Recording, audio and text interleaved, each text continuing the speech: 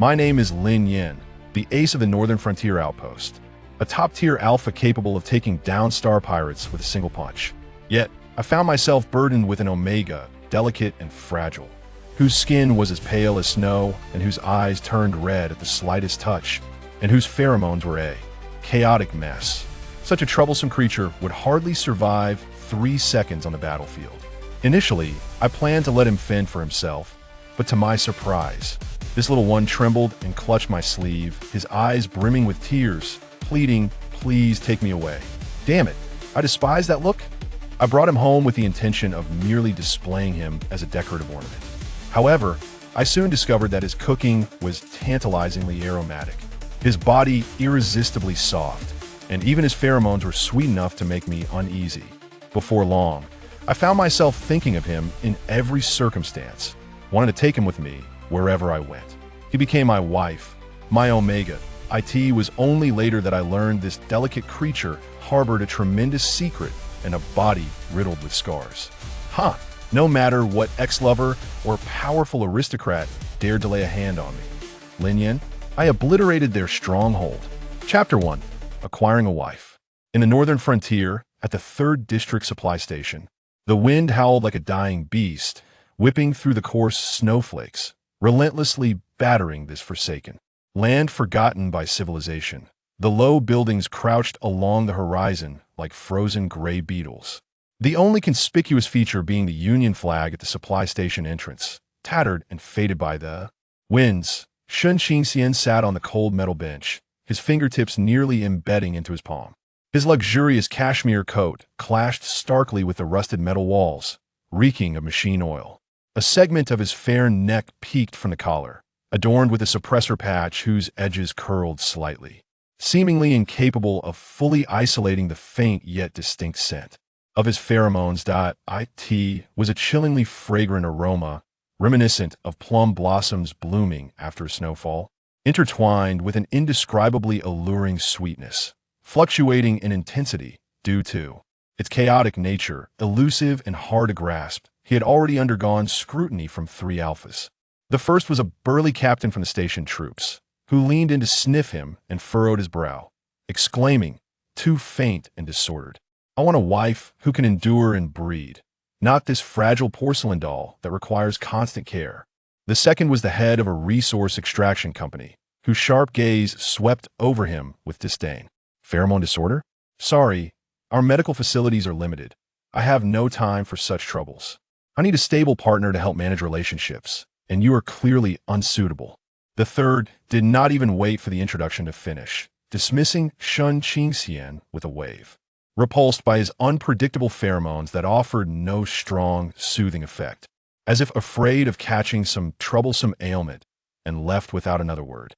Each instance of scrutiny, judgment, and rejection felt like a dull knife carving into Shun Qingxian's heart. His long, thick eyelashes cast a fragile shadow beneath his lowered gaze, while the cold and anxiety caused his lips to pale.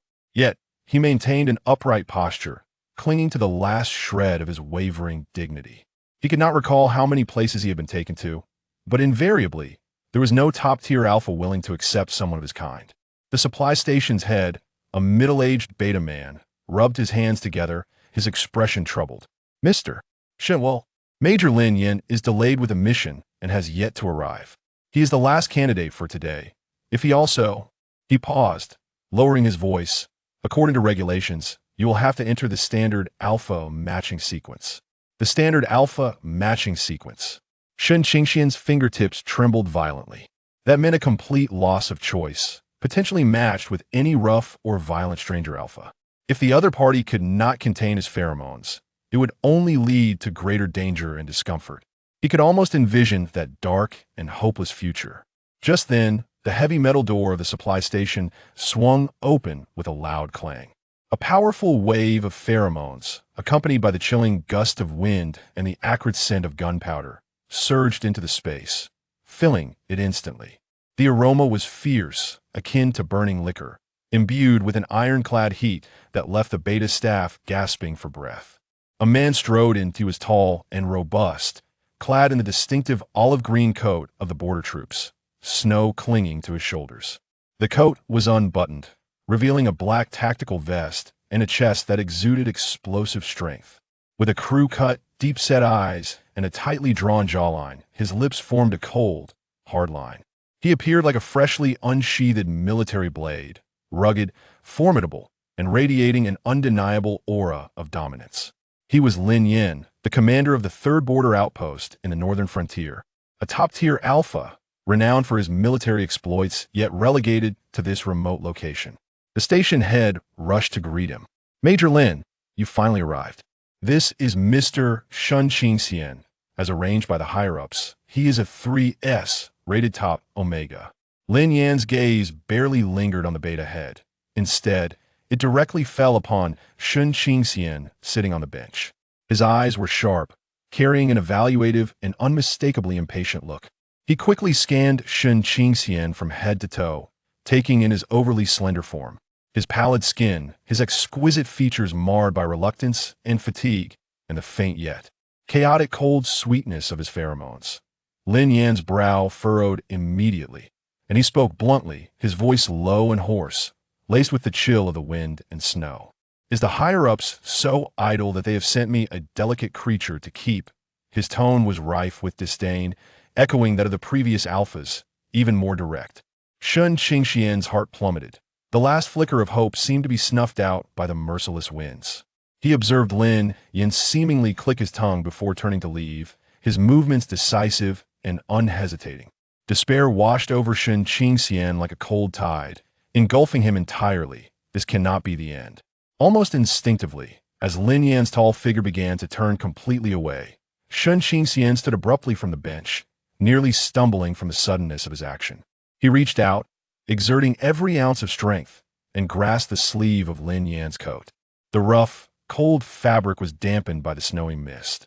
Lin Yan halted, slowly turning back, his icy gaze settling on the hand that clutched his sleeve. That hand was beautiful, with slender, even fingers, the skin so pale that the faint blue veins beneath were visible, trembling slightly from exertion, the fingertips reddened by the cold, resembling a fragile piece of jade, starkly contrasting with his own bronze skin, marked by prominent veins and calluses. This striking contrast was jarring yet oddly alluring. Shun Qingxian raised his face, his dark, lustrous eyes glistening with a thin veil of moisture, not from tears but as if frozen. The corners of his eyes tinged with red, his voice soft and imbued with a barely perceptible tremor, almost pleading, "Please." He inhaled deeply, as if exhausting his courage, and in a fragile whisper, clearer than before, he implored Lin Yan, "Don't go. Take me back, please. I will be obedient." The ration station was enveloped in silence, save for the howling wind and snow outside. All eyes were fixated on the slender fingers clutching the cuff and the tall, formidable man. Lin Yan remained still, neither moving nor shaking him off. He simply gazed intently at Shun Qingxian's face, then glanced down at the hand that clung desperately to his sleeve as if it were the last lifeline. So pale, it appeared remarkably soft. An inexplicable thought flashed through his mind. This hand must feel delightful to grasp. And the physique, so slender, cradling in his arms would likely be quite comforting, far more so than embracing a cold firearm at night. For years, he had been stationed at the border, ever vigilant, suffering from poor sleep. The military doctor had subtly suggested that perhaps a highly compatible Omega pheromone might alleviate his restlessness. Yet, he had never paid heed to such advice. In this moment, the cool, sweet scent of plum blossom lingered at his nostrils. Though chaotic, it curiously did not evoke the usual repulsion or aggression his pheromones would, typically in sight.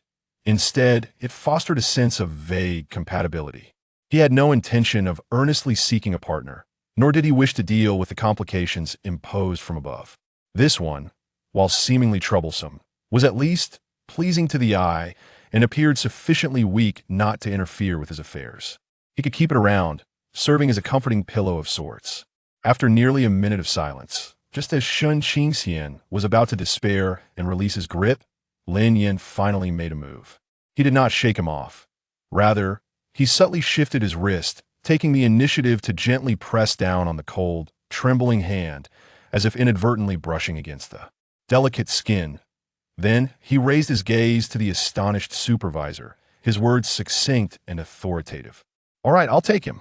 Shen Qingxian looked up abruptly, his eyes filled with disbelief and a hint of bewilderment, as if he had narrowly escaped a dire fate. But Lin Yan had already turned his attention away, merely adding to the supervisor, "I understand the rules. A pheromone compatibility test, correct? Let's do it now."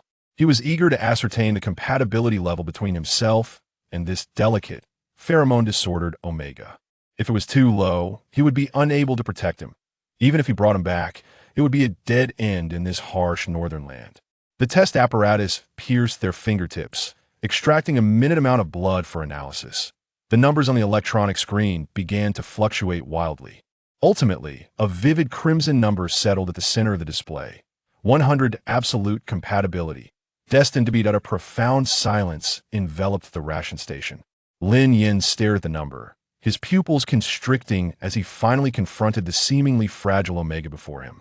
Shen Qingxian also gazed at the number, a complex emotion flitting across his pale face, so swift it was elusive, leaving only a faint semblance of fragile reassurance. Lin Yan suddenly snapped back to reality, his throat constricting, his gaze shifting to a deep, aggressive intensity. He reached out, no longer merely through the sleeve, but decisively grasped Shen Qingxian's icy hand, enveloping it entirely in his own warm palm. "Let's go," he said, his voice still low, yet imbued with an unmistakable sense of possession and authority. "Home." He held on tightly, as if clutching a treasured possession he had just regained, or finally discovering the most fitting belonging to his domain. Shen Qingxian was passively led along, stumbling slightly as he fell against Lin Yan's side. The potent and fierce scent of gunpowder and liquor enveloped him, imparting an unprecedented, heart-stopping sense of safety. The wind and snow persisted, yet that rough, warm hand seemed to shield him from the chill of the world outside. Chapter 2. Returning home with my wife, Lin Yan grasped Shen Qingxian, almost dragging him through the suffocating doorway of the ration station. Outside, a modified, deep green military SUV, marred by scratches and dried mud, loomed large and rugged, akin to a dormant steel beast, mirroring its owner's demeanor. A biting wind and snow rushed toward them, causing Shen Qingxian to cough softly, instinctively shrinking his slender frame behind Lin Yan. Lin Yan paused momentarily, casting a glance back at him, his brows instinctively knitting together. Yet he remained silent, simply exerting a gentle force to almost hoist Shen Qingxian into the passenger seat. With a resounding thud, the door slammed shut, muffling much of the howling wind and snow outside. The interior was thick with the pungent scent of tobacco, a faint whiff of engine oil, and the unmistakable aroma of gunpowder and strong liquor that clung to Lin Yan, asserting dominance over every inch of space. Shen Qingxian sat awkwardly in the expansive seat, feeling as though he were wholly consumed by this primal and untamed atmosphere. His heartbeat quickened, and his fingertips tingled. Lin Yan moved to the rear of the vehicle, where the ration station staff had already rolled out 3 large, extravagant suitcases that seemed out of place in the northern wilderness. He hefted one suitcase, weighing it in one hand, and clicked his tongue, seemingly impatient with such ostentatious baggage. However, his movements were decisive as he effortlessly loaded all 3 suitcases into the trunk, as if their weight had vanished in his grip. The sound of the trunk closing was a dull thud, marking the conclusion of this hurried exchange. He returned to the driver's seat, bringing in a gust of cold air. The engine roared to life, drowning out Shen Qingxian's slightly hurried breaths. The vehicle pulled away from the ration station, crunching over the compacted snow and ice with a creaking sound. Silence enveloped the cabin for a moment, save for the engine's growl and the howling winds outside. Shen Qingxian leaned tightly against the window, attempting to distance himself from the imposing alpha beside him. His gaze drifted to the desolate scenery flashing past the window. Frozen earth and dead trees blanketed in snow, a vast expanse of white and gray stretching endlessly before him. The future lay before him like this unfamiliar wasteland, brimming with uncertainty and chill. He stole a furtive glance at the man behind the wheel. Lin Yan's driving posture was relaxed, yet radiated a precise control. One hand casually rested on the steering wheel, his forearms' muscular lines smooth and sturdy, adorned with a somewhat aged military watch. The other hand held a freshly lit cigarette, his elbow propped against the window ledge. Wisps of smoke curled upward, obscuring his somewhat cold and hard profile.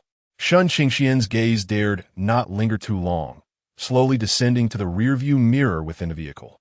In the mirror, a partial reflection of Lin Yan was captured, his taut jawline, the subtle movement of his Adam's apple, and a large hand gripping the steering wheel, marked by prominent knuckles. Rough calluses and a few old scars. That hand exuded strength, seemingly able to crush anything with ease, yet it steadily controlled the vehicle as it traversed the icy road. Suddenly, that hand moved. Lin Yan appeared to find the interior too quiet, or perhaps it was merely a habitual gesture. He raised his hand to adjust the rearview mirror. As the mirror shifted, Shun Qingxian unexpectedly met a pair of penetrating eyes. Those eyes were deep and sharp, precisely capturing his furtive gaze through the glass.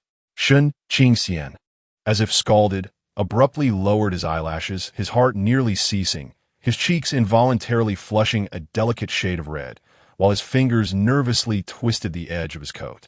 He felt akin to a caught voyeur, utterly exposed. Lin Yan did not immediately divert his gaze. His eyes lingered in the mirror for 2 seconds, resting upon the flushed tips of Shun Qingxian's ears and the slightly trembling lashes. The Omega's vulnerability and panic were unmistakable, reminiscent of a rabbit that had strayed into a wolf's den, every inch of him radiating a sense of defenselessness.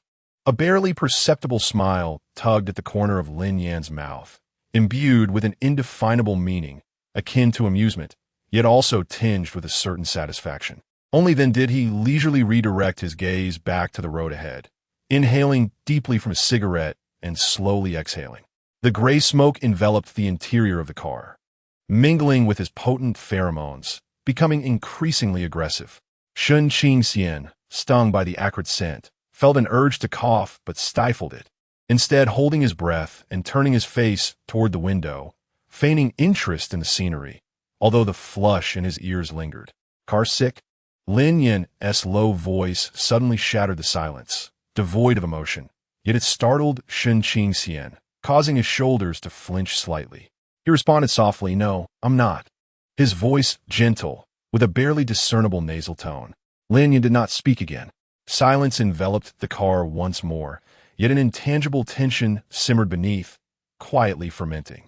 The Alpha's pheromones, the scent of tobacco, the hum of the engine, and the occasional piercing gaze from the rearview mirror, laden with scrutiny and absolute possession, wove together to form an impenetrable web, ensnaring the slender figure in the passenger seat. Shun Qingxian gazed out at the swiftly receding wilderness, acutely aware that he was being led into a completely unfamiliar world, dominated by this rugged man beside him. Look, he was not unwanted. But would he truly be bound to such an alpha for a lifetime? His hand subtly rested on his abdomen, where tension caused a slight spasm. Meanwhile, Lin Yan's gaze, once more through the rearview mirror, fell upon Shun Qingxian's delicate, pale hand clenched tightly on his thigh. So small, he thought, and indeed very soft. The off-road vehicle roared, crushing the ice and snow as it journeyed deep into the wilderness, towards the outpost of Lin Yan, and into the entangled future that awaited them. Chapter 3. Watching my wife's belongings gradually encroach upon my space. The vehicle finally came to a halt before a solitary outpost. A few low concrete structures were encircled by towering barbed wire, and a searchlight atop a watchtower illuminated the scene, casting its beam through the increasingly dimming sky and swirling snowflakes, creating an atmosphere both solemn and stark.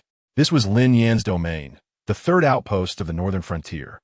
As the engine fell silent, the thunderous roar ceased, and the world was instantly enveloped by the howling wind and snow, mingled with a more suffocating silence.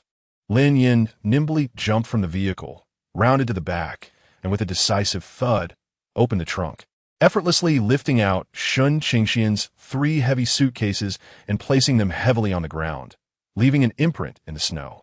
He glanced at Shun Qingxian, who remained frozen in the passenger seat, his brow furrowing in annoyance. "Are you waiting for me to help you down?" Shun Qingxian snapped back to reality.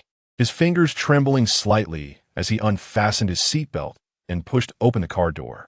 The icy wind rushed in, and he wrapped his coat tighter around himself, inhaling the crisp air in an attempt to quell the unfamiliar flutter of anxiety that stirred within him. Lin Yan had already grabbed the two largest suitcases, striding purposefully towards one of the buildings that appeared to be the dormitory. Shen Qingxian hurriedly seized the remaining, slightly smaller suitcase, stumbling to follow in his wake. The wheels of the suitcase struggled over the uncleared snow, producing a dull thud. The outpost was eerily quiet, with sporadic soldiers in identical uniforms hurrying past. Upon seeing Lin Yan, they would immediately halt and salute, though their eyes could not help but dart curiously towards the strikingly beautiful Omega, who seemed so out of place in this rugged environment. Their gazes filled with surprise and intrigue. Lin Yan showed no inclination to introduce anyone, striding directly down the corridor to the innermost door. He unlocked it with his fingerprint and key, stepping aside to allow Shen Qingxian and his cumbersome suitcase to enter. The room they would inhabit was somewhat larger than Shen Qingxian had anticipated, yet exceedingly Spartan. It contained only a hard single bed, an old desk, a chair, and a wardrobe, leaving little else in terms of furnishings. The walls were a cold, grayish-white, devoid of any decor. The air was infused with the same scent that clung to Lin Yan: gunpowder, strong liquor, a hint of tobacco, and the clean aroma of soap powder, all mingling to create an unmistakably masculine atmosphere of territory. Lin Yan casually tossed his military coat onto the back of the chair, revealing a snug black vest that accentuated his well-defined chest and muscular arms. He approached the small stove in the corner of the room, skillfully starting a fire. "It gets cold here at night, so learn to add wood," he remarked without looking back. The flames quickly leapt up, casting an orange glow that warmed the room and projected his rugged silhouette against the wall, making him appear even more imposing. Shen Qingxian stood in the center of the room, feeling somewhat at a loss. His three suitcases lay side by side on the ground, resembling three exquisite interlopers that had intruded upon this pristine territory. "What are you staring at? Gather your belongings." Lin Yan's voice resonated with an authoritative tone as he approached the desk and took a sip from his cup, his Adam's apple bobbing vigorously. Shen Qingxian seemed to awaken from a stupor, slowly crouching down to open the first suitcase. Inside lay neatly stacked garments, soft and sumptuous, imbued with the faint, sweet scent of plum blossoms that lingered in his pheromones. He packed with deliberate slowness, each movement imbued with careful precision and an unspoken resolve. He hung the soft sweaters, cashmere tops, and silk pajamas, one by one, into the vacant wardrobe that had originally belonged solely to Lin Yan. Lin Yan's few drab military uniforms and training outfits were pushed to the very edge, quickly overshadowed by Shen Qingxian's more vibrant and delicate attire. Next, he opened the second suitcase, revealing books, some intricate instrument parts of indeterminate use, a frame wrapped in soft cloth, and various personal care items. He arranged the books neatly in one corner of the desk, while the array of skincare products claimed another corner, starkly contrasting with Lin Yan's simple razor and toothbrush holder. Lin Yan leaned against the desk, idly toying with a military knife, his gaze heavy as he observed Shen Qingxian, who was slowly encroaching upon this space that had once been suffused solely with his essence, as if he were a bird meticulously building a nest. Lin Yan did not intervene or speak.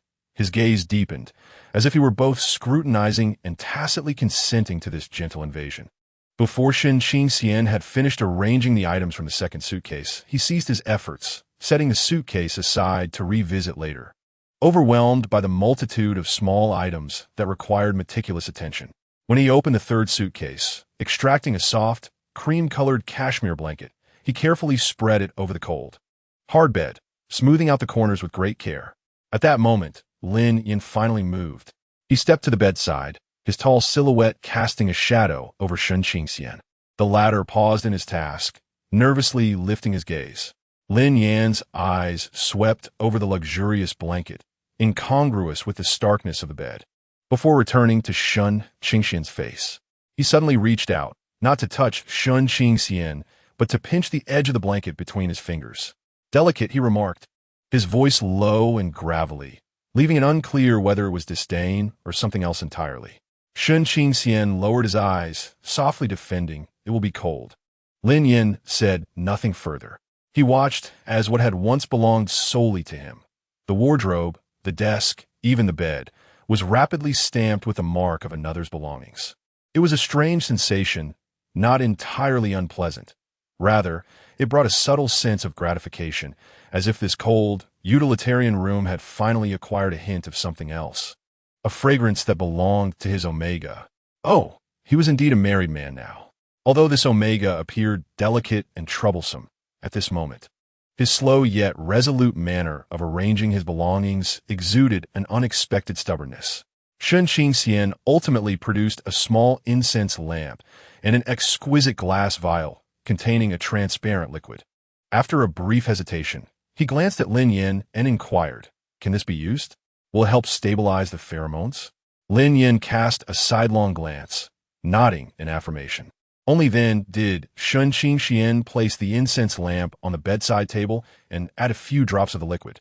Soon a faint, cold fragrance of plum blossoms began to diffuse, not overpowering but remarkably persistent, striving to neutralize the overwhelming scent of smoke and liquor that lingered in the air.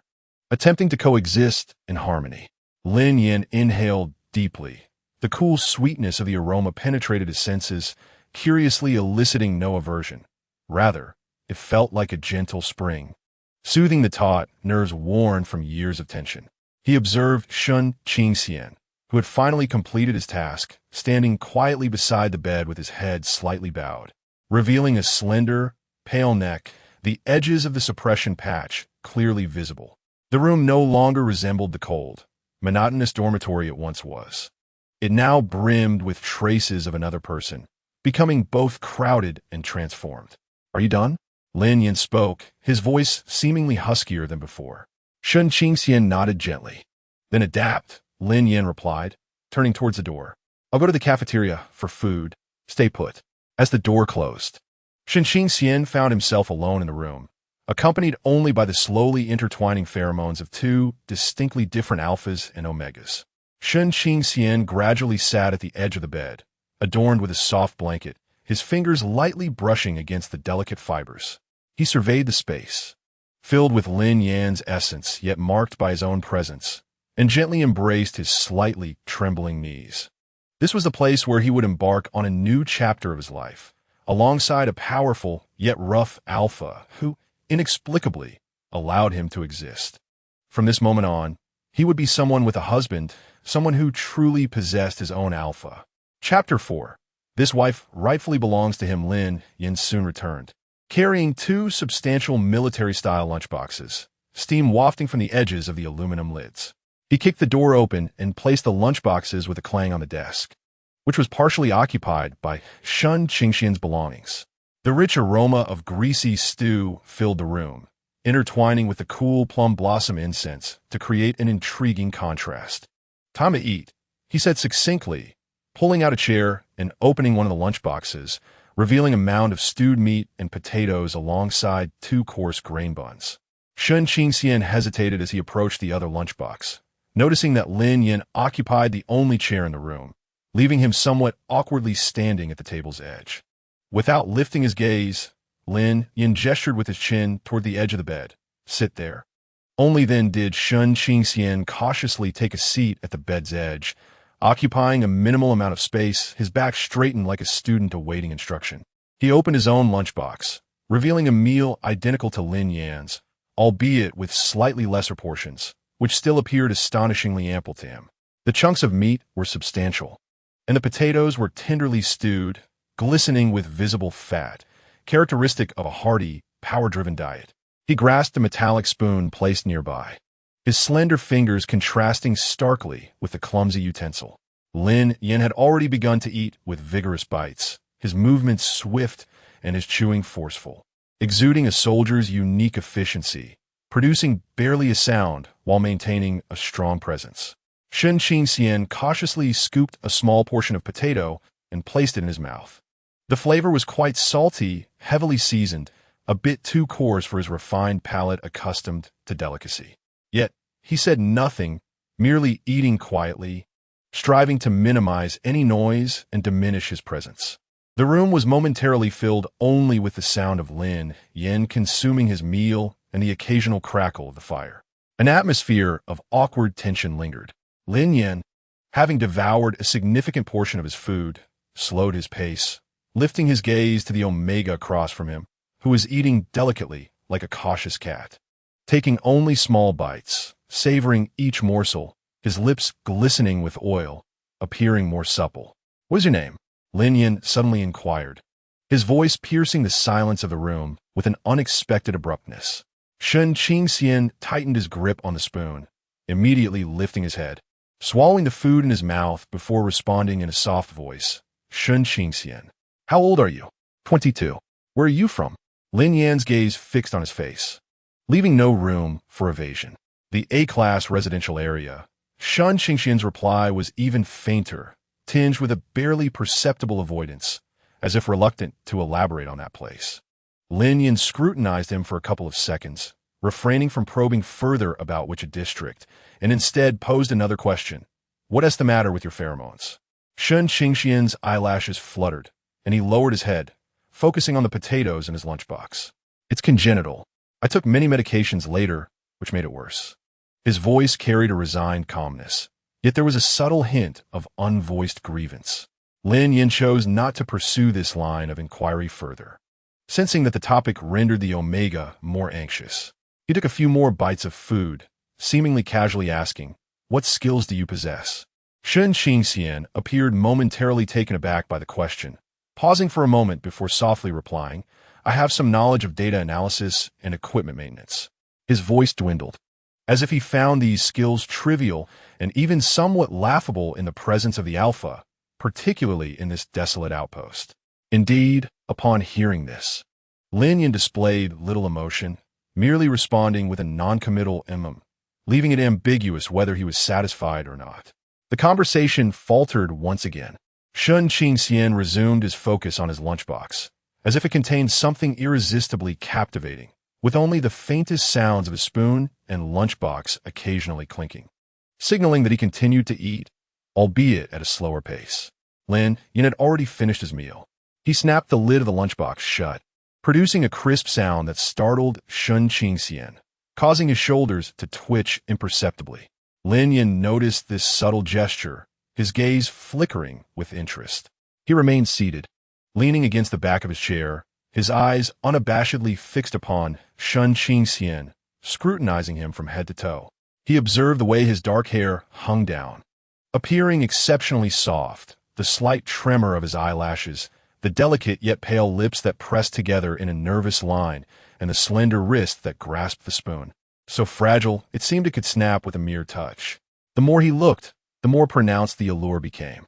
This lad, although delicate and troublesome, appeared as if a gust of wind could sweep him away, yet he undeniably possessed an exquisite beauty, not the kind that was confrontational, but rather a pristine, cool elegance, akin to a sculpture crafted from ice and snow, evoking curiosity about how he would appear as he melted.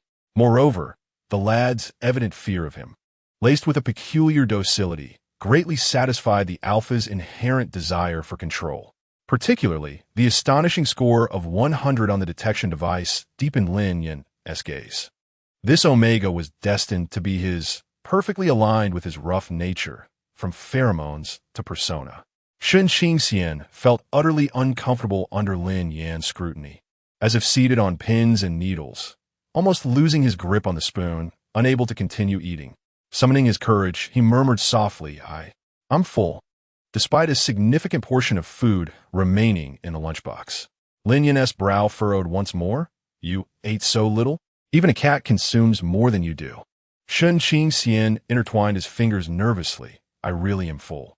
Lin Yan stared at him for several seconds before unexpectedly reaching across the table, brushing the back of his hand against Shen Qingxian's icy grip on the lunchbox.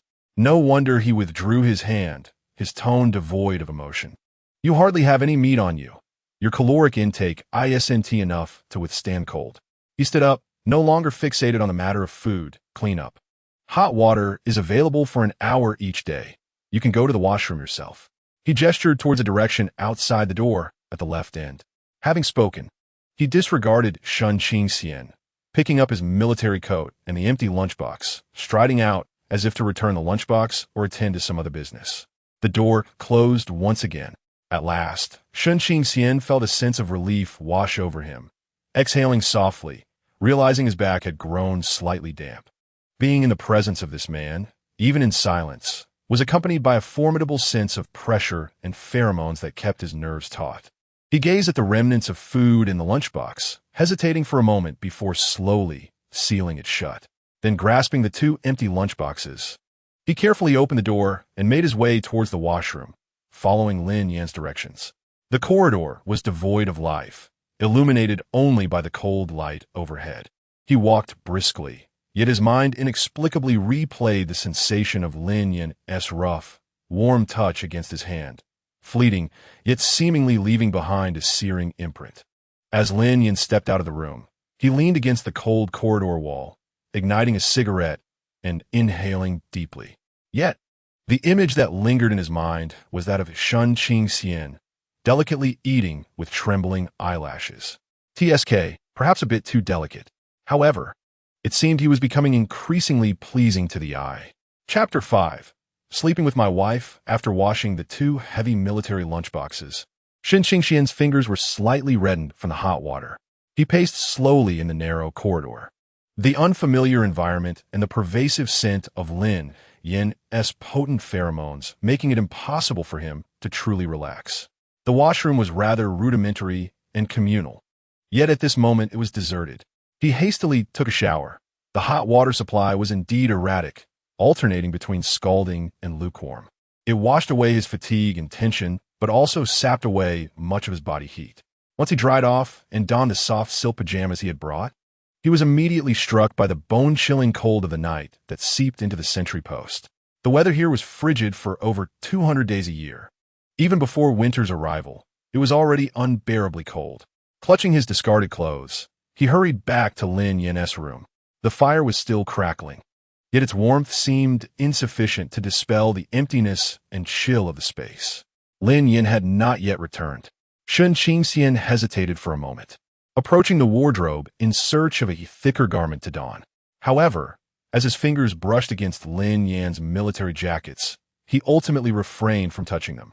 Instead, he quickly organized his belongings before moving to the bedside. The hard bed, layered with the soft blanket he had brought, became the sole source of warmth.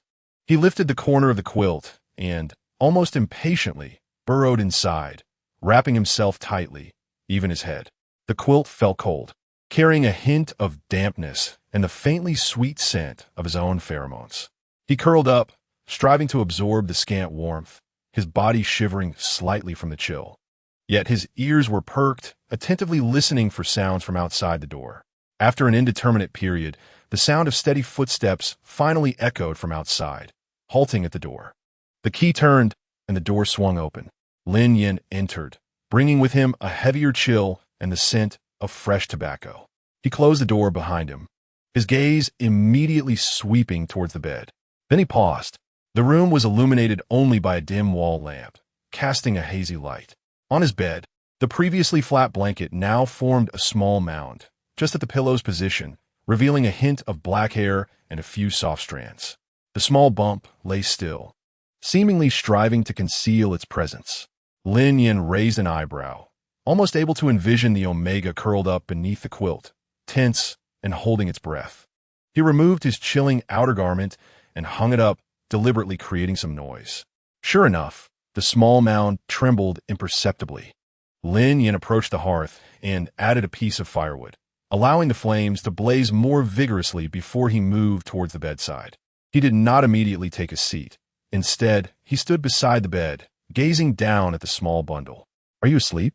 His voice, though soft, resonated with clarity in the stillness of the night. The figure beneath the covers hesitated for a few moments before slowly, rustlingly, pulling the blanket down slightly to reveal a pair of dark, lustrous eyes, their glimmer betraying the dampness of just emerging from slumber and a palpable shyness. "No, not yet." Shun Qingxian's voice emerged muffled from the bedding, soft and tender. Observing his demeanor, Lin Yan felt an elusive sense of satisfaction welling up within him.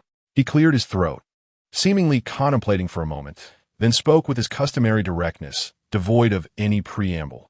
I am Lin Yan, 27, commander of the 3rd Outpost in Beijing. You will reside here from now on, under my supervision. He relayed his basic information as though delivering a succinct handover report. Shen Qingxian stared at him with wide eyes and nodded gently, indicating he had taken note. Here, adhere to my rules, and do not wander about, especially at night.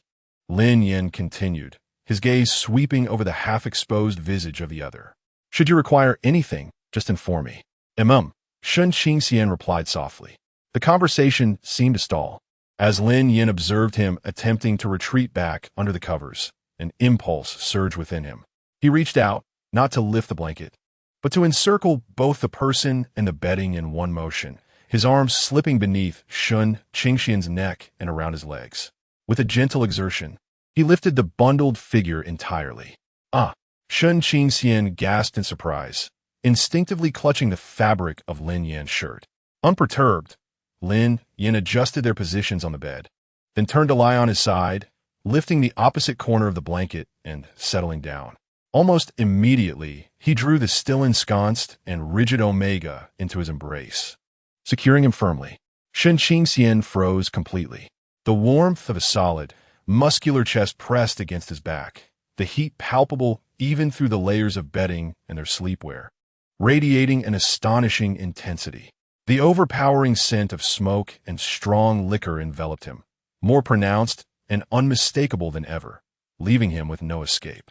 He could even faintly perceive the steady, powerful rhythm of Lin Yan's heartbeat against his back, reverberating in his ears. Sleep now.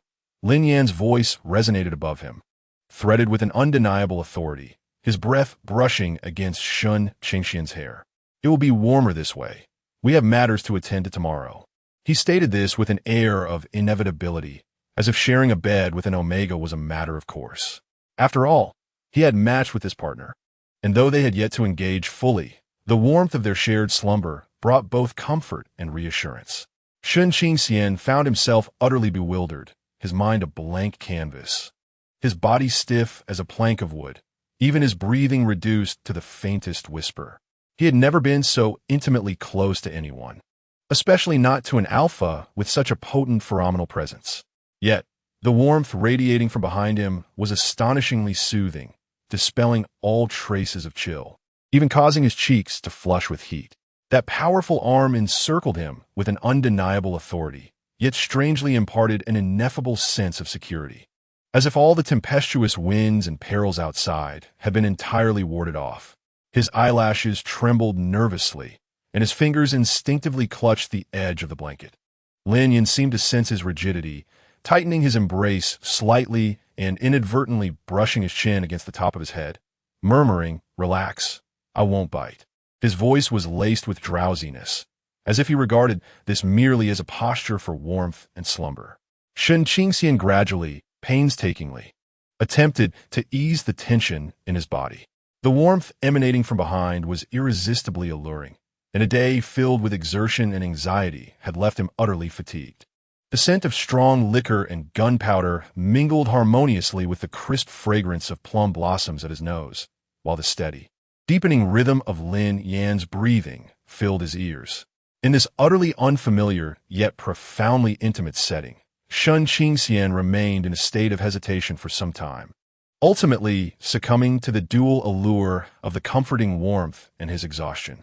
His consciousness gradually blurred, his taut body softened, and he cautiously leaned back, finally nestling completely into that searing embrace, slipping into a deep slumber. It was the first time in many days that he had truly slept soundly. After he had completely succumbed to sleep, Lin Yan, who was supposed to be resting, silently curled the corners of his mouth in the darkness, tightening his hold on the warm, soft body nestled within his arms. Indeed, it was quite soft, but how could such a small being lack substance? He would need to be well nurtured in the future. Yet, it was undeniably more comfortable than holding a gun. Chapter 6.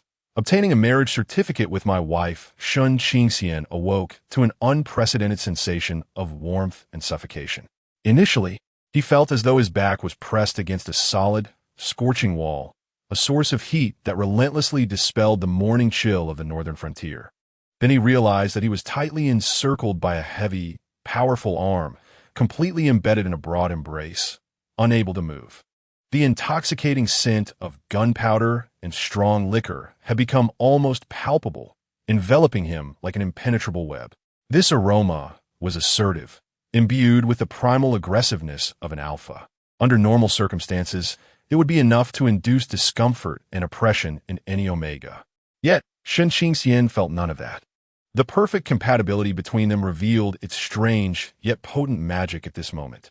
The intense pheromonal essence belonging to Lin Yan did not provoke any instinctual resistance or fear within him. Rather, it acted like the most lethal poison, weaving an enticing allure that seeped into his very being, awakening an indescribable yearning and sense of comfort buried deep within his genetic makeup. Every cell within him seemed to cry out for closeness, yearning to draw in more. This physiological compulsion rendered him utterly weak, his mind a blank slate, leaving only the most primitive of instincts. He unconsciously leaned back, burying himself deeper into that embrace, his nose gently inhaling the rich, direct scent emanating from the alpha's neck, releasing a barely perceptible sigh of contentment, unnoticed even by himself. At that moment, he felt the chest behind him vibrate, followed by a low, hoarse voice. As if just awakened. "Are you awake?" It was Lin Yan. He too had stirred. Shen Qingxian froze, abruptly jolted from the intoxicating haze of pheromones. Realizing what he had just done, his fair cheeks flushed crimson, even the roots of his ears blushing with embarrassment.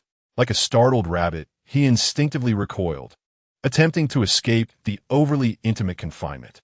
Yet, the moment he moved, Lin Yan's grip on his arm tightened, an undeniable strength pulling him back into the embrace. "Don't move."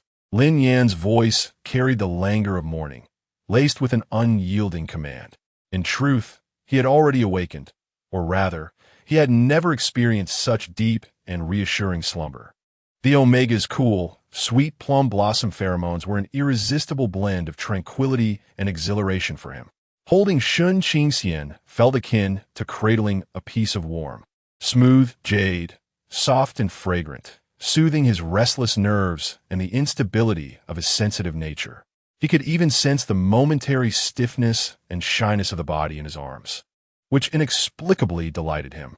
Shen Qingxian, indeed, dared not move again, lying rigidly within his embrace, even holding his breath, his heart pounding like a drum. He distinctly felt Lin Yan's steady and powerful heartbeat through the thin fabric of his sleepwear, starkly contrasting with his own frantic pulse. They lay together in this intensely intimate position for several quiet minutes, the air thick with the mingling of two wildly intertwining and testing pheromones, creating an atmosphere that tingled upon the skin. Eventually, Lin Yan seemed to take a satisfied, deep breath, filled with the cool, sweet aroma of Shen Qingxian's hair and neck, before loosening his arms and sitting up. The warmth of the embrace suddenly vanished, and the cold air rushed in, prompting an involuntary pang of loss and chill within Shen Qingxian, which incited a flicker of panic. Lin Yan swiftly rolled off the bed, his muscular torso exposed to the frigid air, the lines of his muscles fluid and powerful. Without a hint of modesty, he began to change his clothes. Shen Qingxian quickly shut his eyes, burying his face into the pillow, leaving only the tips of his crimson ears exposed. After the rustle of fabric, Lin Yan's voice reached him. "Today we'll go to the district office to obtain the marriage certificate. If we hurry, we could be back by the afternoon." Shen Qingxian's heart tightened once more. Although he had been aware of the established procedure since yesterday, the moment had arrived, and he was engulfed by an unsettling sense of unreality. He was about to bind his life to this formidable yet coarse alpha, whom he had known for barely 24 hours. Was this all due to their compatibility? If it weren't for their high degree of matching, would Lin Yan have been like those other alphas? Yet he had chosen to undergo the pheromone matching, selecting the very person standing before him.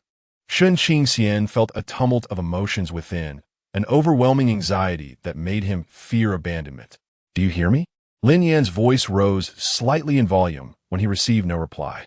Shun Qingxian's voice was muffled against the pillow, faint as a whisper. "Get up and get ready. We leave in half an hour," Lin Yan instructed. After taking a few gulps of cold water from his military canteen, he strode out of the room, seemingly to attend to other matters. It was only when the door clicked shut that Shun Qingxian slowly lifted his head from the pillow, the warmth still lingering on his face. He sat up and surveyed the room, now imbued with his essence, yet still saturated with Lin Yan's indomitable presence. The air seemed to carry the lingering scent of their entwined pheromones, reminding him of the heart-stopping intimacy of the morning and the irresistible physiological allure. Slowly, he descended from the bed, beginning his morning routine. As his fingers brushed against the soft fabric of his sleepwear, he recalled the enveloping warmth from last night. Half an hour later, Shun Qingxian emerged from the room, fully dressed. Lin Yan awaited him at the door, clad in his dark green military coat, standing tall like a pine tree. Upon seeing him, Lin Yan's gaze swept over him, and without uttering a word, he simply stated, "Let's go." The off-road vehicle roared to life as it exited the outpost, barreling toward the vast, snowy expanse. This time, the atmosphere inside the vehicle felt even more intricate. Shun Qingxian occupied the passenger seat, yet he could not shrink away as he had the day before. The perfect compatibility felt like an invisible thread binding him to the alpha driving beside him. The pheromones emanating from Lin Yan no longer felt like mere pressure. Instead, they transformed into an ongoing, silent allure, leaving Shun Qingxian restless as he turned to gaze out the window, striving to calm his racing heart. Lin Yan seemed to sense this shift. Although his driving posture remained relaxed, his occasional glances through the rearview mirror held a deeper scrutiny and satisfaction, as if he were appraising Shun Qingxian with a profound intensity.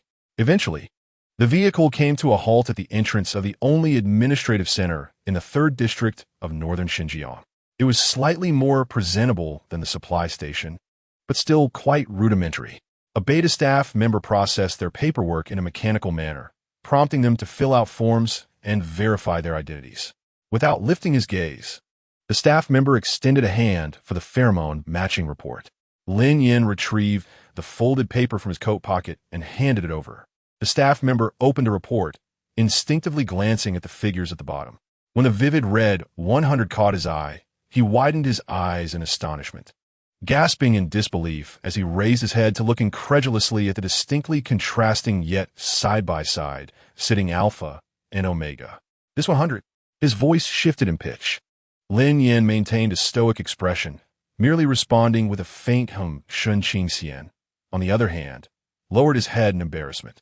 The staff member opened his mouth, seemingly about to say something, but under Lin Yan's icy gaze, he ultimately swallowed his words, his eyes betraying a mixture of shock and envy. He swiftly began processing the subsequent formalities, stamping and entering data into the system.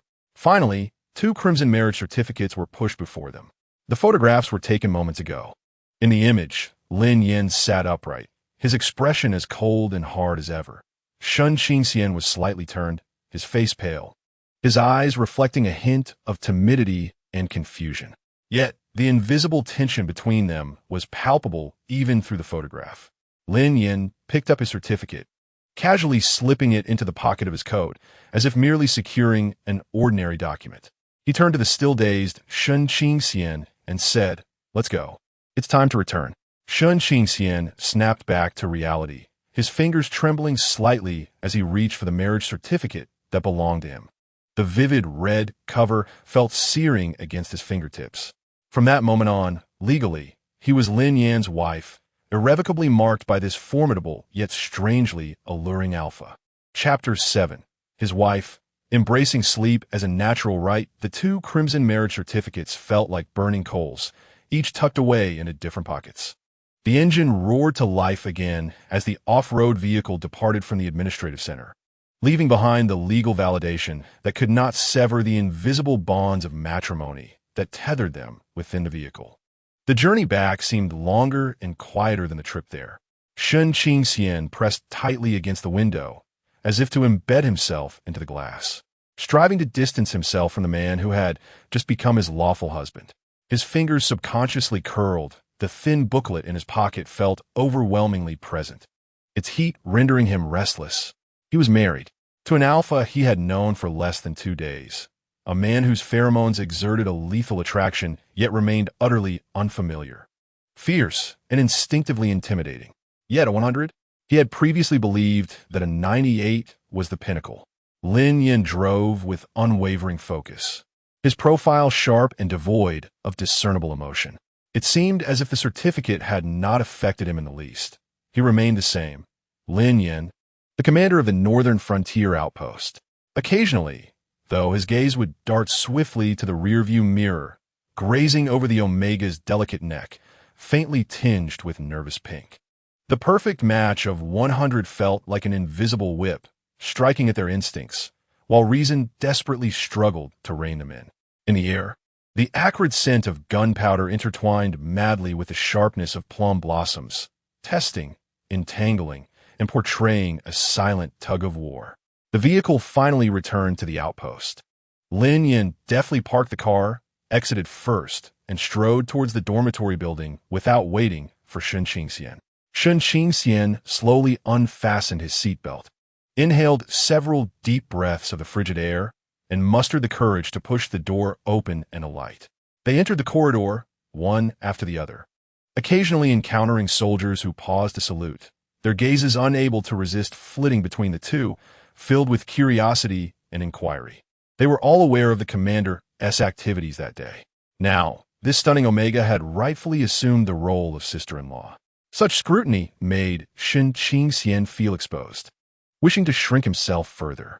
Upon reaching the door, Lin Yan unlocked it with his fingerprint and stepped inside. Shen Qingxian hesitated at the threshold, as if it were no longer the temporary abode where he had felt somewhat at ease the previous day, but rather a territory belonging to another, one that required permission to enter.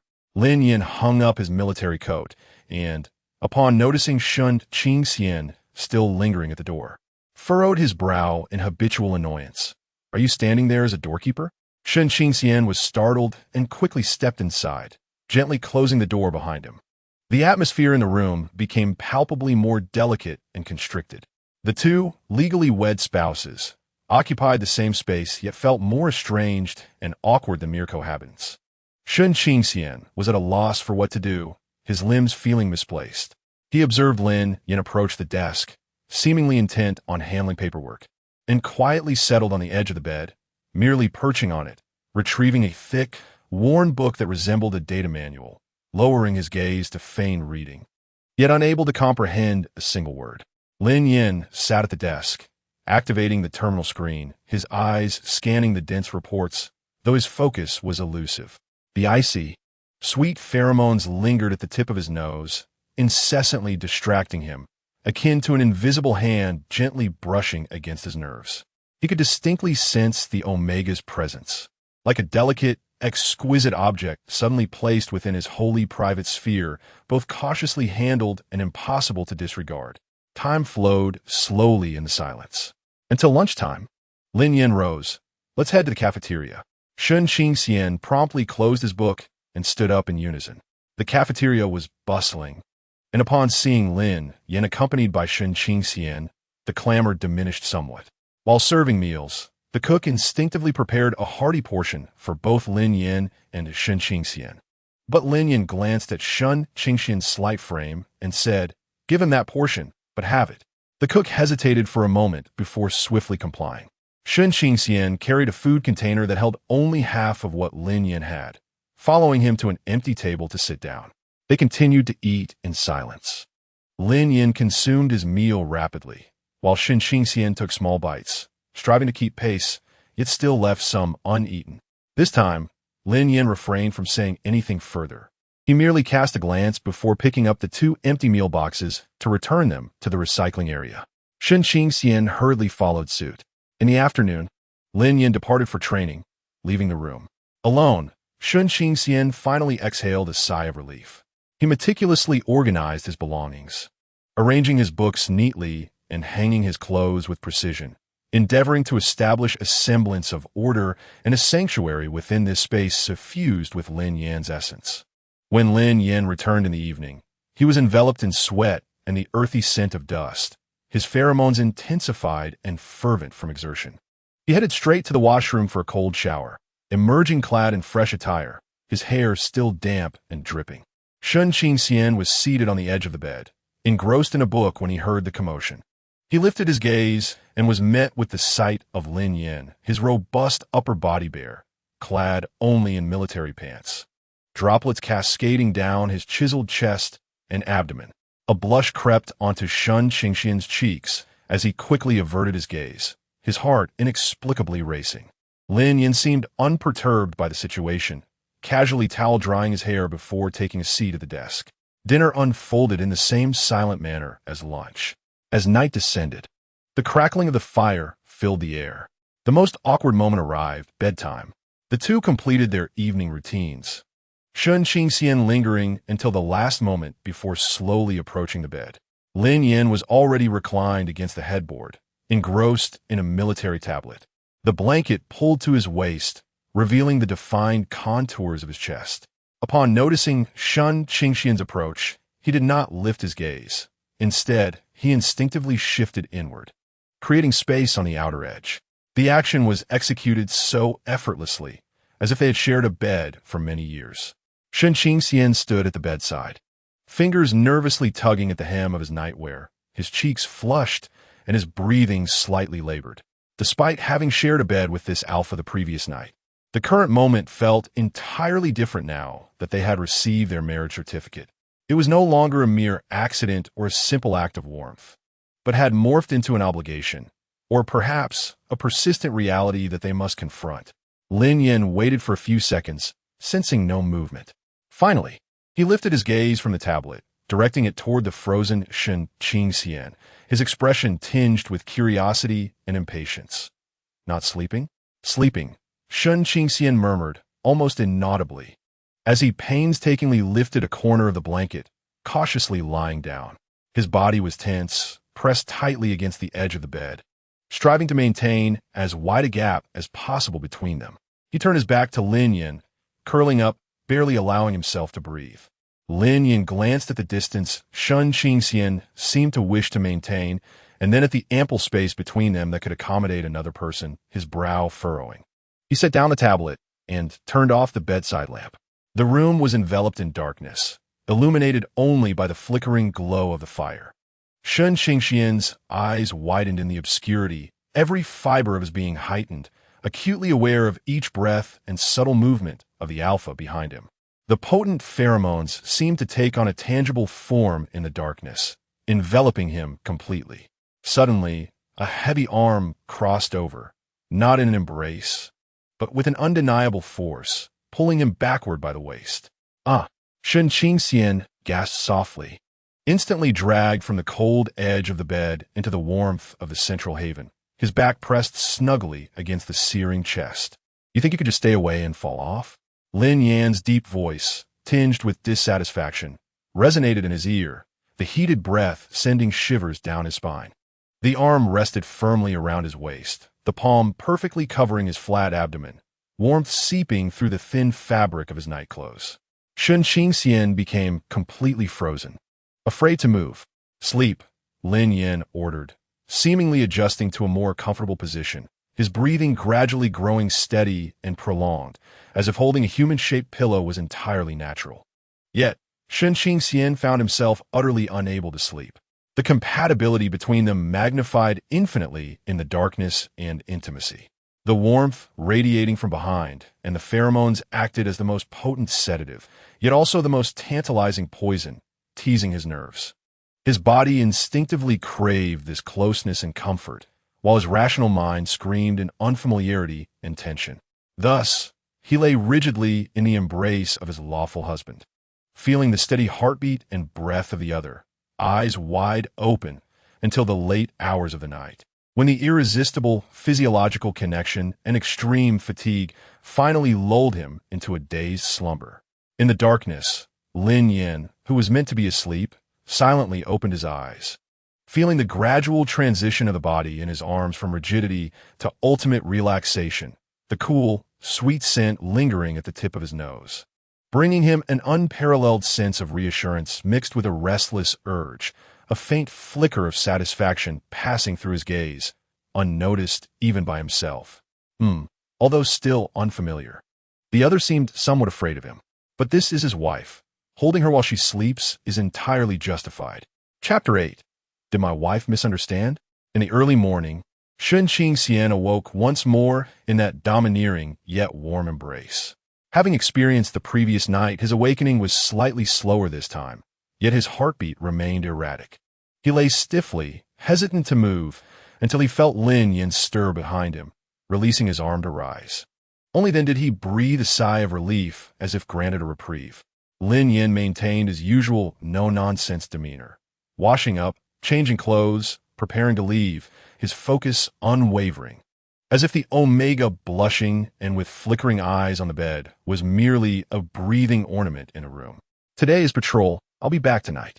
Remember to eat at the cafeteria?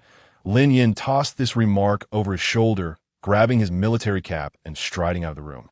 The door slammed shut with a bang, leaving Shun Qingxian alone, along with the lingering, heart-pounding alpha pheromones in the air. Slowly, he propped himself up, hugging his knees and lost in thought. The phrase lawful husband echoed in his mind, yet he felt nothing but confusion and surrealism. Aside from the astonishing compatibility and the 2 nights spent sharing a bed under duress, there was scarcely any interaction between them, rendering the atmosphere more awkward than that of mere strangers. He could not remain cooped up in the room indefinitely. Shun Qingxian inhaled deeply, resolved to venture out for a stroll, if only to familiarize himself with the environment he might inhabit for an extended duration. He dressed meticulously and cautiously opened the door. Peering out, the corridor lay desolate, occasionally interrupted by hurried soldiers who, upon spotting him, cast curious glances, some even offering a stiff nod and a vague address of sister-in-law, which caused Shun Qingxian's ears to flush with embarrassment. He endeavored to avoid the more populated areas, ambling slowly along the corridor. The outpost was modest, with a straightforward layout primarily consisting of dormitories, a mess hall, a training ground, a warehouse, and a command room. He dare not venture far, merely meandering around the vicinity of the living quarters. The air was cold and dry, tinged with the scents of metal and oil. A stark contrast to the A-class residential area he had once called home. Approaching a slightly ajar door, he heard the sounds of equipment from within. Curiosity piqued. He leaned in closer, catching a glimpse through the crack at a small maintenance room filled with equipment and components awaiting repair. This was a domain he recognized and felt secure in. His fingers instinctively twitched, yet ultimately, he refrained from entering and silently withdrew. After circling outside for a short while, he began to feel the encroaching chill and, wary of straying too far and attracting trouble, decided to return to his room. Just as he reached the door, poised to open it, he heard the steady, familiar sound of footsteps approaching from behind. Shun Qingxian's body stiffened involuntarily, and he turned to see Lin Yan returning from patrol, striding purposefully toward him. He seemed to have come directly from the training ground, a sheen of perspiration glistening on his forehead, his dark green uniform dusted with dirt, exuding a palpable aura of robust masculinity. The scent of gunpowder and spirits intensified by his exertion engulfed the air. Upon noticing Shun Qingxian standing at the threshold, Lin Yan did not pause. He advanced directly toward him. His towering figure loomed over Shun Qingxian, emanating an overwhelming sense of pressure alongside a potent pheromone. Shun Qingxian's heart skipped a beat, instinctively retreating half a step until his back nearly pressed against the cold door.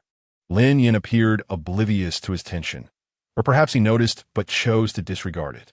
He naturally extended his arm, reaching over Shun Qingxian's shoulder to rest his hand against the door. This posture effectively enveloped Shun Qingxian within his embrace.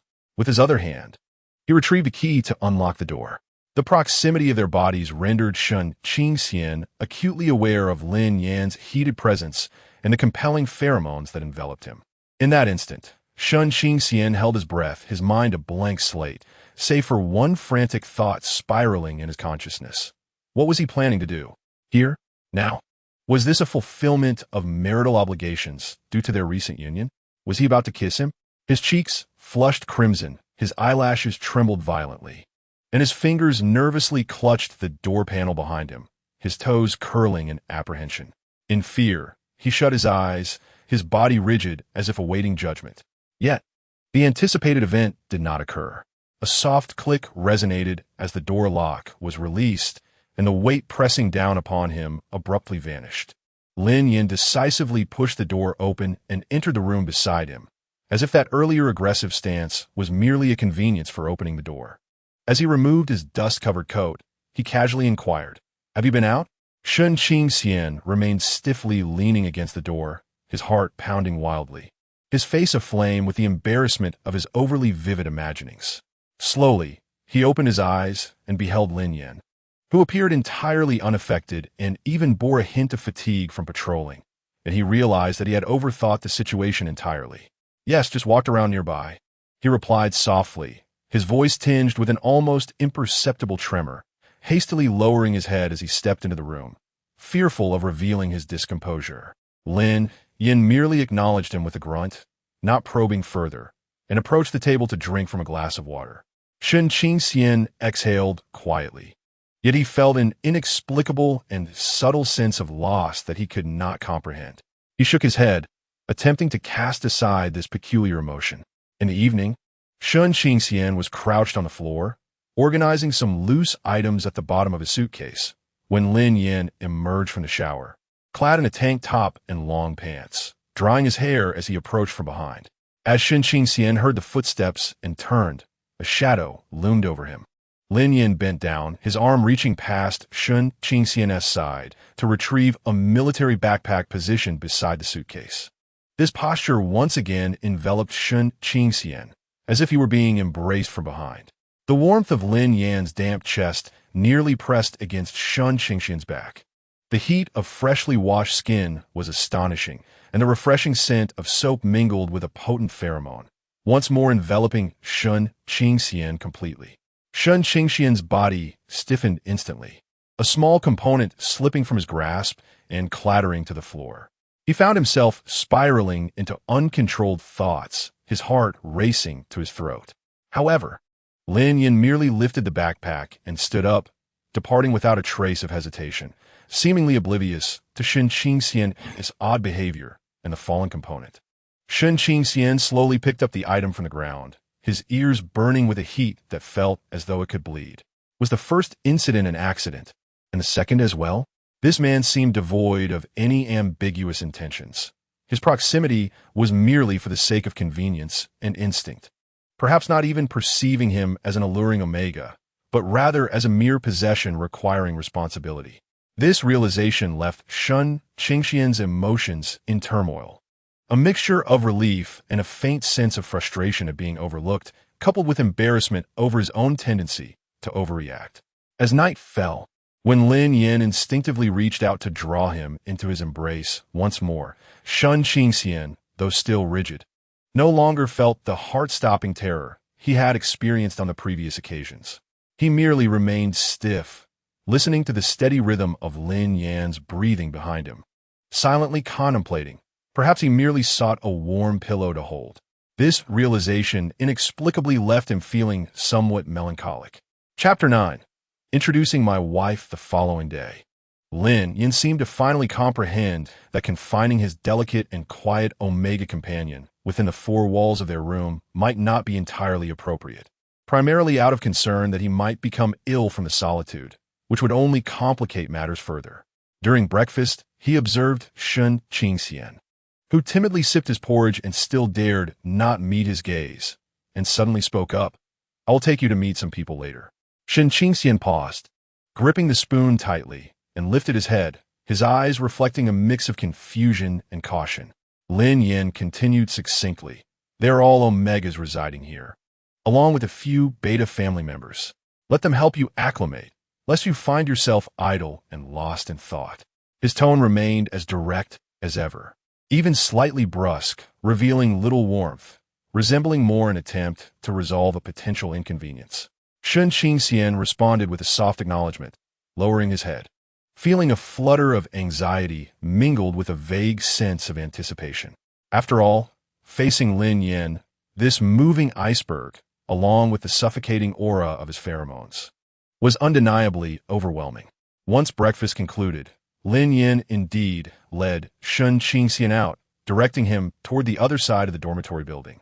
This area was palpably more lively.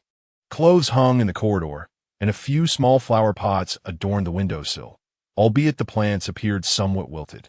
Lin Yan knocked on a door, which was opened by a warm-looking beta woman, seemingly in her 30s, cradling a small child who was nibbling on his fingers. "Hello, sisterly," Lin Yan greeted, his tones softening slightly. "This is Shun Qingxian, my wife." He stepped aside, allowing Shun Qingxian, who had been hiding behind him, to emerge a little. "There's nothing urgent. Let him explore with you." Sister Li's gaze fell curiously upon Shun Qingxian's face, and she immediately displayed a glimmer of astonishment before smiling warmly. "Oh, so this is Commander Lin's wife? I heard yesterday that your compatibility is a perfect 100. Come in, come in." Inside the room were two other Omega women. One appeared slightly older, the partner of a seasoned Alpha officer, while the other was younger. A nurse from the infirmary whose boyfriend was a member of the patrol team. Upon seeing Shun Qingxian, they both offered friendly and inquisitive smiles. Lin Yan gently nudged Shun Qingxian forward and addressed Sister Li. "I leave him in your care. I have matters to attend to." With that, he turned and strode away without hesitation, leaving Shun Qingxian feeling somewhat disoriented amongst a crowd of unfamiliar faces, his fingers instinctively twisting the hem of his garment. Do not fear, do not fear. Commander Lin possesses such a temperament, rough around the edges, often oblivious to the finer details. Yet, his willingness to bring you here indicates his care for you. Sister Li is a straightforward person. She quickly perceives Shun Qingxian's anxiety and warmly ushers him into the room. "Come in and sit down. We usually have little to do here, just tending to the children, chatting, and engaging in some crafts." An older Omega regards him with a kind demeanor. "You are truly handsome, as if you have stepped out of a painting. No wonder even the stoic Commander Lin has come to appreciate you." The young nurse from the medical room draws closer, whispering in awe, "Your pheromones are delightful. They are cool yet slightly sweet, though they seem a bit unstable. I work in a medical room. My name is Shaoan. If you feel unwell, do not hesitate to seek me out." Surrounded by these women and feeling their genuine kindness, Shun Qingxian's taut nerves gradually begin to relax. Socializing is not his forte. He responds softly to their inquiries, his cheeks flushed. "Your name is Qingxian, right? It's lovely. How old are you? You came from Area A. Oh, that must be quite a bustling place. Are you accustomed to this environment? Is it cold at night?" Commander Lin can be rather careless. If you need anything, just let us know. They guide Shun Qingxian around the living area, pointing out where to hang clothes, where to find slightly warmer water when a small kitchen is available, and even share some of their homegrown wilted green onions with him. Along the way, they encounter other Omegas and Betas working at the outpost, and Sisterly enthusiastically introduces Shun Qingxian. When they learn that he is the Omega with a perfect match to Lin Yan, their reactions mirror those of Sisterly. Initial surprise, followed by understanding and kind curiosity. Indeed, Shun Qingxian's beauty and demeanor are striking, his cool yet fragile allure a rarity in this rugged northern frontier. While there were other Omegas and Betas at the outpost who had harbored thoughts of Lin Yan, upon seeing Shun Qingxian, those notions extinguished entirely. It was not merely his 3S ranking, something most would not perceive, but the undeniable match and attraction that was impossible to overlook. Standing beside a formidable alpha like Lin Yan, it seems that only such a delicate yet resilient Omega could truly complement him. As the morning progressed, although Shun Qingxian spoke little, his expression softened considerably. He quietly listened to their conversations, occasionally responding in hushed tones, assisting with small tasks, or curiously observing the soft infant cradled in Sister Li's arms. Approaching lunchtime, Sister Li patted him gently. "Let's go to the cafeteria together. In the future, feel free to seek us out. Do not isolate yourself." Shun Qingxian nodded and softly expressed his gratitude. "Thank you, Sister Li." When he followed Sister Li and the others back into the cafeteria, he sensed a stark contrast from the previous day. No longer trailing alone behind Lin Yan, he had found his own little community. although many eyes still lingered upon him. The scrutiny had lessened, replaced by a sense of camaraderie. Lin Yan had already settled into his usual seat, engaged in conversation with several subordinates. Upon noticing Shun Qingxian and Sister Li entering together, his gaze paused on Shun for a fleeting second, seemingly recognizing his more relaxed demeanor compared to the morning, before he returned to his meal without further glance. Shun Qingxian filled his plate and naturally took a seat at the adjacent table beside Sister Li. During the meal, he could overhear snippets of conversation from Lin Yan's table regarding training and patrolling, while the women around him chatted about daily trivialities. He remained quiet, but his silence was no longer that of discomfort. It felt more at ease. He took small bites, occasionally lifting his eyes, inadvertently catching sight of the man at the next table, who sat upright and consumed his food swiftly. Lin Yan seemed to sense his gaze, suddenly looking up, and their eyes briefly met across the distance. Startled, Shun Qingxian quickly lowered his head, his ears tinged with a faint blush. Observing Shun's reaction, Lin Yan's lips seemed to twitch ever so slightly before he returned to his meal, finishing off what little remained. He stood up, preparing to depart. As he passed by Shun Qingxian's table, his steps faltered momentarily. He nodded at Sister Li, then directed his gaze to the top of Shun's bowed head, stating in a tone neither too high nor too low, "Finish your meal and return on your own." With that, he departed with his companions. Shun Qingxian lifted his head. Watching Lin Yan's tall figure vanish at the entrance of the cafeteria, a peculiar sensation swelling within him. This alpha had taken him in, married him, held him close at night, yet now seemed to push him towards others. A wave of inexplicable melancholy washed over him, but he resolved to take each day as it came. After all, Lin Yan was quite occupied and unable to attend to him constantly. Yet he was strong, rugged, and silent, appearing indifferent. Yet in his own clumsy manner, he seemed to be attempting to provide for him. Contemplating this, Shun Qingxian lowered his gaze to his meal, and for the first time, found that the coarse potato stew was not quite as difficult to swallow. Chapter 10. My wife cooked noodles for me. On the 5th day at the northern border post, Shun Qingxian's stomach finally protested against the heavy oil and salt of the past few days. The cafeteria's large pot meals offered a monotonous flavor, designed to replenish the energy of the soldiers. The dishes were invariably over-seasoned and rich in grease. In the initial days, due to tension and unfamiliarity, Shun had eaten without savoring, forcing down his meals. However, today, perhaps having adapted slightly, or perhaps buoyed by meeting Sister Li and the others yesterday, his taste buds began to awaken, making the excessive saltiness and greasiness overwhelmingly pronounced. During lunch, he looked at the gleaming, oily stew and hearty chunks of meat in his box, but after consuming only a small portion, he found it increasingly difficult to continue, his stomach churning uneasily. Lin Yan continued to eat swiftly, finishing his meal, and upon noticing the substantial remainder in Shun Qingxian's box, his brow furrowed habitually. "Is this all you've eaten?" His tone carried a subtle hint of displeasure, as if questioning Shun Qingxian's wastefulness with food, while simultaneously expressing concern about how his cat could possibly endure the harsh winters of the northern frontier. Shun Qingxian curled his fingers slightly and softly explained, "It's a bit rich." Lin Yan gazed at him for 2 seconds, seemingly unable to comprehend the notion of richness. Here, food served merely as fuel, with flavor being a secondary consideration. However, he refrained from further comment and simply stood up, stating, "As you wish," before carrying the empty lunchbox away. Shun Qingxian watched his retreating figure and let out a gentle sigh.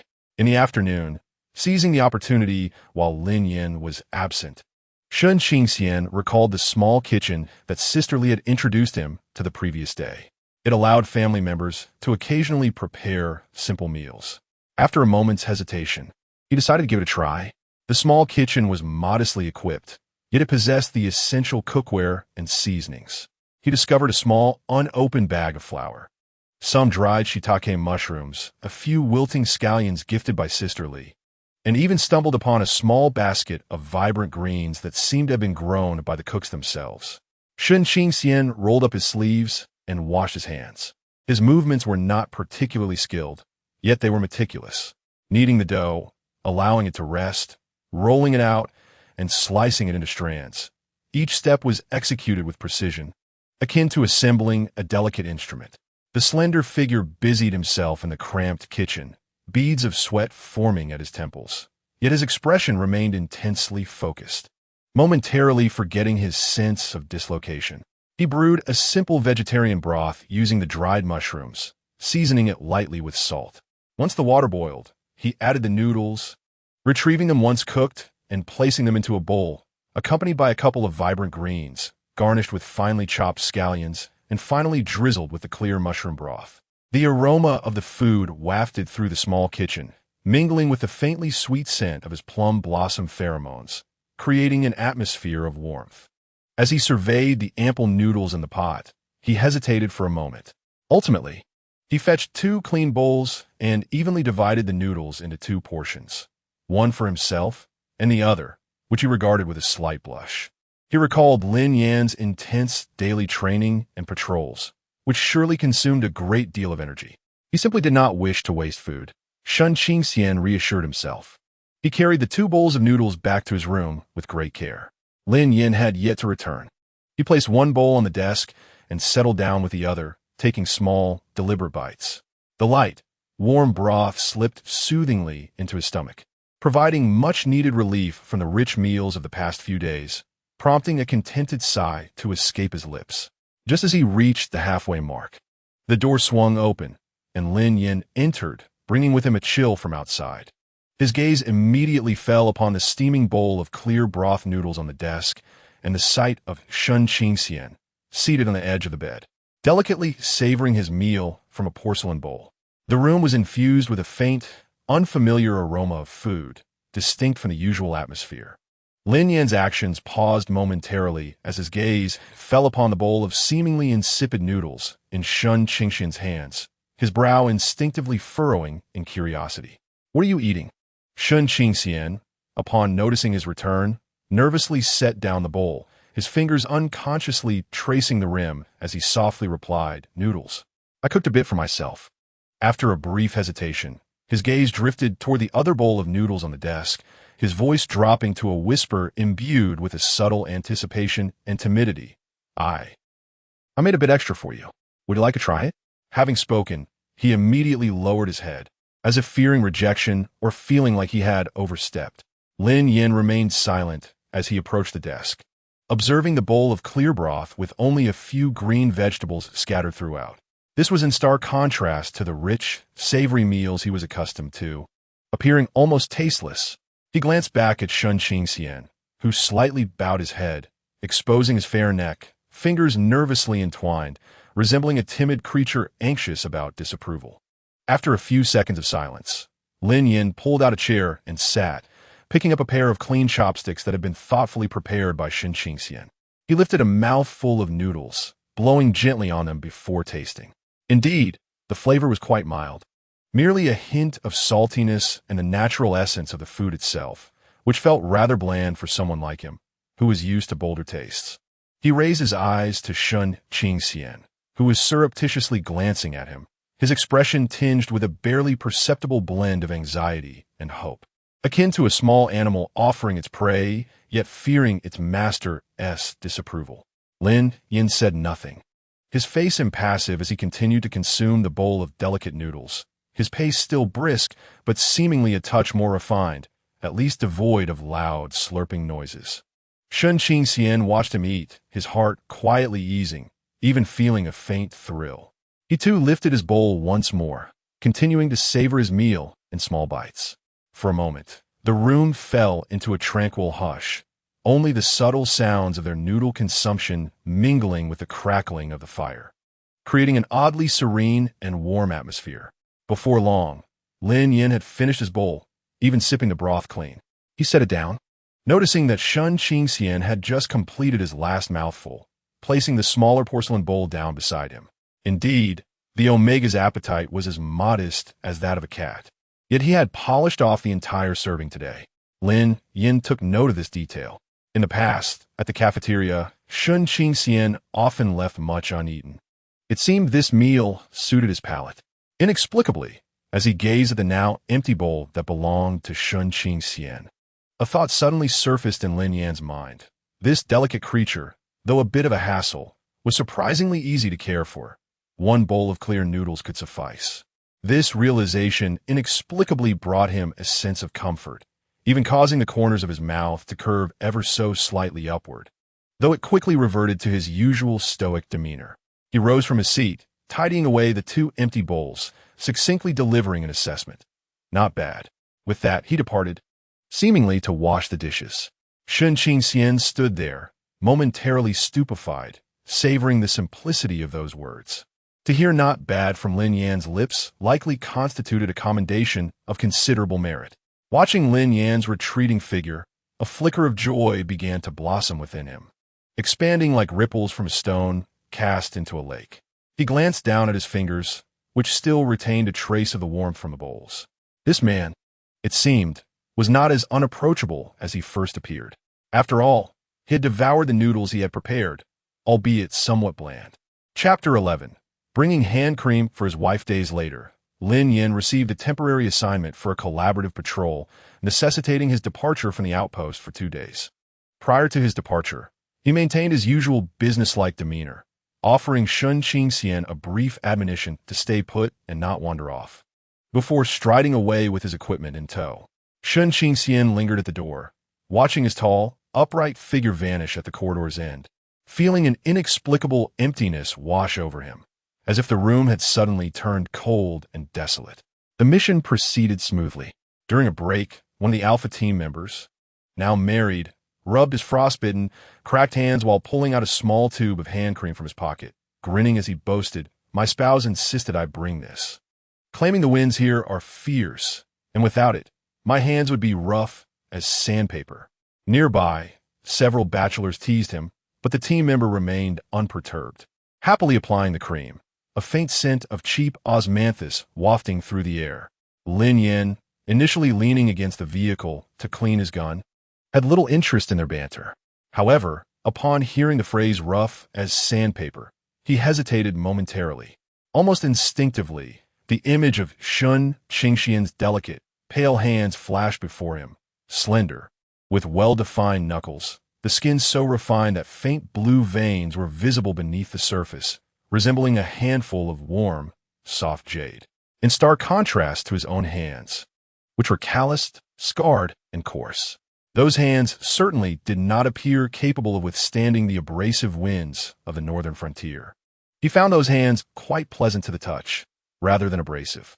Strangely compelled, before returning to the outpost, Lin Yan instructed the convoy to halt at the sole resupply point along the route. He disembarked alone, drawing curious glances from his comrades as he entered the small, dust-laden shop, which boasted a meager selection of goods.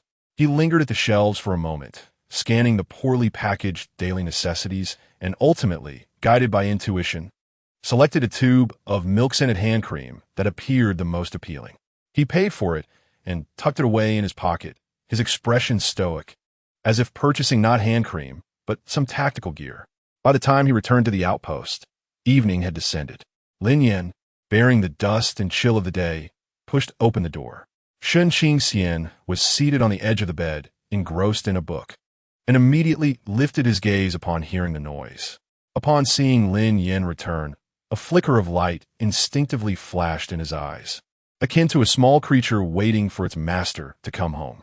Lin Yan hung up his coat and glanced over at Shun Qingxian, noticing the slight redness in the knuckles of his hand resting on the book. He approached silently, retrieving a tube of hand cream from the pocket of his uniform and offering it to Shun Qingxian with a tone that remained flat and somewhat awkward. "Take it." Shun Qingxian was momentarily taken aback, staring at the white tube suddenly presented before him, blinking in confusion. Lin Yan, applying the cream to his own hands, added a remark, as if finding Shun Qingxian's bewilderment somewhat bothersome, and directly pressed the tube into his palm. The cool sensation settled in his hand, and Shun Qingxian looked down to discern that it was indeed hand cream. Simple packaging, yet brand new. Did Lin Yan buy this for him? This realization rippled through his heart like a pebble cast into a tranquil lake, creating waves of emotion. He abruptly lifted his gaze, his dark, lustrous eyes brimming with incredulous delight and exhilaration, sparkling like a night sky filled with stars. For me? His voice trembled with excitement as he cautiously tightened his grip around the small tube, treating it as though it were a rare treasure. Yes, Lin Yan replied, diverting his gaze and feigning an interest in organizing the desk, seemingly unaccustomed to handling such overt expressions of joy. Yet, Shen Qingxian was wholly enveloped in an indescribable thrill and happiness. This was the first gift Lin Yan had ever given him, not a ration, not a necessity for a task, but something specifically purchased for him. Such clumsy, direct care was more precious to him than any extravagant present. A surge of immense joy overwhelmed him, leaving him momentarily dazed. His heightened sensitivity to Lin Yan's pheromones, due to their high compatibility combined with his own pheromone disorder, led to an intense emotional fluctuation. The omega pheromones he had diligently suppressed suddenly erupted uncontrollably.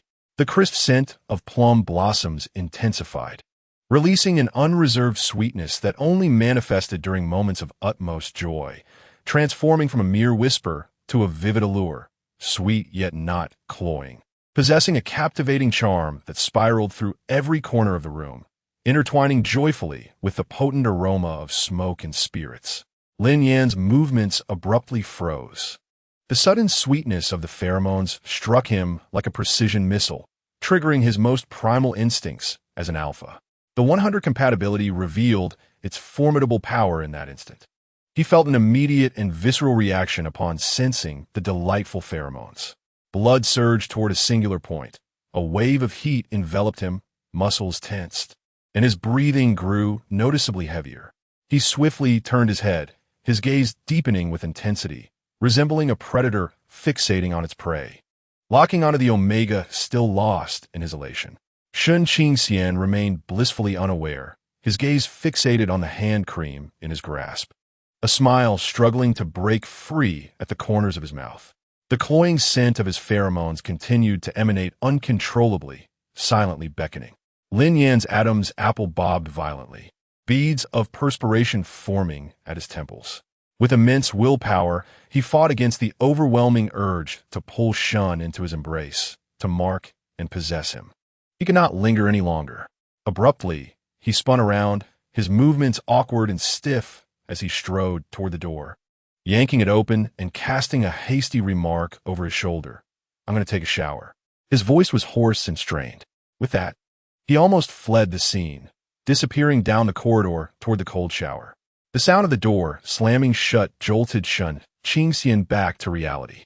He lifted his head, staring blankly at the empty doorway, belatedly sensing the tumultuous, lingering scent of Lin Yan's agitated pheromones in the air alongside his own, which had spiraled out of control into an excessively sweet aroma.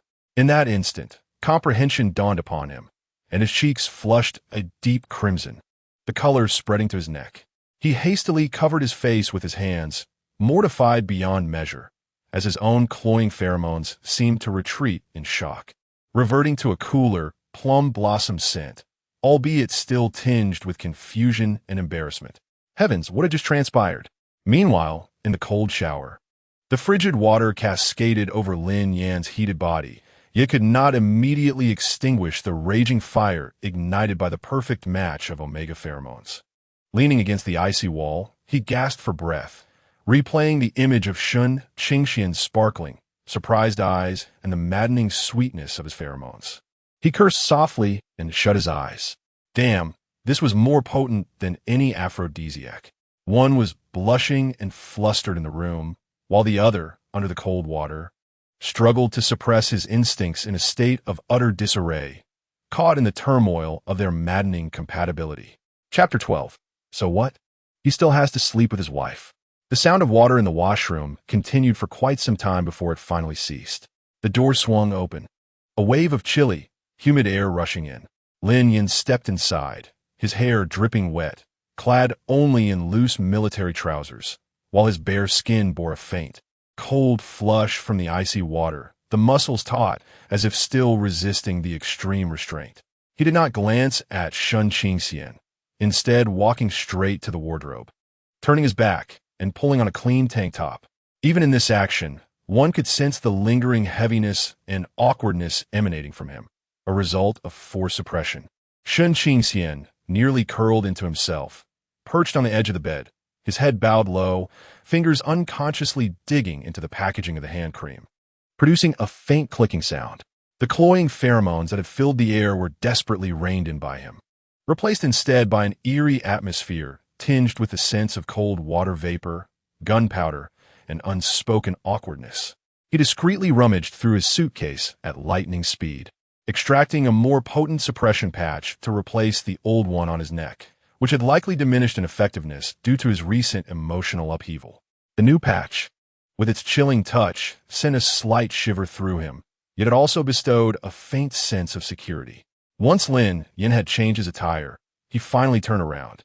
His gaze swept over Shun Qingxian, lingering on the hand that clutched the hand cream tightly, and the patch on his neck that was evidently fresh, its edges meticulously aligned. His expression darkened momentarily before he quickly averted his eyes. Approaching the table, he grasped a water cup and took several gulps of cold water, his Adam's apple bobbing violently, as if an unextinguished fire within him yearned for quenching. The room was hauntingly silent, broken only by the occasional crackle of the hearth and the sound of Lin Yan swallowing. Ultimately, it was Lin Yan who shattered the suffocating silence first, his voice more hoarse and somber than usual, tinged with a barely perceptible tension. Sleep. It was still a succinct command, as if the earlier near-catastrophe had never transpired. Shun Qingxian felt as if he had been granted a reprieve, akin to a soldier receiving orders. He promptly set down the hand cream and almost clumsily climbed into bed, positioning himself against the wall, tightly cocooning himself in the covers, wishing to fall asleep instantly to escape the awkwardness. Lin Yan extinguished the light, plunging the room into darkness. Familiar rustling sounds emerged as the other side of the bed sank. Shun Qingxian held his breath in anticipation. Sure enough, after a few seconds, a heavy arm draped over him once more, carrying the lingering coolness of the water it had recently emerged from, instinctively wrapping around his waist and pulling him into an embrace. Shun Qingxian's body stiffened momentarily. The chest behind him was not as searing as usual, still holding a trace of coolness from the water, yet the solid sensation and the familiar scent of gunpowder pheromones remained undeniable. Moreover, he sensed that Lin Yan's embrace was firmer than any prior occasion, his arm tightening as if to affirm something, silently declaring possession, imbued with a lingering restraint. Their bodies were pressed together, yet both remained rigid, not daring to move. Shun Qingxian could distinctly hear the rhythmic pounding of his own heart, alongside Lin Yan's slightly heavier breathing behind him.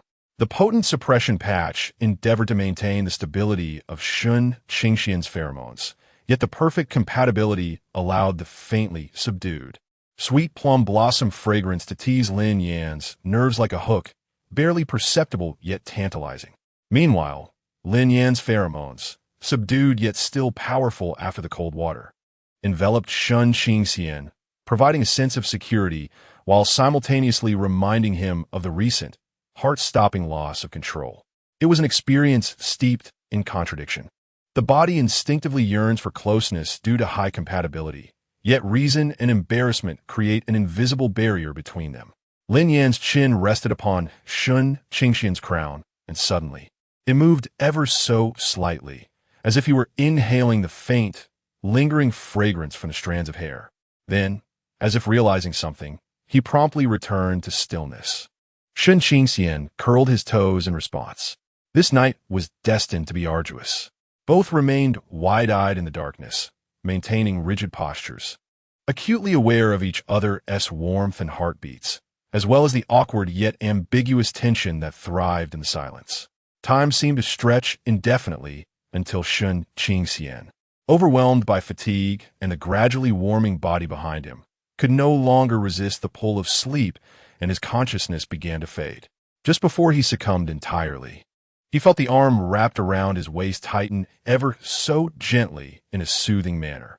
Meanwhile, Lin Yan lay behind him, eyes wide open in the dark, feeling the body in his embrace finally relax, listening to the now steady and shallow breaths.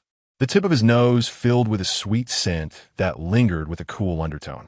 He exhaled a breath of heated air slowly. Damn, these days are both excruciating and somewhat intoxicating. He closed his eyes and buried his face into Shun Qingxian's soft hair, resignedly tightening his embrace. Sleep well. Chapter 13. Taking my wife shopping the day after the mission concluded, Lin Yan found himself with an unusual half-day of leisure. Life at the outpost was monotonous and dull, almost entirely cut off from the outside world save for essential supplies. Perhaps it was the hand cream and the subsequent pheromone incident that stirred subtle changes within him.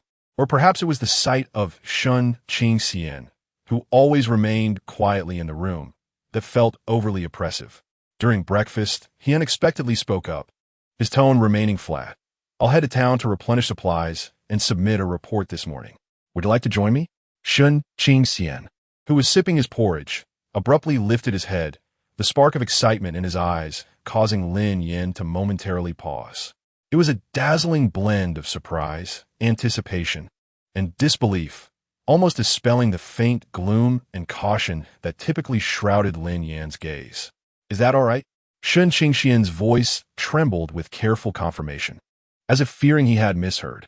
Yeah, Lin Yan replied, lowering his head to continue eating, as if the invitation were a mere afterthought.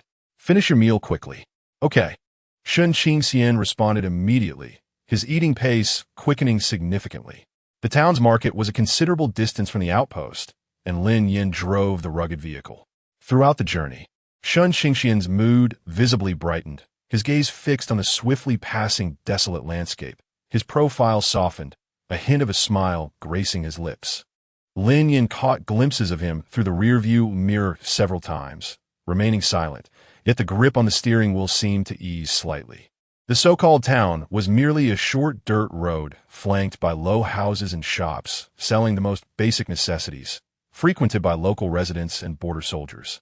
The atmosphere loud and raw. Lin Yan went to the office to submit a report, instructing Shun Qingxian to wait in the car. However, Shun Qingxian quietly requested, "May I watch from the side? I promise not to wander." Lin Yan cast a glance at him and nodded slightly. Thus, while Lin Yan engaged in conversation with the official at the office, Shun Qingxian patiently stood at a short distance from the door, curiously observing the vibrant life of this border town. His striking features and the cool, ethereal aura that contrasted sharply with the surroundings attracted numerous gazes. Yet he seemed blissfully unaware, solely focused on awaiting the tall figure within. Lin Yan soon completed his business and emerged, momentarily pausing upon seeing Shun Qingxian dutifully waiting in place before approaching him, saying, "Let us go." The two walked in tandem through the bustling marketplace. Lin Yan, tall and long-legged, took large strides, prompting Shun Qingxian to quicken his pace to keep up. The crowd occasionally thickened, with some boisterous locals and soldiers passing by, inevitably causing the occasional bump. At one instance, a burly man carrying a sack nearly collided with Shun Qingxian, who was momentarily distracted by a roadside stall. Just as the man was about to crash into him, Lin Yan, seemingly with a sixth sense, abruptly halted, extending his arm backward with remarkable ease to grasp Shun Qingxian's shoulder, drawing him gently into his embrace while using his own body to shield him from the oncoming man. "Watch where you're going." Lin Yan's voice was not loud, yet it carried an undeniable authority. The burly man, taken aback by Lin Yan's glare, hastily apologized and moved on. Shun Qingxian, unexpectedly pulled into that familiar embrace redolent of gunpowder and strong spirits, felt his cheek press against Lin Yan's solid back. The warmth of his body and the firmness of his muscles palpable even through the fabric. His heart skipped a beat, and he became momentarily frozen. Lin Yan, seemingly unfazed by the gesture, released him once he confirmed there was no danger, continuing forward but instinctively slowing his pace, ensuring Shun Qingxian walked on his inner side, using his tall frame to create a barrier against the crowd. As Shun Qingxian walked beside him, his head slightly bowed and his ears flushed. He felt as though something within him had been gently nudged, sending ripples of emotion coursing through him. This silent protection stirred his heart more profoundly than any sweet words he had ever heard. The air remained chilly, yet the sun began to grow increasingly glaring. The ultraviolet rays in the northern regions were intense, burning against the skin. Shun Qingxian, with his fair complexion, was particularly sensitive to the sunlight. Unable to resist squinting slightly and fashioning a small shade with his hand over his forehead.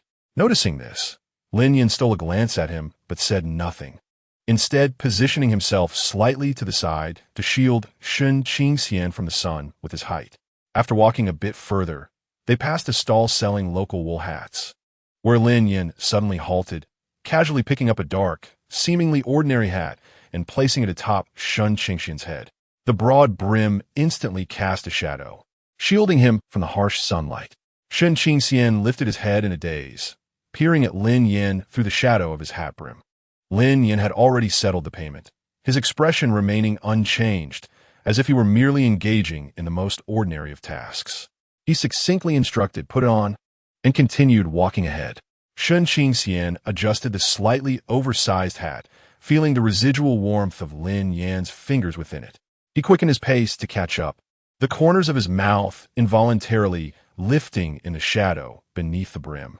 The hat carried a faint scent of wool and the comforting aroma of Lin Yan's pheromones, enveloping him entirely. They procured some essential supplies for daily living, with Lin Yan carrying the bulk of the items, leaving Shun Qingxian only the lighter ones. As they passed a stall selling dried wild fruits, Lin Yan noticed Shun Qingxian's gaze lingering on the plump, red morsels for a few extra seconds. He halted, purchased a small bag, and placed it in Shun Qingxian's hands, suggesting, "Give it a try." Shun Qingxian held the bag of dried fruit, a subtle blend of sweet and tangy sensations flooding his heart, surpassing even the flavor of the wild fruits in his grasp. The journey back was enveloped in a serene silence.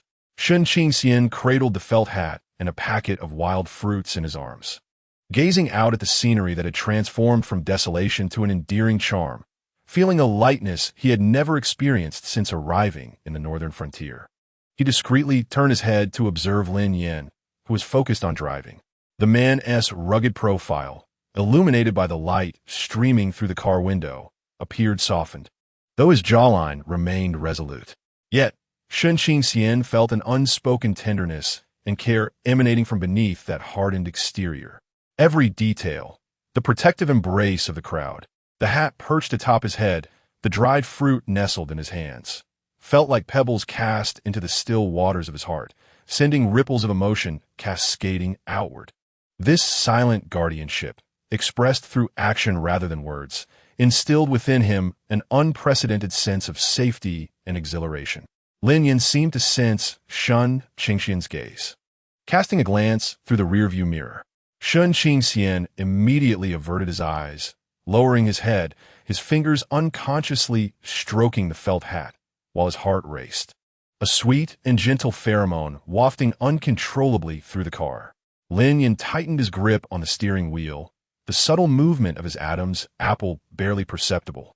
He said nothing, merely lowering the window slightly to allow the brisk wind to disperse the overly sweet aroma lingering within the vehicle. However, unbeknownst to him, the corners of his mouth curved upwards ever so slightly. It seemed that this shopping excursion was not so bad after all. Chapter 14. Holding his wife's hand upon returning to the Barak room, the ambiguous atmosphere that had pervaded the marketplace seemed to amplify within the confined space, mingling with a hint of familiar awkwardness. Lin Yan placed the supplies he had been carrying in the corner with deft movements, as if the man who had instinctively protected Shun Qingxian by purchasing hats and snacks was merely a figment of his imagination. He had reverted to the cold, taciturn commander of the outpost. Shun Qingxian cautiously removed his felt hat, his fingers brushing against the coarse fibers, as if he could still feel the warmth of the sunlight and the lingering touch of Lin Yan's fingertips. He hesitated for a moment, not immediately putting the hat away, but instead gently placing it on the bedside table like a quietly cherished memento. The vibrant red dried fruit he held in his hand left him feeling somewhat at a loss. He softly broke the silence, extending the fruit towards Lin Yan, asking, "Would you like to have some?" Lin Yan, while hanging up his coat, turned slightly at the sound, glancing at the package of fruit and then at Shun Qingxian's eyes. which shimmered with a mix of anticipation and shyness. He replied bluntly, "I don't like sweet things." After saying this, he turned away, picking up the documents on the table as if to attend to them, but paused momentarily to add, "You should eat it yourself. It will spoil if left for too long." "Oh." Shun Qingxian retracted his hand, feeling a slight pang of disappointment, yet overshadowed by a more nuanced emotion. This was something that belonged solely to him. He carefully unwrapped the oil paper, pinching a small piece of dried fruit to place in his mouth. The tart sweetness spread across his tongue, infused with the unique flavor of the northern frontier sunshine, lingering sweetly in his heart. He savored it slowly, like a small creature cherishing its food, taking tiny bites. Lin Yan sat at the desk, his gaze fixed on the documents, yet struggling to concentrate. The faint sound of the Omega's delicate chewing behind him, accompanied by the sweet and enticing pheromones wafting through the air from Shun Qingxian, disrupted his thoughts. He frowned in irritation, but not out of disgust. This distraction bore a tantalizing itch that made him restless. As evening approached and they went to the cafeteria for dinner, the atmosphere seemed subtly altered. They still served food in silence and sat down without a word.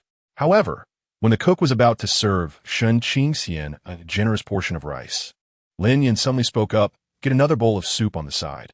The cook paused briefly before quickly complying. Shun Qingxian looked up in surprise at Lin Yan, however, did not return his gaze, simply picking up his chopsticks to begin eating as if it were a casual remark. Yet, this slight change did not escape the notice of other soldiers in the cafeteria. A few familiar teammates exchanged knowing glances, their expressions suggesting that the commander had finally wised up and learned to care for his partner, though none dared to voice their amusement. Nevertheless, the atmosphere made Shun Qingxian's cheeks flush slightly.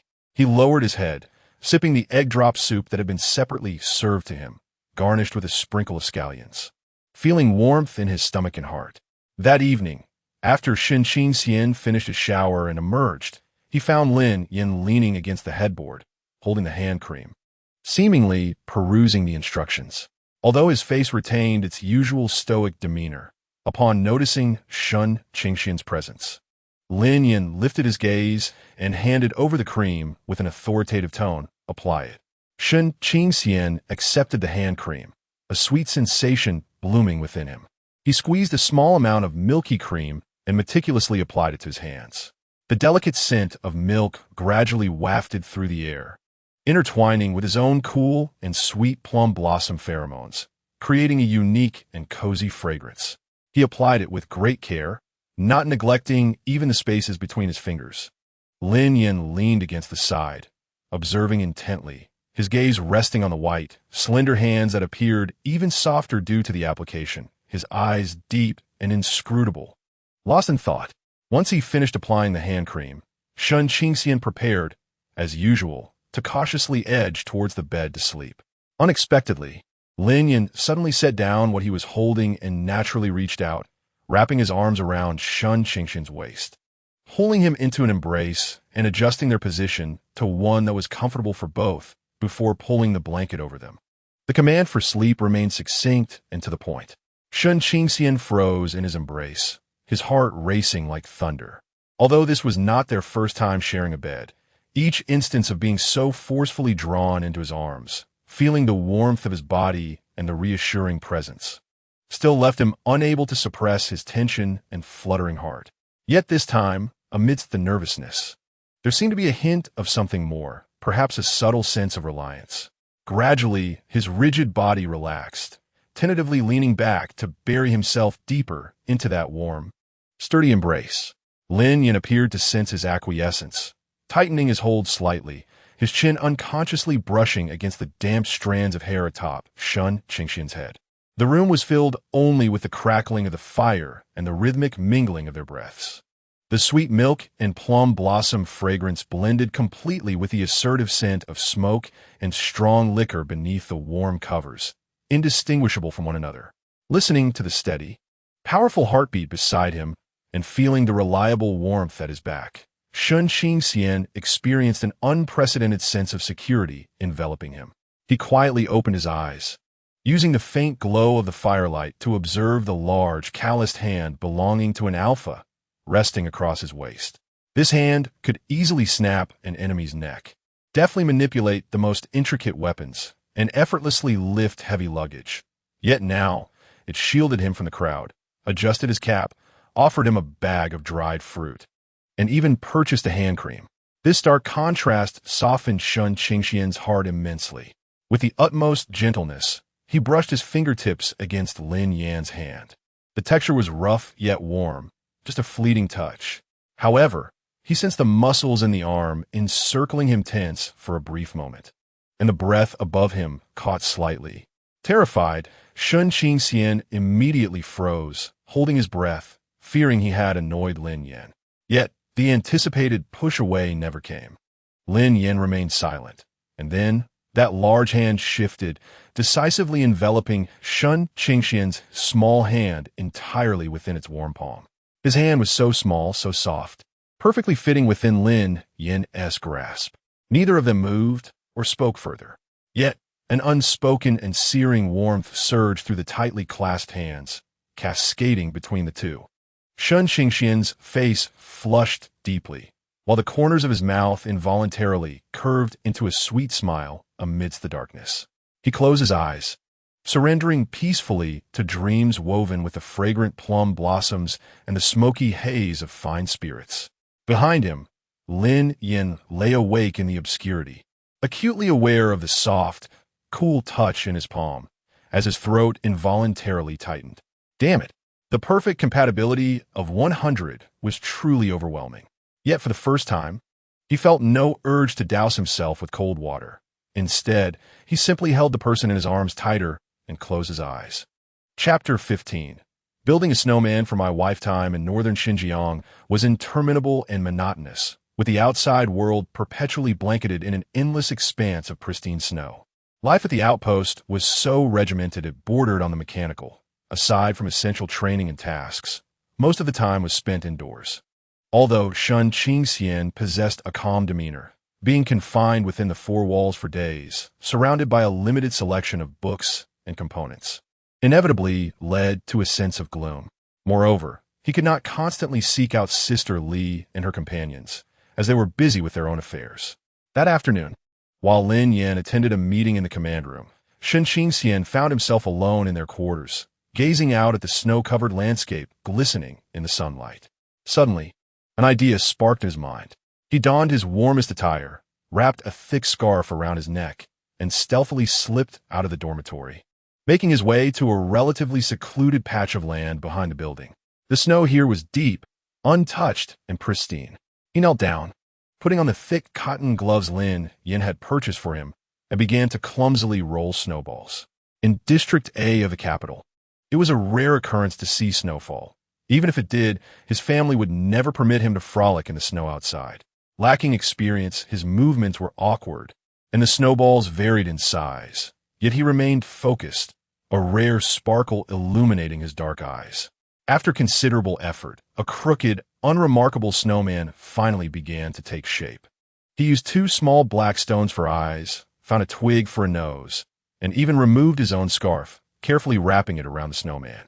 As he gazed at his endearing little creation, a smile crept across Shun Qingxian's face, his earlier gloom dissipating, replaced by a burgeoning sense of accomplishment.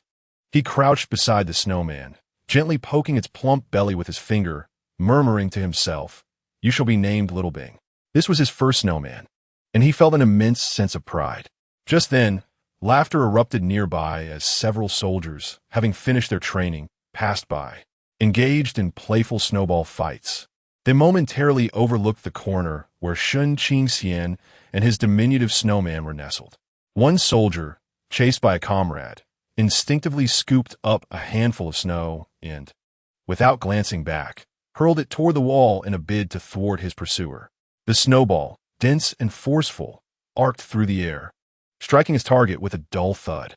The snowball did not strike the intended companion, but instead landed squarely on the head of the small snowman that had just been crafted, adorned with a scarf by Shun Qingxian. In an instant, the painstakingly rolled head shattered into countless pieces, the pebble eyes and twig nose scattering, while the scarf fell to the ground, now sullied with bits of snow. Shun Qingxian stood frozen, staring blankly at the decimated snowman, then looked up in confusion at the soldiers who were equally taken aback.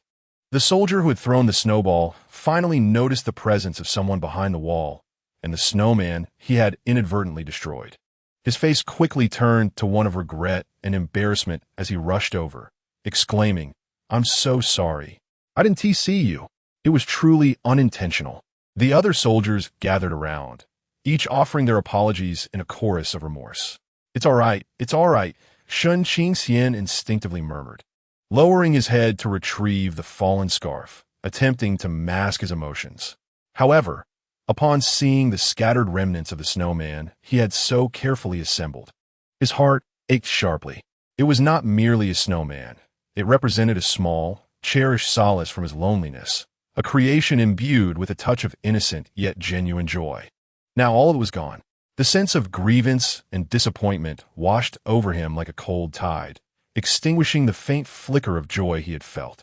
He struggled to hold back his tears, but his eyes betrayed him, quickly becoming red-rimmed, a thin veil of moisture blurring his vision. Biting his lip, he tried not to lose composure in front of others, yet his tear-filled gaze only accentuated his vulnerability. The rough alpha soldiers had never witnessed such a display and were rendered helpless, apologizing profusely, nearly standing at attention in their distress. Just then, a stern voice cut through the air. "What you all gathered here for?" It was Lin Yan, returning from a meeting, having heard the commotion. The soldiers, seeing a glimmer of hope, yet also sensing impending doom, promptly parted to make way, nervously explaining, "Boss, we didn't mean to. We accidentally broke the snowman that his wife made." Lin Yan's gaze swept over the chaotic pile of snow and the discarded scarf, eventually landing on Shun Qingxian, who was crouched on the ground, his eyes and nose reddened, looking up at him with trembling lips on the verge of tears. Upon seeing Lin Yan, the suppressed grievance seemed to find its outlet, and tears welled up in Shun Qingxian's eyes. His voice choked as he quietly complained they broke little ice. His tone was soft and pitiful, akin to a kitten whose paw had been stepped on. Lin Yan regarded Shun Qingxian's woeful expression, as if the sky had fallen upon him, then glanced at the shapeless mass of snow on the ground. After a moment of silence, he lifted his gaze, his eyes coldly scanning the hapless soldiers responsible for the mishap. Several robust alphas felt a shiver run down their spines under the piercing gaze of their leader, cold sweat threatening to trickle down as they hurriedly exclaimed, "Boss, we were wrong. We'll build a new one for sister-in-law. The biggest one." "There's no need," Lin Yan interjected, his voice devoid of any emotion. "Carry on with your tasks." "Yes." The soldiers, as if granted a reprieve, promptly made their exit.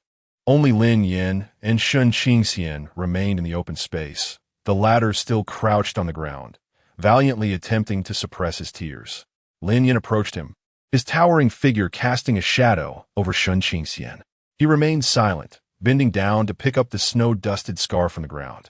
After brushing it off with his fingers, he handed it back to Shun Qingxian. Receiving the scarf, Shun Qingxian clutched it to his chest, unable to hold back his tears any longer. They cascaded down, leaving small impressions in the snow. He was not angry, merely feeling a profound sense of injustice and sorrow. Observing Shun Qingxian's silent tears, Lin Yan furrowed his brow even tighter. He seemed to struggle to comprehend the emotional response triggered by a mere snowman, yet a sense of irritation stirred within him. In silence, he squatted beside Shun Qingxian, gazing at the remnants of the snowman and then at the untouched snow nearby. After a moment, he unexpectedly reached out, beginning to gather the snow from the ground. His hands, typically used for wielding guns and commanding with authority, moved awkwardly, clearly unfamiliar with such delicate tasks. He imitated the general shape of a snowman from memory, pressing the snow together with considerable effort, striving to form a sphere once more. Shun Qingxian's sobs gradually quieted as he observed Lin Yan's actions with wide, glistening eyes. The alpha's large hands, usually so deft in combat, now grappled clumsily with the snow. The snowball he rolled was even more lopsided than the previous one, Yet he worked with earnest determination. His profile still stern, but his gaze concentrated, as if he were completing a significant mission. After much effort, he managed to create a somewhat acceptable base and stacked a more misshapen sphere atop it. Finally, Lin Yan picked up 2 small black pebbles and a twig from the ground, clumsily affixing them as the snowman's eyes and nose. He even removed his own warm military cap, placing it atop the crooked figure, resulting in an extraordinarily ugly yet earnestly crafted snowman. Once he completed this endeavor, Lin Yan seemed to exhale a sigh of relief. Standing up, he brushed off the snow from his hands and looked down at the still-crouched Shun Qingxian, his tone remaining brusque and tinged with impatience. "All right, stop crying. It's ugly." Shun Qingxian gazed at the snowman, now 10 times more unsightly than the previous one. Adorned with Lin Yan's military cap, and with a nasally voice, he quietly critiqued, yet unbeknownst to him, his tears had ceased. Lin Yan appeared momentarily taken aback by this evaluation, his expression darkening slightly. However, upon observing Shun Qingxian, whose tears had finally ceased, but whose nose remained adorably reddened, he ultimately cast a lackluster glare in his direction before nodding towards the dormitory building. "Let us head back. It's cold outside." Shun Qingxian, clutching his scarf, slowly rose to his feet and glanced once more at the unsightly snowman adorned with Lin Yan's military cap. The feelings of grievance and sadness that had lingered within him were subtly replaced by a more intricate blend of bittersweet emotions. He followed closely behind Lin Yan on their way back. Ahead of him, Lin Yan strode through the biting cold with his head bare, though his ears seemed to bear an almost imperceptible flush. Damn it, building a snowman is harder than leading a raid. Yet, at least the tears had ceased. Chapter 16. Conquered by my wife's cooking since the snowman incident, Shun Qingxian keenly sensed that Lin Yan had become slightly more tolerant of his delicate nature. Although the alpha remained taciturn and stoic, his subtle gestures conveyed a clumsy yet genuine concern. For instance, regarding the matter of meals, Shun Qingxian still struggled to acclimate to the cafeteria's rich and robustly flavored dishes, managing only a few reluctant bites each time. Preparing his own meals in the small kitchen proved to be quite a hassle, as the distance and the freezing weather rendered the food cold by the time he returned. He ceased to complain, opting instead to eat less and appearing increasingly gaunt.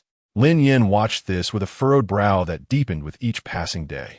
Finally, on a day off, he silently ventured out for a considerable time and returned bearing a heavy burlap sack filled with bricks, soil, and a seemingly well-used small iron pot.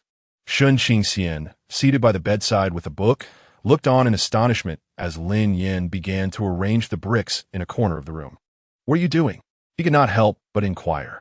Lin Yan, without turning around, continued stacking the bricks with succinct clarity, building a stove. "A stove? In this dormitory?" Shun Qingxian was taken aback.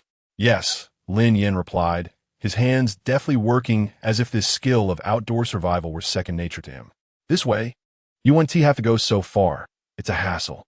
Shun Qingxian's heart skipped a beat as he watched the tall, imposing figure construct a modest stove for him, an indescribable warmth flooding through him.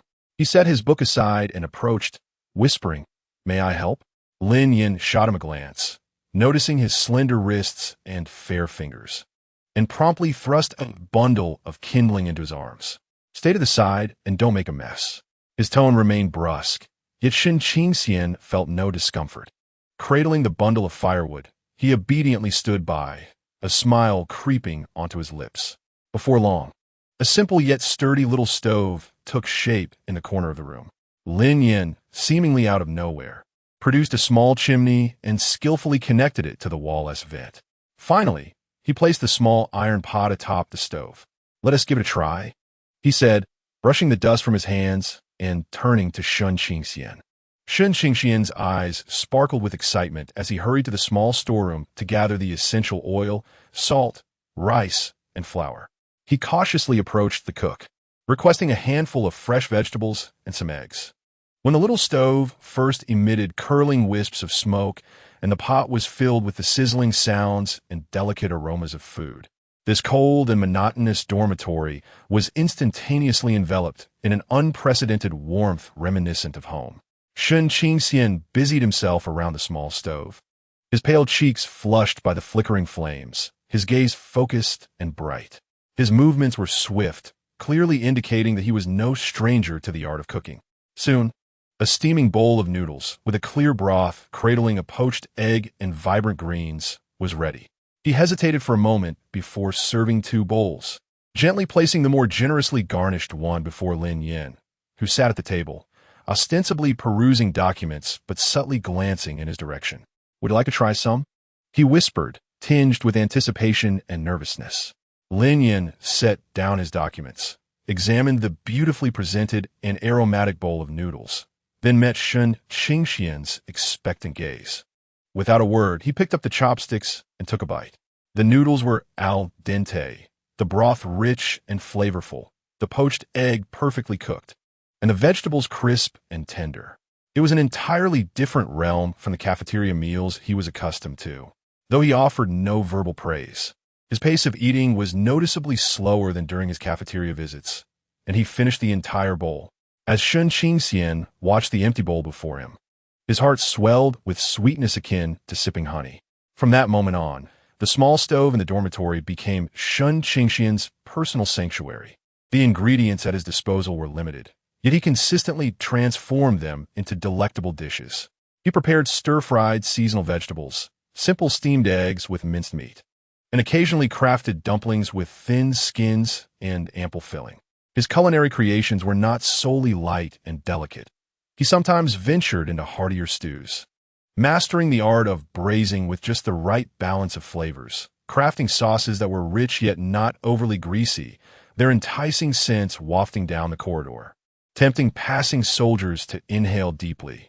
What began as Lin Yan occasionally sampling a bite evolved into him sharing nearly every meal with Shun Qingxian. His appetite visibly improved, and even when he visited the cafeteria, he would instinctively frown at the large pots of stewed dishes, finding them inferior to the meals prepared by his little Omega. Unbeknownst to him, his palate had been refined, though he rarely offered compliments. The empty bowls and the occasional request for an extra half bowl of rice served as the highest form of acknowledgement. Sometimes, upon returning from a mission, he would casually bring back spices or rare ingredients from the market that Shun Qingxian could utilize, silently placing them by the small stove. Shun Qingxian always regarded these treasures with delight, using them to create even more exquisite meals. Only on rare occasions, late at night, while he polished the small iron pan that he had grown increasingly adept at using, would he gaze into its reflective surface and catch a fleeting glimpse of his own blurred visage, momentarily lost in thought. This culinary skill had not been innate. It had been meticulously cultivated for the sake of another. He recalled every culinary preference of that individual, remembering each dish that had received their praise. With hopeful anticipation, he had busied himself in that spacious, sunlit kitchen, envisioning the warmth of future daily routines. Yet ultimately, those meticulously crafted meals and humble expectations became a farce. The scornful gaze and frigid words of that person shattered all his dreams, serving as one of the catalysts for his eventual relegation to the northern frontier. A slight pang of sorrow tugged at his heart, prompting him to vigorously shake his head as if to cast away those unpleasant memories. Now, things were different. He gazed at the tall figure peacefully slumbering on the bed. This alpha, though rough around the edges and somewhat domineering, would quietly construct a cooking hearth, consume the meals he prepared, and protect him in an awkward yet earnest manner. That was sufficient. The past was no longer of consequence. All he desired now was to cook wholeheartedly for this alpha who had graciously afforded him a small sanctuary. The following day, Shun Qingxian prepared a delicate stew using the fresh lamb brought back by Lin Yan. The broth, milky white and fragrant, was seasoned with only a pinch of salt and a sprinkle of scallions, preserving the lamb's tenderness to the utmost. When Lin Yan took his first sip, he paused momentarily, then looked up, meeting Shun Qingxian's gaze with a profound intensity. As Shun Qingxian sipped the soup, he sensed the weight of Lin Yan's stare and lifted his head in confusion. Lin Yan said nothing, merely lowered his head and finished the soup in one go. Setting the bowl down, he regarded Shun Qingxian with an unprecedented seriousness, tinged with a barely perceptible hint of concern. "Have you learned this before?" Shen Qingxian was momentarily taken aback, then lowered his lashes, responding with a subdued affirmative. Lin Yan perceptively noted his emotions, frowning slightly but refraining from further inquiry. "Do not reveal such skills in front of others," Lin Yan conveyed, and Shen Qingxian quickly grasped the implication. Such culinary prowess, in this resource-scarce northern territory, was far too conspicuous and could easily attract trouble. In a place where everyone sought mere sustenance, their improved circumstances might incite resentment, inevitably drawing unnecessary complications. A warmth blossomed within him as he nodded gently. "I will only cook for you." Those words floated like a feather, delicately brushing against Lin Yan's heart. He swallowed hard, diverting his gaze and responding with a quiet acknowledgement. In the air, the crisp sweetness of plum blossoms intertwined with the comforting aroma of lamb stew, conjuring an atmosphere imbued with the essence of home. Meanwhile, Lin Yan, with a bowl in hand and preparing to wash it, found himself contemplating the past. To hell with who I learned this for. Now, this person belongs to Lin Yan, and these dishes are solely for him. Anyone daring to encroach upon what was as would find Lin Yan's expression turning icy, his grip on the bowl tightening instinctively. It seemed he would need to keep a closer watch over what was rightfully his. Chapter 17. The nightmare of my wife the night had grown deep. The fire had dwindled to a mere heap of dark red embers, and the temperature in the room had dropped. Shen Qingxian slept restlessly, his brow furrowed, fine beads of cold sweat forming at his temples, his body trembling slightly. He appeared to be ensnared in a profound nightmare. Within his dream, it was not the snowstorm of the northern frontier, but rather the opulent yet frigid banquet hall of Area A. The lights sparkled, and the air was thick with the scent of fine attire. Dressed in an exquisite suit, he felt like an outsider, standing apart from the revelry. Then, he spotted him, his former fiancée, the esteemed Alpha celebrated as a paragon of excellence. He was embracing a charming Omega, their demeanor intimate, laughter echoing, completely oblivious to Shen Qingxian's presence in the corner. Summoning his courage, Shen Qingxian approached, yearning for clarity. Yet, he was met with a gaze that radiated impatience and mockery. "Qingxian, you are always so sensitive and suspicious," the other remarked dismissively, as if chastising him for his lack of understanding. "It's merely normal socializing. Your unreasonable outbursts truly embarrass me. Perhaps I have indulged you too much. Maybe you need to face some hardships to learn what it means to be considerate and compliant." Suddenly, the scene shifted. He was treated like a mere commodity, removed from the familiar surroundings and confined within the cold walls of a pairing center. The chilling voice of that person reverberated in his ears. "Don't you always believe yourself to be unique? Go see for yourself. Who among the top alphas would desire an Omega with chaotic pheromones and such a lack of decorum? Who but someone like me could possibly tolerate you? Don't believe it? Then go and test it for yourself." What followed were a series of distribution stations. Faces scrutinized, looked down upon, or filled with pity. Too delicate. Pheromones too disordered. A nuisance. Not suitable for our kind. Next, the frigid judgments came with ruthless rejections. He felt like a superfluous object, pushed and shoved. His dignity crushed bit by bit. At the final station, if no one wanted him, he would be relegated to the ordinary matching sequence, his fate plunging into the abyss. Despair enveloped him like cold seawater, drowning him in hopelessness. In his sleep, Shen Qingxian emitted a faint, broken whimper, tears silently streaming from the corners of his tightly shut eyes, soaking the pillow beneath him. He curled up as if to shield himself, his body trembling even more violently.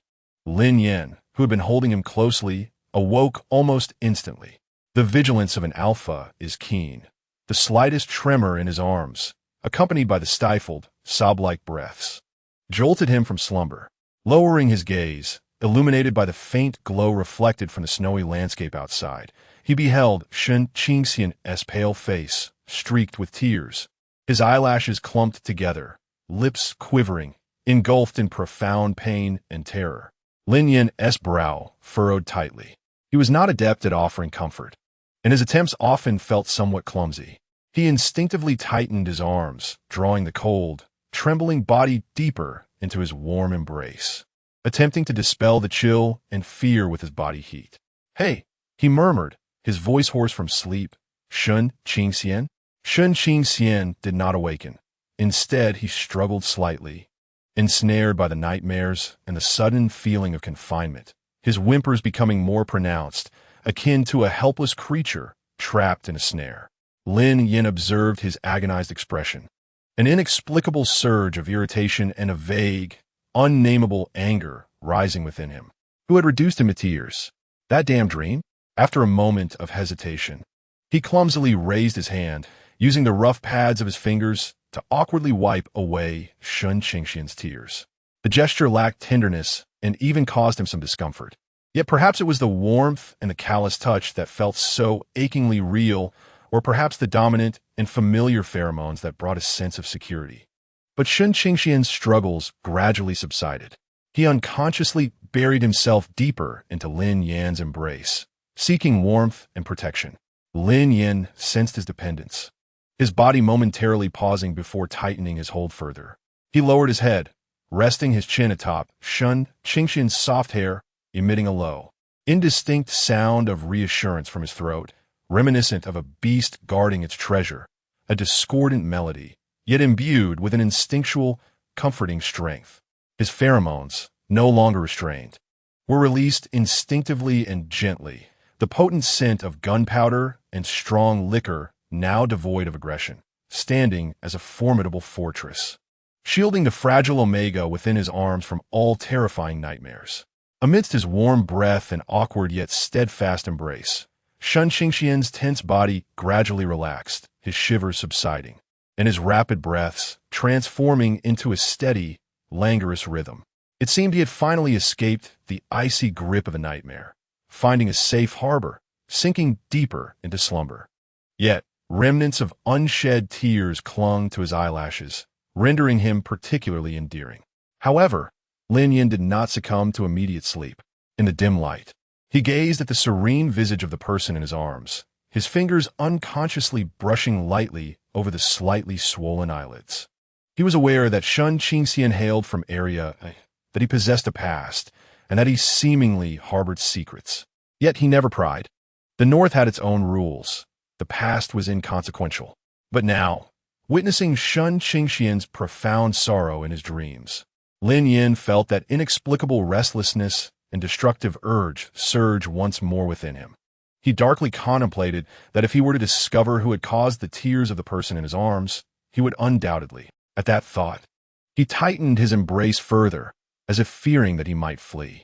Shun Qingxian, seemingly uncomfortable from the pressure, let out a soft whimper, instinctively drawing closer to him. Lin Yan leaned down, his nose almost brushing against Shun Qingxian's forehead, the sweet, cold scent of plum blossoms mingling with the slight saltiness of his tears, lingering at the tip of his nose. The perfect match of 100% rendered this scent to him like the finest wine, stirring his soul with fervor. An intense impulse surged within him, one that transcended mere protective instincts. Tentatively, he brushed his lips against Shun Qingxian's smooth forehead. The sensation was soft and slightly cool, akin to a snowflake landing on a searing iron, instantly igniting a deeper yearning. Lin Yan's breath became noticeably heavier, his gaze deepening with intensity.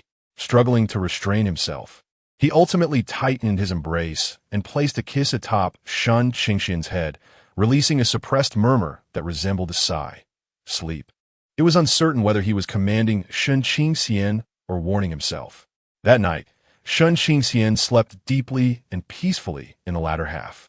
Meanwhile, Lin Yan, holding the finally tranquil Omega in his arms, found himself nearly sleepless. Damn it! When dawn broke, he would need to investigate the past records of this little creature. Chapter 18. My wife's heat cycle has arrived, yet she utters another's name the following day. Lin Yan indeed attempted to access Shun Qingxian's records. However, just as the hint of mystery surrounding Shun Qingxian's identity suggested, his past was shielded by stringent encryption and at Lin Yan's rank in Beijing. He could only retrieve the most basic allocation information, with the rest remaining a void. This peculiarity furrowed Lin Yan's brow further. Yet the myriad affairs of the outpost soon consumed his time, compelling him to bury this matter deep within his mind. As nightfall descended quietly, Shun Qingxian, after taking a shower, sensed something amiss. A wave of inexplicable heat surged from deep within his body, and his heartbeat was alarmingly erratic. Assuming the fire was too fierce, he distanced himself, yet that warmth seemed to emanate from his very bones, accompanied by an intensifying sense of emptiness and desire. After all, his heat cycle had previously stabilized, with at least another week to go before its onset. In the air, the crisp scent of plum blossom pheromones began to uncontrollably thicken, losing its former chill, and transforming into the fragrance of ripe fruit, enticingly rich and aromatic, wafting throughout the room. Lin Yan, seated at his desk, handling documents, instantly lifted his head. The alpha's senses were exceptionally acute, especially in the presence of a perfectly matched omega's pheromones. That sweet, intoxicating scent struck him like a precise missile, overwhelming all his sensory nerves. A violent heat surged from his lower abdomen, as if his blood were boiling, clamoring for possession and marking. His pupils dilated sharply as he turned his gaze toward Shun Qingxian. There, curled in the corner of the bed, Shun Qingxian's cheeks flushed with an unnatural crimson. His eyes glazed and unfocused, breath rapid and fervent, his body trembling slightly. Delicate fingers clutched the sheets beneath him, seemingly enduring something with great effort. It was the heat cycle. Moreover, due to his disordered constitution and exceedingly high compatibility, it arrived with an exceptional ferocity. The voice of Lin Yan and Shun Qingxian was tinged with a weeping tone, soft and helpless. The remnants of his rationality compelled him to seek aid from the sole alpha in the room, yet an instinctive fear gripped him. Suddenly, Lin Yan surged to his feet, his potent pheromones threatening to erupt uncontrollably, the acrid scent of gunpowder and liquor intensifying to a savage ferocity, intermingling wildly with the cloying fragrance of plum blossoms in the air, igniting an even more frenzied chemical reaction within. He approached the bedside step by step, each footfall akin to treading upon burning embers. His gaze was profoundly haunting, swirling with raw desire and possessiveness. His omega, his wife, was extending the most primal of invitations. To mark him, to claim him, was an inherent right. Lin Yan's arms braced against Shun Qingxian's sides, ensnaring him beneath his form, pulling him fiercely into an embrace. With one hand, he gripped the back of Shun Qingxian's head, pressing his scorching lips down upon the quivering, sweetly fragrant petals that trembled in fear. Shun Qingxian's pupils dilated dramatically, every struggle and whimper silenced by this overwhelming, almost predatory kiss. It was not a tender caress, but a marking, a conquest, an alpha's primal declaration over his omega.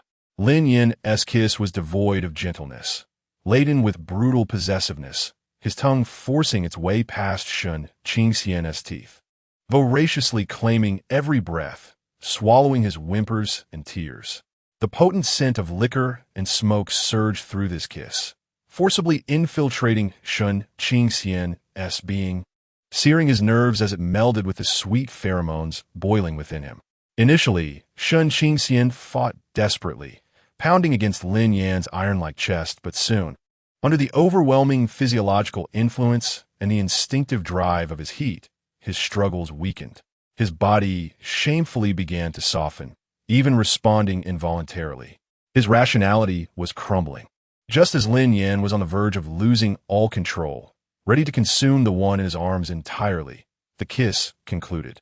Lin Yan's heated breath cascaded over Shun Qingxian's sensitive neck, where delicate glands released an enticing sweetness, beckoning him to bite down.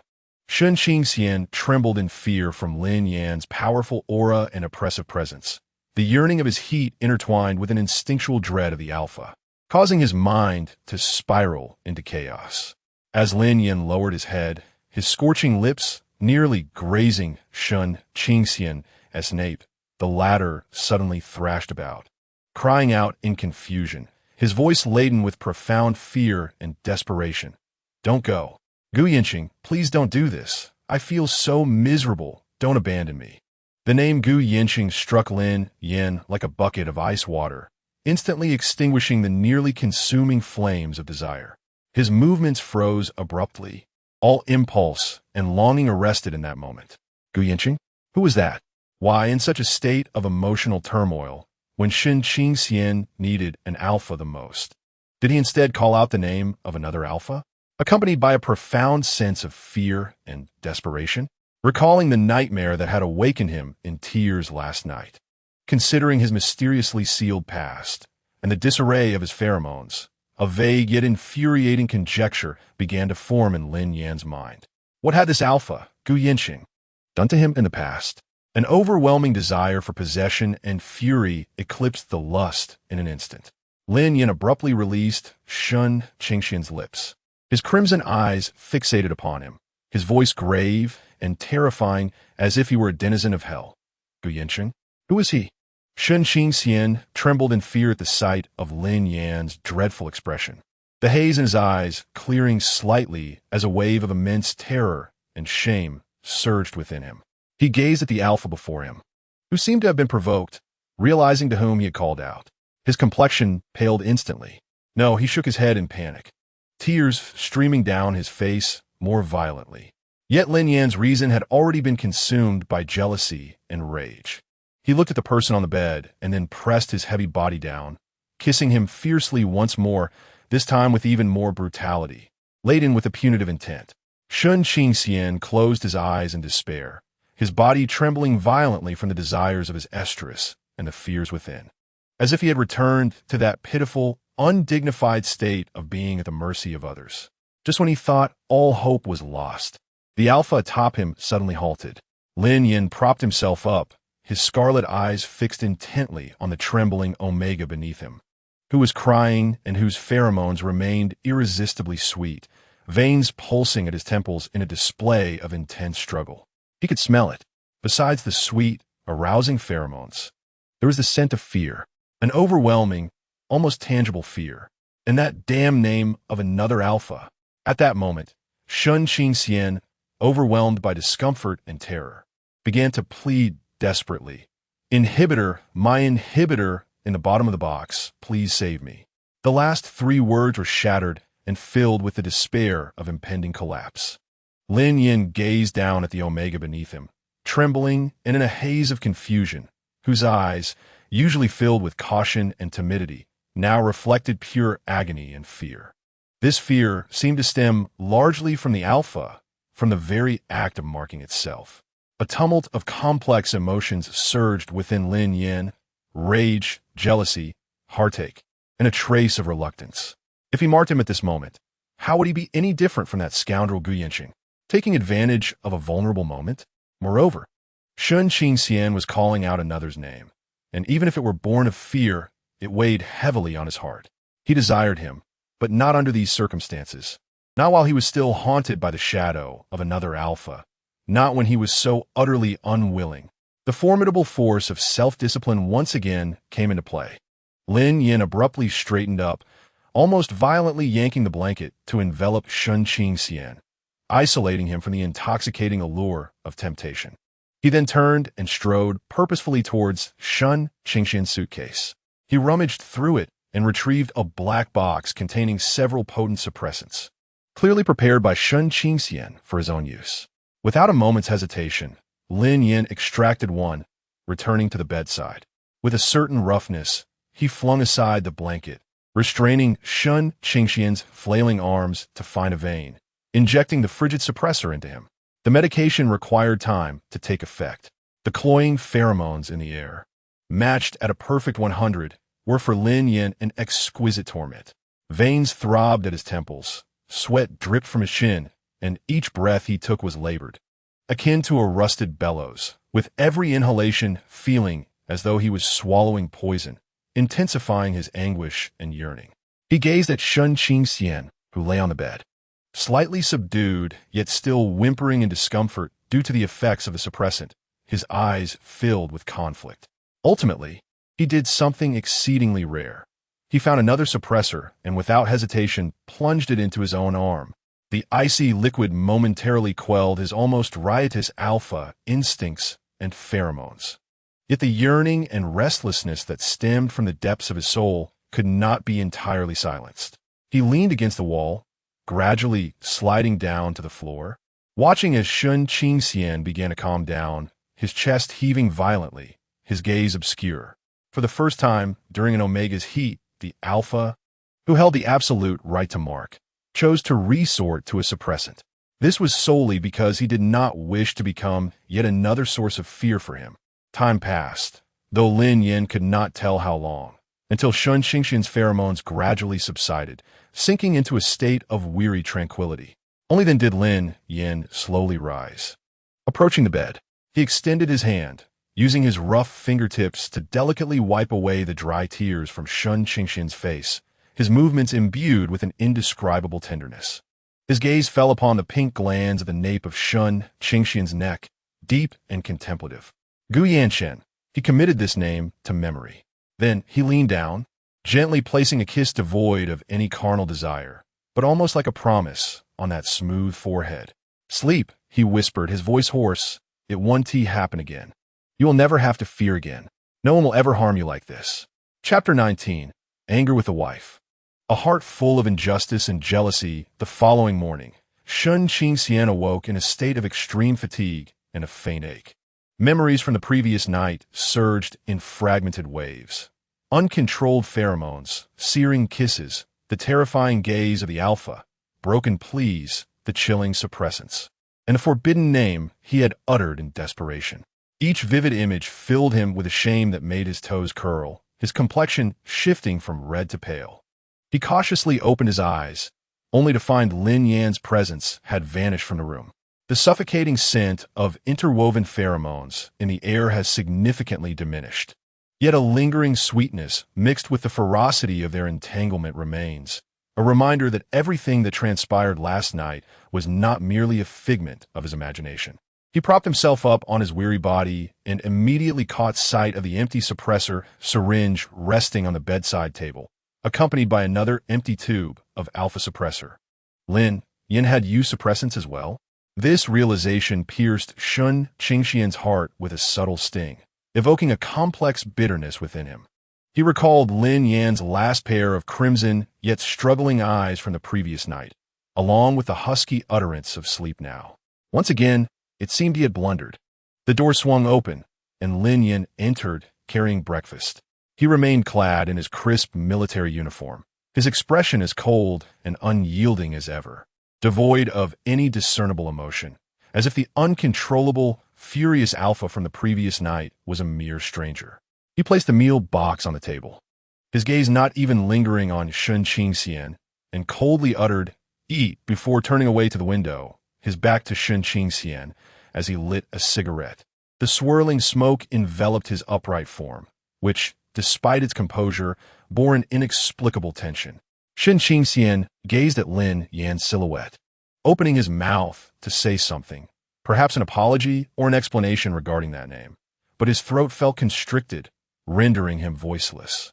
What would he possibly explain? Why he had called out the name of his former fiancée in that moment? The fears and shadows of the past. He dared not, nor did he find it worthwhile. Silently, he picked up the meal box and ate slowly, the cafeteria food still coarse and tasteless. A weighty and awkward silence hung in the room, heavier than at any prior moment. The thin veneer of ice that had softened slightly due to their daily interactions seemed to have thickened overnight, now riddled with cracks. In the following days, this atmosphere of low pressure persisted. Lin Yan continued to return to the room, but spoke even less. No longer did he occasionally steal glances at Shun Qingxian. He actively avoided any eye contact. At night, he still instinctively pulled Shun Qingxian into his embrace. But the gesture felt more rigid, devoid of the unconscious intimacy and warmth it once held, resembling more of mechanical occupation based on instinctual marking. He ceased to inquire about Shun Qingxian's needs and no longer monitored his food intake. The cafeteria meals appeared somewhat more palatable. Shun Qingxian spent most of his time dining there, and when he occasionally returned for a private meal, it was consumed in silence, followed swiftly by a return to paperwork or training. Shun Qingxian could keenly sense the unspoken distance and coldness between them. He became increasingly cautious, striving to minimize his presence. Even the actions of cooking at the small stove became markedly lighter. He understood that Lin Yan was angry. Anger surged within him as he recalled the moment when his name slipped from another's lips, the unwelcome surge of desire and fear that accompanied it. Frustration bubbled beneath the surface, fueled by countless reasons he could not articulate. His heart was a tumult of guilt and unease, yet he found himself at a loss, unable to shatter the impasse.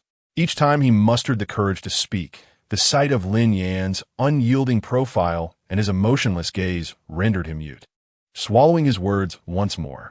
As for Lin Yan, externally, he maintained his usual composure, still embodying the unyielding and formidable commander at the outpost. Yet deep within, a disquieting sense of grievance gnawed at him incessantly. What did he feel aggrieved about? Even he could not elucidate. It was he who had restrained the instinct to mark, who had employed suppressants to alleviate pain, who had refrained from exploiting the situation. Had he not acted with the utmost decorum? Why then, did it feel as though he were the one in the wrong? That little Omega appeared as if he were the victim, flinching and weeping. The very thought of Shun Qingxian uttering another alpha's name ignited a fury within Lin Yan, threatening to shatter his teeth in rage. Gu Yanqing, what had that scoundrel done to him? How could he instill such terror? Even in his embrace, his thoughts lingered on that wretch. A tumult of possessiveness and jealousy coursed through him, nearly driving him to madness. Yet, he found himself unable to confront or vent his frustrations, for Shun Qingxian's fragile, startled demeanor dulled all his fury, leaving him feeling as though he were striking a cotton pillow. His anger dissipated, ultimately transforming into a profound sense of suffocation and grievance. Lin Yan, the indomitable figure in Beijing, had never felt so beleaguered.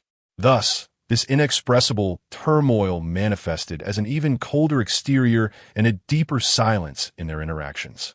That evening, Shun Qingxian endeavored to prepare a soup that Lin Yan had previously seemed to enjoy, cautiously serving him a bowl. Lin Yan paused for a moment, gazing at the steaming, aromatic soup before finally lifting the spoon. He consumed it swiftly, savoring little, and upon finishing, he placed the bowl down with a curt remark, "It's salty." In truth, it was not. The flavor and cooking surpassed the cafeteria's offerings tenfold. Shun Qingxian hesitated, his hand with the spoon pausing momentarily before softly responding with an lowering his head to sip from his own bowl in silence. Observing his submissive demeanor, Lin Yan's nameless fury and inexplicable grievance intensified. Agitated, he rose abruptly, kicking the chair away, and retreated to the training grounds, believing that only by exhausting himself could he quell the tumultuous emotions within. Shun Qingxian watched the door slam shut behind him, setting down his spoon, the soup now unpalatable. He slowly approached the bedside, grasping the empty tube of the alpha suppressant Lin Yan had used, his fingers absent-mindedly tracing the cool surface. In the air, the frigid scent of plum blossom pheromones dulled and became somewhat bitter due to the owner's melancholic mood. On the training ground, Lin Yan unleashed his frustrations upon the sandbags with fervent strikes, sweat pouring down, his bronze skin taut under the moonlight, every muscle brimming with repressed strength and an inescapable sense of anguish. Damn it, what is this all about? Chapter 20, Apologizing to My Wife That I See. Tense atmosphere lingered for several days, weighing heavily on Shun Qingxian's heart like the permafrost of the northern frontier. Lin Yan's silence and aloofness, every averted gaze and each curt remark felt like tiny needles of ice, rendering him restless. He increasingly suspected that Lin Yan harbored disdain for him, for uttering another alpha's name during his rut, for possibly being unclean. This realization filled him with immense grievance and despair. Having already endured the humiliation of being cast aside once, could he truly bear to be rejected here, in this place where he had just begun to nurture a flicker of hope, for the same reason? One night, after finishing his meal in silence once more, Lin Yan prepared to rise and leave. Observing his rigid silhouette, the pent-up emotions within Shun Qingxian finally broke free. "Lin Yan!" he exclaimed, springing to his feet, his voice trembling with a desperate, tearful urgency. Lin Yan halted, not turning back, yet he did not immediately depart. Shun Qingxian clenched his fingers, nails digging deeply into his palms, tears uncontrollably streaming down as he incoherently, fervently pleaded, as though delaying even a second would result in irrevocable loss. I know you're angry, that you find me filthy. His voice choked painfully. But that's not true. It really isn't. He despises me, has never touched me, not even marked me, saying I am unworthy. With each word, his sense of injustice grew, tears cascading down his cheeks. I am a mess of pheromones. I am flawed. But I truly, truly have only you as my alpha. Please believe me. He sobbed, his shoulders trembling like a sapling battered by a storm, eager to prove his innocence, yet appearing even more fragile and pitiable due to the overwhelming grievance and fear. Lin Yan abruptly turned around. He heard Shun Qingxian's words, particularly the phrase, only you as my alpha, which struck his heart like a powerful blow, dispersing the pent-up frustration that had accumulated over the days. Yet, it was soon followed by deeper irritation. His anger was not directed at this. He had never doubted it. It stemmed from the past, represented by that name, from Shun Qingxian's fear that was not rooted in himself, from his suffocating sensation of something that belonged to him being overshadowed by another's presence. Who the hell told you that I disdain this? Lin Yan's voice rose sharply, laced with misunderstood fury and an inexplicable impatience. He took several strides back toward Shun Qingxian, his emotions surging, causing his potent pheromones to escape uncontrollably, creating an oppressive aura. Is that what I care about? His sudden and furious wrath, coupled with an intensified aura, instantaneously startled Shun Qingxian, who was already emotionally agitated, overwhelmed by the alpha's potent pheromones, and with the grievances and fears that had accumulated over the days erupting at this very moment. Shun Qingxian felt a darkness envelop him. The chaotic pheromones within him ignited like a powder keg, erupting uncontrollably once more. This time, the ferocity was even greater. A heady, alluring scent reminiscent of plum blossoms surged forth from his being, sweeping through the room like a tsunami. With a pained gasp, Shun Qingxian's legs buckled, and he collapsed onto the floor, curling up as violent tremors coursed through him. His cheeks flushed, and his breath became hot and labored. The eruption of pheromones was abrupt and fierce, tinged with a hint of desperation. Lin Yan was taken aback by this unforeseen situation, his initial anger swiftly replaced by panic. Shun Qingxian. He crouched down, eager to reach out to him, but hesitated, fearing that his own pheromones might further agitate him, leaving his hand suspended in midair. Shun Qingxian's consciousness began to blur.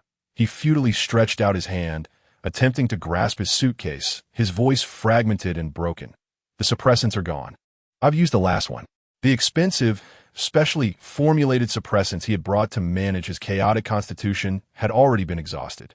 Lin Yan's expression darkened instantly, knowing that ordinary suppressants would be of little use and could even be harmful to someone with Shun Qingxian's unique condition.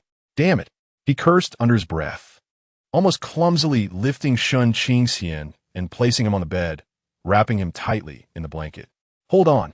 He dashed out of the room like a gust of wind, not even taking the time to put on a coat. The northern night was bitterly cold. Lin Yan started the off-road vehicle, the engine roaring to life as the car shot out of the outpost like an arrow, crushing the snow and ice beneath it, racing towards the nearest town with a pharmaceutical supplier. He practically broke down the door to awaken the already closed shopkeeper. Disregarding the startled expression on the latter's face as he grabbed the man by the collar, his eyes blazing. The best omega suppressants, the special ones. Hurry! The shopkeeper, terrified, scrambled to find several expensive imported suppressants. Lin Yan paid no heed to the price, snatching the suppressants and tossing down a sum of federal currency, far exceeding their worth, before whirling out of the shop and leaping into the vehicle to speed back. The entire sequence unfolded with astonishing swiftness. Upon his return to the room, the chilling air clung to him. Shun Qingxian lay curled up on the bed, groaning in a haze, the sweet pheromones saturating every corner of the room. Lin Yan panted heavily, his hands trembling slightly from anxiety and urgency. He tore open the packaging of the suppressants, carefully lifting Shun Qingxian's arm to locate a vein, and gently administered the cool liquid into his bloodstream. Once he completed this task, he exhaled in relief, his forehead glistening with cold sweat. The effects of the drug gradually took hold. Shun Qingxian's intense tremor subsided, the flush on his face began to fade, and his breathing steadied until he finally fell into a deep slumber. Lin Yan sat on the floor beside the bed, leaning against the bed's edge, gazing at Shun Qingxian's serene, sleeping visage. He glanced at the empty vial of the expensive suppressant in his hand, and the inexplicable anger and grievance that had once simmered within him were washed away by the recent panic, leaving behind only a lingering sense of dread and a tinge of guilt. Had he really shouted at him earlier? Had he frightened him into a pheromone disruption? The room fell silent, the only sounds being the two gradually steadying breaths. After a long while, Lin Yan seemed to have finally gathered his thoughts, his voice dry and awkward, bearing a weakness that was utterly uncharacteristic of him, as he spoke to the seemingly slumbering Shun Qingxian in a muffled tone. "I'm sorry." His voice was barely audible. To his surprise, the supposed sleeper, Shun Qingxian, suddenly murmured softly, thick with drowsiness and a hint of grievance, as if caught in a dream, yet also sounding like a complaint. "Why are you being so fierce? You bad egg. You don't even mean your apology." Lin Yan froze, his ears turning a noticeable shade of crimson. Was he really being criticized for lacking sincerity in his apology? Observing Shun Qingxian's slightly pouted lips, even in slumber, exuding a sense of grievance, the remnants of Lin Yan's earlier frustration evaporated entirely, replaced by an unprecedented, bittersweet emotion tinged with a touch of bewilderment. He opened his mouth, wishing to say something more, only to find himself at a loss for words. Ultimately, he fell silent, awkwardly extending his hand to gently brush his fingertips against Shun Qingxian's soft, black hair scattered across the pillow. The gesture was clumsy, yet imbued with a tenderness he himself had not fully recognized. Damn it. Apologizing was far more challenging than building a snowman or engaging in a brawl. Chapter 21. The Wife's Ex. What's wrong with 98? I'm a perfect 100. Following the tempest caused by the suppressant, the icy tension in the room seemed to thaw slightly. Yet a more complex and cautious emotion began to permeate the air between them. Lin Yan no longer wore a deliberately cold expression as he had in previous days, but his gaze was tinged with an unspoken irritation and clumsy attempts at probing that he was unaware of. Shun Qingxian, haunted by the earlier emotional breakdown and pheromone outburst, felt a sense of dread and embarrassment, growing increasingly reticent. Until that evening, they silently finished their dinner once more. As Shun Qingxian was clearing the table, his fingers accidentally knocked over a glass of water, spilling it across the surface. Startled, he hurriedly attempted to wipe it up, his movements betraying clear signs of panic and unease. This instinctive fear of impending reprimand finally struck a nerve in Lin Yan. He suddenly reached out, grasping Shun Qingxian's busy hands. His large hand enveloped Shun Qingxian's cool, trembling fingers completely. Shun Qingxian's body stiffened, and he looked up at Lin Yan in astonishment. Lin Yan's brows were tightly knitted, his gaze complex as it bore into him. After a prolonged silence of several seconds, he seemed to have made a resolute decision, his voice low and hoarse as he spoke. What exactly is going on with Gu Yanqing? Unlike the last time, he did not erupt in anger. Instead, there was a suppressed, almost stubborn inquiry in his tone. Clarify it for me. Shun Qingxian's complexion paled instantly, instinctively attempting to withdraw his hand, only to find Lin Yan's grip tightening. The pressure was not painful, but it bore an unwavering firmness that left no room for evasion. He gazed into Lin Yan's eyes, which no longer reflected the terrifying fury of before, but rather a depth and determination he could not comprehend. The long-buried feelings of grievance and fear seemed to find an outlet at this moment. He lowered his head, silent tears cascading down, falling onto their intertwined hands. His voice was barely above a whisper, laden with endless fatigue and sorrow. Gu Yanqing is the heir of the prestigious Gu family in the capital. Lin Yan's body tensed imperceptibly for a moment, yet he gently drew Shun Qingxian into his embrace, allowing him to sit on his lap. He did not interrupt, merely tightening his arms around Shun Qingxian, creating a silent and safe space for listening. Our families have been close for generations. When we turned 16, we underwent a pheromone compatibility test, which yielded a score of 98. Shun Qingxian's voice was calm, yet imbued with a weariness born of experience. It's quite high. Isn't it? Everyone believes it to be a match made in heaven, a strong alliance, so naturally, I became his fiancée. I thought that even without love, we could at least treat each other with respect, and in time, things would improve. He paused, a hint of bitterness creeping into his tone, but I forgot to ask whether he was willing. He despised this life that had been arranged for him. Loath being bound by familial expectations based on compatibility, he felt that I was merely a symbol of his inability to assert his own will. Shun Qingxian's voice trembled. So, from the very beginning, he detested me. No matter what I did, in his eyes, it was all wrong, all with ulterior motives. I tried my best to be suitable, learning to manage household affairs, to socialize, even going so far as to secretly learn how to prepare a cuisine he once mentioned liking. His voice fell, tinged with embarrassment, but he never deigned to try it. He was always surrounded by numerous others, various omegas, whom he never refused, even deliberately getting close to them in my presence. Whatever I said was dismissed as unreasonable, and everything I did was deemed inconsiderate. He accused me of leveraging our compatibility and family status to bind him, claiming my pheromones irritated him. Shun Qingxian closed his eyes, tears flowing silently. Later, my family fell into misfortune. Our influence diminished. He exhausted the last remnants of his patience with me. He said, Shun Qingxian, aren't you the one who prides yourself on being lofty? Don't you see yourself as unique? Leave me, and go see who would want an omega from a fallen family, with disordered pheromones, who is so utterly oblivious. He spoke, asserting that apart from himself, no premier alpha would desire me. He urged me to step out and experience it for myself. Subsequently, I found myself dispatched to the pairing center, treated like mere cargo, moving from one station to another. Indeed, no one wanted me. He choked on his words, burying his face in Lin Yan's chest, his body trembling slightly. Until the last station, when I encountered you. Having uttered these words, he seemed to expend all his strength, leaning languidly against Lin Yan, falling silent. Tears flowed silently, the warmth of his sorrow soaking the fabric of Lin Yan's shirt. Lin Yan remained silent, his jaw clenched tightly. He could sense the subtle tremors and despair emanating from the figure in his arms. Behind those understated narratives lay years of cold violence, culminating in abandonment and humiliation. All his previous rage and jealousy transformed into an ineffable heartache, coupled with an impulse to obliterate something. He yearned to drag that scoundrel Gu Yanchen out, to let him taste the bitterness of humiliation and degradation. Yet, in the end, he merely tightened his embrace around Shun Qingxian, enveloping him with his searing warmth and solid presence. Suddenly, Lin Yan spoke, his voice hoarse yet imbued with an unwavering certainty and almost audacious confidence. What does it matter? Shun Qingxian flinched slightly, raising his tear-filled eyes to meet him.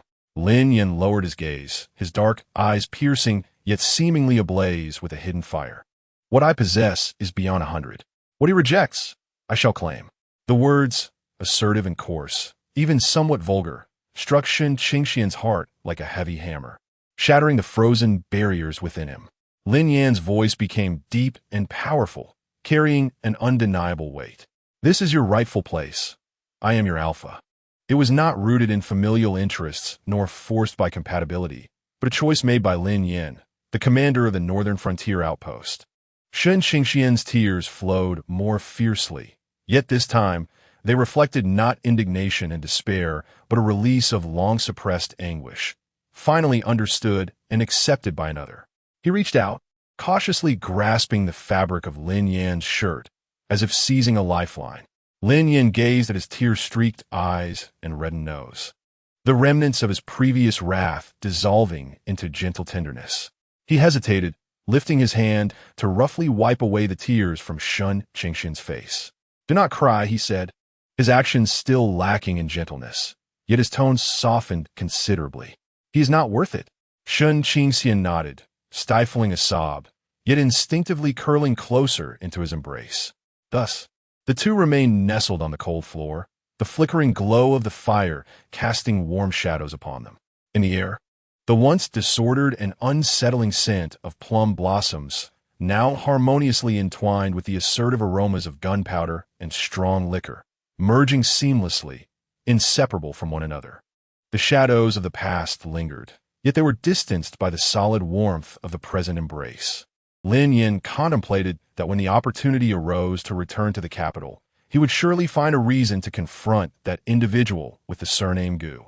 Meanwhile, Shun Qingxian mused that this embrace felt even warmer and more dependable than he had anticipated. Suddenly, a memory surged forth, causing him to choke up as he continued. The reason I called his name during my heat was due to an incident at a banquet. My body began to tremble violently, as if ensnared by a harrowing recollection. I could not discern if he acted intentionally or merely found it amusing, but he had exploited my distraction, using his pheromones to prematurely trigger my heat. Lin Yan's pupils dilated in shock. To deliberately provoke an Omega's heat with pheromones was an exceedingly vile and unethical act. I was terrified at that moment, pleading for him to provide me with suppressants or to take me away. Shun Qingxian recounted, his sobs rendering him breathless. Yet he merely stood there, watching me with a cold, disdainful smile, saying, "Aren't you my fiancé? Can't you withstand this little temptation?" Pathetic, then, he abandoned me in the lounge and locked the door. At that moment, Shun Qingxian's voice was filled with lingering fear and despair. It was a kind-hearted beta server who noticed something amiss, forcing the door open to prevent a repulsive alpha from taking advantage of him. However, from that day forth, Shun Qingxian raised his tear-filled eyes to Lin Yan, the depths of his fear palpable. Every time I enter my heat, I recall that moment, his gaze upon me, the feeling of being forsaken, helpless, and awaiting death. I am so afraid, truly terrified. Thus, that night, amidst overwhelming fear and chaos, the name he cried out was not one of longing, but rather a nightmare and shadow etched into his very being. After sharing this harrowing tale, Shun Qingxian felt as though all strength had been drained from him. Collapsing into a heap of despairing sobs, he laid bare his deepest, most painful scars before the only alpha he currently knew. Lin Yan was utterly frozen. All his anger, jealousy, and frustration were eclipsed by a more tumultuous and fierce emotion, an overwhelming blend of fury and heartache. He envisioned the scene, his Omega, so small and fragile, tormented and discarded by another alpha during the throes of his heat, left in peril. And that scoundrel was none other than his so-called fiancé. A compatibility score of 98? Nonsense. That rogue was utterly unworthy. He finally grasped the root of Shun Qingxian's profound fear, the origin of his pheromone turmoil, and the trauma that lay behind his unconscious cries. A violent urge to obliterate something surged within him. He longed to drag that scoundrel, Gu Yanqing, into the light and tear him apart. Yet, simultaneously, gazing at the nearly fainting Shun Qingxian, an unprecedented sense of compassion and protectiveness threatened to overwhelm him. In a sudden motion, he reached out, not merely to hold, but to fiercely envelop Shun Qingxian in his arms, holding him tightly against his chest.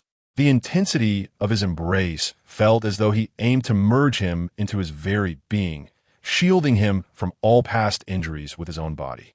His arms radiated warmth and trembled, imbued with a sense of dread and an ineffable regret for having previously quarreled over that name. Enough!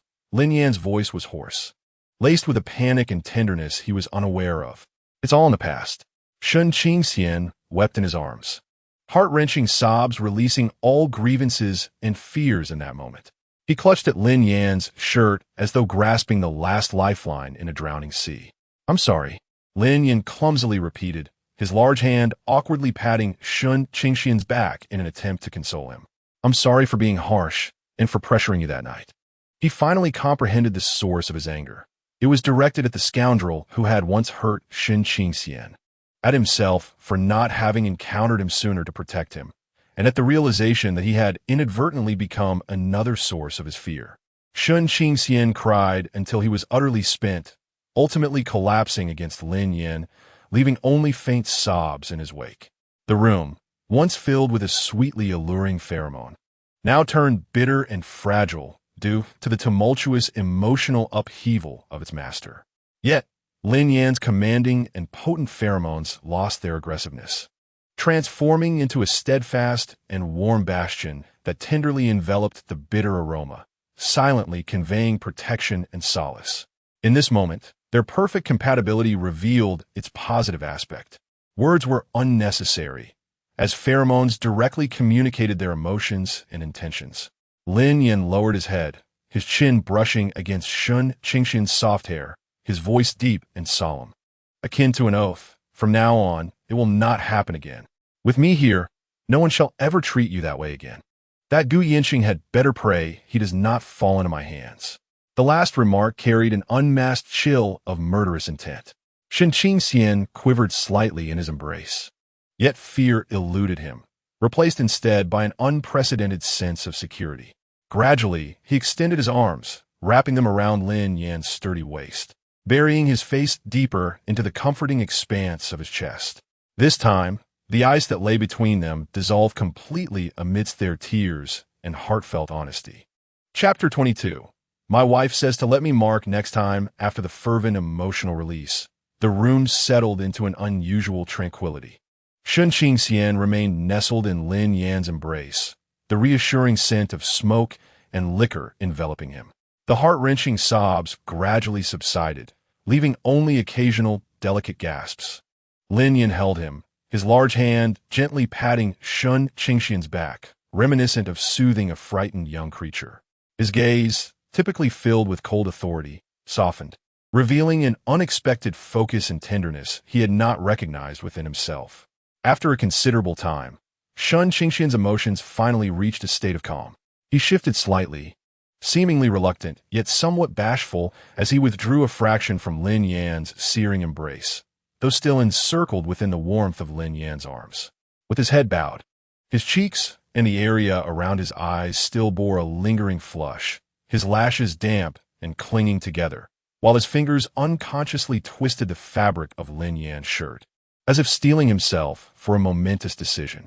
The room was enveloped in silence, punctuated only by the occasional crackle of the fireplace. At last, Shun Qingxian inhaled deeply, summoning his courage, and in a voice so soft it was nearly imperceptible, he hesitantly began. Next time, when I am in heat or when you are in your receptive phase. His voice trailed off, diminishing to a whisper, his cheeks aflame to the point of near bleeding, unable to meet Lin Yan's gaze. Let us mark each other. Upon uttering the final word, he nearly buried his entire head, with his ears flushed a translucent red, his body trembling slightly from overwhelming shyness and tension. This request, a bold proposition for marking, was for an omega, a most candid yet timid invitation of surrender. Lin Yan's body stiffened abruptly, the muscles in his arms tautening around Shun Qingxian. He gazed down at the soft, almost steamy crown of hair nestled against him, his heart seized as if gripped by a powerful force, then began to pound like a drum. The term marking, for them, with a perfect compatibility of 100, signified the utmost possession and union. From that moment forth, their pheromones would meld completely, branding each other as lives and souls.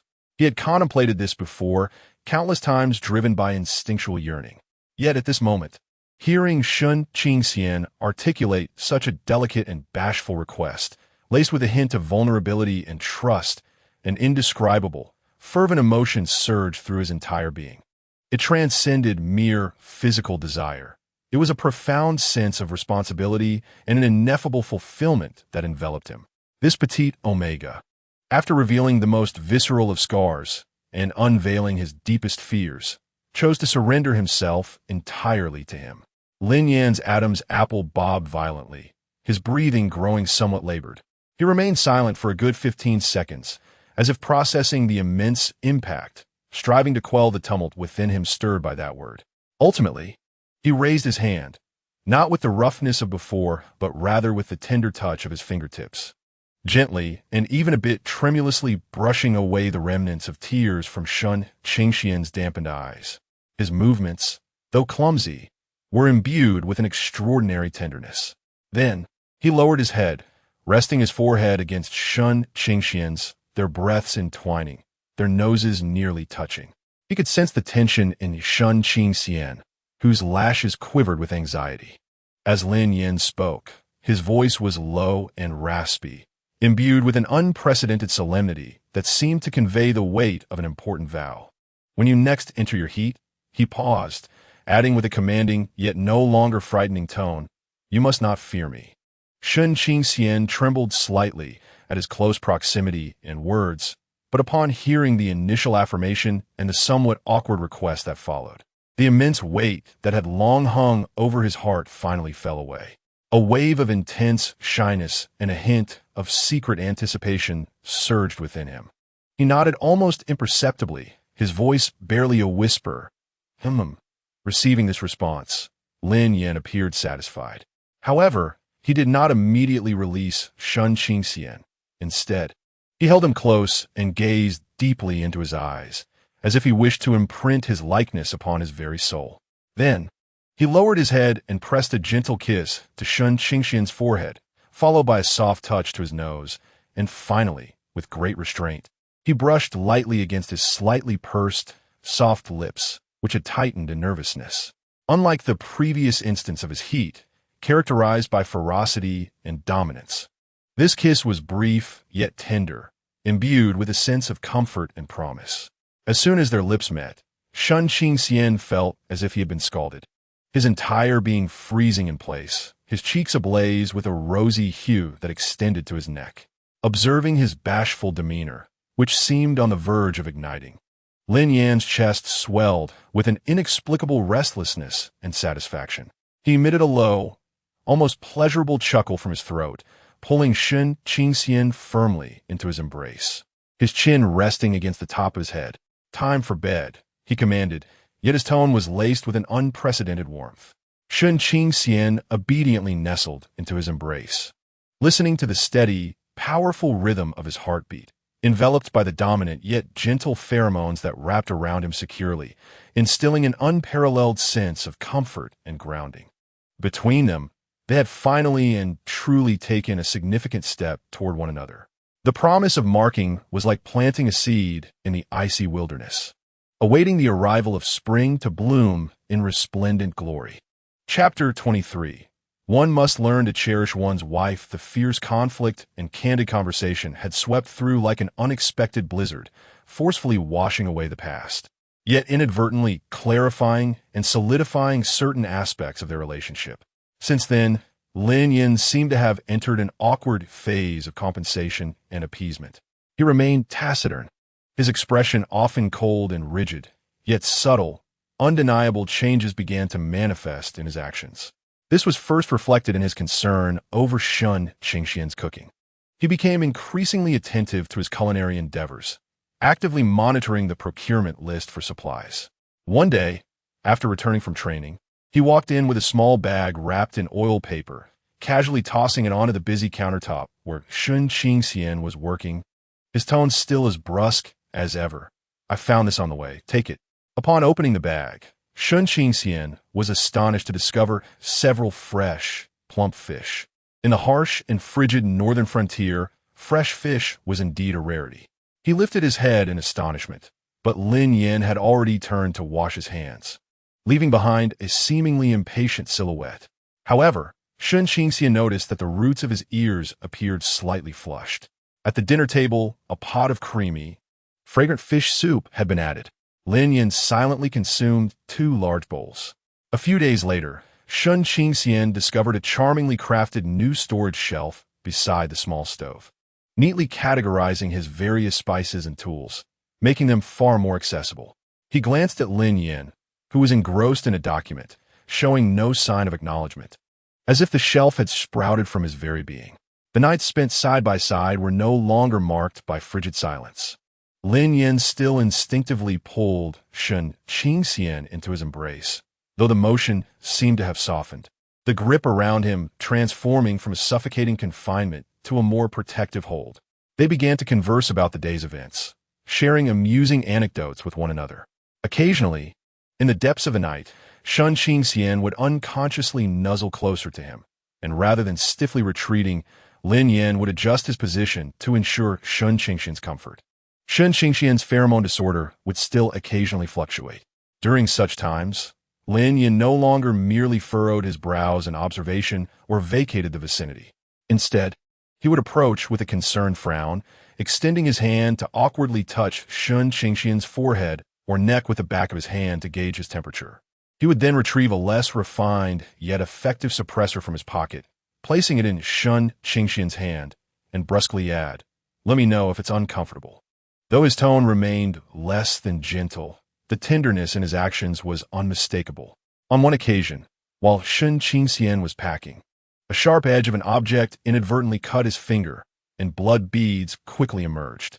Before he could react, Lin Yan, who had been seated at the table, sprang up with the ferocity of a startled leopard, seizing Shun Qingxian's wrist. What happened? His brow furrowed tightly, his expression tense as if he had encountered a grievous injury. "It's nothing, just a small cut," Shun Qingxian reassured him, taken aback by Lin Yan's intense reaction. Yet, Lin Yan swiftly procured antiseptic and a Band-Aid from the infirmary, guiding Shun Qingxian to sit on the edge of the bed.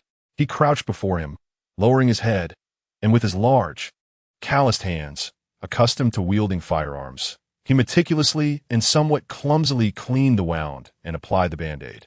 Throughout the entire process, his expression was as serious as if he were undertaking a delicate operation.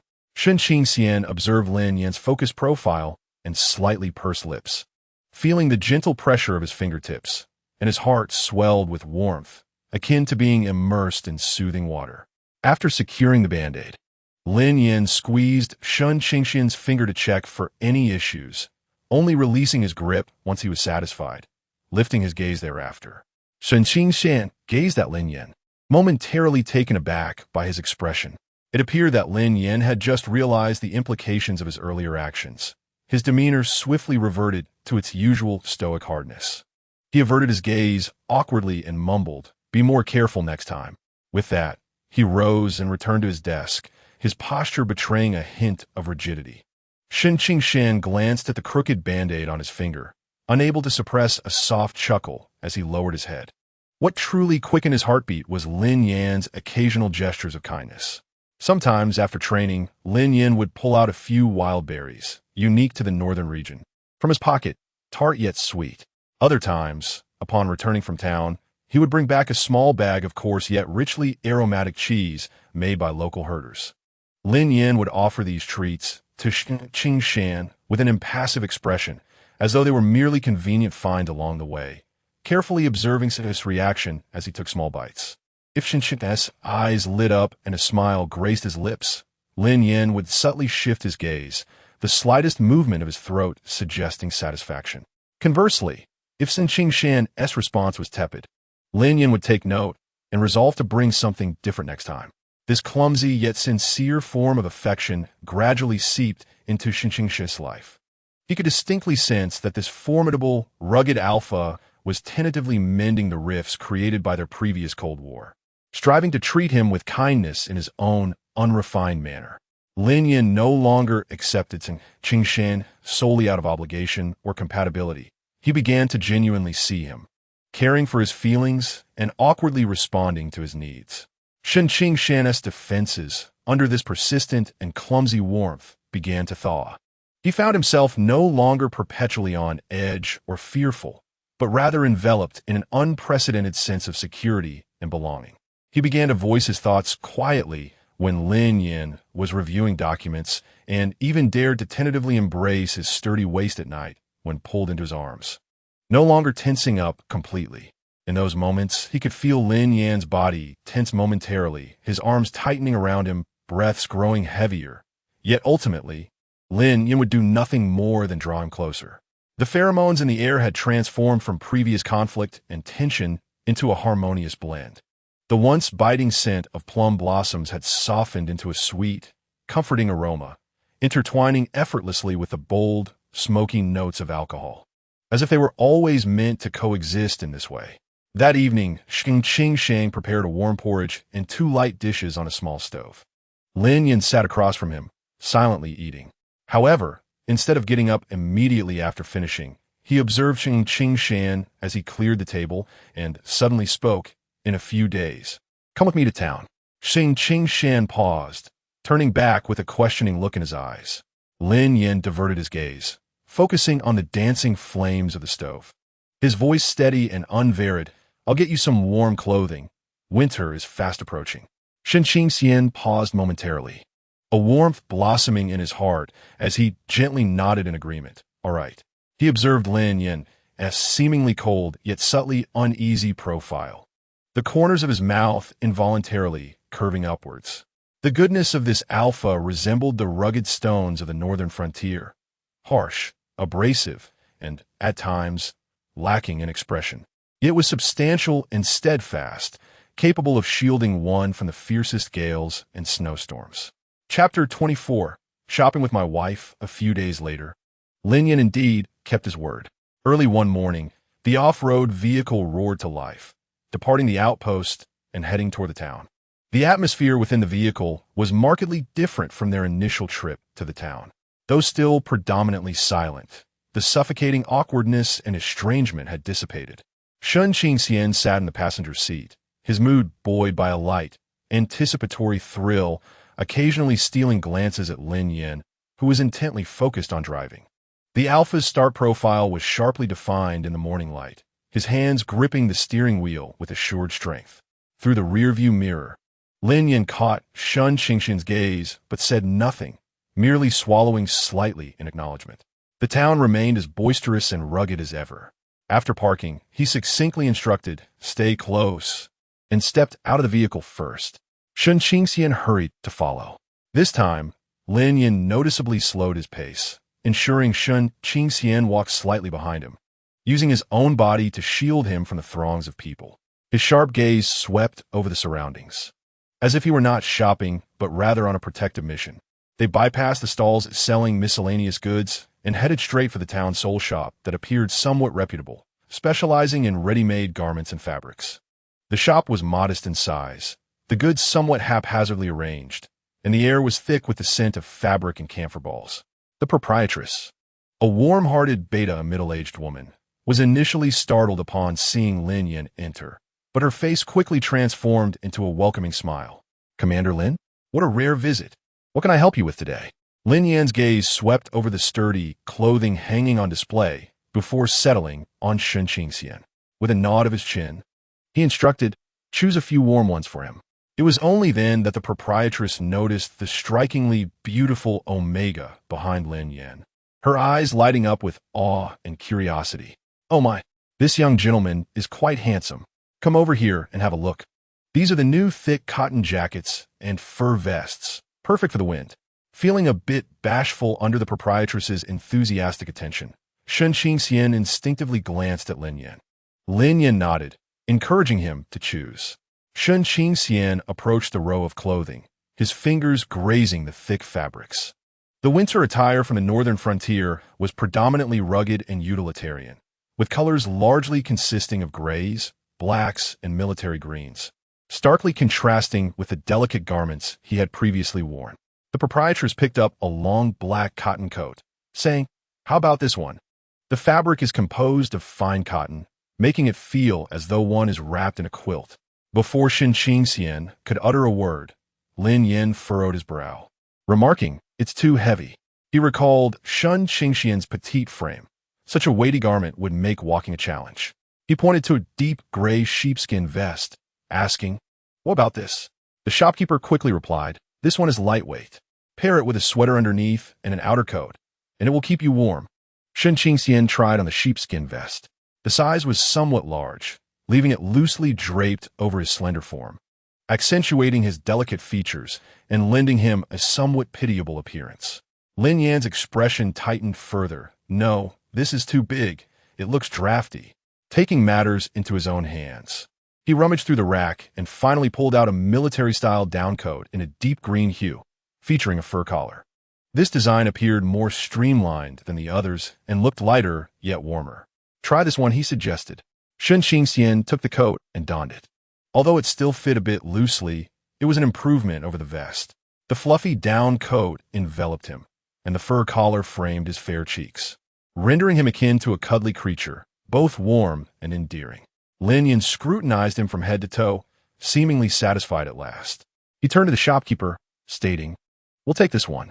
Now, find a sturdy pair of pants, along with a hat, gloves, and a scarf to complete the ensemble."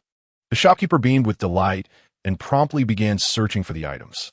Ultimately, Lin Yan, with the precision and standards of a military procurement officer, equipped Sun Qingxian with an entire winter wardrobe, leaving no detail overlooked, including thick socks and snow boots. At the checkout, the shopkeeper announced the total. Without batting an eye, Lin Yan retrieved a thick envelope from his coat pocket, counted out the cash, and handed it over with swift efficiency. Sun Qingxian observed the substantial stack of money, feeling a twinge of guilt, and softly remarked, "You really didn't have to buy so much." Lin Yan, having completed the transaction, accepted the large bag from the shopkeeper. He glanced at Sun Qingxian, responding coolly, "The winters in the northern frontier can be life-threatening. Do you wish to test that?" Sun Qingxian promptly fell silent. Yet warmth blossomed within him. After purchasing the clothing, Lin Yan did not depart immediately. He carried the bag and led Sun Qingxian through the marketplace. Upon passing a stall selling sun-dried wild fruits, he halted once more, and without waiting for Sun Qingxian's reaction, purchased a bag and handed it to him. As they strolled past a stall offering hot beverages, Lin Yan noticed Sun Qingxian's nose turning red from the cold wind. He approached and ordered a steaming cup of herbal tea brewed from local ingredients, then handed it to him, saying, "Hold this." Sun Qingxian cradled the warm cup, feeling the comforting heat radiate from its surface, reaching his very core. He even paused in front of stall selling used books, his gaze sweeping across the disarray of volumes. Following his gaze, Sun Qingxian's eyes brightened slightly upon spotting a few old books on mechanical principles that piqued his interest. Lin Yan noticed the change in his gaze, but said nothing. He simply approached and skillfully selected the few books that Sun Qingxian had taken a liking to from the pile of old tomes, inquiring about the price from the vendor. Upon receiving the price, Lin Yan promptly paid and stuffed the books into Sun Qingxian's arms, embracing the warmth of tea, dried fruits, and the newly acquired books. Sun Qingxian gazed at the tall figure ahead, who was carrying all the burdens for him. A profound sense of being well cared for and thoughtfully attended to filled his chest. This man, though lacking in eloquence and often sporting a stern expression, ensured in the most straightforward manner that Sun Qingxian was warm, well-fed, and had his favorite snacks. He even paid attention to the books Sun Qingxian wished to read. Such kindness was undeniably comforting. On the way back, Sun Qingxian donned the newly purchased dark green down jacket, which indeed proved to be warm and lightweight. Holding the old books in his arms, a gentle smile lingered at the corners of his mouth. As Lin Yan drove, he caught a glimpse of Sun Qingxian's satisfied and obedient demeanor through the rearview mirror, his fingers lightly tapping the steering wheel. Yes, a little grooming made a significant difference. He resolved to take Sun Qingxian out more often. Outside the car, the vast and desolate expanse of northern Xinjiang remained bleak and cold, yet the interior of the vehicle was suffused with warmth. An unspoken bond of understanding and affection flowed silently between the two, more profound and touching than any fervent declaration of love. Chapter 25. My wife applies lip balm for me. The winters in northern Xinjiang are dry and protracted, with the biting wind slicing through the air, easily robbing skin of its moisture. Despite the warmth of the hearth within the room, Sun Qingxian's pampered lips inevitably began to dry and crack, causing a slight sting with every word spoken or morsel consumed. From the depths of his seemingly treasure-laden suitcase, he retrieved a delicately packaged lip balm, infused with a subtle honeyed fragrance. That afternoon, he sat on the edge of the bed, facing a small mirror, meticulously applying the lip balm in an attempt to alleviate the discomfort. Lin Yan, seated at the desk, verifying the inventory list, heard the faint rustling and instinctively glanced over. He beheld Sun Qingxian tilting his head slightly, revealing the delicate line of his slender neck, his fingers deftly holding the small, cream-colored balm as he attentively applied it to his soft pink lips. The balm imparted a luscious sheen to his lips, rendering them irresistibly glossy and inviting, as if silently beckoning. Lin Yan's gaze was abruptly ensnared. His throat involuntarily bobbed. He felt a sudden thirst creeping in. The 100 compatibility began to stir restlessly. As the faint scent of honey mingled with Shun Qingxian's own cool plum blossom fragrance wafted through the air, creating an intoxicating allure. Once finished, Shun Qingxian instinctively pressed his lips together, ensuring an even application of the balm. As he turned his head, he unexpectedly met Lin Yan's penetrating gaze, filled with a certain depth of meaning.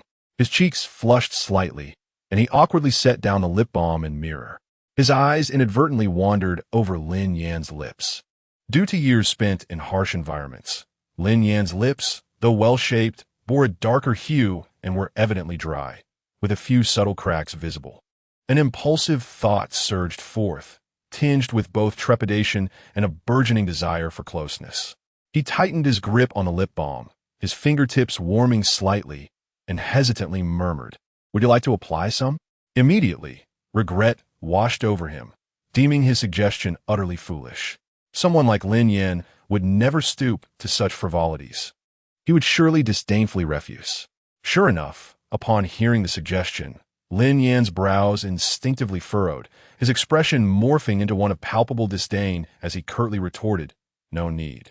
A man applying such a thing, what nonsense!" The resistance in his tone was unmistakable.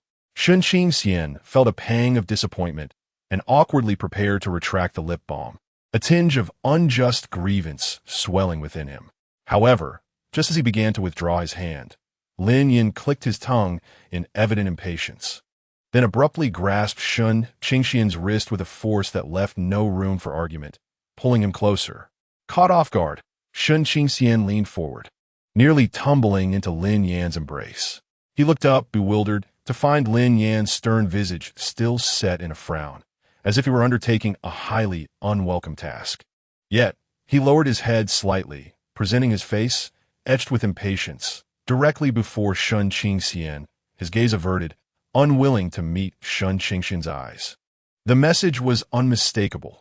Despite his verbal refusal, his body spoke volumes. Shun Qingxian's heart raced wildly, his hand holding the lip balm, trembling slightly. He gazed at Lin Yan's coldly defined yet somewhat parched lips, his cheeks burning with a fierce blush. Drawing a deep breath, he summoned his courage and, with slightly trembling fingers, twisted open the tube of lip balm, still warm with his own body heat and breath. Carefully, he began to apply it to Lin Yan's lips. In. His fingertips occasionally brushed against the dry yet soft lip surface, sending electric jolts of sensation racing from his fingertips to his heart. Lin Yan's body seemed to momentarily stiffen, yet he did not move away or push him aside. Instead, his Adam's apple bobbed, and his breathing grew slightly heavier, still stubbornly fixated on the wall beside him, though a faint blush crept up his ears. In the air, the subtle sweetness of honey seemed to intensify, weaving through the space between them, mingling with the increasingly potent scent of their pheromones, creating an atmosphere thick with ambiguity that left one feeling dizzy. The same tube of lip balm. First, Shun Qingxian had used it, and now it was applied to Lin Yan's lips. Could this be considered an indirect kiss? Shun Qingxian dared not dwell further on the thought, his fingers trembling more violently as he hurriedly applied a few strokes, eager to withdraw his hand. Yet, just as he was about to pull away, Lin Yan suddenly spoke, his voice even more hoarse than before. He cast a fleeting glance at Shun Qingxian, his eyes deep and penetrating. The right side, did you miss it? Blushing, Shun Qingxian could only carefully touch up the area, his heart racing as if it might leap from his chest. At last he had finished. Shun Qingxian felt as though he had accomplished an exceedingly arduous task. Swiftly retracting his hand and securing the lip balm, tightly clasped in his palm, still imbued with the warmth and sensation of Lin Yan's lips. Lin Yan straightened up, raising his hand as if casually brushing his fingertips across his own lips, savoring the unfamiliar slickness and the lingering, delicate scent of honey that unmistakably belonged to Shun Qingxian. His expression remained largely unchanged, even disdainfully commenting, "It's rather sticky." Yet, instinctively, he extended his tongue and quickly licked his lips. Sweet. Then, as if to mask something, he picked up the list on the table, feigning seriousness, but the slight upward curve of his lips and the glimmer of amusement in his eyes betrayed his not-so-dismal mood. Shun Qingxian, bowing his head, observed the lip balm in his hand, unable to suppress a sweet smile that crept onto his face. The air around them, once imbued with a sharp plum fragrance, had inexplicably transformed into a warm, sweet embrace, while the once overwhelming scent of smoke and strong liquor seemed to soften, entwining in a quiet dance. An indirect kiss? Perhaps indeed. Chapter 26. The days with a wife become increasingly promising in the deep autumn of the north. The chill intensified, and the sky perpetually displayed a clear and lofty gray-blue hue. Wrapped in the thick scarf Lin Yan had purchased for him, Shun Qingxian sat patiently on a small stool by the window, meticulously sorting through a basket of wild mushrooms Lin Yan had brought back the previous day. These mushrooms were gathered by the soldiers during their patrols, showcasing an exquisite appearance and carrying the distinctive fragrance of the wilderness. His nimble fingers deftly separated the various kinds of mushrooms, his movements detailed and focused. Sunlight streamed through the glass, illuminating his gently lowered eyelashes and the healthy glow of his cheeks, creating a serene and beautiful scene. Compared to when he first arrived, he had indeed become a bit rounder, not in a way that suggested obesity, but rather in a manner that conveyed the gentle softness born from careful nurture, softening his previously sharp jawline, rendering him even more endearing. With a soft click, the door swung open, and Lin Yan entered, bringing with him a breath of the outside chill. He seemed to have returned earlier than usual today. Shun Qingxian lifted his head, offering him a gentle smile. His voice warm. "You're back?" Lin Yan replied, his gaze instinctively lingering on Shun Qingxian's face, as his eyes swept over the rosy complexion. A flicker of barely perceptible satisfaction crossed his gaze. He removed his cold military overcoat and hung it up, his gaze sweeping over the basket of mushrooms beside Shun Qingxian. "Are these for soup tonight?" Shun Qingxian inquired, lifting a plump mushroom to seek his opinion. Lin Yan approached, bending down to take a closer look, his nose nearly brushing against Shun Qingxian's hair. The cold, sweet fragrance of plum blossoms mingled with the mushroom's earthy aroma, prompting him to instinctively inhale deeply. "Do as you wish." He straightened up, his tone remaining flat. Yet, after a brief pause, as if recalling something, he retrieved a small parcel wrapped in a clean handkerchief from the pocket of his uniform. He presented it to Shun Qingxian. With a hint of curiosity, Shun Qingxian accepted the parcel, feeling its slight weight, still warm from Lin Yan's touch. Carefully, he unwrapped the handkerchief to reveal several bright, round hawthorn fruits, plump and vibrant. They resembled red gemstones, their allure heightened against the dull fabric of the handkerchief. "Hawthorn?" Shun Qingxian exclaimed, his eyes widening in surprise. "Where did you find these at this time of year?" The northern frontier was bitterly cold, and fresh fruit was a rarity, let alone such delightful hawthorn. I encountered a fellow townsman selling a load on the road. There weren't many left, just these, Lin Yan replied nonchalantly, as if recounting a trivial event. However, he deliberately omitted the fact that he had nearly emptied the man's basket in his eagerness to procure these few fruits, almost falling prey to being overcharged in the process. Shun Qingxian picked up a hawthorn, its skin smooth and cool, releasing an enticing tartness. He couldn't help but swallow, his recently pampered palate seemingly awakened by the fruit's sourness. "Thank you," he said, looking up at Lin Yan with sparkling eyes, his heart brimming with warmth, as if filled by the little tangy fruit. Lin Yan always observed and quietly noted his occasional preferences, then discreetly sought to fulfill them.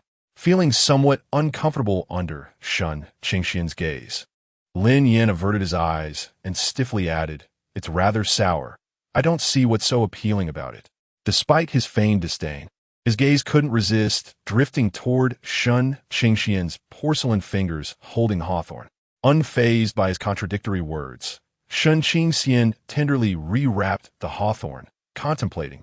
"We can make hawthorn cake or brew some hawthorn tea. It aids digestion quite well."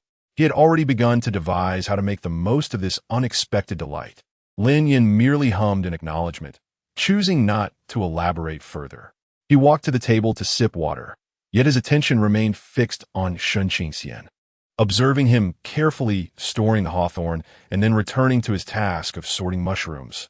Lin Yan noted the soft contours of his profile and the gentle smile playing at his lips.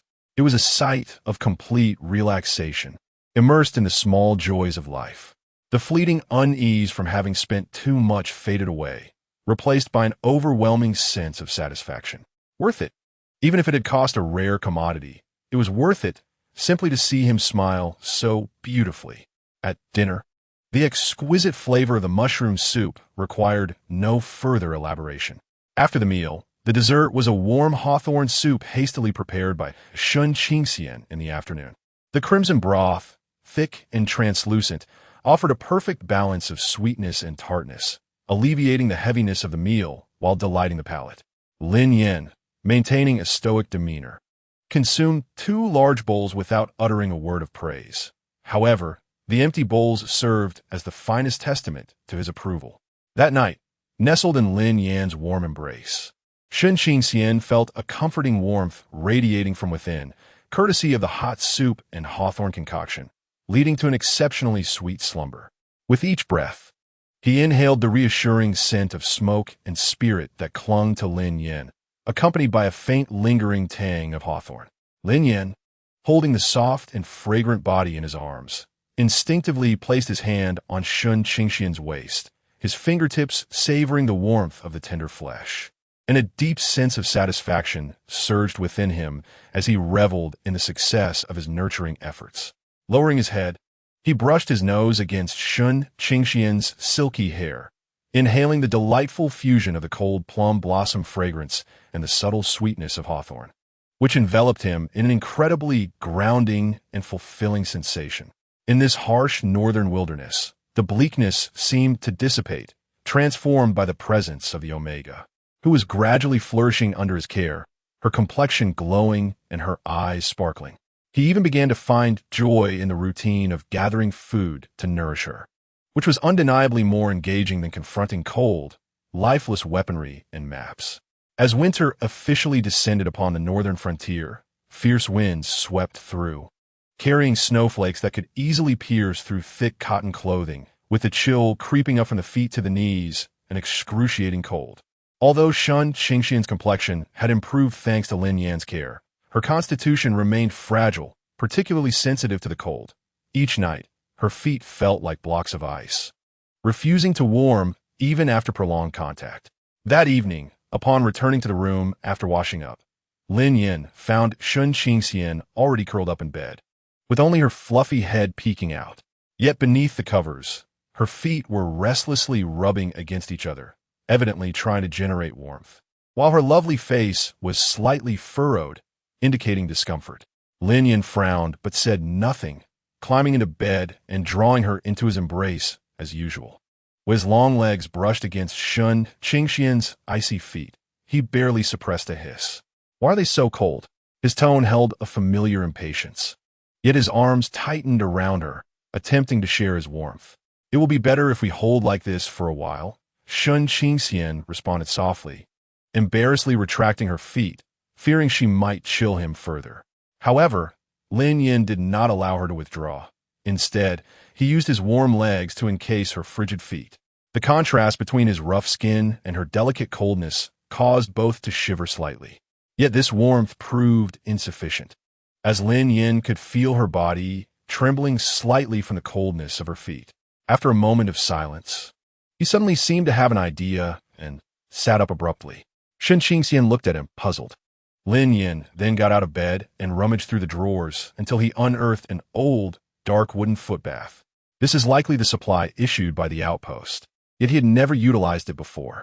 He lifted the thermos from the corner, tested the water temperature, and poured the steaming liquid into the basin, causing a cloud of white vapor to envelop the room. After completing this task, he approached the bedside, unceremoniously scooping both the person and the blanket into his arms and placing them by the basin, commanding in a stern tone, "Soak your feet."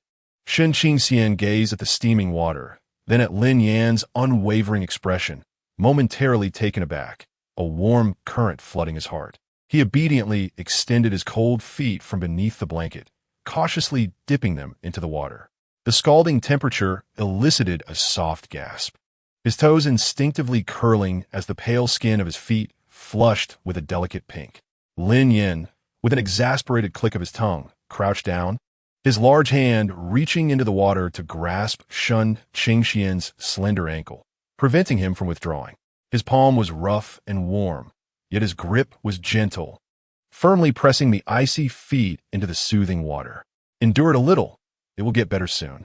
Indeed, after the initial sting subsided, a comforting warmth gradually spread from the soles of his feet, dispelling the bone-deep chill, prompting Shun Qingxian to exhale softly in relief as his toes began to unfurl. Lin Yan remained beside him, his gaze fixed on the submerged feet. Shun Qingxian's feet mirrored his delicate nature, fair and graceful, with rounded toes that, after soaking in the warm water, revealed a healthy pink hue akin to newly blossomed petals, so distinct from his own calloused, scarred feet. As he observed, Lin Yan's expression deepened, almost as if compelled by an unseen force. He extended his hand, not with his palm, but rather with his fingertips, awkwardly brushing against Shun Qingxian's instep. The sensation was smooth and warm, stirring an inexplicable flutter within him. Shun Qingxian was startled by this sudden gesture, his toes recoiling. His cheeks instantly flushed with a rosy hue as he murmured, "What are you doing?" Lin Yan, seemingly jolted back to reality, quickly withdrew his hand, a hint of awkwardness flashing across his face.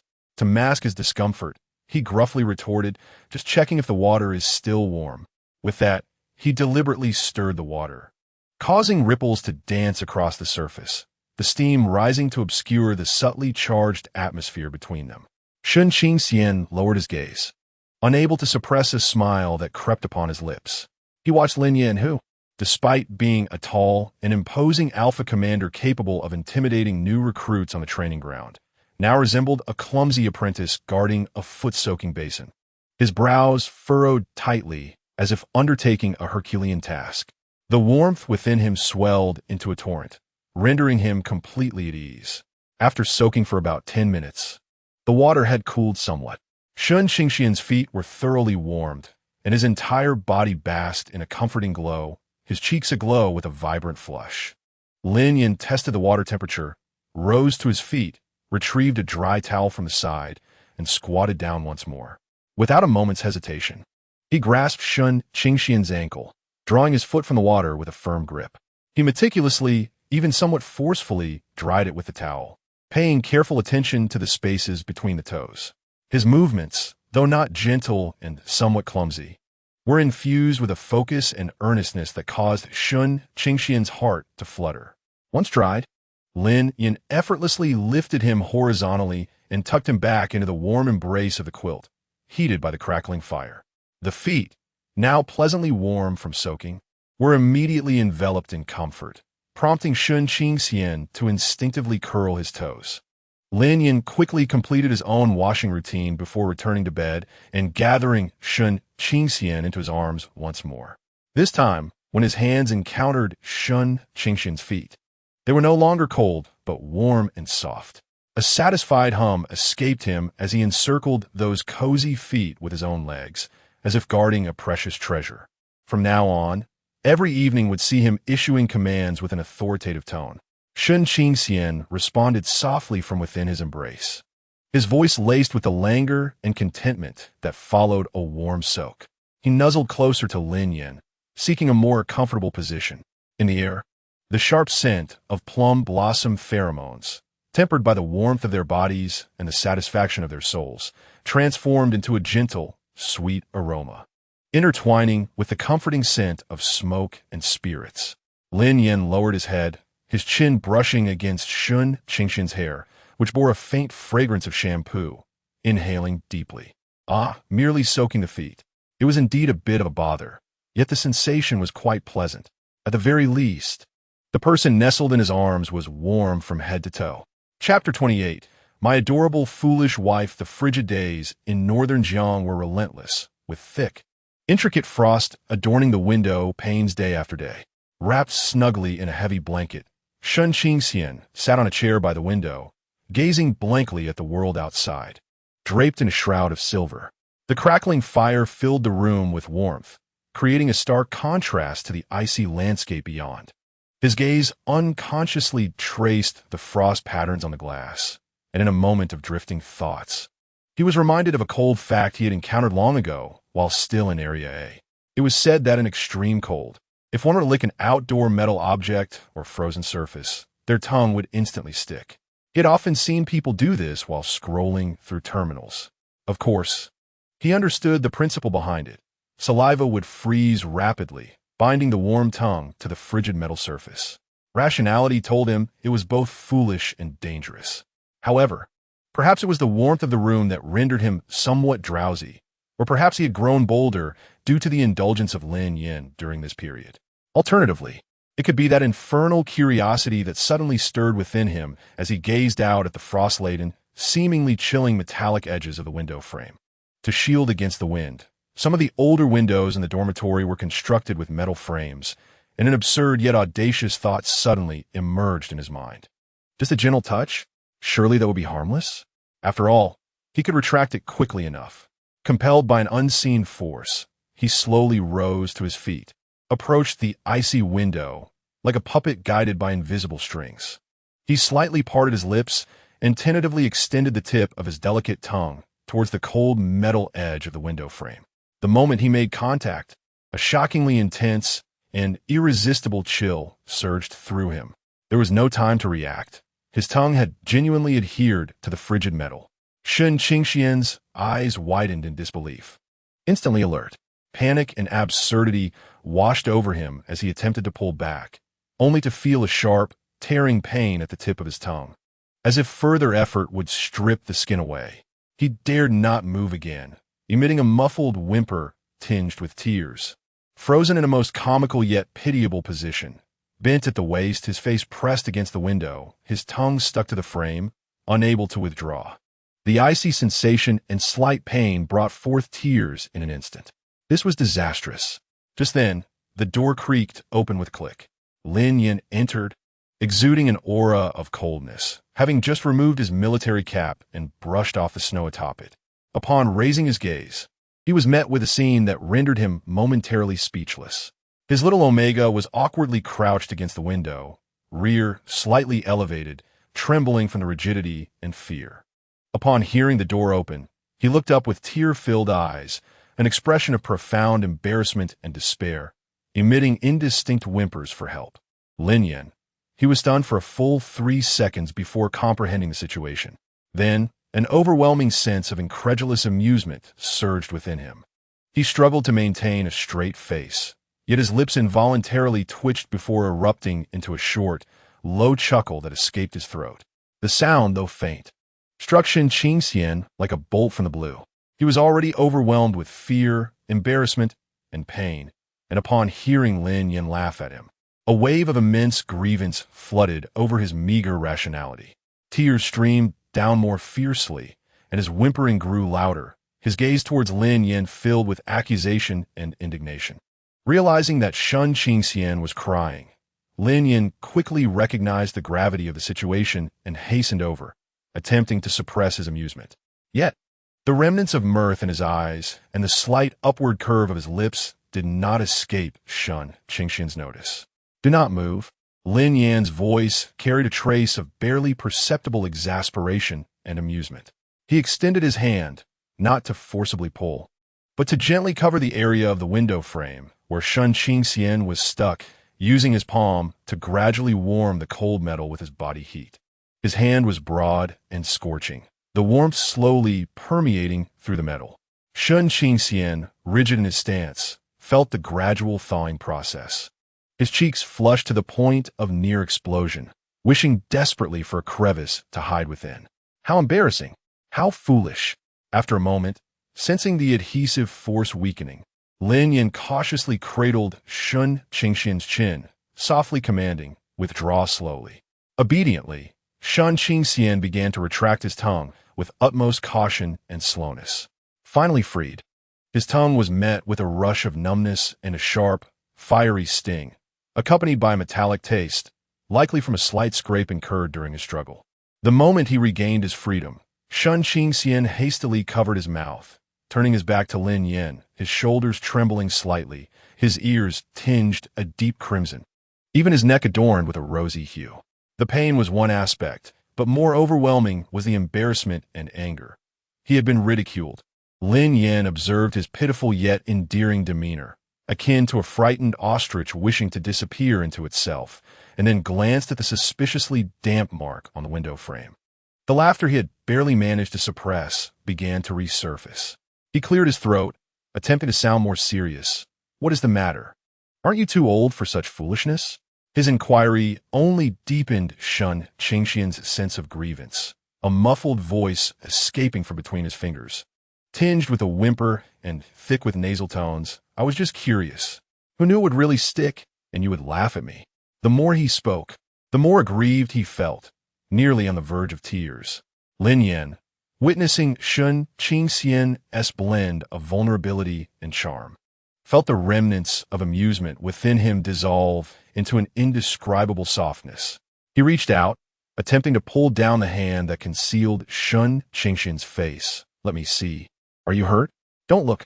Sun Qingxian, unusually irritable, swatted his hand away and turned slightly to the side, presenting the back of his head to Lin Yan, his entire demeanor radiating a clear message. "I am upset.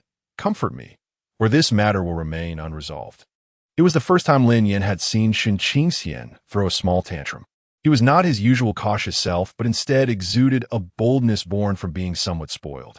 It intrigued him and stirred a yearning within.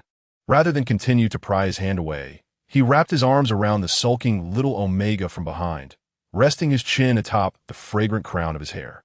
"All right." His voice lowered, infused with a hint of resigned affection. "It was my fault. I should not have laughed at you." Sun Qingxian squirmed in his embrace, signaling his disapproval of such a dry apology. Lin Yan paused, suddenly tilting his head to find the translucent red of his earlobe, quickly and gently biting it, feeling the body in his arms tremble sharply. Then, with a low chuckle, he whispered breathily in her ear, "But it is indeed quite adorable."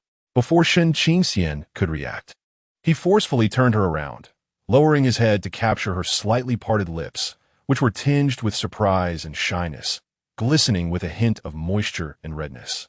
This kiss transcended the previous fleeting or forceful encounters. It was imbued with clear amusement and profound affection, tenderly caressing and exploring her possibly injured tongue, as if seeking to soothe the grievances and pain she had just endured.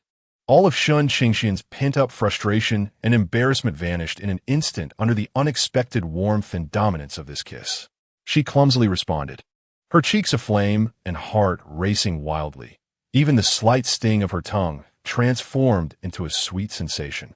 As the kiss concluded, Sun Qingxian, breathless and languid, melted into Lin Yan's embrace, her gaze dazed and her face flushed, devoid of any trace of anger. Lin Yan gazed at her blissfully dazed countenance with satisfaction, gently brushing his fingers against her moist lips, his tone unwaveringly authoritative. "You must not engage in such foolishness again. Do you understand?" Sun Qingxian buried her face in his chest, nodding slightly, her voice barely a whisper. "Oh, yes." Although it was profoundly embarrassing, it seemed not entirely disadvantageous. Chapter 29. My wife finally belongs to me. The snow season in the northern frontier appeared interminable, and the alpha's susceptible phase was as fierce and unpredictable as the inclement weather. Lin Yan's susceptibility was further exacerbated by his top-tier alpha constitution and the proximity of a perfectly matched omega, rendering him particularly restless. The signs had been evident. Lin Yan became increasingly agitated, his training lacking restraint, nearly overwhelming his sparring partners. His returns to his room became more frequent, yet he did little.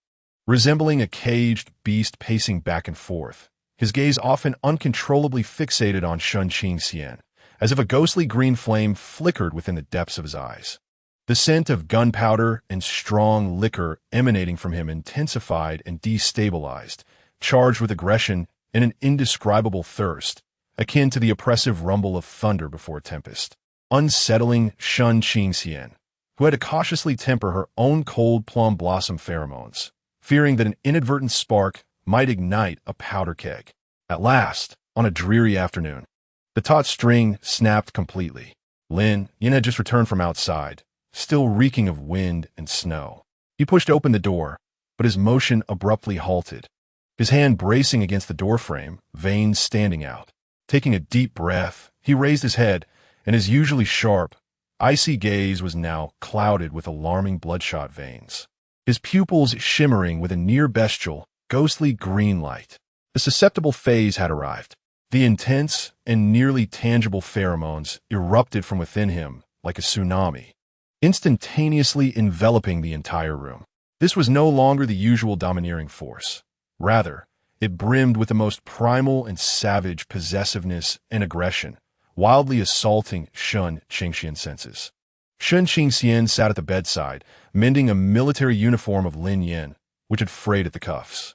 The sudden onslaught of pheromones caused him to tremble, the needle pricking his fingertip and drawing forth a single drop of crimson blood. He looked up in astonishment, locking eyes with Lin Yan, whose gaze seemed capable of devouring him whole. His heart contracted sharply, instinctively retreating a step. Lin Yan's breath was heavy, reminiscent of a worn-out bellows, his chest heaving violently. At last, the long-awaited sensitive period had arrived. He could finally mark his omega. His gaze was fixated on Shun Qingxian, traversing from the pale visage to the slender neck, and finally to the curled-up form, each subtle movement igniting his already burning nerves with fervor. He advanced into the room, each step resonating with a weight that made the floor tremble beneath him. Approaching the bedside, his towering silhouette cast a shadow that completely enveloped Shun Qingxian. The stark contrast in their sizes rendered the scene particularly daunting. Before Lin Yan, Shun Qingxian appeared as prey easily seized and devoured. Shun Qingxian, Lin Yan's voice quivered imperceptibly. The sting in his fingertip and the terrifying pressure from the alpha sent shivers down his spine. Memories of their agreement flooded his mind, causing his heart to race with a mix of fear and an indescribable thrill driven by instinct. Lin Yan paused at the bedside, leaning down, his hands bracing against the edges of the bed, effectively trapping Shun Qingxian beneath his breath and presence. Lowering his head, his searing breath, laden with potent pheromones, cascaded against Shun Qingxian's face and neck, igniting his skin with heat. "You said." Lin Yan's voice was hoarse, nearly breaking, each word seeming to emerge from between clenched teeth, laden with intense suppressed pain and yearning. His eyes, glowing with a greenish hue, bore into Shun Qingxian, as if seeking final confirmation or perhaps pleading for release. The instinct of an alpha in a sensitive period clamored for marking and possession. Yet the remnants of his rationality and the promise made to Shun Qingxian bound him, compelling him to await permission. Shun Qingxian felt a surge of fear. Yet he could also distinctly sense Lin Yan's remarkable restraint. Observing the veins straining at Lin Yan's temples and the beads of sweat cascading down, he noted the slight tremor in his arms from his fierce struggle for control, and his heart felt as though it had been struck by something profound. He recalled Lin Yan's protective presence during his own estrus, recalling their agreement regarding marking. Gradually, fear was supplanted by a torrent of empathy and trust. Taking a deep breath and summoning all his courage, he extended his slightly trembling hand to gently touch Lin Yan's taut arm, his voice soft yet clear. This single utterance felt like a decree of absolution. In Lin Yan's eyes, the final thread of reason snapped irrevocably, and the emerald glow surged forth with intensity. He let out a low roar, akin to a ferocious beast finally breaking free from its shackles, and abruptly bent down, enveloping Shun Qingxian tightly in his embrace. The force was astonishing, as if he intended to crush him, the bones creaking softly under the pressure. Shun Qingxian found himself almost entirely subsumed within Lin Yan's heart. Heated chest, overwhelmed by the wild pheromones and the searing warmth radiating from him. Lin Yan's fervent lips brushed against Shun Qingxian's ear, emitting a muffled, insistent whisper laden with undeniable possession. "You are mine." He effortlessly lifted Shun Qingxian, whose smaller stature made him seem even more delicate and helpless in Lin Yan's grasp. Holding him as if he were a precious treasure reclaimed, he strode purposefully toward the bed, resembling a predator securing its soon-to-be marked prey. As Shun Qingxian was placed upon the bed, Lin Yan's towering shadow loomed over him. His arms braced against either side of Shun Qingxian's head, his solid chest nearly enveloping him entirely. Passionate kisses fell like raindrops, no longer gentle inquiries, but rather imbued with the impatient and domineering fervor characteristic of an alpha in their sensitive period. They traversed from his forehead to his eyes, to the tip of his nose, and finally to his lips, chin, and neck, igniting sparks of desire wherever they touched. The perfect compatibility of 100% revealed its lethal allure at that moment, and the instinctual response of the Omega rendered him unable to resist the encroachment from his destined alpha, even beginning to shamefully acquiesce.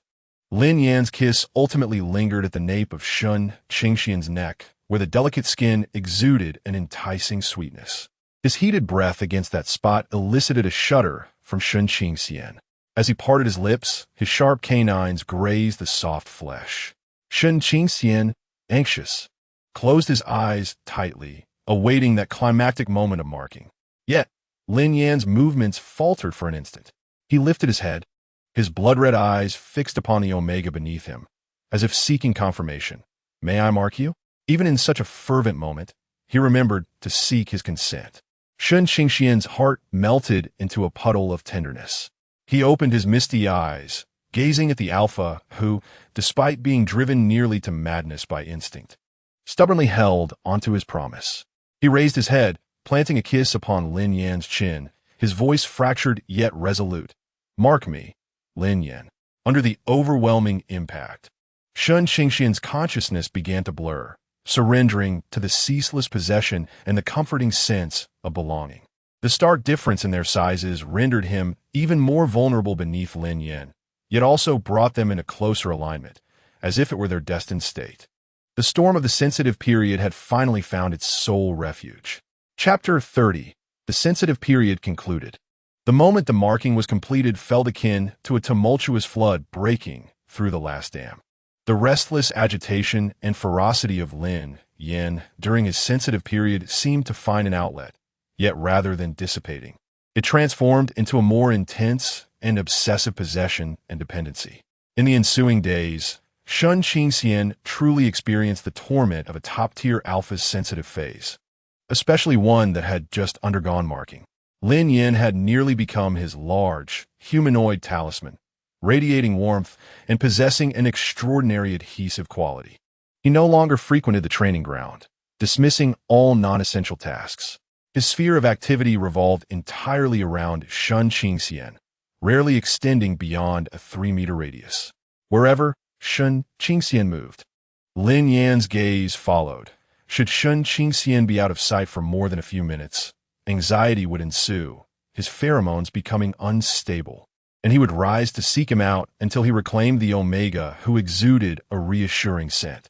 During the day, when Shun Qingxian wished to read by the window, Lin Yan would envelop him from behind, resting his chin in the crook of his neck, his heated breath cascading onto Shun Qingxian's sensitive skin, rendering him utterly unable to concentrate on his book. When Shun Qingxian attempted to prepare a meal at the small stove, the moment he stood, Lin Yan would immediately follow, shadowing him to the corner, wrapping his arms around his waist from behind, like an enormous guardian spirit, causing Shun Qingxian to nearly confuse sugar for salt. "You don't need to follow me so closely," Shun Qingxian murmured in exasperation for the umpteenth time, attempting to pry apart the iron grip around his waist. In response, Lin Yan tightened his embrace, his discontent manifesting as a low, nasal hum buried in Shun Qingxian's neck, accompanied by the omnipresent, domineering declaration of ownership in his pheromones, saturating Shun Qingxian with his essence. Even sleep became an arduous endeavor.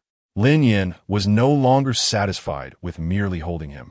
He felt compelled to completely ensnare Shun Qingxian within his embrace, their limbs entwined and perfectly aligned, as though he wished to meld him into his very being. Shun Qingxian's slight strength was utterly inconsequential in the face of such possessiveness, forcing him into the role of a large pillow and human heater. Moreover, the marked alpha appeared increasingly sensitive and greedy for the Omega's pheromones. He would unconsciously nuzzle the freshly healed gland at the nape of Shun Qingxian's neck, inhaling the faint scent of plum blossoms infused with his essence, emitting a contented rumble from his throat. Occasionally, he would awaken in the middle of the night to ensure that Shun Qingxian was still there, tightening his hold even further before sinking back into a deep slumber. This intense closeness began to overwhelm Shun Qingxian. It was not that he disliked it. Rather, Lin Yan's temperature was inherently higher, and during this sensitive phase, he felt like a furnace. The two would sleep in close proximity throughout the night, often leaving Shun Qingxian drenched in a fine sheen of sweat. Moreover, being held so tightly left him feeling as though his body had been thoroughly dismantled by morning, sore and languid. As he gazed into Lin Yan's eyes, which were tinged with blood vessels and unease due to the sensitive period, and observed the slight relaxation of his brow that only occurred when he held him, his minor grievances transformed into a silent indulgence and heartfelt compassion. He understood that this was the instinctual way for an alpha to seek solace during their most vulnerable moments, and he was Lin Yan's sole source of comfort. Thus, Shun Qingxian could only blush, striving to adapt to this sweet burden. He learned to find a relatively comfortable position in Lin Yan's embrace, to actively emit calming pheromones during his moments of anxiety, and even to clumsily stroke his hair and pat his back as one would soothe a large dog. His efforts at comfort appeared remarkably effective. Although Lin Yan remained clingy, his emotions visibly stabilized, and the once ferocious pheromones gradually softened, akin to a tamed beast that, though still powerful, sheathed its claws, exposing only its tender underbelly to the one it cherished. During this sensitive period, Lin Yan's appetite became rather finicky. He absolutely refused to eat the cafeteria food, insisting only on the meals prepared by Shun Qingxian. Moreover, he exhibited a particular preference for dishes imbued with Shun Qingxian's pheromone scent, as if such flavors were a part of marking and possession. Shun Qingxian had no choice but to innovate in the kitchen, crafting an array of dishes. Sometimes it was a light congee, at other times a nourishing soup. Each time Shun Qingxian cooked, Lin Yan stubbornly stationed himself nearby. Resembling both a supervisor and a large animal awaiting a meal, his gaze fixed and intent, evoking both amusement and tenderness in Shun Qingxian. As days passed, Shun Qingxian felt as though he was caring for an exceptionally demanding giant baby. His body grew weary, yet his heart brimmed with an unusual sense of satisfaction and happiness. He could distinctly feel that through this marking and their close companionship during the sensitive period, the invisible bond between them had tightened and strengthened. Lin Yan's feelings for him transcended mere possessiveness, blossoming into a profound dependency and trust. In turn, Shun Qingxian developed a deeper affection and sense of belonging towards this powerful, albeit somewhat clumsy, reliance. As the waves of the sensitive period gradually receded, the bloodshot hue in Lin Yan's eyes slowly dissipated, and his pheromones regained their usual steadiness, albeit still more intense than before, with a clinginess that seemed to wish to tether Shun Qingxian to him slightly diminished. However, certain habits appeared to endure. For instance, he continued to enjoy embracing Shun Qingxian from behind, enveloping him in his warmth. At night, upon waking, his first action remained confirming the presence of the person in his arms, instinctively tightening his embrace. Furthermore, his sensitivity and craving for Shun Qingxian's pheromones remained exceptionally high. The sensitive period had concluded, yet some things had irrevocably changed. Chapter 31, my dear. The blizzard has ceased, and outside lies a dazzling world of white snow. Within the room, however, an atmosphere of extreme languor and tenderness, unlike any before, envelopes the space. The storm of susceptibility has finally subsided, leaving not a weary emptiness, but an unparalleled sense of satisfaction and tranquility. Shun Qingxian awakens first. His body feels as if it has been disassembled and reassembled, every inch tinged with a dull ache. particularly the glands of the nape of his neck, which still harbor a sharp sting and an odd sensation of being utterly filled. Yet, overshadowing this discomfort is an ineffable sense of security. He finds himself tightly enveloped in Lin Yan's embrace, the alpha's body heat as fervent as ever, akin to a human furnace that dispels the morning chill of the northern frontier. The potent pheromones of gunpowder and strong liquor no longer bear an aggressive quality. Instead, they cocoon him like the most formidable fortress, exuding a gentle ownership. His own cool, sweet plum blossom pheromones seem to have been thoroughly tamed, entwining with Lin Yan's scent in a harmonious blend, indistinguishable from one another, releasing an aroma akin to the serene sweetness that follows a rainstorm. Shen Qingxian shifts slightly, seeking a more comfortable position. The moment he stirs, the arm encircling his waist tightens instinctively, as if fearful of his departure. A raspy, low voice from above, belonging to Lin Yan, murmurs sleepily, "Don't move." It carries an undeniable authority, yet is tinged with an added layer of languor and satisfaction. Immediately, Shen Qingxian stills, nestling obediently against him, his cheek pressed against Lin Yan's solid chest, listening to the steady, powerful rhythm of his heartbeat, feeling as though he is submerged in warm water, soft and comforting. Lin Yan appears to be fully awake now. Instead of rising immediately, he lowers his head, his nose brushing against Shen Qingxian's crown, inhaling deeply, filled with the reassuring scent of his omega. Then his lips slide down naturally from the top of the head, gently kissing Shen Qingxian's still slightly swollen glands with the warmth of someone just roused from slumber. A slight sting prompts Shen Qingxian to retract his neck. Lin Yan halts, lifting his head, brow furrowed. "Still painful?" "Just a little," Shen Qingxian replies softly, his voice imbued with the mellowness of waking. Lin Yan pauses, then clumsily extends his hand, his fingers tenderly brushing against the fresh mark, his touch so gentle as if he were handling a fragile treasure. The coarse pads of his fingers meeting the delicate gland send a peculiar shiver through Shen Qingxian. Though he protests with words, his hands grow increasingly tender, even leaning down to softly blow on the area, attempting to alleviate Shen Qingxian's discomfort in this direct and somewhat awkward manner. This endearingly clumsy display of care causes Shen Qingxian's cheeks to flush crimson, his heart bubbling with sweetness. He buries his face deeper into Lin Yan's embrace, hiding his bashfulness. The two linger in bed for a while longer. Lin Yan seems to particularly relish this tender aftermath of their complete bonding. The once commanding officer, who would rise at dawn with unyielding resolve, now finds himself reluctant to stir, cradling his fragrant, soft omega. Ultimately, it was Shen Qingxian who felt the pangs of hunger, the sound of his stomach growling, breaking the sticky atmosphere. Lin Yan, albeit reluctantly, released him and rose to his feet first. He maintained his usual stoic demeanor, yet his attentiveness towards Shen Qingxian became increasingly natural and instinctive. For instance, after getting out of bed, he did not proceed directly to wash up. Instead, he retrieved the thick pajamas that had been kicked to the floor the previous night, wrapping them snugly around Shen Qingxian before frowning and instructing, "Dress properly, lest you catch a chill." Moreover, when he entered the washroom, he not only squeezed out his own toothpaste, but also prepared Shen Qingxian's, placing it beside the rinsing cup.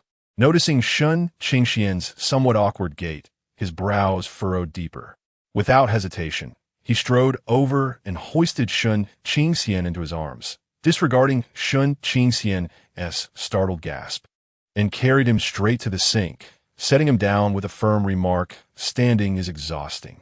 With a flushed face, Shen Qingxian brushed his teeth, catching a glimpse of Lin Yan in the mirror, while also brushing, occasionally cast concerned glances in his direction to ensure his well-being, nearly causing the bubbles in his mouth to spill over from suppressed laughter. Breakfast, of course, could not be taken in the cafeteria. Lin Yan instructed the attendant to bring the meal to their room. During breakfast, Lin Yan's nurturing tendencies reached their zenith. He ladled the tenderest morsels from the meat stew into Shen Qingxian's bowl and broke the steamed bun into small pieces, soaking them in the hot soup before pushing them toward him. Upon noticing a bit of soup on the corner of Shun Qingxian's mouth, he instinctively wiped it away with his thumb, then casually licked his finger. Shun Qingxian was left utterly flustered, his face resembling a ripe fruit. Yet, Lin Yan appeared oblivious to any impropriety, merely observing Shun Qingxian's crimson cheeks with a slightly raised brow, seemingly in high spirits. Throughout the day, Lin Yan refrained from visiting the training grounds, unusually remaining in their room to attend to paperwork. However, his efficiency was evidently lacking, as his attention would invariably drift towards Shun Qingxian. As Shun Qingxian sat at the edge of the bed engrossed in a book, he would occasionally glance up. When Shun Qingxian stood to fetch some water, Lin Yan would rise even before him. If Shun Qingxian furrowed his brow slightly, Lin Yan would immediately inquire, "What is wrong? Are you unwell?" This unabashedly protective demeanor left Shun Qingxian feeling both cherished and somewhat amused.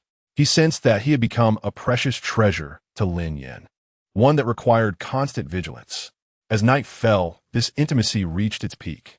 After their evening routines, Lin Yan could hardly contain himself as he pulled Shun Qingxian into his embrace, holding him as one would a cherished plush toy. Resting his chin on Shun Qingxian's head and inhaling deeply the scent that belonged solely to him, he refrained from any overt advances, simply holding him close, his hand gently caressing the marks on Shun Qingxian's back and neck, as if affirming his presence. Shun Qingxian nestled comfortably in his arms, feeling the rhythm of Lin Yan's strong heartbeat and the soothing essence of his breath, as drowsiness gradually enveloped him. In a state between slumber and wakefulness, he felt Lin Yan gently kiss his forehead, followed by a low, indistinct voice that seemed to be murmuring to himself, "My Shun Qingxian." Just before sinking completely into the realm of dreams, the corners of Shun Qingxian's lips unconsciously curved into a sweet arcum. "It belongs to you." Chapter 32. What's wrong with being affectionate to my wife? The impact of the bond was profound and enduring, manifesting not only in the exquisite mingling of pheromones, but also in the subtle nuances of daily behaviors. Lin Yan seemed to have developed a condition he termed Shun Qingxian separation anxiety.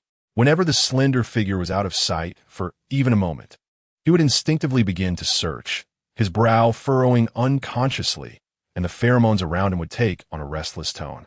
When Shun Qingxian merely stepped next door to retrieve an item, within 5 minutes, Lin Yan would set aside his documents, feigning nonchalance as he strolled to the doorway, casting a glance inside to confirm the presence of his beloved before casually meandering back.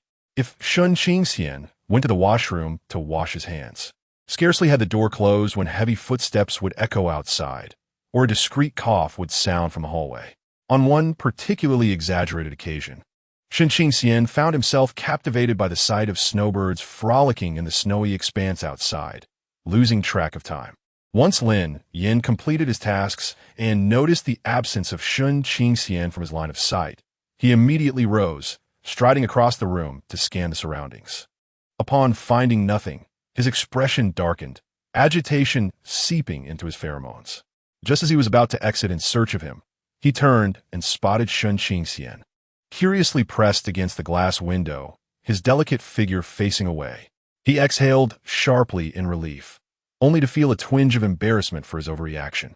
With a hint of irritation, he approached and pulled Shun Qingxian into his embrace from behind, resting his chin on Shun Qingxian's shoulder, and asked stiffly, "What has you so entranced?" Startled by his sudden presence and sensing the slightly anxious tension emanating from him, Shun Qingxian's heart melted into a puddle. Relaxing into Lin Yan's arms, he softly replied, "I was watching the little birds. They seem unbothered by the cold." Lin Yan cast a glance at the few drab snowbirds outside, scoffing, "What is there to see?" Yet his arms tightened around Shun Qingxian, unwilling to release him, and they remained together, observing the mundane little birds for a while. Gradually, Shun Qingxian became aware of Lin Yan's almost childlike dependency. He found it amusing and felt a sweet warmth in his heart. He began to intentionally linger in places where Lin Yan could easily see him. When reading, he chose to sit on the edge of the bed rather than retreating to a distant chair. While tinkering with his small components, he would move to the vacant corner of the desk, This silent understanding swiftly quelled Lin Yan's barely perceptible restlessness, allowing his pheromones to regain their calm and languid nature. Once, a team member, while delivering documents, was horrified to discover their formidable commander, absorbed in reading, absent-mindedly playing with the soft, cascading locks of Omega beside him. The sight was so startling that the team member nearly dropped the documents. On another front, Lin Yan's nurturing behavior escalated, becoming increasingly audacious. Each time the logistics procurement vehicle returned, he would personally scour the supplies, selectively gathering items that he believed Shen Qingxian might enjoy or ought to indulge in. An array of snacks and fruits, previously uncommon at their outpost, along with exquisitely packaged nutritional supplements, began to appear with increasing frequency in their quarters. He continued to feign nonchalance, attributing these offerings to the logistical provisions, presenting them to Shen Qingxian with an impassive expression.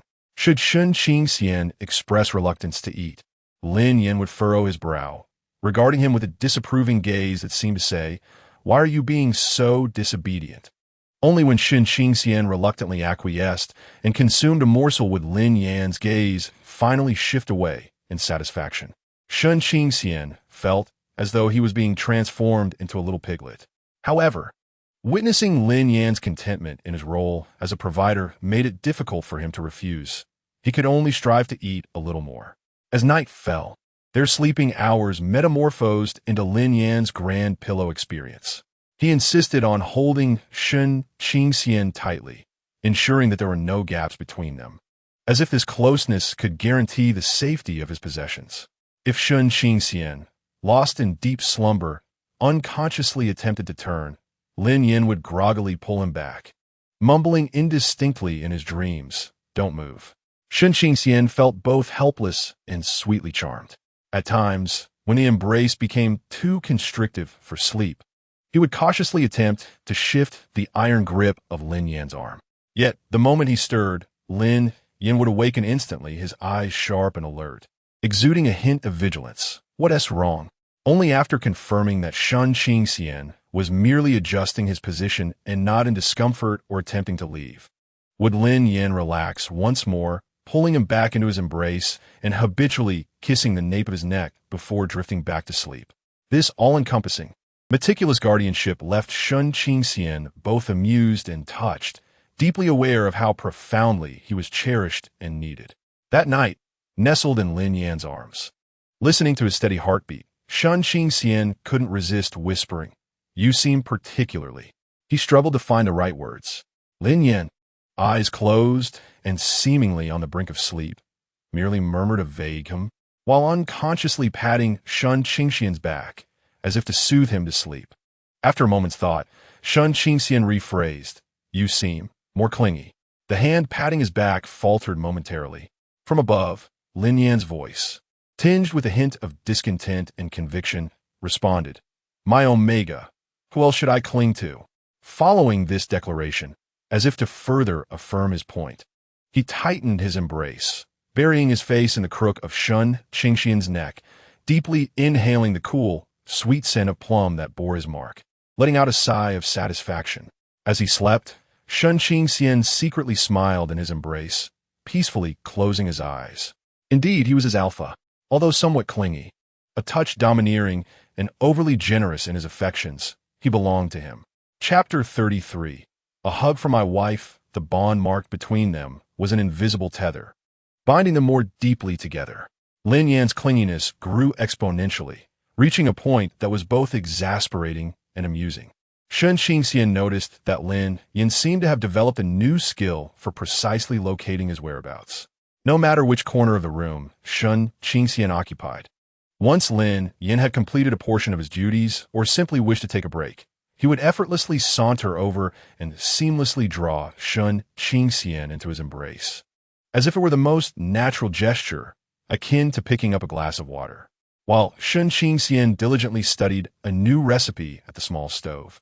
A warm body would press against him from behind, resting a chin on his shoulder, breath brushing against his ear. "What are you making?" When Shen Qingxian sat at the edge of the bed, mending a worn piece of clothing, having learned basic sewing due to the limited supplies at the outpost, Lin Yan would squeeze in, extending a large hand to envelop both Shun Qingxian and the garment, watching him thread the needle, occasionally clumsily attempting to assist, often resulting in a more tangled mess. Even when Shun Qingxian merely stood by the window, lost in thought, Lin Yan would approach from behind, wrapping his arms around his waist, pulling him into a cocoon of warmth, silently sharing the view of the unchanging snowy landscape. Initially, Shun Qingxian would blush slightly, feeling flustered, but gradually he became accustomed to, even began to relish, the omnipresent physical contact. Lin Yan's embrace was warm and solid, filled with a reassuring aura.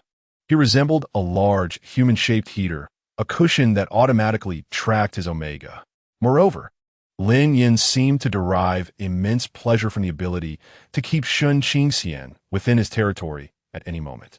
Holding Shun Qingxian felt akin to a fierce beast safeguarding its most treasured possession, granting him an unprecedented sense of tranquility and fulfillment.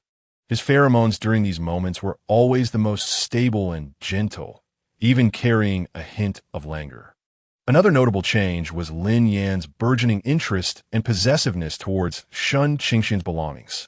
Though he could not comprehend the mechanical old books Shun Qingxian cherished, Lin Yan would casually flip through a few pages while Shun Qingxian read, offering the remark, "The illustrations are decent," before returning the book to him.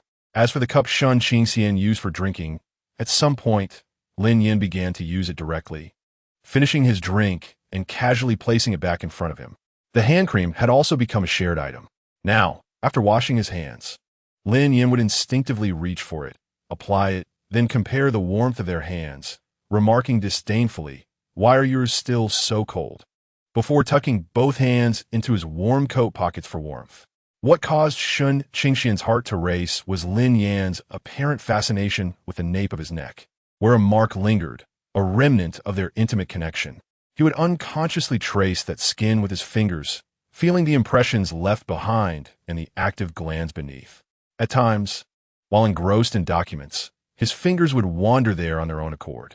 Even in slumber, he found solace only by touching or pressing against that spot.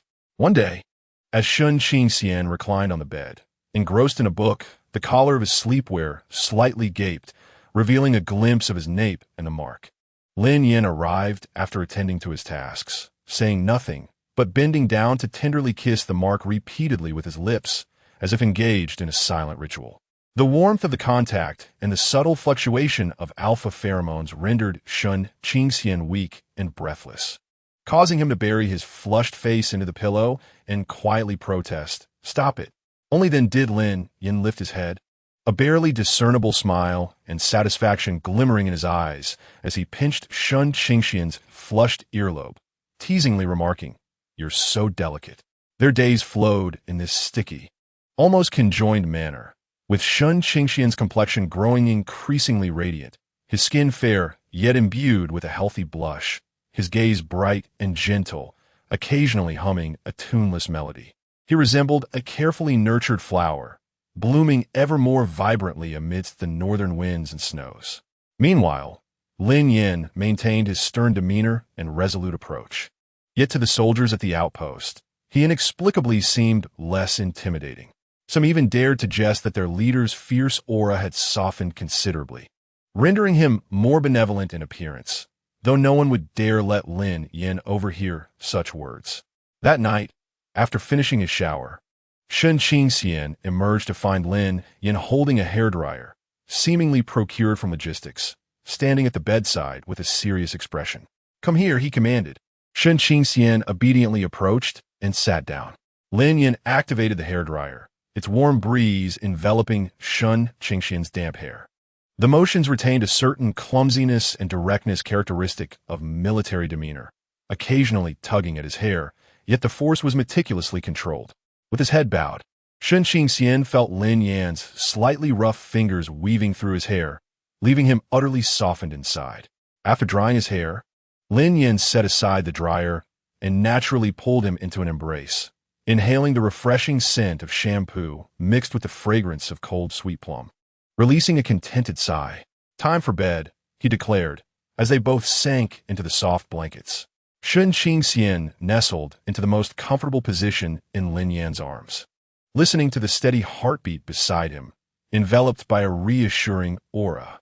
Unable to resist, he lifted his head and gently kissed the nearby chin. "Good night," he whispered. Lin Yan's body momentarily stiffened before he tightened his hold, and in the darkness a deeper, husky reply emerged. Sleep. Though it was but a single word, the tenderness and contentment it conveyed stirred Shun Qingxian's heart more profoundly than any sweet nothings could. He closed his eyes, a sweet smile gracing his lips, sinking into a beautiful dream imbued with a sense of absolute security. The feeling of being cherished, as if one were the entire world, is truly exquisite. Chapter 34. Look, my wife gave me Shun Qingxian was not merely a passive recipient.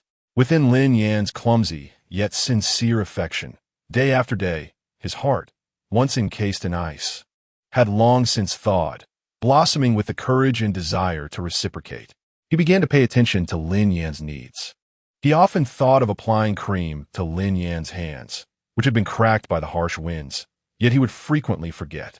One evening, as Lin Yan emerged from the bath, he noticed Shun Qingxian holding a tube of hand cream, looking at him with a mix of nervousness and anticipation. "Your hands seem to be cracking again," Shun Qingxian softly remarked, offering the cream. "This seems to help a bit. Your hands weren't as rough before. How about you apply it every night?" Lin Yan paused, glancing at his hands. He realized he had indeed neglected them recently. The hand cream he had previously purchased for Shun Qingxian had been used up by both of them, and this was one Shun Qingxian had bought for himself afterward. "Just use it yourself. We can share it. Buy more when we run out," Shun Qingxian said, taking Lin Yan's hand and applying the cream as he had done for him before. "All right," Lin Yan replied, tucking his hand into his coat pocket with a somewhat dry tone. However, Shun Qingxian keenly noticed that the bronze skin behind his ears appeared to be slightly flushed. The following day, just before Lin Yan set off on a mission, Shun Qingxian called out to him once more. In his hands, he held a small charm made from soft leather, its simple design marred by uneven stitches, unmistakably the work of a novice. It seemed filled with calming herbs, exuding a faint, crisp fragrance reminiscent of Shun Qingxian's pheromones. "I made this yesterday," Shun Qingxian said, his face flushed with embarrassment as he handed it over. "Take it for your safety." Lin Yan gazed at the adorably imperfect charm, then at Shun Qingxian's fingers, which bore evidence of recent needle pricks and were adorned with a band-aid.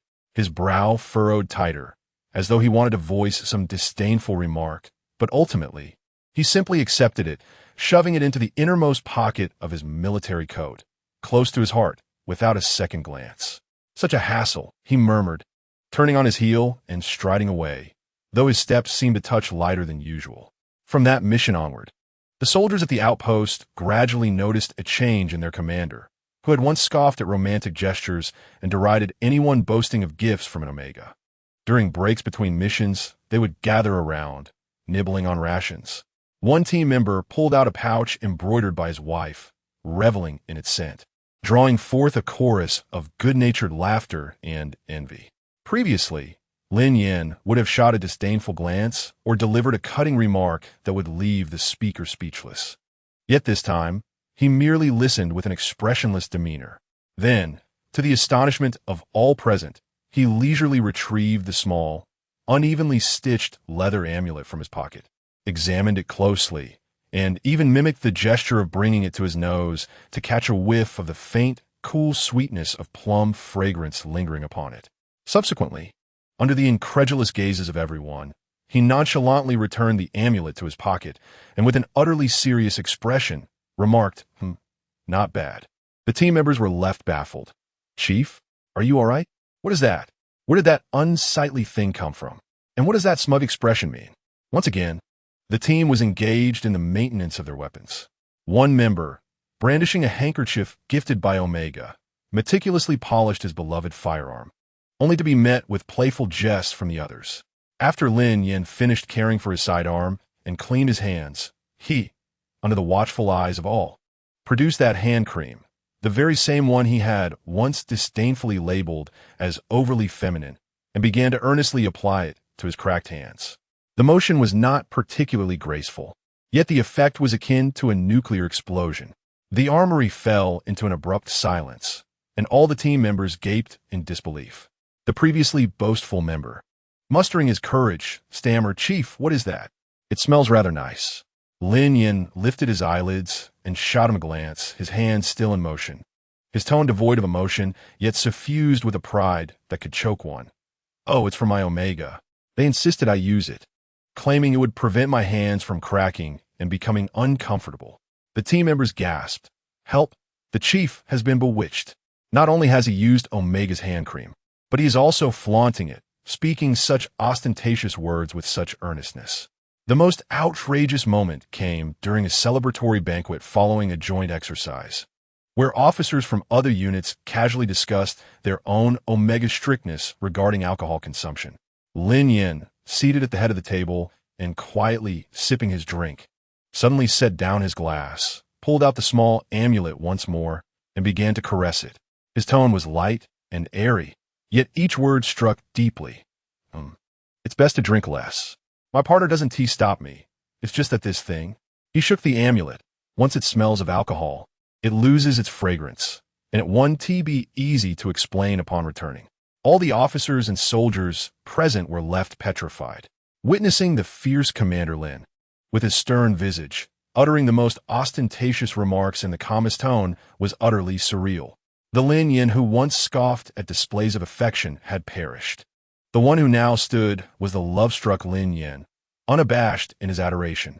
Meanwhile, the instigator of it all, Shun Qingxian, remained blissfully unaware of how his alpha was indulging in a fervent display of affection through his seemingly trivial gifts. Each time Lin Yan returned from a mission, Shun Qingxian felt a gentle wave of sweet satisfaction swell within him upon noticing how quickly the hand cream was used and how well the amulet was preserved. Until one day, a familiar teammate, unable to contain his curiosity, stealthily approached him and inquired, "Sister-in-law, what kind of love potion have you given our leader? He is utterly unrecognizable."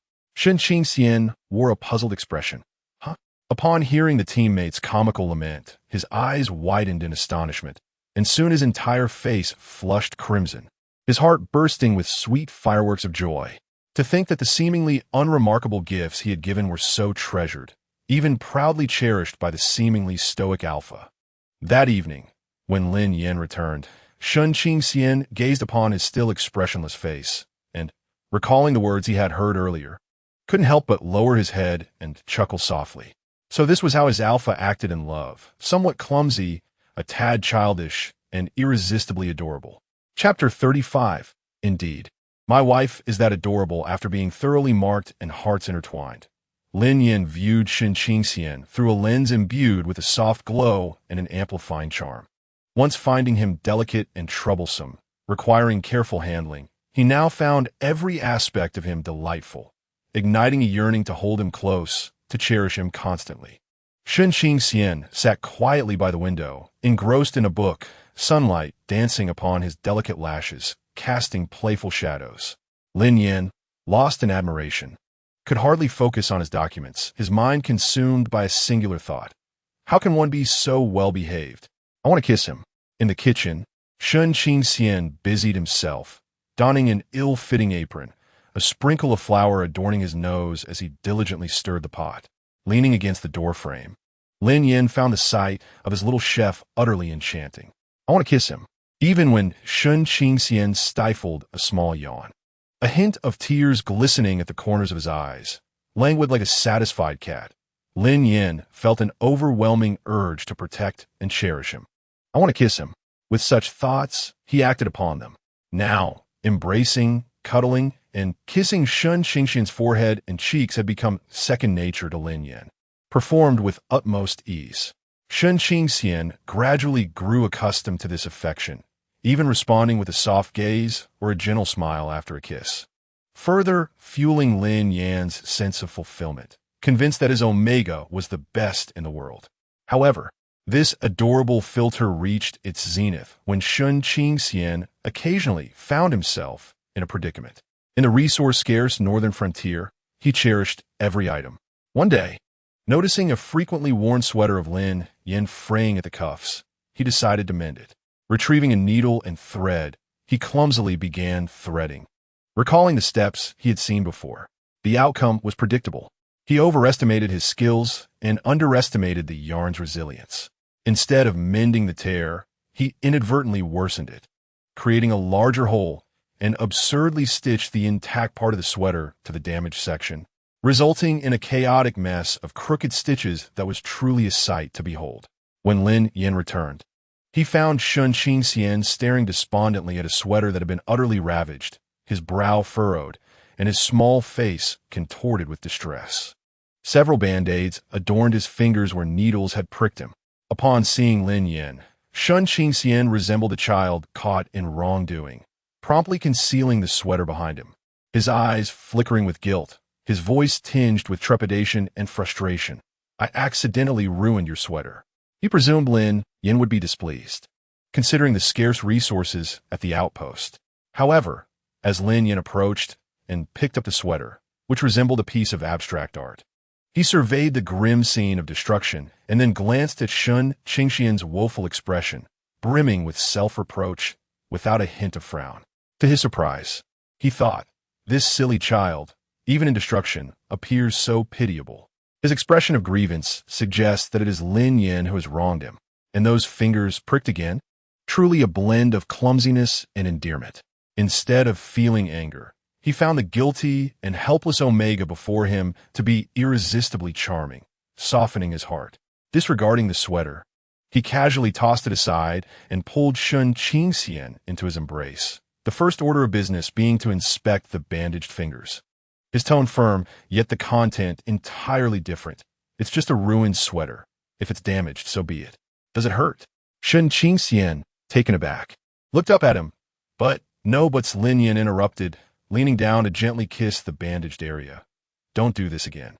If you prick your fingers, I will worry." After speaking, he couldn't resist pressing a kiss to Sun Qingxian's slightly pouting lips, tasting a hint of sweetness, dissipating the annoyance he felt at seeing him hurt. "Enough of that. Don't dwell on it." He ruffled Sun Qingxian's hair, adding, "Next time you want something, just tell me, and I will get it." Sun Qingxian was bewildered by Lin Yan's unconventional response, his guilt swiftly replaced by an overwhelming warmth. Leaning against Lin Yan, he murmured, "I just wanted to do something for you." "Your mere presence is a tremendous help to me," Lin Yan replied, tightening his embrace, finding the soft, fragrant bundle in his arms utterly delightful, even in his mischief. On another occasion, Sun Qingxian sought to surprise Lin Yan by attempting to prepare a nourishing soup he had discovered in an old recipe. However, he misjudged the cooking time, nearly evaporating the soup, leaving a charred layer at the bottom of the pot, which triggered the smoke alarm beside the small stove, resulting in chaos within the room. When Lin Yan burst in, he found Sun Qingxian teary-eyed from the smoke, frantically trying to manage the disaster, a streak of black soot smeared across his face, appearing both disheveled and comical. The team members who rushed in upon hearing the commotion were promptly shooed away by Lin Yan. He approached, first silencing the alarm, then opening a window for ventilation, before turning to the soot-covered Sun Qingxian, resembling a calico cat. Sun Qingxian hung his head, bracing himself for criticism. Sorry. I messed up." Lin Yan gazed at his feline-like face and the expression that conveyed both remorse and a stubborn desire to try again, nearly succumbing to laughter.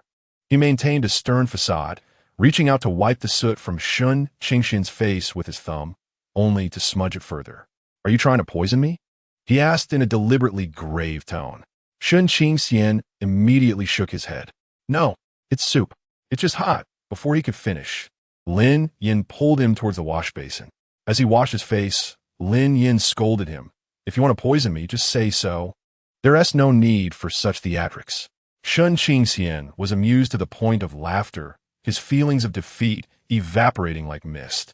Once his face was clean, Lin Yan looked at the now pristine Omega, finding him much more pleasing to the eye. He leaned down and, as a form of punishment, gently bit the smooth forehead, leaving a faint mark. "Consider this a reprimand," he declared. Sun Qingxian covered his forehead, blushing as he gazed at him, his eyes brimming with sweet delight. To Lin Yan, Sun Qingxian's clumsiness was not a nuisance, but rather an endearing trait. His blunders were not mistakes, but charming. Every attempt, even in failure, radiated a delightful clumsiness and sincerity that stirred his heart. This, perhaps, epitomized the pinnacle of love, where every misstep became a sugary embellishment to his otherwise monotonous life. Sweet indeed. Chapter 36. Transforming my wife into a pocket-sized treasure for Lin Yan, it felt as though he had opened the door to a new world. The rugged commander, once solely focused on training, missions, and survival, suddenly found his heart filled with a soft, sweet treasure, viewing the world through a rosy lens. His greatest vexation now was the inability to keep Shun Qingxian close 24 hours a day. Every departure on a mission became an unbearable separation. Even a brief absence from the outpost left him feeling unsettled. During training, he would instinctively glance towards the dormitory during breaks. His fingers would unconsciously caress the absurdly cute talisman in his pocket, as if it still radiated the warmth and sweet plum fragrance of the Omega. Even meals became more difficult to swallow, as his mind was consumed with the aroma of home-cooked dishes wafting from Shun Qingxian's little kitchen. On one occasion, during a field training exercise, the team gathered around a campfire at night, nibbling on rations. Someone pointed to a particularly bright star in the sky, joking, "Boss, doesn't that star resemble your wife's eyes? So sparkling." In the past, such cheeky banter would have earned a reprimand from Lin Yan. Yet this time, he actually looked up at the star, staring at it for a long moment before gruffly acknowledging it with a grunt, continuing to chew his ration, though a barely perceptible smile tugged at the corners of his mouth. The team exchanged glances, internally lamenting, "It's over. The boss is beyond saving." Meanwhile, Shun Qingxian at the outpost was equally immersed in sweet nostalgia. He would find himself lost in thought, clutching the heavily smoke-scented coat that Lin Yan often wore.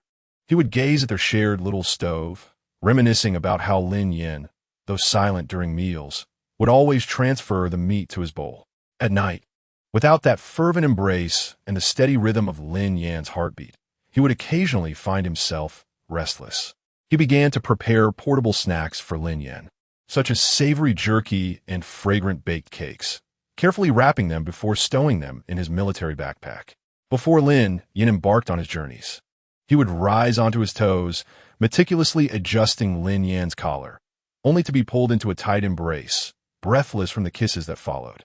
As long as Lin Yan was at the outpost, the two had become inseparable. While Lin Yan attended to his documents, Shun Qingxian would perch on a small stool beside him, engrossed in a book or quietly tinkering with his small gadgets. After a while, Lin Yan would reach out, pulling Shun Qingxian close for a moment of affection, playfully pinching his fingers, nuzzling his neck, inhaling the cool, sweet scent of plum blossoms, as if recharging before returning to work. Even when Shun Qingxian excused himself to wash his face, Lin Yan would find a reason to follow him in. Wrapping his arms around Shun Qingxian's waist from behind, resting his chin on his shoulder, watching him brush his teeth and wash his face, occasionally causing mischief by kissing the droplets on the nape of his neck. The soldiers at the outpost transitioned from initial shock and teasing to a numb acceptance, ultimately beginning to create private moments for the newlyweds. For instance, upon seeing the commander and his partner in their quarters, they would refrain from knocking unless it was an urgent military matter. During meals at the cafeteria, they would automatically vacate the corner table for the couple. Lin Yan even began to intuitively develop new skills to express his affection. For example, he would casually snatch Shun Qingxian's half-finished drink and finish it in one gulp, then return it without a hint of embarrassment. He would, in front of his team members, effortlessly devour the leftover steamed buns that Shun Qingxian couldn't finish. When Shun Qingxian mended his clothes, he would genuinely wear that unevenly stitched training uniform daily, facing the bemused glances of his teammates with a nonchalant challenge. "What are you staring at? Have you never seen an Omega who cares for his partner?" What left the soldiers utterly speechless was that their formidable commander now left early, once the last to depart the training field. He now frequently glanced at the clock as dinner approached, tossing out a quick instruction for the remaining team members to continue practicing while he hurried off to the dormitory, his back exuding an unmistakable eagerness. It was clear to everyone that he was anxious to return to his beloved for dinner. Shen Qingxian, too, had completely acclimated to this enveloping affection and intimacy. He had even begun to unconsciously act coy. If he woke up at night, too warm from being held tightly, he would sleepily nuzzle Lin Yan's chin, murmuring for him to loosen his grip. When presented with new and intriguing snacks brought back by Lin Yan, his eyes would light up, leaning in like a little creature anticipating a treat. What is this? Is it delicious? Occasionally, Lin Yan must depart for a few days due to his duties. Upon his return, he is always met with an embrace that envelopes him, infused with the sweet fragrance of plums and a sense of longing. Lin Yan finds himself utterly defenseless against Shen Qingxian's unconscious dependence and playful affection. Each time those soft, pleading eyes gaze upon him, and that delicate voice calls out to him, he feels as though he could surrender his very life. All principles and stoic resolve are cast aside. His life's creed now seems to be reduced to cherish him, adore him, indulge him. He desires to confine this person within his territory, ensuring he is well-fed and loved beyond measure, unconcerned with the consequences. For he knows he will always be there to catch him. This fervent desire to cradle the other in his embrace for 24 hours a day, to see reminders of him in everything, has entwined two once solitary souls into an inseparable bond. The harsh winds and snow of the northern frontier continue to rage, and life at the outpost remains arduous. Yet their world is filled with an exquisite sweetness and warmth that only they can provide one another. Even the most rugged soldier can perceive that their commander's once cold heart has been thoroughly melted and softened by the Omega named Shen Qingxian, who now radiates with blissful pink bubbles of happiness each day. Chapter 37. Letting my wife shine. Shen Qingxian's professional skills, much like pearls buried beneath layers of sand, ultimately shimmer with an undeniable brilliance. A batch of aging communication devices at the outpost experienced a collective malfunction, and despite the technicians' efforts over several days, the root cause remained elusive, significantly impairing communication for border patrols.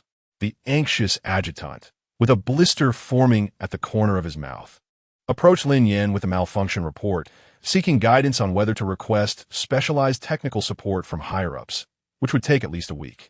Furrowing his brow, Lin Yan perused the report. The intricate circuit diagrams and fault codes gave him a headache.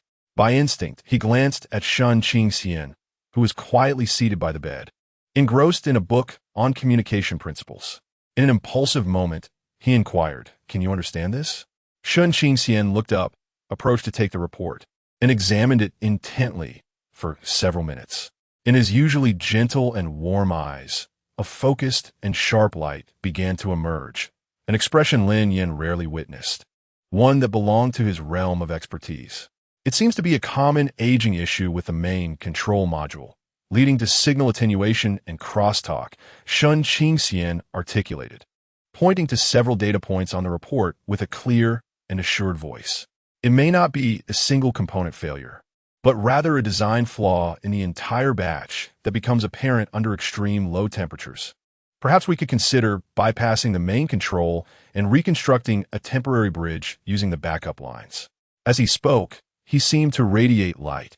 His confidence and certainty starkly contrasted with his usual timid demeanor. Lin Yan observed him for several seconds, then glanced at the adjutant, whose face was a mix of surprise and anticipation. A decision formed in his mind. He chose not to immediately let Shen Qingxian attempt a solution, instead requesting the adjutant to leave for the time being. He then took a seat at the desk, opened the terminal, and called up an internal application form for the transfer and borrowing of special talent in technical positions. Shen Qingxian gazed at him in perplexity. Lin Yan, without lifting his head, continued to type on the keyboard, his tone as succinct as ever. "I'm applying for a formal position for you. In the future, you can rightfully engage in the maintenance of the equipment at the outpost." Shen Qingxian was momentarily taken aback. He had not anticipated Lin Yan would take such a step. This signified that his abilities had been acknowledged, that he was no longer merely an Omega dependent on an Alpha at the outpost, but could, through his expertise, hold a legitimate position. Though it was confined to the outpost, it held profound significance for him. Lin Yan filled out the form with remarkable speed, evidently well acquainted with his credentials. In the section for professional specialties, he typed precision machinery maintenance and fault diagnosis. In the justification for application, he succinctly noted outstanding abilities, urgent need for the position. Finally, in the applicant's signature section, he inscribed his name and title, affixing the electronic seal. The application process was swift, as it concerned an internal position within the outpost. By the following afternoon, the approval was granted. When Lin Yan presented the electronic approval letter to Shun Qingxian, his eyes instantly sparkled, as if filled with stars. A tremendous joy and a surge of recognition struck his heart, rendering him momentarily speechless. He lifted his gaze to the alpha before him, who always expressed himself through actions rather than words. It was he who had recognized Shun Qingxian's worth and secured this opportunity for him. In a surge of excitement, Shun Qingxian did something he had never done proactively before. He rose on his toes and swiftly pressed a kiss on those lips, which were often tightly pursed but now appeared remarkably agreeable. "Thank you, Lin Yan." His voice brimmed with elation and gratitude. His cheeks flushed from the bold act and excitement. Lin Yan was utterly unprepared for this sudden assault, becoming completely still. The soft, warm sensation of their lips briefly touching felt like a faint electric current coursing through his entire being. The Omega's pheromones, sweetened by joy, enveloped him unguarded. By the time he regained his composure, the culprit had already turned crimson and attempted to retreat. How could Lin Yan allow that? With a swift motion, he reached out and pulled the fleeing Omega back into his embrace. Looking down at the blushing face, eyes sparkling with mirth, Lin Yan's gaze deepened. Was that all? His voice dropped to a husky timbre, laced with a hint of danger and delight, not a shred of sincerity. Without waiting for Shun Qingxian's response, he leaned down and captured those lips, which were slightly parted in surprise and still held a trace of sweetness, in a fervent kiss.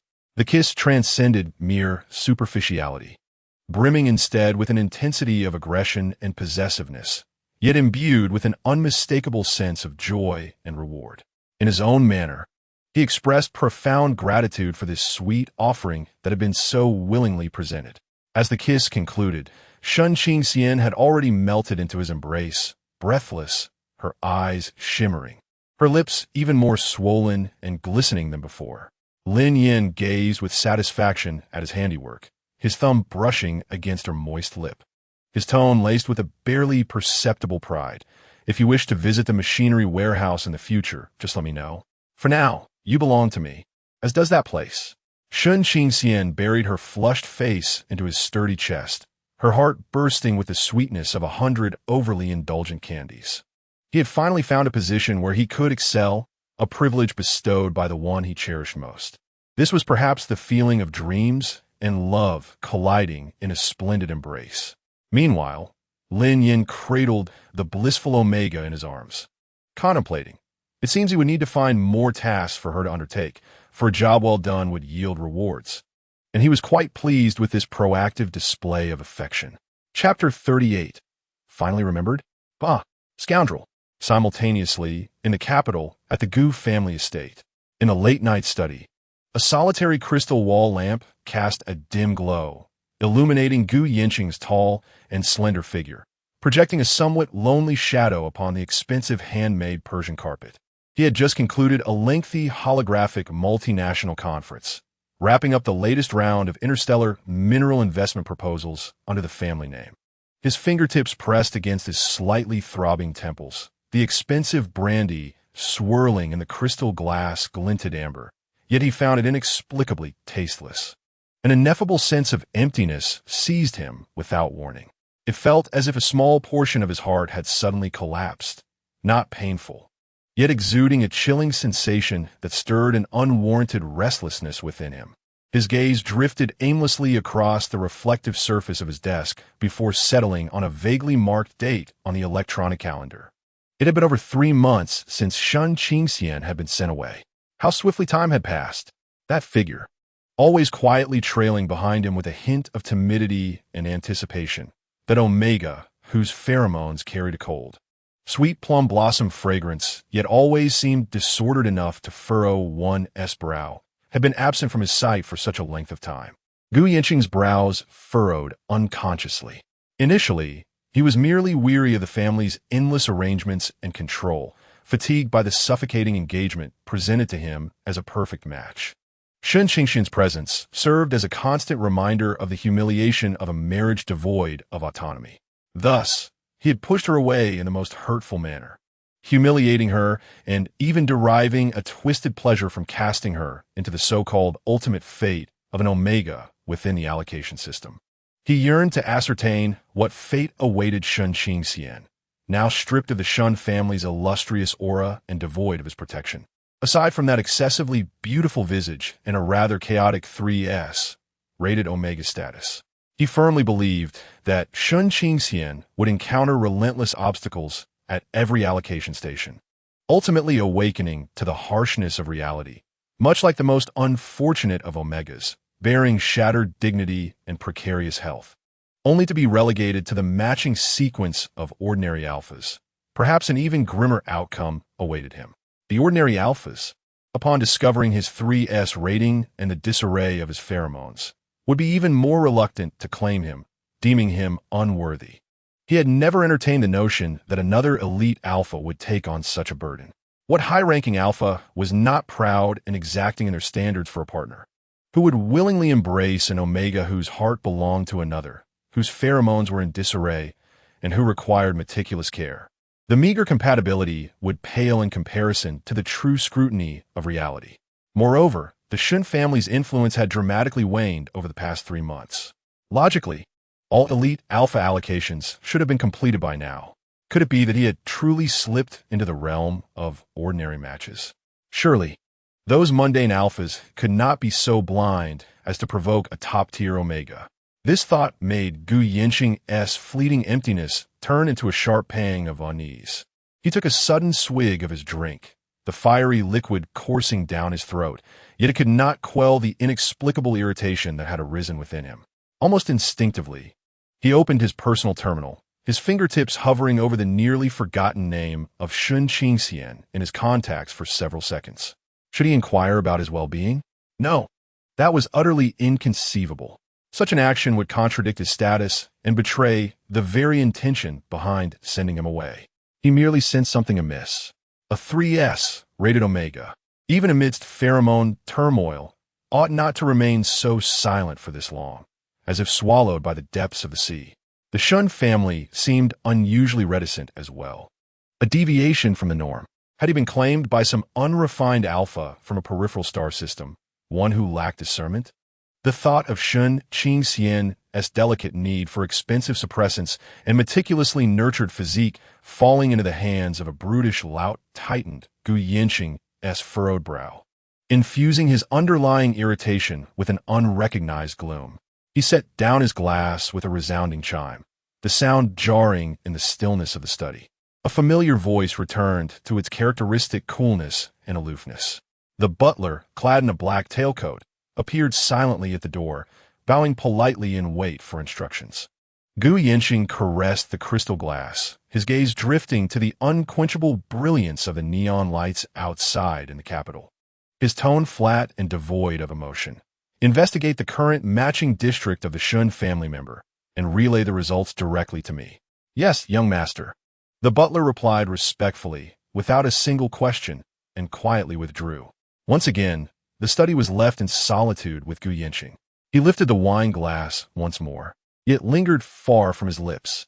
Shun Qingxian, the omega he had once deemed a nuisance and a symbol of disgrace after a 3-month absence, had unexpectedly cast a subtle yet undeniable pebble into the frigid and orderly realm of his existence. He merely sought to ascertain the outcome, to confirm that the omega had indeed fallen as he had anticipated, thus obliterating the inexplicable void that should not have existed within him. He would never concede that a faint trace of doubt and resentment, one that even he found contemptible, might still linger. Surely, in the span of 3 months, Shun Qingxian would have endured enough hardship, returning with a newfound appreciation for his own worth. Chapter 39. Are there villains coveting my wife? In the capital, At the Gu family estate, a few days later, a stifling silence enveloped the study, the expensive incense failing to dispel the chilling atmosphere that had begun to coalesce in the air. Gu Yanqing sat in a spacious leather chair, his expression as grim as the depths of the sea. Before him, a display screen revealed encrypted information that had been procured through unconventional channels by the butler. The information was straightforward, yet it pierced his vision like a dagger forged from ice. Target, Shun Qingxian, current status. Matched, match. Lin Yan, location, Northern Frontier. Distribution station Zone 3. Match percentage, 100. Registration status. Married, Lin Yan. Gu Yanqing murmured the name, his fingertips unconsciously tapping against the smooth surface of the table. It was an entirely unfamiliar name, a name he had never heard before, an Alpha. The Northern Frontier? A harsh and savage borderland? Distribution Station Zone 3? One of the most remote and dire allocation points within the Alliance. A match percentage of 100? Gu Yanqing's pupils narrowed slightly, and a cold, almost scornful smile graced his lips. Absurd. How could this be possible? There must have been some mistake. Either that Lin Yan, a lowly Alpha, had stumbled upon extraordinary fortune, or the distribution station had manipulated the data to swiftly dispose of the troublesome Shun Qingxian. A match percentage of 100? A fated bond? Such probabilities, existing solely in theory, could not possibly pertain to Shun Qingxian, nor to an obscure officer stationed at the border. He could almost envision the scene. Shun Qingxian, driven to despair, clinging desperately to this sole Alpha willing to accept him. That match percentage of 100 was merely an error produced by the instrument in a state of pheromone disarray. Or perhaps that Alpha's pheromones were so rudimentary and chaotic that they fortuitously aligned. For 3 months, Shun Qingxian had endured the bitter cold and scarcity of resources, surrounded by rough soldiers, all the while accompanying this Lin Yan. 3 months had passed. The deep sense of emptiness within Gu Yanqing was swiftly supplanted by an even more intense, searing emotion, a profound, incredulous anger laced with a hint of panic he was reluctant to acknowledge. His possessions, even those he had discarded himself, were not for some border-dwelling neophyte to reclaim. And marked? Married? Absurd. Gu Yanqing abruptly rose, striding to the expansive floor-to-ceiling window, overlooking the dazzling starry river of the capital below. The neon lights flickered. The extravagance was boundless, sharply contrasting with the desolate cold described in the reports from the Northern Frontier. How could someone as delicate as Shun Qingxian endure the harshness and coarse sustenance of that place? That Alpha named Lin Yan, a commander at a border outpost. What capabilities or resources did he possess to care for a 3S level Omega whose pheromones were still in disarray? He likely could not even provide adequate suppressants. Over these past 3 months, Shun Qingxian must have endured considerable hardship. He must have felt compelled, regretting every day, longing for rescue from that wretched place. Away from that brutish Alpha. Yes, it had to be so. In an instant, a vivid image formed in Gu Yanqing's mind. Shun Qingxian, pale and frail, curled up in a frigid room, his eyes hollow with despair, perhaps bearing the marks left by that coarse Alpha. The thought churned uncomfortably in his stomach. Upon hearing of his arrival, Shun Qingxian would surely gaze at him with those tear-laden, lustrous black eyes, filled with grievance and hope. He even envisioned himself descending upon the Northern Frontier like a divine being, while the lowly officer Lin Yan would appear utterly insignificant and vulnerable before his absolute authority and power. He would effortlessly take Shun Qingxian away. The Omega would return with gratitude brimming in his eyes. As for the marking, modern medical technology is sufficient to erase such a primitive Alpha's brand. Though the process may be painful, it is a trivial price for Shun Qingxian to pay for his liberation. A sense of inexplicable confidence returned to Gu Yanqing. He firmly believed that Shun Qingxian's heart surely still belonged to him. The past fears and wounds, they were merely the result of love's inherent apprehension and concern. If he truly felt nothing, how could he be so terrified? He completely overlooked the most glaring details in the report, the stark 100 and the married status. naively interpreting them as signals of Shun Qingxian's tragic plight and a cry for rescue. Preparing for departure, Gu Yanxin turned around, his voice regaining its customary icy, undeniable tone as he commanded the butler, who stood respectfully at the door, apply for special permission to travel to Area 3 of the northern frontier. The reason will be to inspect potential risks in border mineral investments. He must personally visit the northern frontier. He needed to witness Shun Qingxian's plight with his own eyes and then bring him back. His belongings, even if lost, could only be rightfully claimed by him. In the northern frontier, at the third outpost, Lin Yan's room exudes a warmth that starkly contrasts with the cold calculations of the imperial capital. The modest dormitory is as cozy as spring, with a fire crackling cheerfully, occasionally emitting soft pops. The air is infused with an unusual, harmonious aroma, a delightful blend of the crisp sweetness of plum blossoms and the assertive sense of gunpowder and strong liquor, intertwined in a way that is inseparable, creating a unique atmosphere that brings comfort and solace to Lin Yan's partner. Shun Qingxian sits by the bed adorned with a soft blanket, meticulously handling a precise component of a small instrument with specialized tools. His movements are both nimble and steady, his eyes sparkling with earnest dedication. Ever since Lin Yan secured him a formal technical position, he has been entrusted with various equipment maintenance tasks, those that are not central but challenging, thus bestowing upon him an unprecedented sense of fulfillment and worth. Lin Yan, seated at a nearby desk, diligently processes documents, yet his gaze frequently drifts from the screen to rest upon Shun Qingxian. He admires the delicate arch of his long eyelashes, the elegant curve of his slightly parted lips, and the dexterous, fair hands that effortlessly manage the cold steel. An indescribable sense of satisfaction and possessiveness swells within Lin Yan's chest. This is his Omega, intelligent, attractive, and harboring a subtle brilliance that remains largely unrecognized. After a moment of contemplation, Lin Yan sets aside his work and strides over. His tall figure casts a shadow over Shun Qingxian, who instinctively looks up, only to be swept into Lin Yan's arms before he can utter a word. "Hey!" Shun Qingxian gasps softly, nearly dropping the tools and components in his hands. "What are you doing?" "I'm not finished yet. My feet are cold," Lin Yan states succinctly, cradling him and moving towards the corner of the room, where a brand new, seemingly more comfortable foot bath awaits, already filled with steaming water. This was a recent acquisition from town, carefully chosen by Lin Yan. He gently sets Shun Qingxian down on a small stool, kneeling to remove his cotton socks, then takes his slightly chilled feet into his hands, easing them into the warm water. "I can do it myself," Shun Qingxian murmurs, his cheeks flushed. Though accustomed to Lin Yan's clumsy yet direct care, he still feels a wave of shyness each time. Lin Yan, however, pays no heed to his protest, his large hands submerged in the water as he applies just the right pressure to massage Shun Qingxian's delicate ankles and soles, promoting circulation.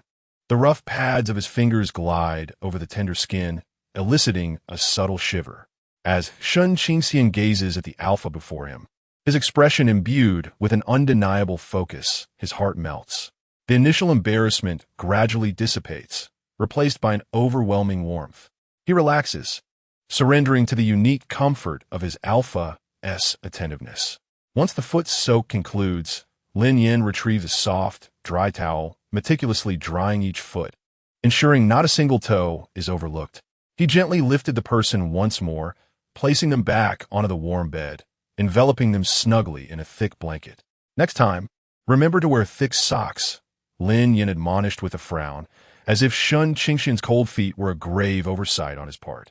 "I know," Shun Qingxian replied, his eyes curving into a smile as he reached out, playfully shaking Lin Yan's fingers. "Are you finished with your work?"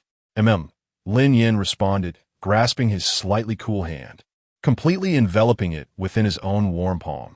He settled down by the edge of the bed, and the room fell into a tranquil silence once more, the only sounds being the crackling fire and the silent warmth conveyed through their intertwined hands. The pheromones in the air blended into a tender embrace.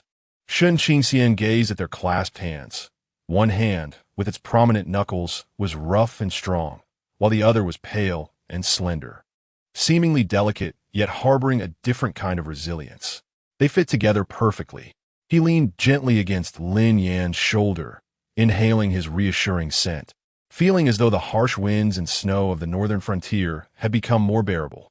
Here, there was no grandeur of the imperial capital, no exquisite lifestyle, and they often faced hardships and dangers.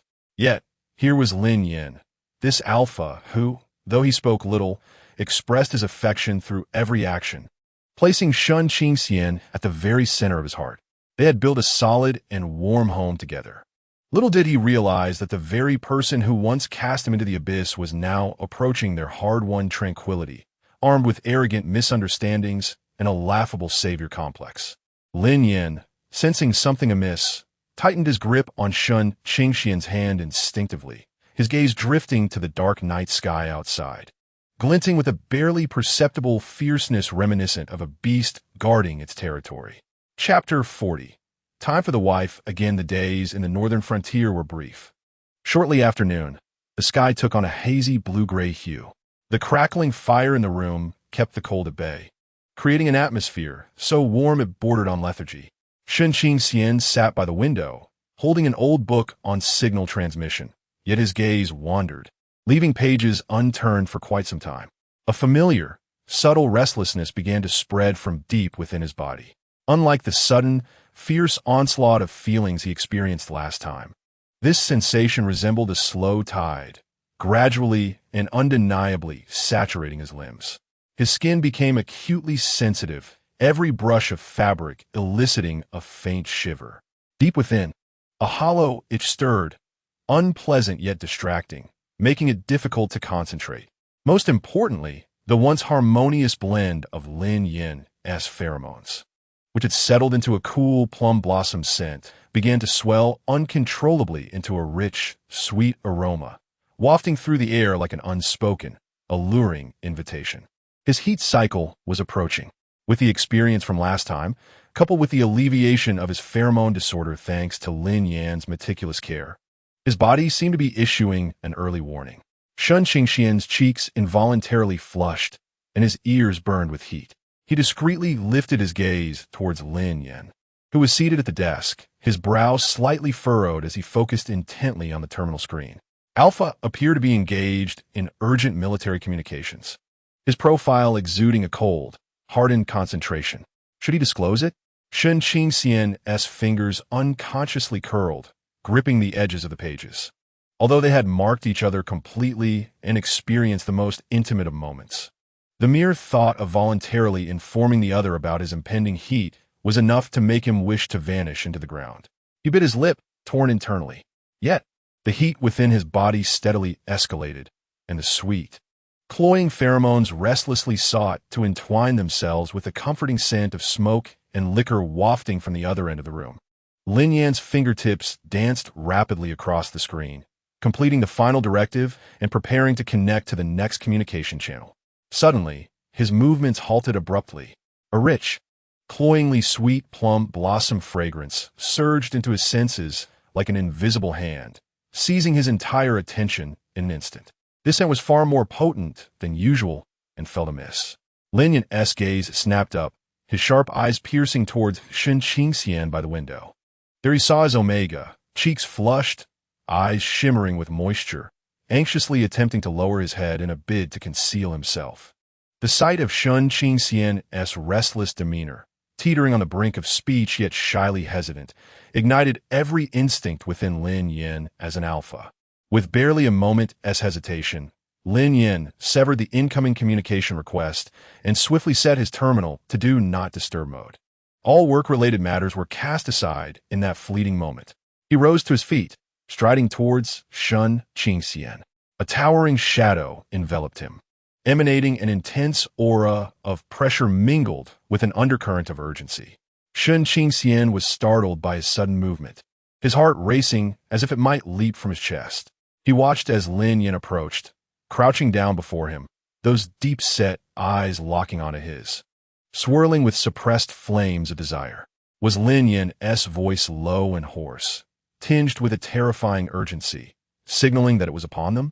Shen Qingxian's face flushed crimson, even his fair neck taking on a rosy hue. Embarrassment nearly prevented him from meeting Lin Yan's gaze. His eyelashes trembling like the wings of a frightened butterfly. He managed a slight nod, a whisper escaping his throat, fragile as a moth's wing. Upon receiving confirmation, Lin Yan's expression darkened, his breath growing heavier. Yet, the anticipated impatience did not manifest immediately. Lin Yan inhaled deeply, seemingly striving to restrain himself. He reached out, not for an embrace, but to gently press the back of his hand against Shen Qingxian's feverish cheek, then brushed his slightly perspiring forehead. "Are you uncomfortable?"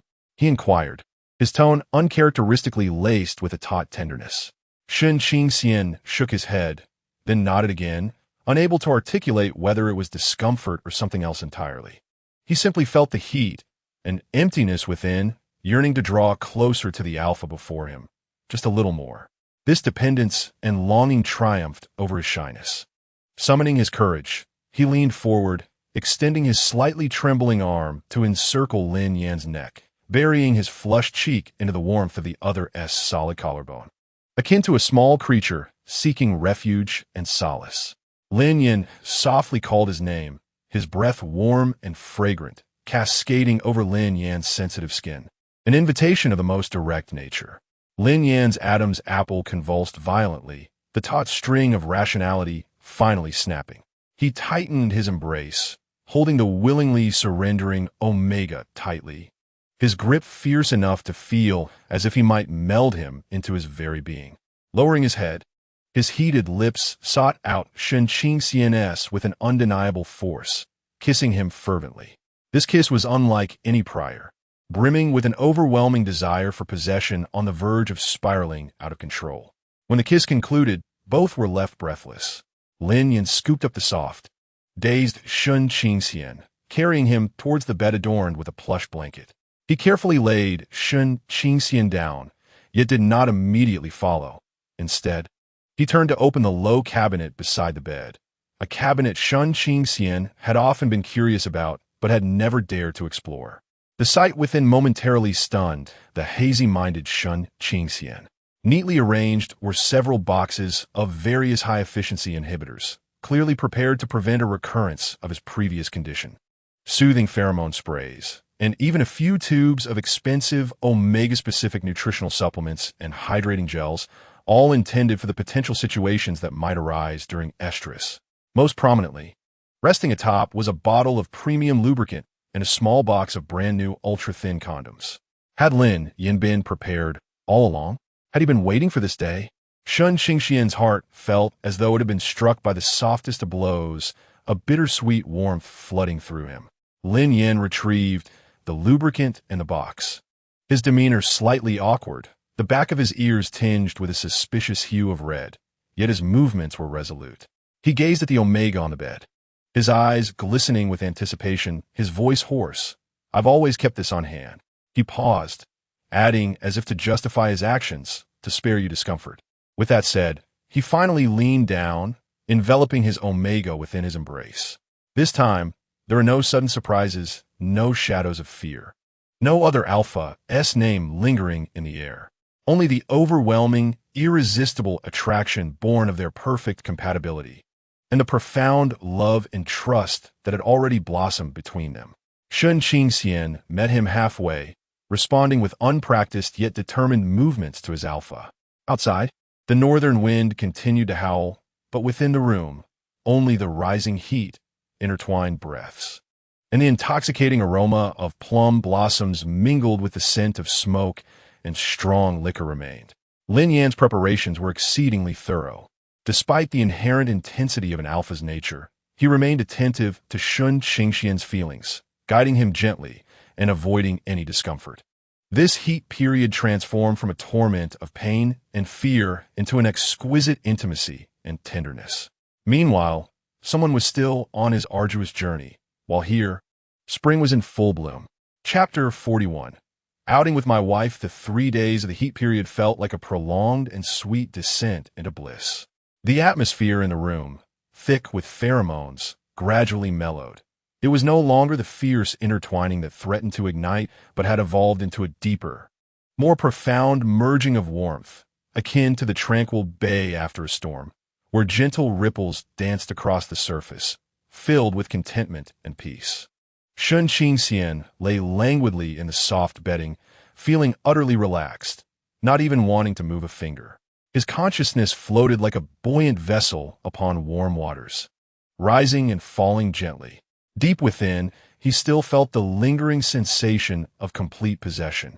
The subtle warmth in the glands at the nape of his neck, carrying Lin Yan's unmistakable pheromone mark, a reminder of the past 3 days' wild and intense experiences. He slightly opened his eyes, his eyelashes damp.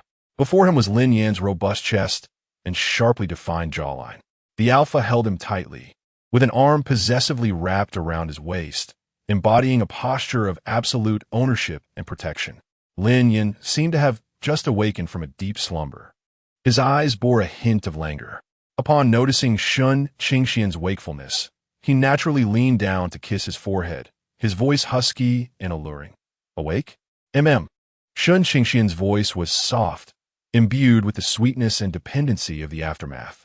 He nestled closer into Lin Yan's embrace, seeking a more comfortable position, inhaling the rich scent of his alpha that enveloped him in a cocoon of safety and intoxication. Lin Yan appeared to relish this unconscious reliance, pulling him closer, his large hand gently caressing Shun Qingxian's smooth back, inducing a drowsy sense of comfort. At that moment, the internal communicator at the bedside rang discordantly, shattering the serene atmosphere. Lin Yan's brow furrowed instantly, a clear sign of displeasure crossing his face, as if interrupted from a well-deserved respite after a sumptuous feast. He initially wished to ignore it, but the communicator persisted. With a reluctant click of his tongue, he loosened his hold on Shun Qingxian, extending his arm to retrieve the device, his tone brusque. "Speak." On the other end, the aide reported an urgent mission from superiors requiring his immediate departure to the Asgard military base located in the Central Star System, to submit a detailed assessment report on a newly discovered energy vein at the border and to attend a 2-day Alliance border conference. The schedule was tight, with the spacecraft already on standby at the nearest spaceport. Lin Yan listened, his expression unchanged, though his gaze flickered slightly. He briefly responded, "Understood, I'll prepare, and I'll be there shortly," before severing the communication. He set the communicator aside and reclined once more, yet did not rise immediately. Instead, he turned to gaze at Shun Qingxian, who lay nestled in his arms. Shun Qingxian had also overheard the conversation and felt a slight pang of disappointment. Must they part again? Although aware of the nature of his work, the abrupt separation after 3 intimately shared days left a hollow ache in his heart, even if it was only for a few days. Lowering his eyelashes to mask his reluctance, he softly inquired, "You're going on a business trip, right? Shall I help you pack?" With that, he began to push himself up, his weary body protesting. However, Lin Yan pressed him back into his embrace. "There's no rush." Lin Yan's voice bore no discernible emotion, yet his gaze upon Shun Qingxian contained an undeniable resolve. Shun Qingxian tilted his head in confusion. Lin Yan's fingers unconsciously twirled a strand of Shun Qingxian's dark hair. After a moment of contemplation, he suddenly stated with a tone that suggested the utmost normalcy, "You're coming with me." Shun Qingxian was taken aback, his eyes widening in astonishment. "Me? Accompany you? To Asgard? Is that permissible?" "Yes," Lin Yan affirmed, providing a seemingly compelling rationale, tinged with a hint of formality. The report contains data regarding the impact of new mineral veins on precision instruments, requiring an expert's supplementary explanation. You happen to be knowledgeable in this area. He tactfully omitted the fact that he had long since mastered the report and did not require any additional elaboration. Nor did he mention whether an Omega technician was genuinely needed at the meeting. Shun Qingxian blinked, momentarily bewildered. While he indeed possessed mechanical knowledge, did they truly require his presence at such a high-level conference? As he regarded Lin Yan's serious and resolute visage, a sudden realization dawned upon him. Was it because he was reluctant to part ways? This notion enveloped his heart like sweet honey, rendering it delightfully tender. A blush crept upon his cheeks. Suppressing a smile, he quietly confirmed, "Do you really need me there? Would it trouble you?" "Trouble? What trouble?" Lin Yan frowned, seemingly displeased by his skepticism. With a habitual motion, he patted Shun Qingxian's back, not heavily, yet conveyed a possessive intent. "If I say you're needed, then you are. Hurry up and pack. The spaceship 1T wait." His assertive demeanor, utterly unassailable, thoroughly delighted Shun Qingxian. "All right," he replied, lowering his head, though his lips could not suppress a triumphant upward curl. He endeavored to contain his exhilaration and obediently prepared to rise. However, the moment he moved, Lin Yan yanked him back once more, sealing his lips in a fervent kiss. This kiss, imbued with evident reluctance and a rekindling of suppressed desire, fervently claimed his breath until both were left breathless, finally parting. Lin Yan pressed his forehead against his, breathing heavily, his eyes dark and fierce as he warned, "Behave yourself on the way. Don't wander aimlessly. Once we arrive, I shall treat you to delicious food." Such words, akin to those used to coax a child, emerged from Lin Yan's lips, yet they carried an unusual sweetness and promise. Shun Qingxian, blushing and his heart racing, nodded in agreement. Yes, he understood that the demands of work were merely excuses. This man wished to take him along, unwilling to part ways, eager to introduce him to the splendors of the world and to provide him with fine things. A profound sense of happiness washed over him like a warm current, invigorating every part of his being. He embraced Lin Yan's neck and bestowed a gentle kiss, urging, "Hurry up, didn't you say you wouldn't wait for anyone?"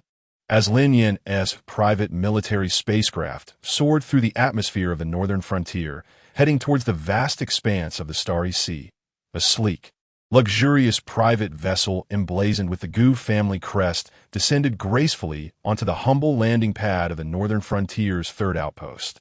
The hatch opened, revealing Gu Yinqing, clad in a finely tailored dark coat of considerable value, as he stepped down the gangway. His expression was stern and his demeanor regal, starkly contrasting with the surrounding desolate and rugged environment. The biting cold wind whipped at the edges of his coat, yet he appeared oblivious, his sharp gaze scanning the outpost, which to him resembled a barren wasteland. He imagined the suffering Shun Qingxian had endured over these 3 months, a cold, pitying smile curling at the corners of his mouth, filled with both compassion and resolve. Soon, he would lay eyes on that pitiable Omega, filled with regret and awaiting his rescue. The outpost's adjutant, upon receiving notification, hurriedly arrived to greet this distinguished figure from the imperial capital, his demeanor respectful yet unable to mask his astonishment. Gu Yinqing, disinterested in pleasantries, stated his purpose directly. "Where is Shun Qingxian? Take me to see him." His tone was matter-of-fact, as if he were simply there to collect a long-stored item. The adjutant hesitated, a troubled expression crossing his face. "I'm sorry, Mr. Gu, but Mr. Shun is not here." Gu Yinqing's brow instantly furrowed. "Not here? Where has he gone? Could that Lin Yan dare to leave him alone in such a place?" The adjutant replied truthfully, "Commander Lin received an urgent mission and has gone to Asgard, and Mr. Shun went along with him." "Along with him?" Gu Yinqing's voice rose sharply, laced with incredulity. What could he possibly be doing there? Did Lin Yan truly need to bring an Omega along for a business trip? Or was there some other hidden reason? The adjutant, oblivious to his agitation, continued to explain. "Mr. Shun is now a specially appointed technician at our outpost, and this mission involves reporting on some mechanical data." The commander said Mr. Shun's expertise was necessary. A technician? Professional support? Gu Yinqing felt as though he had heard the most absurd joke. Shun Qingxian? That pampered Omega, who could only dabble with delicate trinkets, whose pheromones were a chaotic mess. What could he possibly contribute as a technician at such a remote outpost? The very notion was ludicrous. This had to be an excuse fabricated by that low-ranking officer. Lin Yan, is it to exploit Shun Qingxian's value? Or to bind him in such a ridiculous manner? To control him? Perhaps even to flaunt the fact that he possesses an exceptionally attractive Omega from Area A? The mere thought of Shun Qingxian being paraded like a trophy by that brutish alpha ignites an indescribable fury and revulsion within Gu Yinqing. His expression darkens ominously. causing the atmosphere around him to feel palpably tense. The aide, intimidated by the sudden aura of cold authority emanating from him, dares not utter another word. Standing still, Gu Yanqing feels the biting cold wind brush against his face. Yet it fails to disperse the tumult of impatience and displeasure swirling in his heart at the disruption of his plans. He had ventured into this desolate place to rescue Shun Qingxian, only to find himself thwarted. Moreover, Shun Qingxian had left with that alpha? As a technician, this scenario starkly contrasts with his envisioned scene of bitter waiting amidst a storm. A sense of irritation at the loss of control grips him. However, he quickly suppresses this emotion, a cold smile curling at the corners of his lips. It matters not. The monk may run, but the temple remains. They will inevitably return. He is eager to witness how long that Lin Yan can maintain his facade. Once Shun Qingxian has endured enough hardship, he will surely realize where his true home lies. Arrange accommodations for me, Gu Yanqing commands in a cold tone, leaving no room for dissent. I shall wait here for their return. He is determined to see what Shun Qingxian has been reduced to evaluate the absurdity of this so-called 100 compatibility. He will never admit the deep-seated disappointment and unwillingness to confront the stark reality of his failed calculations. The biting winds and snow of the north seem to grow even more piercing. What awaits him is a long and tedious torment. Chapter 42. My wife seems to depend on me. The interior of the spacecraft is not spacious, yet it is fully equipped, boasting a distinctly military style with rigid lines and minimalist facilities. The air is tinged with a faint scent of machine oil and the freshness of circulated air, soon overshadowed by the warm and sweet pheromones emanating from the two individuals. This is Shun Qingxian's first experience aboard such a small military vessel, and he curiously surveys his surroundings. The seats are not as plush as those on commercial flights, but for him, still languid from his recent heat cycle. Being beside Lin Yan is the most comfortable place to be. Lin Yan has seated him in the co-pilot's position next to him. After fastening his seatbelt, he does not immediately activate the autopilot, but instead checks on Shun Qingxian's condition, his brow slightly furrowed. Are you feeling unwell? Do you think you might get motion sickness? He recalls that Shun Qingxian tends to be somewhat sensitive. Shun Qingxian shakes his head, a sweet sensation blooming in his heart. No, I'm fine. It feels wonderful with you here. As the spacecraft commenced its ascent, it navigated through the thick clouds of the northern frontier with a slight jolt. Lin Yan's hand instinctively reached over, enveloping the cool back of Shun Qingxian's hand, giving it a reassuring squeeze. Do not be afraid. Shun Qingxian gently reciprocated, his delicate fingers grazing Lin Yan's rough ones, eliciting a warning glance from Lin Yan, though a concealed smile of indulgence danced in his eyes. Once they entered the smooth interstellar journey, Lin Yan activated the autopilot. Rather than attending to his usual duties, he unfastened his seatbelt, turned slightly, and gazed at Shun Qingxian, who was mesmerized by the vast expanse of stars outside the porthole. The flowing river of stars reflected in Shun Qingxian's clear eyes, imbuing him with an ethereal tranquility. As Lin Yan observed him, the irritation born from the impromptu assignment dissipated, and he felt that bringing Shun Qingxian along was indeed the most prudent choice. He adjusted Shun Qingxian's seat for greater comfort, saying, "If you feel tired, rest a while. I shall wake you when we arrive." "I do not wish to sleep," Shun Qingxian replied, turning to look at him, his eyes sparkling. "The starry sky is magnificent, and it is even more beautiful with you here." Lin Yan simply acknowledged with a hum, not pressing the matter, and they continued to share the silent spectacle of the universe flowing by outside. The cabin was enveloped in tranquility, the only sounds being the soft hum of machinery and the intermingled breaths of the two. An unspoken serenity and understanding flowed within the confines of their small space.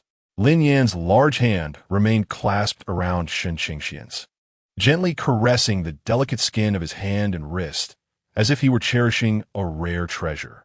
Shun Qingxian felt a tickle from his touch, yet his heart swelled with sweetness as he gradually leaned his head against Lin Yan's sturdy shoulder. Hailing from the imperial capital star, the political and cultural heart of the alliance, Shun Qingxian had lived a life of opulence but had been overly sheltered due to his frail health. seldom venturing beyond the surface of his planet. Thus, experiencing the vastness of the universe up close was a novel sensation for him. How beautiful! He couldn't help but whisper, akin to a child on their first spring outing. Lin Yan did not look out the window.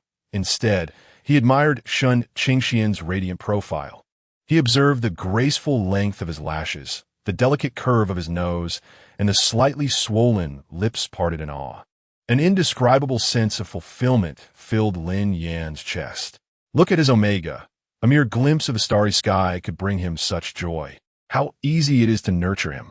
Habitually, he reached out, not to point at the window, but to gently squeeze the nape of Shun Qingxian's neck, where his fresh mark lingered. Sit tight and fasten your seatbelt. The jump may be a bit jarring.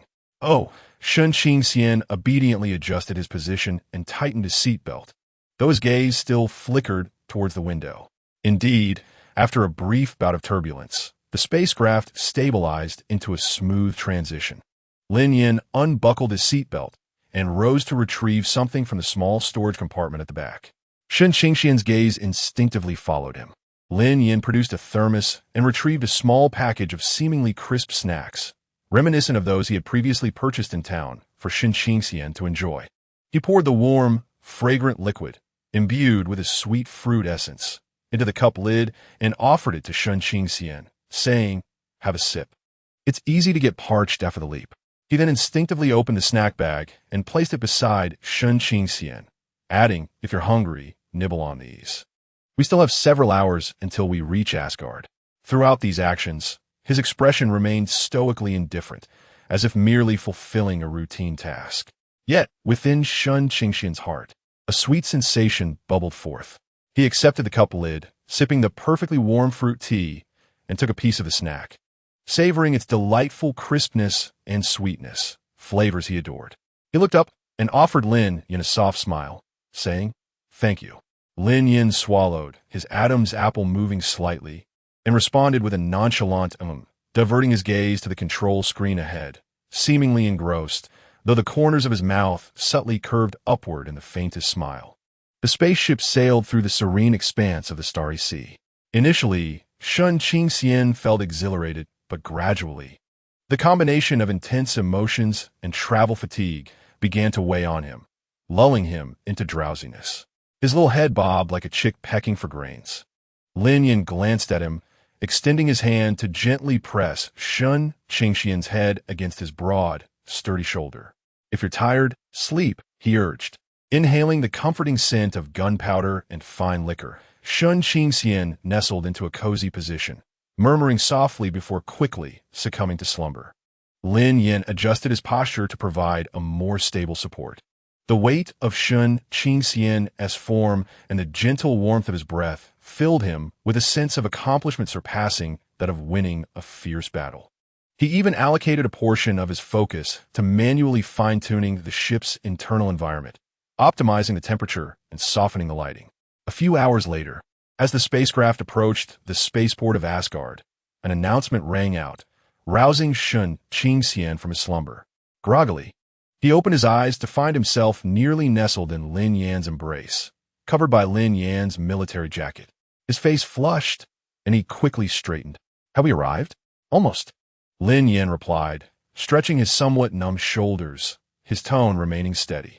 The spaceship descended slowly, and through the viewport, the landscape of Asgard came into view, becoming increasingly vivid. Shun Qingxian was once again struck by awe. Unlike the historically rich and meticulously planned imperial capital he was familiar with, Asgard was a futuristic realm where technology and prosperity intertwined seamlessly. Towering skyscrapers shimmered with holographic advertisements, while an array of flying vehicles moved in perfect order through the sky. The streets were tidy and spacious, pedestrians adorned in fashionable attire, exuding the vibrancy and advancement characteristic of a premier resource planet. How impressive, Shun Qingxian marveled, overwhelmed by the sight. The imperial capital represented the accumulation of nobility, while here it was the fervent, pulsating energy of the masses at the cutting edge of innovation. As Lin Yan observed the wonder etched on his companion's face, a subtle sense of satisfaction arose within him at having introduced him to the world beyond. Skillfully maneuvering the spacecraft, he followed the navigational prompts to dock at the designated berth, all the while offering a seemingly casual introduction.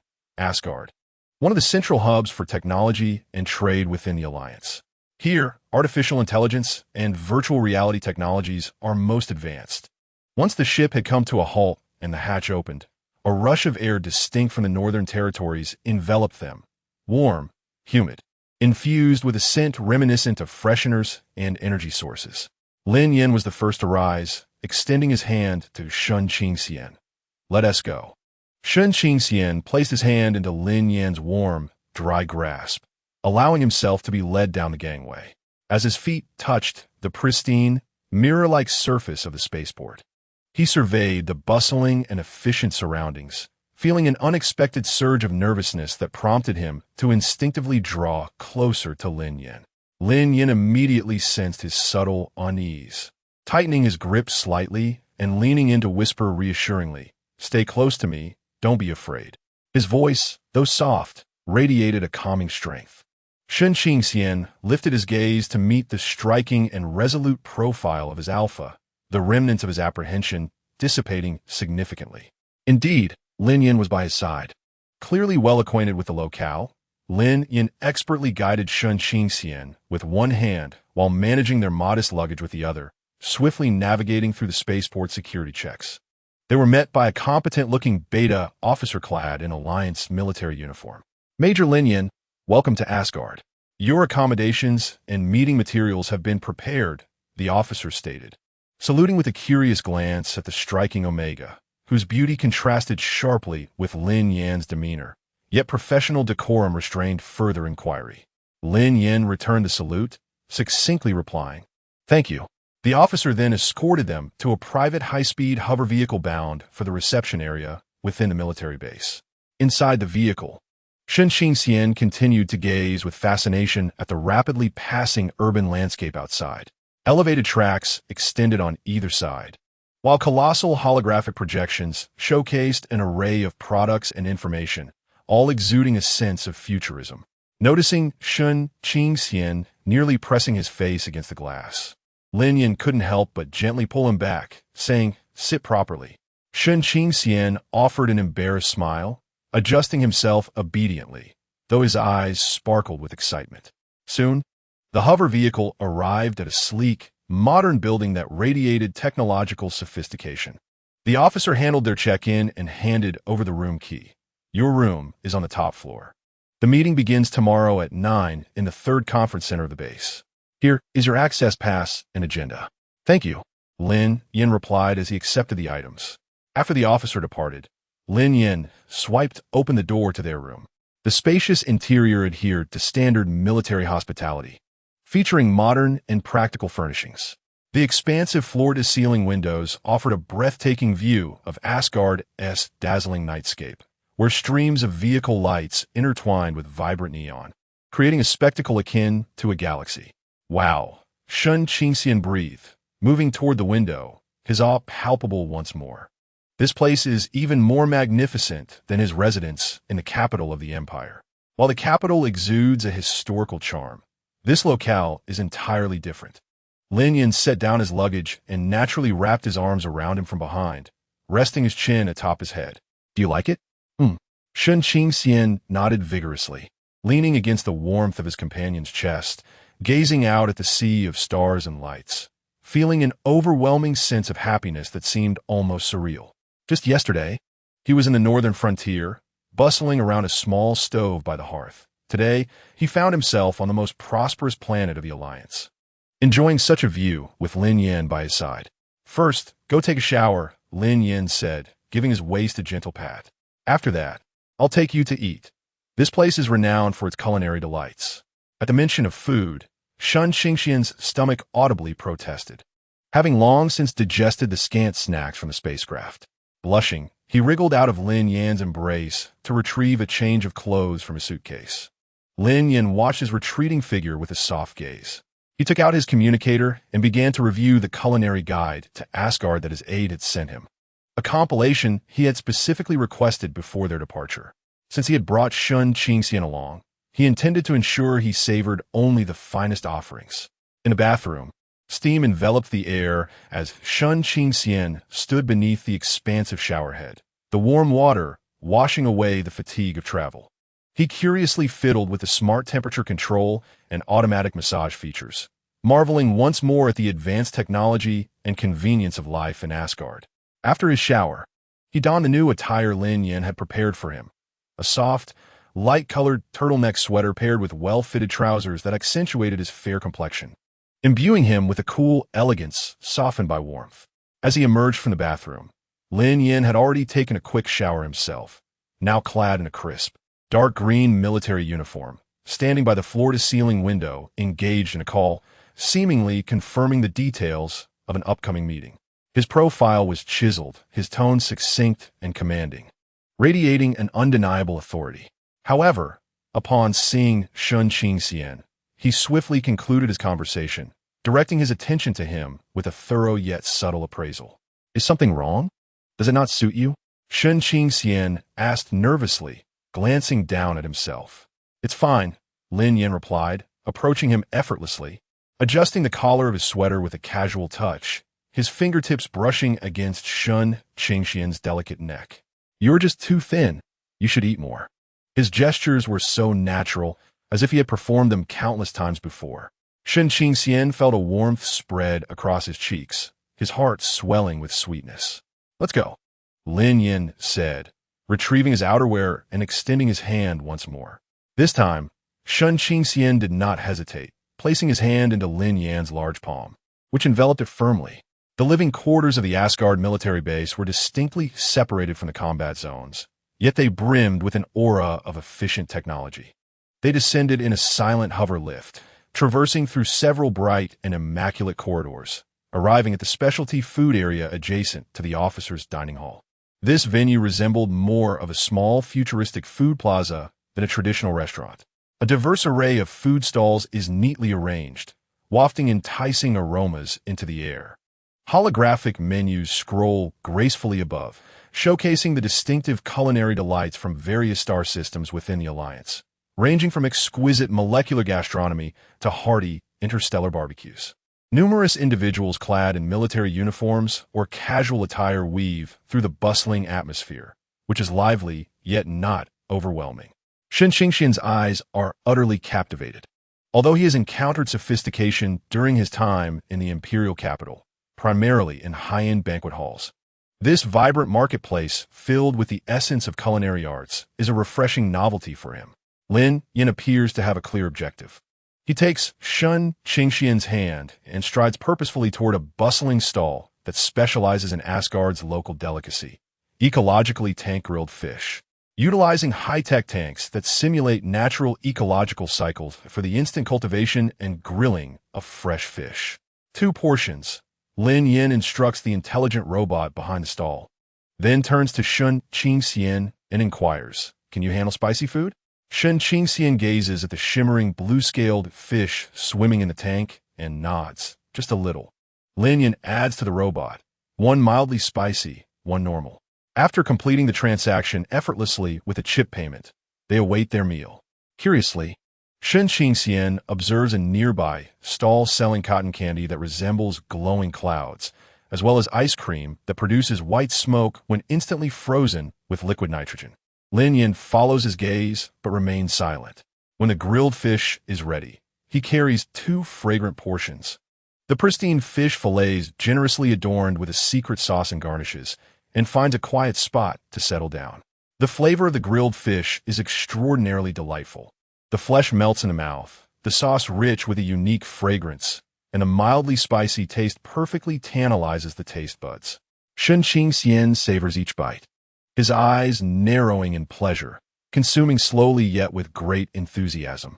Lin Yan meticulously extracts the tender, boneless flesh from the belly of his fish and naturally places it onto Shun Qingxian's plate.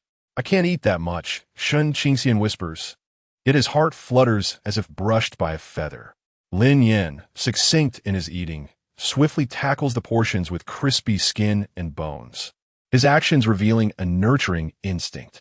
After finishing the grilled fish, Lin Yan observes Shun Qingxian's lingering desire for more and rises to purchase a pink-blue fluffy cotton candy. reminiscent of a small nebula from the stall. He hands it to Shun Qingxian, saying, "Just have a taste, it's quite sweet." Shun Qingxian gazes at the ethereal cotton candy in his hand, and then at the formidable Alpha in military attire who bought it for him. Unable to suppress a smile that lights up his eyes, he carefully tears off a small piece, allowing it to dissolve in his mouth, the sugary sweetness enveloping his heart. "Is it good?" Lin Yan inquires. "Yes." Shun Qingxian nods vigorously, offering the cotton candy toward Lin Yan's mouth. "Would you like to try some?" Lin Yan furrowed his brow, seemingly unappreciative of such cloyingly sweet delicacies. However, upon seeing Shun Qingxian's sparkling, expectant gaze, he lowered his head and swiftly took a small bite, commenting on its sweetness with a frown, yet his eyes softened. After finishing the treat, Lin Yan took Shun Qingxian for a leisurely stroll in the public areas permitted within the base, allowing him to digest while also indulging in the enchanting nocturnal scenery of the Asgard base. Beyond the immense, transparent dome lay a resplendent starry sky, while inside the base, a myriad of lights and holographic signs intertwined, evoking a profound sense of futuristic wonder. Upon returning to their room, Shun Qingxian felt slightly fatigued yet still brimming with excitement. He leaned against the floor-to-ceiling window, gazing at the vibrant cityscape, murmuring, "This place is truly wonderful." Lin Yan embraced him from behind, kissing the top of his head. "I'll bring you here again, next time." Shun Qingxian turned around, wrapping his arms around his waist, burying his face in Lin Yan's chest, which bore a faint scent of gunpowder and the fresh aroma of his recent bath. "Thank you, Lin Yan," he said, grateful for the unique vistas he had been shown, for remembering all his little preferences, and for providing such a stable and warm embrace. Lin Yan remained silent, merely tightening his hold. That night, against the backdrop of Asgard's brilliant starry river, in a futuristic city far removed from the snowstorms of the northern frontier, they fell asleep entwined in each other's arms. The mingling of their pheromones constructed the most familiar and reassuring fortress in this unfamiliar environment. Meanwhile, far away at the northern frontier outpost, Gu Yinqing lay on a hard wooden bed, listening to the howling cold wind outside, his expression grim as he tossed and turned in sleeplessness. The simplicity and coarseness of his surroundings made him exceedingly uncomfortable, and the anxiety of waiting, coupled with an underlying sense of unease, left him restless. He could never have imagined that the pitiful Shun Qingxian he envisioned was currently situated on one of the most prosperous planets in the Alliance, being meticulously cared for by the rugged Alpha he despised, experiencing novel delights and sweetness he had never offered him. The chasm between them had widened unbeknownst to him, while his haughty perceptions remained tethered to 3 months prior. Chapter 44. My wife is truly impressive. She is my wife. Asgard, the following morning. The sun streamed through the expansive floor-to-ceiling windows, filling the room with warmth, in stark contrast to the biting cold that required a hearth to dispel in the northern frontier. Shun Qingxian awoke in Lin Yan's embrace. The Alpha's hold remained possessive, yet the warmth of the blankets and the steady rhythm of his partner's heartbeat made him reluctant to move. He tilted his head slightly, observing Lin Yan's serene profile as he slept. The once harsh lines softened in the morning light. Stealthily, he traced the contour of Lin Yan's jaw with his fingertip, feeling the faint prickle of stubble, a little abrasive yet imbued with the essence of true masculinity. Just as he reveled in this secret delight, Lin Yan, with his eyes still closed, accurately seized Shun Qingxian's mischievous hand, bringing it to his lips to plant a gentle kiss on his palm, his voice gravelly with sleep. Awake and already causing trouble? Shun Qingxian's cheeks flushed, wishing to retract his hand, but found it gripped even more firmly. He murmured softly, burying his face back into Lin Yan's chest to conceal his shyness. Lin Yan let out a low chuckle, the vibrations resonating through his chest to Shun Qingxian's ears, creating a tingling sensation. Finally, he opened his eyes and glanced down at the fluffy head nestled in his embrace. Habitually, he leaned closer to sniff the cool, sweet plum fragrance that mingled with his own scent at the nape of his neck, confirming the stability of the mark before he contentedly released his hold. "Get up," he commanded as he sat up first. His well-defined upper body was exposed to the air, showcasing the smooth contours of his muscles. Shen Qingxian followed suit, gazing out at the unfamiliar, futuristic skyline of the city, still feeling a sense of disbelief. Lin Yan washed up quickly, exhibiting a soldier's efficiency.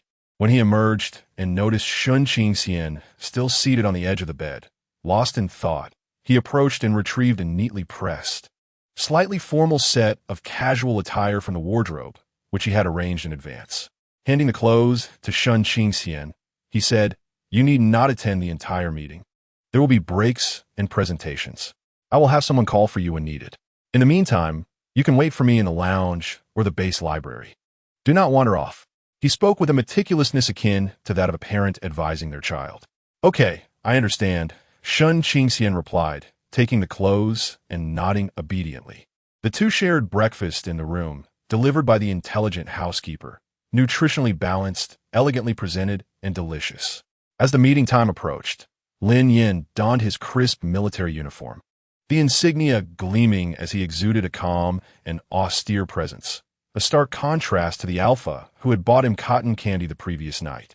He glanced at Shen Qingxian, who had also changed into his outfit. The fitted clothes accentuated his lean figure, giving him a clean and slightly soft demeanor, akin to a delicately nurtured rare flower, captivating in a futuristic room. Lin Yan's brow furrowed slightly as he walked over to adjust the collar of Shen Qingxian's sweater, seemingly wishing to envelop him more securely. "I will finish as early as possible," he remarked before striding out. Shen Qingxian escorted him to the door, watching his upright silhouette vanish at the corridor's end, feeling a warmth in his heart. In the following hours, Shen Qingxian did not remain idle in the room. Remembering Lin Yan's words, he ventured to the base library. The collection of books and data terminals there far exceeded that of the Beijing outpost, and he eagerly delved into cutting-edge materials on precision instruments and new energy sources, becoming so absorbed that he lost track of time. It was not until a duty officer found him and politely informed him, "Mr. Shen, Commander Lin requests your presence at the third conference center for the presentation segment," that he snapped back to reality. He straightened his clothes slightly and followed the officer. The conference hall was vast, filled with officers and experts from various star systems. The atmosphere gravely serious. Entering through the side door, Shen Qingxian immediately spotted Lin Yan seated at one of the main front row positions.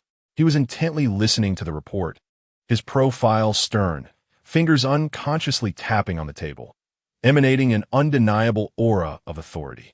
As if sensing his gaze, Lin Yan suddenly turned his head, and their eyes met in the air. Lin Yan's expression remained largely impassive, yet Shen Qingxian could perceive a hint of subtle reassurance within. The presentation commenced, with Lin Yan taking the stage to elucidate the characteristics and extraction assessments of the new energy or veins in Beijing. His report was succinct and impactful, the data clear and the logic impeccable. When discussing the energy interference waveforms affecting specific precision instruments, he directed his gaze towards the audience. "For a detailed analysis of these waveforms and corresponding recommendations, my technical advisor, Mr. Shen Qingxian, will provide supplementary explanations." In an instant, all eyes were drawn to Shen Qingxian, who had just been guided to the side of the stage. Many displayed expressions of surprise.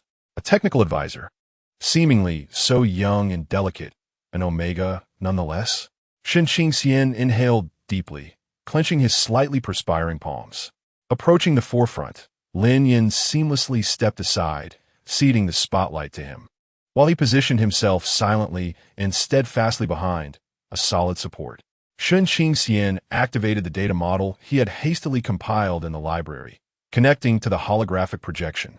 He began his discourse, his voice initially tinged with a barely perceptible nervousness, yet as he delved into his area of expertise, the trepidation swiftly transformed into focus and confidence. His thoughts were lucid, his words precise. He elucidated not only the causes of the interference waveforms, but also proposed several ingenious and cost-effective shielding and calibration solutions, even referencing multiple theories from the latest journals of Asgard Star, showcasing his formidable learning capacity and rapid knowledge acquisition. The audience, initially skeptical and scrutinizing, gradually shifted to expressions of astonishment and admiration. They had not anticipated that this seemingly decorative Omega possessed such a solid professional foundation and keen insight.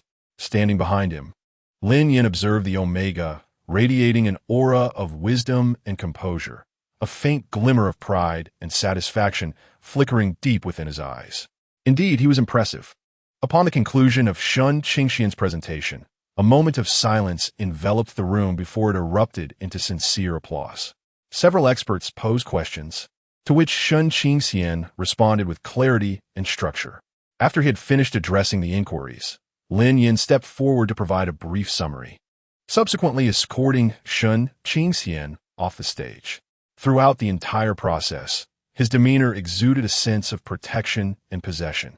During the intermission, several officers and technicians from other star systems approached Sun Qingxian for discussions, even exchanging business cards, expressing interest in his proposed solutions.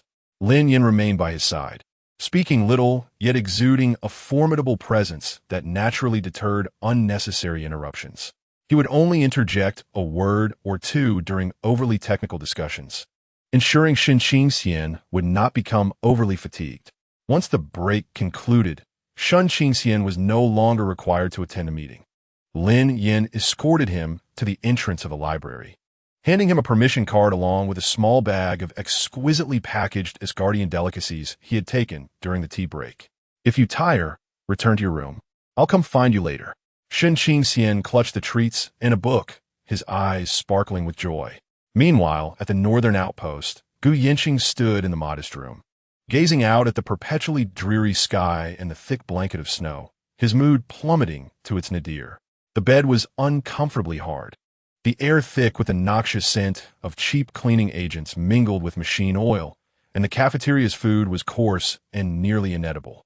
Even the water carried a metallic tang.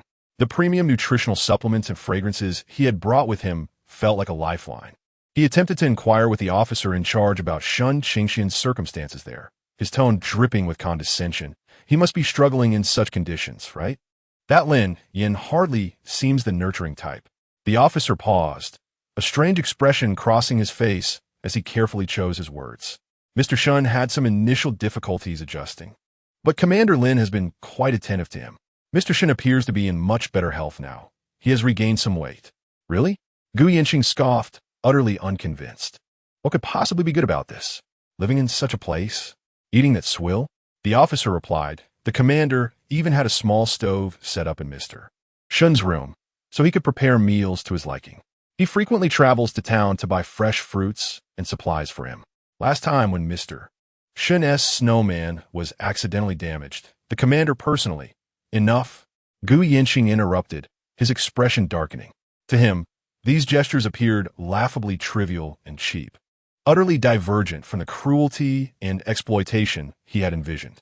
This officer must have been bribed by Lin Yan or had such a narrow worldview that he mistook minor kindnesses for genuine care. He waved the officer away and began to pace irritably in the room. Sun Qingxian must be putting on a brave face, or perhaps momentarily deceived by Lin Yan's crude tactics. What sort of decent life could a border officer provide? Once the novelty wore off for Sun Qingxian, he would surely realize the hardship. He activated his personal terminal, attempting to connect to the Imperial Capital's star network to gather news from Asgard. But the signal in this remote area was incredibly unstable, flickering in and out, taking an eternity to load a single page. This sense of isolation and backwardness drove him almost to madness. He could not help but imagine the humiliations Sun Qingxian might be facing on Asgard at that very moment. Perhaps he was embarrassed for his lack of worldly experience, or forced to partake in lowly social gatherings with Lin Yan, or perhaps being disregarded due to his technician status. Yes, it must be so. With this thought, the frustration within him began to ease slightly, even giving rise to a twisted sense of pleasure. He waited, anticipating their return, eager to witness Sun Qingxian's disgraced appearance, filled with regret. However, at that moment on Asgard, the meeting had concluded successfully. Lin Yan declined the official dinner invitation for the evening, citing the need to organize the meeting minutes. In truth, he was escorting Sun Qingxian aboard a high-speed hovercar. en route to the most illustrious cloud-viewing restaurant in Asgard City. Perched atop a towering spire that pierced the clouds, the restaurant was encased in a vast, transparent dome, offering a 360-degree panorama of the city's resplendent nocturnal scenery and the starry heavens, as if immersed within the Milky Way itself. Shen Qingxian was once again awestruck, gazing at the flowing rivers of light beneath him and the seemingly reachable stars, rendered speechless for a considerable time. Lin Yan observed the sparkle in his eyes and felt that this outing was truly worthwhile. Following the guide's recommendations, he ordered the restaurant's signature dishes crafted from rare ingredients cultivated in a unique ecological star realm. Each dish resembled a work of art and tantalized the palate with its exquisite flavors. During their meal, a petite holographic performance unfolded above their table, narrating the tale of the birth of the galaxy. Shen Qingxian watched, rapt and smiling throughout. Lin Yan, though not loquacious, consistently pushed delectable offerings toward Shen Qingxian, watching him enjoy every bite. Occasionally, when Shen Qingxian looked up, he would be met with Lin Yan's deep, focused gaze, which seemed to convey a silent reassurance. It's delightful. It. After finishing their meal, Lin Yan led him to a nearby aerial garden for a stroll. The garden was adorned with exotic flora from various star systems, resplendent under the meticulously designed lighting. The evening breeze was gentle, the night view enchanting, and the companion beside him exuded warmth and reliability. Shen Qingxian summoned his courage and subtly entwined his fingers with Lin Yan's. Lin Yan paused momentarily, then turned his hand to envelop Shen Qingxian's completely, holding it firmly. Gazing at the vast sea of lights beneath them, Shen Qingxian softly remarked, "I feel less afraid today, less afraid of strangers, less afraid of grand spectacles." Lin Yan replied affirmatively. "There's no need to be afraid. With me here, there's nothing to fear." Upon returning to their quarters, Shen Qingxian remained enveloped in a blissful, almost tipsy state of happiness. Lin Yan observed his flushed cheeks and sparkling eyes, suddenly producing a small box from his pocket and presenting it to him. "What is this?" Shen Qingxian inquired, puzzled as he accepted it. Upon opening the box, he discovered a pair of exquisitely crafted cufflinks, designed in the form of miniature gears, shimmering with a cool metallic luster, both unique and perfectly aligned with his tastes. Lin Yan's tone was casual, as if he had merely picked up a trinket. "I notice you enjoy fiddling with those components." Shen Qingxian recognized these were the very cufflinks he had admired earlier at a technology souvenir shop within the base, undoubtedly a costly item. He had merely glanced at them, unaware that Lin Yan had taken note and secretly purchased them. A wave of immense surprise and gratitude surged within him. He clutched the box tightly and looked up at Lin Yan, his eyes shimmering with tears. "Thank you. I truly love them." Lin Yan, slightly uncomfortable under his gaze, ruffled Shen Qingxian's hair. "As long as you like them, now go wash up and get some rest." Yet, this night was destined not to conclude in tranquility so soon. Perhaps it is the enchanting atmosphere of Asgard that stirs such romantic sentiments, or perhaps the experiences of the day have rekindled their emotions. It may also be that the marked Omega instinctively relies more on his alpha in this unfamiliar environment. When Shen Qingxian emerged from his bath, enveloped in a veil of moisture and sweet fragrance, his gaze softened as it met Lin Yan's. As Lin Yan took the towel to dry his hair, his fingertips inadvertently brushed against the sensitive skin behind Shen Qingxian's ear, causing the pheromones in the air to intertwine with an intensity that was both thick and suggestive. Uncertain who initiated the moment, they soon found their lips entwined in a kiss that was deeper and more passionate than ever before. Infused with the thrill of their journey and the joy of sharing experiences, along with the comfort of their solitude, the kiss flowed naturally, as if it were the most effortless thing in the world. Outside the window, the everlasting brilliance of Asgard's starry river shimmered, while within, the warmth between lovers enveloped them in tenderness and fervor. For the first time, Shen Qingxian felt no trace of anxiety or fear, only complete surrender and immersion in the moment. Lin Yan's touch was more patient and gentle than before, as he tenderly kissed every inch of Shen Qingxian's skin, as though savoring the most precious treasure. "Shen Qingxian," Lin Yan murmured, lost in the throes of passion, drawing closer to him. "Yes, I am here." Lin Yan replied in a deep, resonant voice, pulling him closer, fully embracing this warm sea of love and desire woven around them. Meanwhile, at the northern frontier outpost, Gu Yinqing abruptly sat up from the hard bed, disturbed by the howling cold wind outside and a distant, unidentifiable mechanical rumble that left him utterly sleepless. With a grim expression, he seized a glass of tepid water on the bedside table, downing it in a single gulp. The icy sensation sent a jolt through him, further igniting his agitation. The contrast was stark. Chapter 45. My wife is truly beautiful. The morning light of Asgard gently filtered through the smart curtains, softly illuminating the room. Shun Qingxian stirred from his slumber, instinctively snuggling closer into Lin Yan's embrace. His body still bore the lingering tenderness and satisfaction from the previous night's intimacy, while his spirit felt remarkably relaxed and at peace. As he shifted slightly, he realized he remained securely enveloped in Lin Yan's arms. The alpha's warmth akin to a steady furnace, dispelling any remnants of discomfort. Lifting his gaze, he discovered Lin Yan was already awake, looking down at him with a languid gaze and an ineffable focus.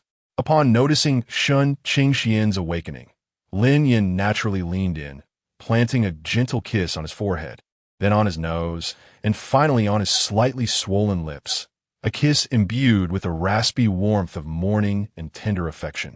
Good morning. Lin Yan's voice was deep and alluring. Good morning, Shun Qingxian replied, his cheeks flushing as he reciprocated the morning kiss, feeling a sweetness bloom within him.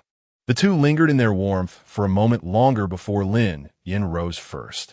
Today marked the final day of the conference, primarily focused on summarizing and private discussions, and Shun Qingxian was not required to participate. As Lin Yan donned his military uniform, he began to outline the day's free activities. You are permitted to access all living quarters within the base using the authorization card I provided. Just refrain from venturing beyond the confines of the base. He paused momentarily before adding, should you encounter any difficulties, do not hesitate to reach out to me. Indeed, I am aware. Please do not worry. Go ahead and attend your meeting. Shun Qingxian propped himself up with the blanket and observed Lin Yan meticulously fastening his military uniform's buttons, donning his cap, and instantly transforming back into the austere and commanding major. Once Lin Yan had arranged his appearance, he approached the bedside and retrieved several electronic currency cards from Asgard from his pocket, placing them into Shun Qingxian's hand. The base's commercial street offers local specialties and souvenirs. Should you find something appealing, feel free to purchase it. His tone resembled that of a parent bestowing pocket money upon a child. Shun Qingxian couldn't help but chuckle, asserting, I have funds. He still had some savings in his account from the imperial capital. Taking Lin Yan's words as indisputable and ruffling his hair affectionately, he declared, I shall be on my way.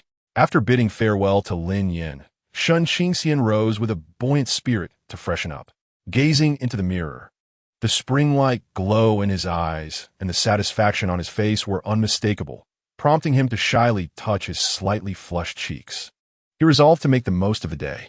He began by visiting the renowned technology bookstore within the base, where he purchased several newly published electronic books on mechanical engineering. Following this, he ventured to the living service area, where he discovered an exceptionally advanced Omega exclusive care center. Considering the arid climate of the northern frontier and Lin Yan's perpetually chapped hands, Shun Qingxian entered the center, utilizing the funds Lin Yan had provided. He acquired several highly effective moisturizing skincare products and gentle suppressants specifically for Omega. He also selected a premium skincare and hand care set for Lin Yan, the packaging exuding a robust aesthetic that complemented his character.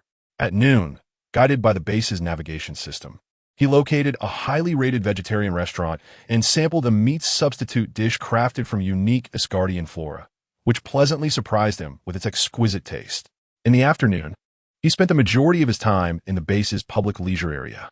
There, massive holographic screens displayed interstellar news and educational documentaries.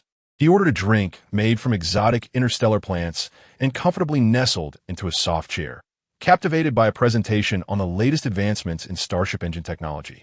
Losing himself in the experience, He was entirely immersed in this novel, convenient, and intellectually stimulating environment, momentarily forgetting the snowstorms of the northern frontier and the past in the imperial capital. Here, no one recognized him, and no one regarded him with strange glances. He was free to engage in the pursuits he cherished and absorb knowledge that intrigued him. Occasionally, passing officers or technical staff would cast curious or appreciative glances at this quiet, fair Omega, engrossed in the complex technological documentaries, yet they all maintained a respectful distance. Sun Qingxian felt an unprecedented sense of freedom and ease. As evening approached, Lin Yan concluded his meeting and, utilizing the positioning feature of Sun Qingxian's smart wristband, found him in the leisure area. Before him lay a captivating scene. His Omega nestled comfortably in an armchair, cradling a peculiar beverage in his hands, his head tilted back, intently gazing at the intricate engine schematics displayed on the holographic screen. His eyes sparkled with fascination, and the soft light illuminated the tranquil beauty of his profile. Lin Yan paused for a moment, refraining from interrupting immediately. He simply stood there, observing Sun Qingxian as he immersed himself in his own world. A complex emotion welled up within him, satisfaction, pride, and a subtle hint of tenderness. He recalled Sun Qingxian's past in the imperial capital, where he may have faced constraints and underestimation, and contrasting that with his current state of relaxed curiosity, Lin Yan felt increasingly justified in bringing him out. His Omega deserved to explore broader horizons and shine with even more brilliance. Eventually, Sun Qingxian became aware of Lin Yan's strong presence and turned to face him, instantly breaking into a radiant smile and waving his hand. Only then did Lin Yan approach, seamlessly taking a seat beside him and glancing at the screen. "Do you understand it?" he inquired. "Yes.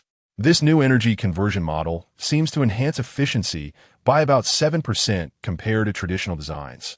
Though it demands higher heat resistance for materials," Sun Qingxian eagerly shared, his eyes sparkling with excitement. While Lin Yan had little interest in the technical specifics, he relished the sound of Sun Qingxian's gentle voice articulating these concepts, enjoying the sight of his bright, confident demeanor. He listened patiently, occasionally responding with an affirmative hum. Once Sun Qingxian finished his explanation, Lin Yan spoke up. "The spaceship to Beijing departs tomorrow afternoon, and we have some time in the morning. Let me take you to explore the commercial street." "Great." Sun Qingxian nodded enthusiastically.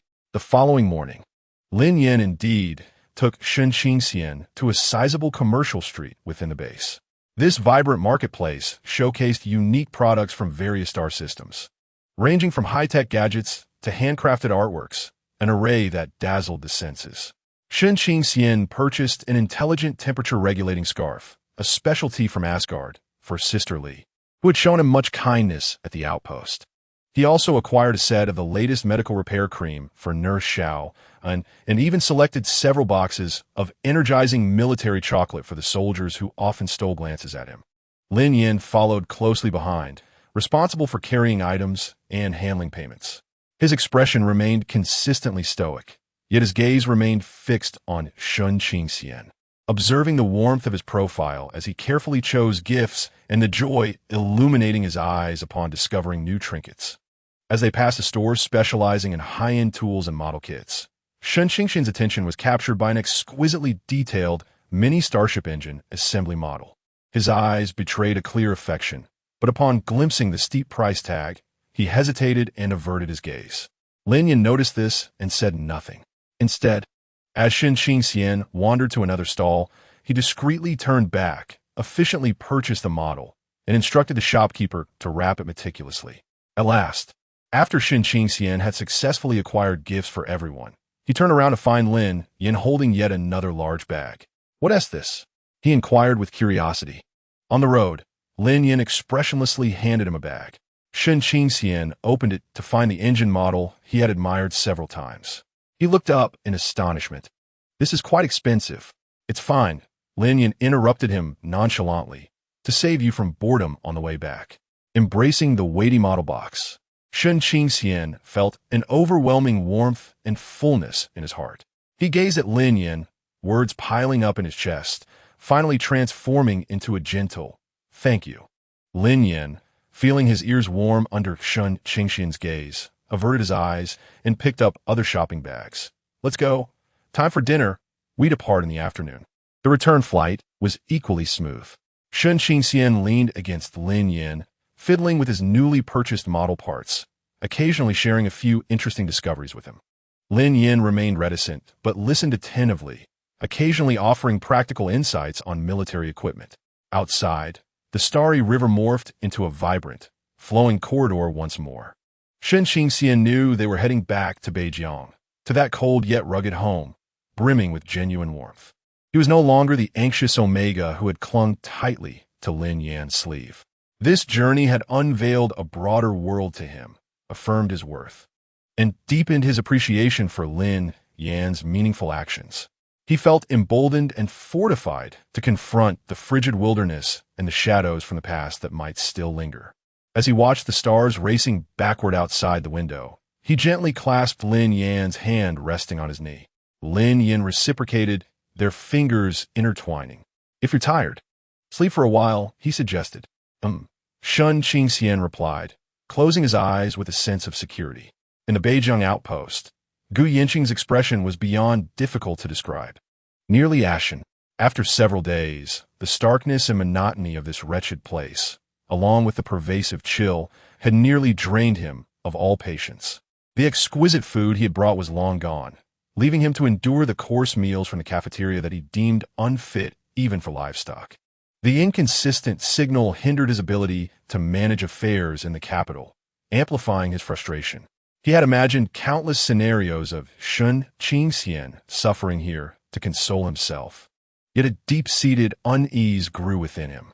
If Shun Qingxian truly endured such hardship, how could Lin Yan dare to take him to Asgard?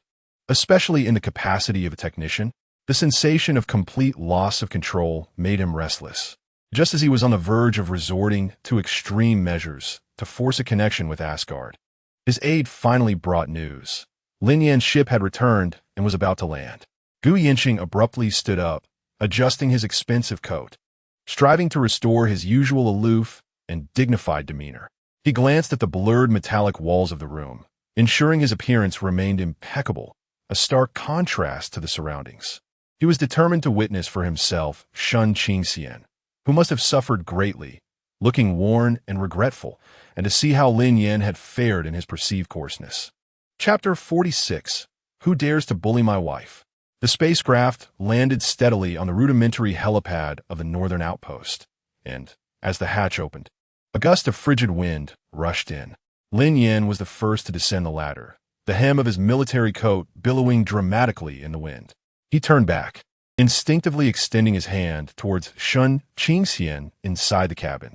Shun Qingxian grasped his hand and stepped onto the familiar icy ground. Although the cold was biting, his heart felt an overwhelming sense of security. He cradled the box containing the engine model, his face displaying traces of travel fatigue, yet more so a radiant satisfaction. "Let us return to our room for some rest. I had someone warm up the stove in advance," Lin Yan said, adjusting Shun Qingxian's scarf to shield him from the penetrating cold. "I will stop by the logistics office to submit a report and pick up something." His tone carried an almost imperceptible nuance, and his eyes flickered momentarily.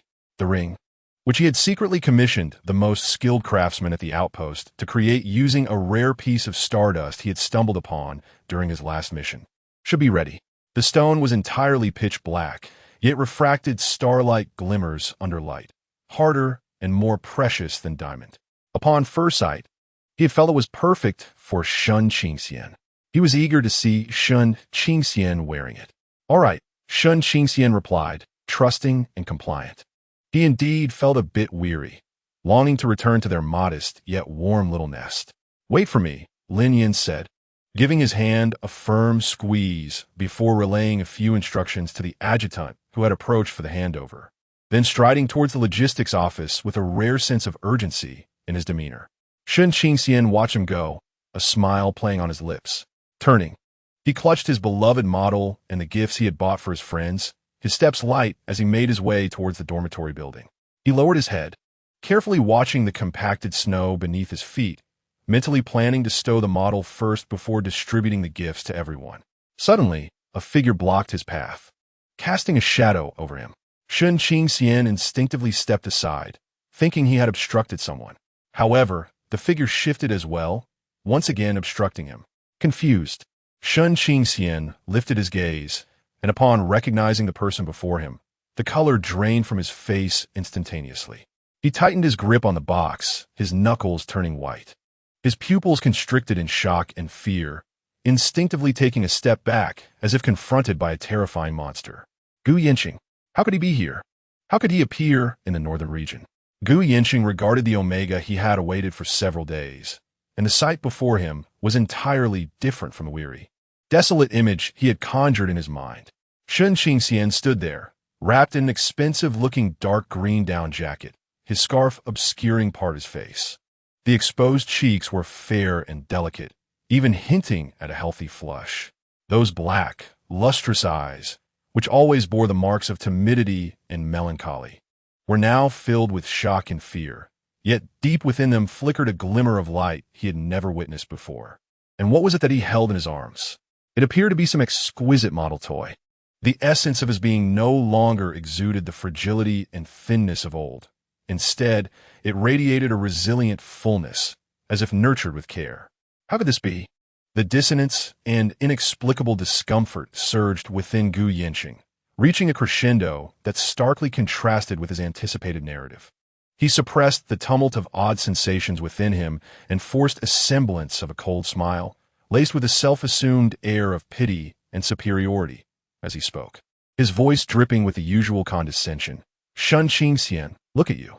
It seems that in these few months of absence, you've adapted quite well to this desolate land. Alongside that brutish soldier, he deliberately emphasized the word adapted, suffused with mockery. Shun Qingxian jolted at the sharpness of his icy tone, snapping back from the overwhelming shock. Fear surged through him like a chilling tide, causing his body to tremble slightly. The haunting memories of a nightmare from 3 months prior, of scrutiny, disdain, abandonment, and that disastrous entrapment during his estrus period, flooded his mind, nearly rendering him unsteady. His lips quivered, unable to form a single word, as all he longed for was to escape this place, to retreat to the sanctuary imbued with Lin Yan's essence. Observing Shun Qingxian's pale, trembling visage, Gu Yanqing felt a modicum of his displeasure dissipate, replaced by a sense of satisfaction in his control over the situation. Yes, this was the reaction Shun Qingxian ought to exhibit, fearful, submissive. He stepped closer, encroaching upon Shun Qingxian, attempting to exert pressure with his alpha pheromones.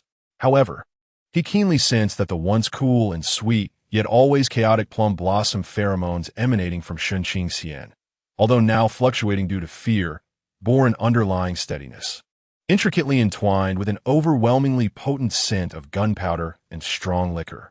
This fragrance was rich and pure, infused with an undeniable essence of possession and protection, akin to the most formidable fortress, safeguarding Shun Qingxian within its embrace, even subtly repelling and countering external pheromones. This was the unmistakable aroma of a complete marking, and the compatibility was strikingly high. Gu Yanqing's pupils constricted sharply, his heart quaking. That subordinate officer? How could he possibly possess such pure and potent pheromones? How could he and Shun Qingxian have such a profound compatibility? No, it must be an illusion or a misleading effect caused by Shun Qingxian as chaotic pheromones. He forcefully disregarded the discomforting pressure and continued his verbal onslaught, his tone growing ever more acerbic. What's the matter? Have you been rendered speechless? It appears that in these months, not only have you been living a rough life, but you've also forgotten even the most basic etiquette. But then again, what could one learn from being in the company of such a person? He extended his hand, seemingly intent on touching the exquisite model box nestled in Shun Qingxian's embrace. His gesture laced with disdain. What is this? Did that soldier charm you with such cheap trinkets? Shun Qingxian, is this all you've amounted to? His fingertips almost grazed the box. Don't touch it. Shun Qingxian, as though struck at his most vulnerable spot, clutched the box tightly and recoiled a step, his voice quivering with fear and anger. yet sharp with an unprecedented intensity. "This is mine. It was a gift from Lin Yan. It is a treasure I hold dear." Gu Yanqing's hand froze in midair, disbelief washing over him at the audacity of Shun Qingxian's defiance. In an instant, fury ignited within him. "Yours?" he scoffed, his tone dangerously low. "Shun Qingxian, have you forgotten whose you are? Just a few months away from home, and you've deluded yourself into thinking you matter? Marked by some border ruffian, and now you think you can soar?" His gaze swept over Shun Qingxian, who appeared more nourished than before, and recalled the vexing scent of that mark. An overwhelming rage akin to a violation surged within him, mingled with a jealousy he refused to acknowledge. As he spat out insults, "Look at how well he seems to take care of you. How pitiful he is, reduced to relying on such base instincts to please you. And you, so shamelessly accepting it?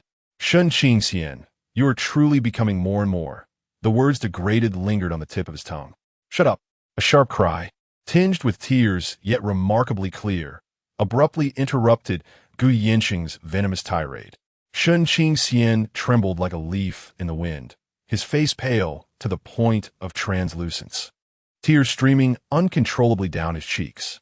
But this time, it was not born of fear, but rather a profound anger and humiliation. He could endure Gu Yanqing's scorn directed at him, yet he could not tolerate such disparagement toward Lin Yan, the one who had sincerely pulled him from the abyss and treated him with kindness. "What right do you have to say that about him?" Shun Qingxian's voice shattered. It bore a courage that defied the odds. "He is 1,000 times better than you. 1,000,000 times. What else can you do besides humiliating and hurting me?" Gu Yanqing was utterly taken aback, as if encountering Shun Qingxian for the first time. This Omega, who had always been submissive and trembling before him, dared to shout, to retort, for the sake of that lowly soldier? After the shock, a tempest of fury engulfed him. "Shun Qingxian, you are courting death." He raised his hand violently. Alpha's pressure released without restraint, ready to strike down upon Shun Qingxian. Shun Qingxian, terrified, shut his eyes and instinctively curled up. Yet, the anticipated slap never fell. Instead, a force akin to a tangible storm of ferocity and potent pheromones crashed upon him, like a tsunami from the side. The power was terrifying, mingled with rage, exuding a destructive aura that obliterated Gu Yanqing's self-important alpha dominance, scattering it to the winds. Gu Yanqing felt a sudden constriction in his breath, as if a colossal hammer had struck his chest.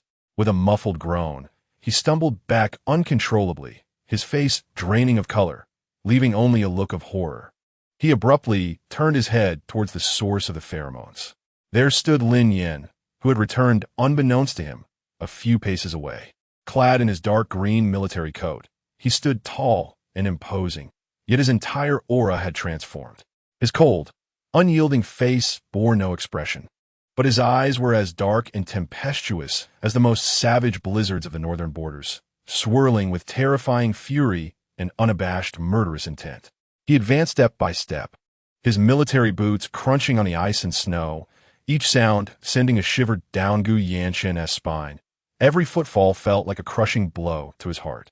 In his hand, he clutched a small, deep blue velvet box, which originally contained a ring crafted from rare star ashes, a token of affection he had eagerly intended to present to Shun Qingxian. Yet now, all the tenderness had been ignited by the scene before him, transformed into an inferno of rage. Having just submitted his report, he had returned with joy, only to witness this apparition of an alpha, who had the audacity to oppress his Omega with pheromones, to raise a hand against him. Lin Yan reached Shun Qingxian's side without sparing Gu Yanqing a glance, and immediately enveloped the trembling, tear-streaked Omega in his arms, holding him tightly. "It's all right," he murmured, his voice hoarse yet imbued with an uncanny soothing power, as he gently caressed Shun Qingxian's back. "I'm back." The moment Shun Qingxian sensed that familiar scent and embrace, the tautness in his nerves unraveled, and all his grievances and fears surged forth like a breached dam. He clutched Lin Yan's clothing desperately, burying his face in his robust chest, weeping uncontrollably. "Lin Yan, I know." Lin Yan's voice was frigid enough to drop icicles. He lifted his head, his eyes like shards of ice, finally directing a piercing gaze toward the pale, perplexed Gu Yanchen. His stare sliced through Gu Yanchen, laden with open disdain and scrutiny. "You're the one surnamed Gu?" Lin Yan inquired, his tone low, yet exuding a crushing sense of dominance and intense malice. "The one who bullied my Qingxian to the brink of pheromone disorder and nearly cost him his life?" Gu Yanchen felt his blood boil at the accusation, his complexion fluctuating between shades of green and white. What did you say? Do you know who I am?" "I do not care who you are," Lin Yan interjected, his tone chilling. "I only know that you frighten my Omega." He gently pushed Shun Qingxian behind him for protection, then stepped forward, closing the distance to Gu Yanchen. The potent, blood-soaked pheromones crashed against Gu Yanchen like a battering ram. "Now, you have two choices," Lin Yan's voice whispered like the harbinger of death, each word striking Gu Yanchen's heart with unyielding force. 1. Immediately kneel down and apologize to him. 2. The corners of Lin Yan's mouth curled into a chilling and cruel arc. "I shall aid you in kneeling." Chapter 47. Bully my wife? You wretched creature. Gu Yanchen was forced to retreat repeatedly by Lin Yan's terrifying pheromones and unmasked murderous intent, his heart racing. Yet, the arrogance and superiority he had cultivated over the years rendered him incapable of accepting the humiliating reality of being intimidated by a brutish figure from the border. He struggled to steady himself, twisting his face into a contorted, disdainful sneer. "Huh, who do you think you are? Merely a crude and uncouth brute?" Gu Yanchen straightened his posture, attempting to mask his inner turmoil with an elevated tone, his gaze venomous as it scrutinized Lin Yan's military coat, sullied with snow and dust, and his hardened countenance. "What? Do you believe that a mere display of brute strength and the release of a barbarian's pheromones can intimidate me?" He deliberately overlooked the growing number of soldiers behind Lin Yan, their expressions increasingly hostile, and continued to hurl scathing remarks at Shun Qingxian, who was shielded by Lin Yan. "Shun Qingxian, just look at the sort of company you keep. A mere savage who knows nothing but violence. What can he possibly offer you? Protection? With that tattered uniform and in this godforsaken place? Dream on." The more he spoke, the more convinced he became of his righteousness, his tone taking on an increasingly patronizing gravity, laden with a nauseating sense of condescension. "Qingxian, stop this nonsense. I understand you have suffered before. Return with me. I can overlook the past. The position of the Gu family's young mistress is still yours, and it's far better than gnawing on potatoes in this icy desolation. Wake up." His words not only insulted Lin Yan, but also trampled upon Shun Qingxian's dignity, as if implying that without him, Shun Qingxian could only descend into ruin. As though all his struggles and rebirth were nothing but childish foolishness. The expressions of the surrounding soldiers had darkened considerably. They may not have witnessed grand spectacles, but they held Lin Yan in high regard and had witnessed how the quiet and beautiful Omega, Shun Qingxian, gradually integrated into the outpost, winning everyone's affection with his attentiveness and kindness. At this moment, hearing this contemptible interloper insult their commander and sister-in-law, the soldiers clenched their fists, their eyes aflame with fury, silently encircling them, forming an oppressive wall of solidarity. Lin Yan's expression remained unchanged, still as cold and hard as the storm. Yet, his aura had suddenly plunged to an icy depth. The gaze fixed upon Gu Yanchen was no longer filled with rage, but rather a profound indifference, akin to observing a lifeless object. "The Gu family?" Lin Yan scoffed, interrupting Gu Yanchen's self-introduction, his laughter brimming with unabashed disdain. "Is that truly something remarkable?" He stepped forward, his formidable pheromones surging like a mountain, sharp as a blade, pressing down on Gu Yanchen until he could scarcely breathe. His knees buckled uncontrollably once more, nearly causing him to kneel, sustained only by the last vestiges of his pride. In the northern territories, the voice of my Omega, Lin Yan, grew low and ominous, imbued with a chilling aura forged from blood and flame. "Do not presume you are merely the young master of the Gu family. Even if you were the king of heaven, you must bow before me today." His gaze swept over Gu Yanchen, adorned in an expensive coat that seemed out of place in the northern realm, lingering on his distorted, handsome face twisted by rage and defiance. ultimately resting on his slightly trembling hand. Was it this very hand that sought to touch him? Lin Yan's voice was almost a whisper, yet it sent a jolt of terror through Gu Yanqing's spine. In an instant, Lin Yan moved. His actions were as swift as lightning, leaving no time for anyone to comprehend his strike. Only a sickening crack resonated, accompanied by Gu Yanqing's piercing scream. Lin Yan had effortlessly and decisively twisted the wrist of Gu Yanqing's hand that had reached for Sun Qingxian. It was ruthless and unyielding, as simple as breaking a brittle twig. Gu Yanqing felt darkness enveloping his vision, cold sweat erupting upon his forehead as he clutched his oddly bent wrist. Curling in on himself, all vestiges of pride and composure shattered in that moment, leaving only raw pain and terror. The guards who had long awaited his signal were taken aback. Just as they were about to intervene, Lin Yan's icy glare pinned them in place. The murderous intent and warning in his eyes were stark, as if to say that any further movement would cost them their lives. The soldiers, who had initially gathered to spectate, quickly encircled, their eyes fixed ominously on the guards, the atmosphere charged with tension. Yet, Lin Yan paid no heed to the guards, treating them as mere nuisances.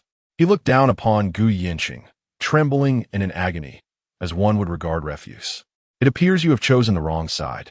Lin Yan's tone was terrifyingly calm. Now, can you kneel steadily? Or shall I assist you with your other hand?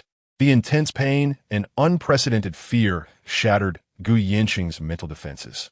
He gazed upon the man before him, a figure exuding an aura of dread, and came to a stark realization. This was not the imperial capital, and he was devoid of the Gu family's protective halo. This man was genuinely willing to strike, even to kill him. I'm sorry. Gu Yanqing managed to force out, through gritted teeth, the agony and humiliation nearly causing him to faint. Yet he dared not refrain from apologizing. Trembling, he propped himself up with his uninjured hand, attempting to stabilize his body, his posture utterly disheveled.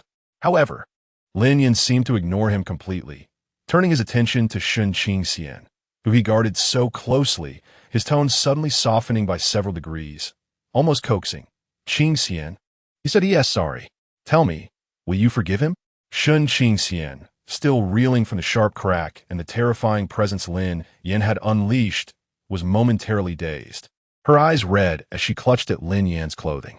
Upon hearing the inquiry, he cast a glance at the wretched Gu Yanqing sprawled on the ground and instinctively shrank behind Lin Yan, shaking his head vigorously. He could not forgive. He would never forgive. Lin Yan, with a sense of satisfaction and a hint of pride, ruffled his hair and said, "Good, we shall not forgive." Then he turned back, his expression of tenderness vanishing instantaneously, replaced by a chilling disdain. Did you hear that? My Omega says no forgiveness. Gu Yanqing felt an irresistible force strike mercilessly at the back of his knee. Crack! His entire being collapsed like a marionette with severed strings, uncontrollably lurching forward. With a heavy thud, he knelt and fell onto the cold snow, face down, tasting the icy slush and mud, his posture grotesquely pitiful.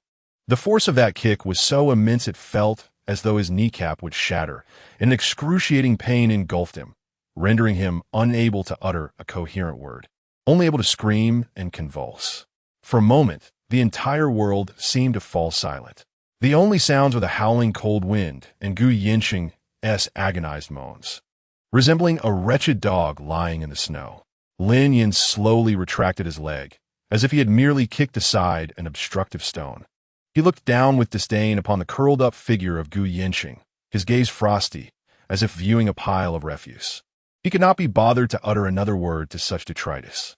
Around them, the soldiers erupted in a cacophony of suppressed cheers and jeers. Bah! What nonsense! How dare he create a ruckus at our post? The chief is magnificent. Don't be afraid, sister-in-law. Even 100 of his kind would be easily dispatched by the chief. Lin Yan turned away, dismissing the pitiful Gu Yanqing, who lay like a heap of mud on the ground. He approached Sun Qingxian, who was still trembling slightly, though her eyes now held not only fear but also shock and a hint of relief. He extended his hand, his fingertips gently wiping away the tear stains on her face, the gesture imbued with unmistakable affection. Are you frightened? His voice was markedly softer than before. He paused, as if dealing with something unsightly, and waved at the approaching adjutant. Remove this nuisance and his entourage from the post. Have the medic attend to him briefly. Don't let him die here and soil the place. And notify the nearest border patrol to politely request young Master Gu to vacate the Northern Territory. If he or his people dare to trespass into my domain, again, Lin Yan's gaze fell upon Gu Yinxing once more, as if looking at a corpse. Charge him with trespassing into a military-restricted area with intent to assault the family of an officer and execute on the spot. Yes, Commander. The adjutant saluted promptly and unceremoniously ordered 2 soldiers to step forward, hoisting the howling and ashen-faced Gu Yinxing from the snow and dragging him toward the post's entrance. His guards, too, were disarmed and escorted away, their faces smeared with dirt. Thus, a farce, or rather a one-sided oppression, came to a swift conclusion. The soldiers surrounding, captivated by the spectacle, gazed at Lin Yan with reverence, while their looks towards Sun Qingxian bore a hint of understanding and warmth. No wonder the chief treasured him so dearly. It turned out his partner had been bullied by such scoundrels in the past. The chief's actions were indeed commendable. As the onlookers dispersed, the wind and snow continued to swirl, leaving only Lin Yan and Sun Qingxian on the helipad.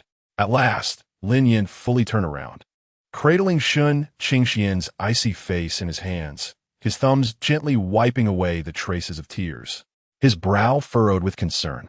"Are you frightened?" Sun Qingxian met his gaze, his heart still racing, no longer out of fear, but rather a thrilling sense of survival and an indescribable feeling of safety. He shook his head, then nodded, eventually collapsing into Lin Yan's embrace, tightly wrapping his arms around the sturdy waist, burying his face against Lin Yan's chest, which exuded a chill and a faint scent of gunpowder. "I was so scared when you suddenly appeared," he murmured, his voice muffled and laced with a lingering sense of vulnerability. "You need not fear anymore," Lin Yan reassured him, holding him closer, his chin resting on Sun Qingxian's head, his voice deep and dependable. "He shall never have the chance to frighten you again. I promise." In his heart, he made a mental note regarding Gu Yinxing. After a moment of embracing, Lin Yan seemed to recall something, retrieving a deep blue velvet box from his coat pocket. In his earlier fury, he had clutched it tightly without discarding it. The surface of the box bore slight distortions from his grip. Clearing his throat awkwardly, Lin Yan released Sun Qingxian and, in his presence, somewhat clumsily opened the box. Inside, a black stardust stone ring lay quietly upon the velvet cushion, precisely as he had envisioned. Its dark material reflected fragments of light like twinkling stars, understated yet luxurious, radiating a distinct sense of power. However, the ring's band appeared to have been hastily crafted, revealing traces of hand polishing at the edges, which added a rugged sincerity to it. Lin Yan's ears flushed slightly, his tone attempting to remain calm despite an undertone of nervousness. "I simply polished a stone I found on the way, just for fun." Sun Qingxian's attention was instantly captured by the unique ring. He stared at the unmistakably exquisite piece, resonant of Lin Yan's essence, then glanced up at Lin Yan, who feigned nonchalance despite clearly caring deeply. The tears that had just ceased flowing now surged once more. But this time, they were tears of joy. "So this is what you hurried to retrieve?" he stammered, struggling to articulate his thoughts. "When do you like it?" Lin Yan asked, a hint of anxiety in his tone, fearing that this delicate soul might find it lacking in refinement. Sun Qingxian nodded vigorously, tears cascading down his cheeks. Reaching out with a quavering voice, "I love it. Please put it on me." Lin Yan finally exhaled in relief, carefully taking the ring from the box. Lifting Sun Qingxian's pale, slender, slightly trembling hand, with solemnity and tenderness, he slid the stardust stone ring, imbued with his warmth and affection, onto Sun Qingxian's left middle finger. It fit perfectly. The black star on Sun Qingxian's fair finger emanated a mysterious and eternal luster. Lin Yan gazed at it for a long while, offering a dry assessment, his Adam's apple bobbing slightly. Yet, in his heart, he thought, "Damn it, my taste is impeccable. This ring perfectly complements his hand. It's simply exquisite." As Sun Qingxian lifted his hand to admire the ring, tears flowed more freely, but his lips curled into a radiant smile, a blend of laughter and sorrow. Lin Yan, feeling a bit flustered by his tears, hurriedly wiped them away, saying, "Why are you crying? If you don't like it, just say so. I could find something else you prefer." Suddenly, Shun Qingxian threw himself into Lin Yan's embrace, holding him tightly, his voice thick with emotion and unwavering certainty. "Lin Yan, you are my favorite." Lin Yan's body stiffened momentarily, but then his lips could not help but curl into a wild grin. The bitterness stirred by Gu Yinxing dissipated entirely, leaving only a profound sense of fulfillment and pride that threatened to overflow. He tightened his embrace, securing both his omega and the ring within his arms, leaning down to plant a tender kiss on his tear-streaked sweet gland. The snowstorm raged on outside, yet within their embrace, warmth flourished abundantly. As for Gu Xiaoya, cast out from the outpost with a broken wrist and battered spirit, waiting helplessly in the frigid wilderness for rescue, vowing revenge through gritted teeth. Who cared? The northern winds would teach him a lesson. Meanwhile, Commander Lin Yan was preoccupied with soothing his delicate darling. Chapter 48. My wife declares he loves me. Inside the dormitory of the outpost, the crackling fire kept the harsh winds and miseries of the outside world at bay. The air was infused with the gentle aroma of food and the comforting scent of their intertwined pheromones, creating a warm and tranquil atmosphere. Shun Qingxian sipped the hot soup that Lin Yan fed him, gradually warming up, the star ember ring on his finger shimmering subtly in the firelight. He occasionally raised his hand to glance at it, unable to suppress the smile that crept onto his lips, feeling as if he were cradling a warm furnace within his heart. Lin Yan observed this little gesture, feeling immensely pleased, though his expression remained stoic. He was slightly more careful as he continued to feed him. "Are you still afraid?" Lin Yan inquired, brushing away a droplet of soup from the corner of Shun Qingxian's mouth with his fingertip. Shun Qingxian shook his head, leaning into Lin Yan's embrace. His ear pressed against his sturdy chest, listening to the steady, powerful heartbeat within. "Not anymore, with you here." He paused, his voice dropping to a whisper, tinged with dependence. "You were quite fierce earlier. Did I scare you?" Lin Yan furrowed his brow, holding him tighter. "No." Shun Qingxian quickly shook his head, tilting his face upward to meet Lin Yan's gaze, his eyes sparkling. "You are formidable, like an unshakable mountain, shielding me from all storms and malice." Lin Yan felt his heart swell at that look, leaning down to place a gentle kiss on his forehead. "He will not appear again." Shun Qingxian closed his eyes, feeling a sense of peace envelop him. Once Shun Qingxian had finished his meal and his emotions had settled completely, Lin Yan urged him to take a bath, to soak in hot water to dispel the chill and feel more relaxed. The bathroom was enveloped in a misty warmth as Shun Qingxian immersed himself in the soothing water, feeling the tension in his nerves gradually ease. He glanced at the ring on his finger, and a profound sense of security and happiness swelled within him, nearly overflowing. After his bath, clad in soft pajamas, he emerged to find Lin Yan absent from the room. The fire crackled invitingly, filling the space with warmth. Just as Shun Qingxian pondered this, he heard a commotion by the door. Lin Yan returned, carrying a sizable wooden bucket from which steam rose, infused with a faint yet pleasant herbal aroma. "What is this?" Shun Qingxian inquired curiously. "I got a herbal package from the old medic. It's for calming the mind and dispelling the cold," Lin Yan explained as he set the bucket down beside the bed and tested the water temperature. "Come over and soak your feet." So that was where he had disappeared to. Shun Qingxian felt a wave of tenderness wash over him and obediently walked over to sit down. Lin Yan knelt beside him, just as he had countless times before, gently rolling up his pant legs, grasping his fair ankles, and submerging his slightly cool feet into the pleasantly warm herbal concoction. The warmth surged from his feet, spreading throughout his entire being, as the refreshing herbal scent wafted to his nostrils, prompting a soft sigh of contentment from Shun Qingxian. Lin Yan squatted nearby, his large hands submerged in the water, rhythmically kneading the points on his calves and soles. Though his technique remained somewhat clumsy, it was imbued with sincere care. The misty warmth softened his once stern features, and the flickering firelight danced across his sharply defined profile. As Shun Qingxian gazed at Lin Yan, this alpha, who exuded an intimidating aura outside, yet tenderly crafted a stove, bought snacks, prepared foot baths, and personally placed rings on his fingers at home, his heart felt completely filled, unable to hold anything more. Suddenly, he extended his hand adorned with the ring and gently touched Lin Yan's cheek. Lin Yan lifted his gaze, a questioning look in his eyes. Lin Yan, Shun Qingxian's voice was soft, yet remarkably clear.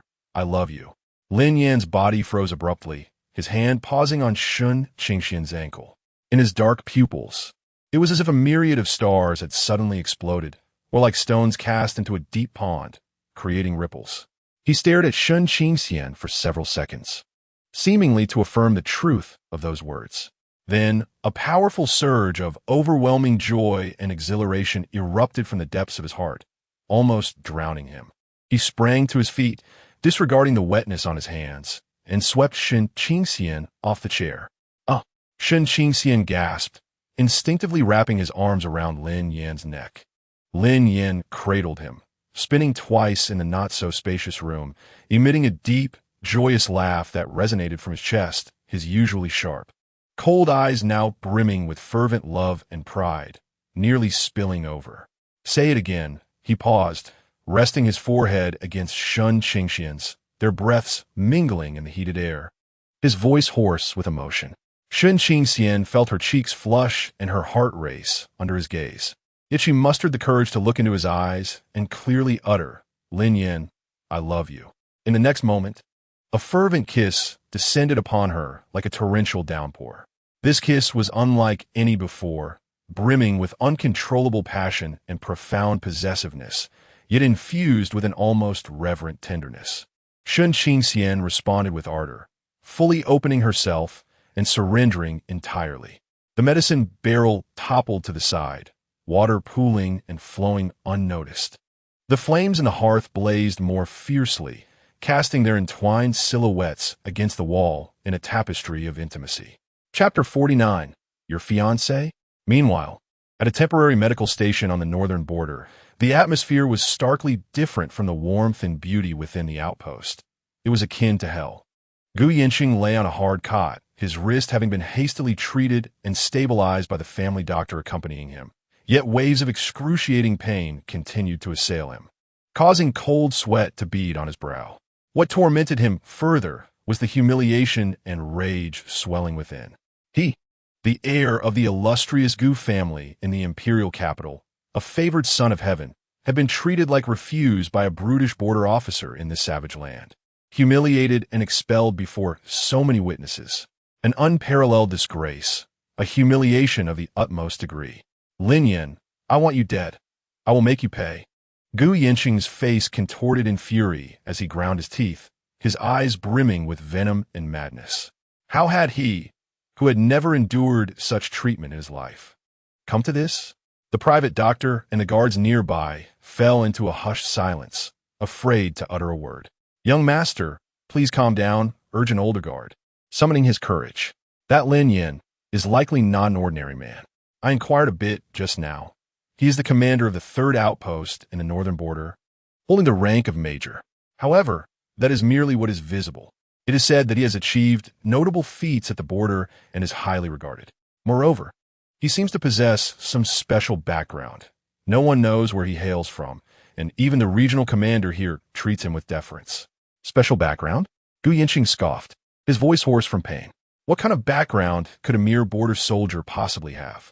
No matter how special, could it surpass the Gu family's standing? Achievements? Just a lucky fool who stumbled upon fortune.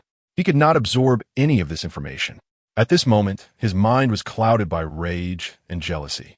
The mere thought of Shun Qingxian possibly being held tenderly in that man's embrace, of her gazing at him with trust and reliance, ignited a seething fury within him. He longed to immediately return with the group and reclaim that Omega, to dismantle the man who dared to touch what belonged to him. Determined, Gu Yanqing abruptly sat up, the movement jarring his injured wrist and causing him to gasp in pain, his expression growing increasingly sinister. Utilize every connection at our disposal. I want to uncover Lin Yan's every secret. He shall learn the consequences of offending Gu Yanqing. I will bring him to ruin, and I will make that wretched Shen Qingxian kneel before me in supplication." The bodyguard hesitated for a moment. "Young master, is it truly worth mobilizing the family's resources against a border officer for the sake of someone like Shen Qingxian? The elder might not find it justified." Gu Yanqing cast a fierce glare at him, his eyes brimming with intensity. "He has struck at my face, at the face of the Gu family. If I do not retaliate, how shall I navigate my future in the capital? Proceed as I say." The bodyguard, sensing the resoluteness in his tone, dared not argue further and simply nodded in compliance. "Yes, young master." The communication was established with a distant Gu family estate in the capital. Gu Yanqing, suppressing both pain and fury, reported the situation to his family, of course embellishing the tale with meticulous care. He recounted his concern for an old friend who had come to visit, how he was provoked and humiliated by Lin Yan, and how the latter, emboldened by his local influence, acted with brazen disregard, even resorting to violence. The head of the Gu family, Gu Yanqing's father, fell silent for a moment on the other end. He was not oblivious to his son's temperament, but the family's reputation demanded respect. A mere border major, his voice carried the usual calm and calculating tone.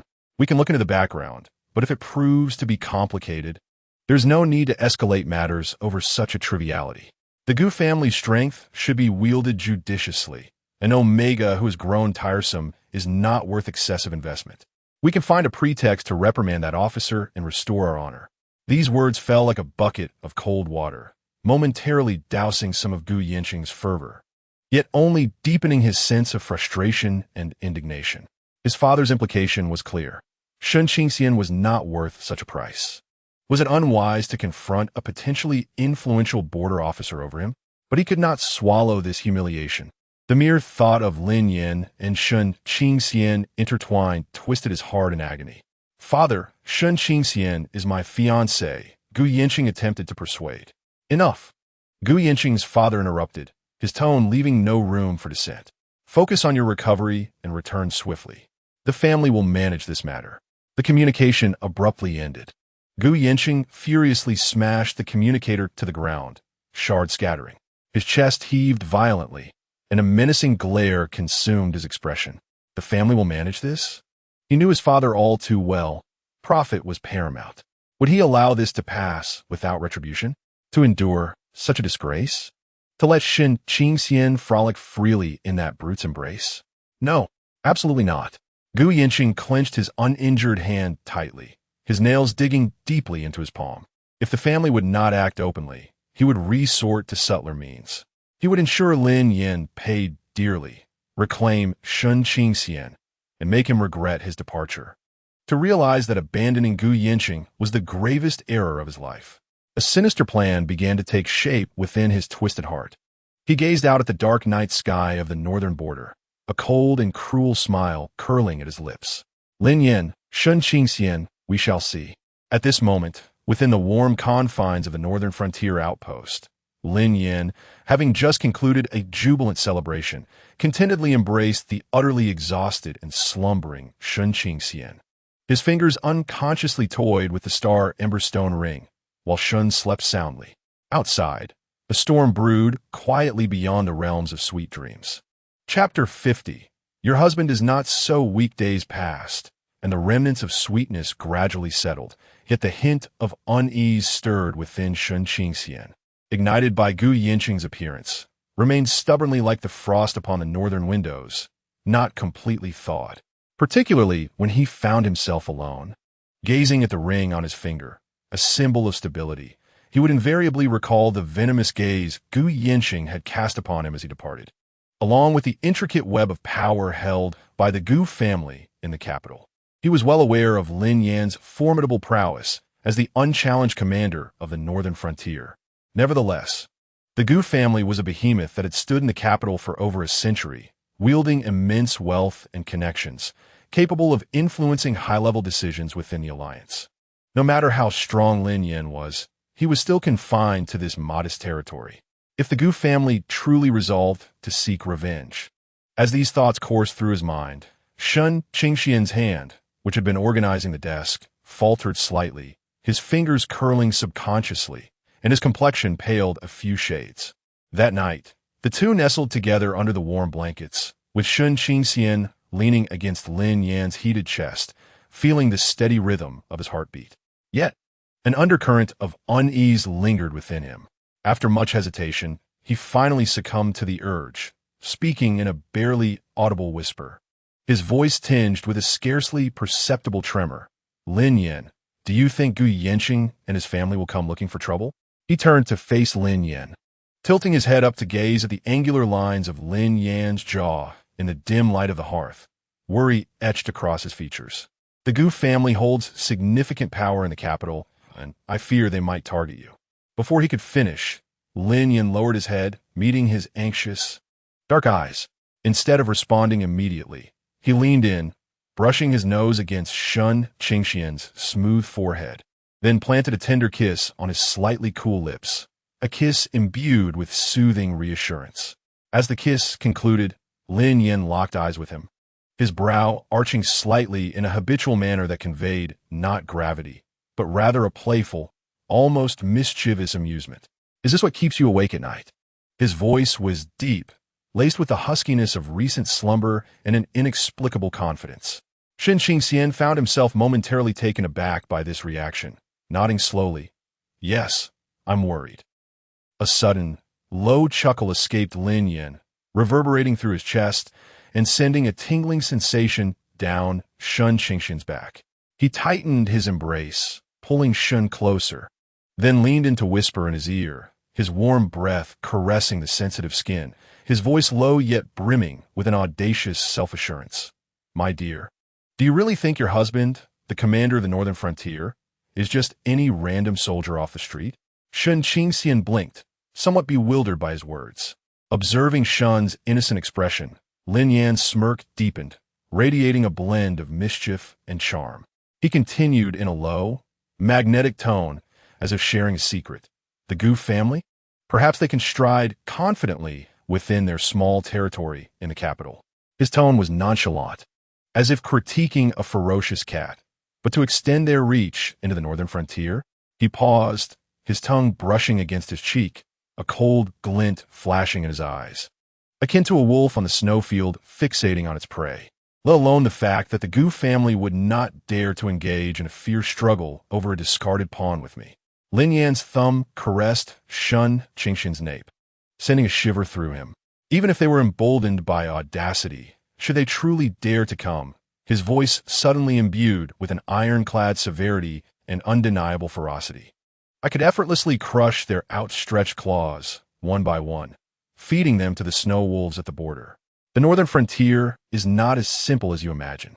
This statement, drenched in brutality and dominance, coupled with Lin Yan's hardened visage and suddenly sharp gaze, exuded immense persuasive power. Sun Qingxian felt his heart race, not from fear, but from the overwhelming sense of strength and protectiveness that radiated from Lin Yan's words. He gazed up at Lin Yan in the dim light. The Alpha's eyes were deep as the abyss, seemingly harboring an endless storm and an unshakable confidence. Observing Sun Qingxian's dazed expression, Lin Yan leaned down and kissed him again, this time with a hint of punishing nibble. "So, keep your heart at ease. Should the sky fall, your man will bear it. You need not concern yourself with those insignificant nuisances."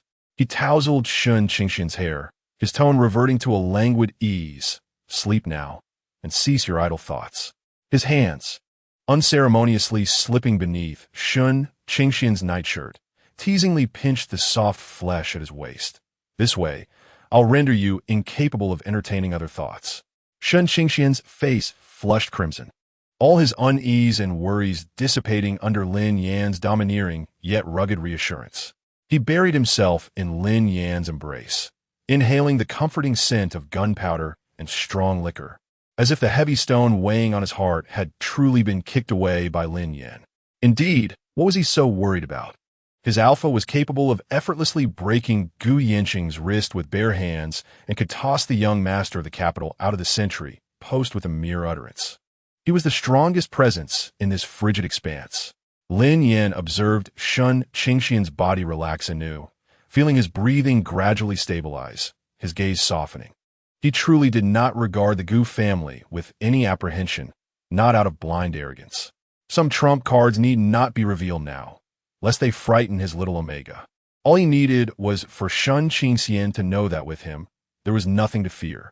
As for Gu Yinqing and the Gu family, they would do well to be sensible. Otherwise, the storms of a northern frontier are far more than mere cold. He tightened his embrace around the warm, soft body, closing his eyes. Meanwhile, far away in the capital, Gu Yinqing, discreetly utilizing personal connections to investigate Lin Yan's background, received an ambiguous preliminary report. The report reveals that Lin Yan's military profile is classified at an exceptionally high level, far exceeding that of ordinary border officers.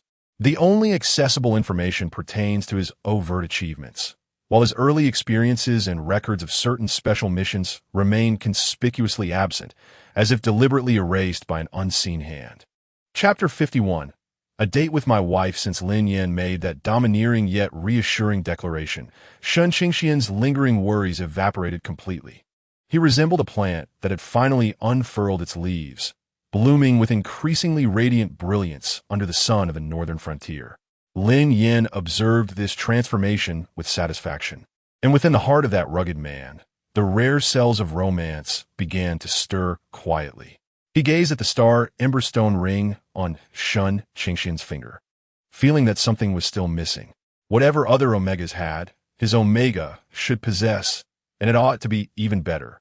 Thus, on a relatively clear day with mild winds, Lin Yan rose early and coaxed Shun Qingxian from the warmth of his cozy bed.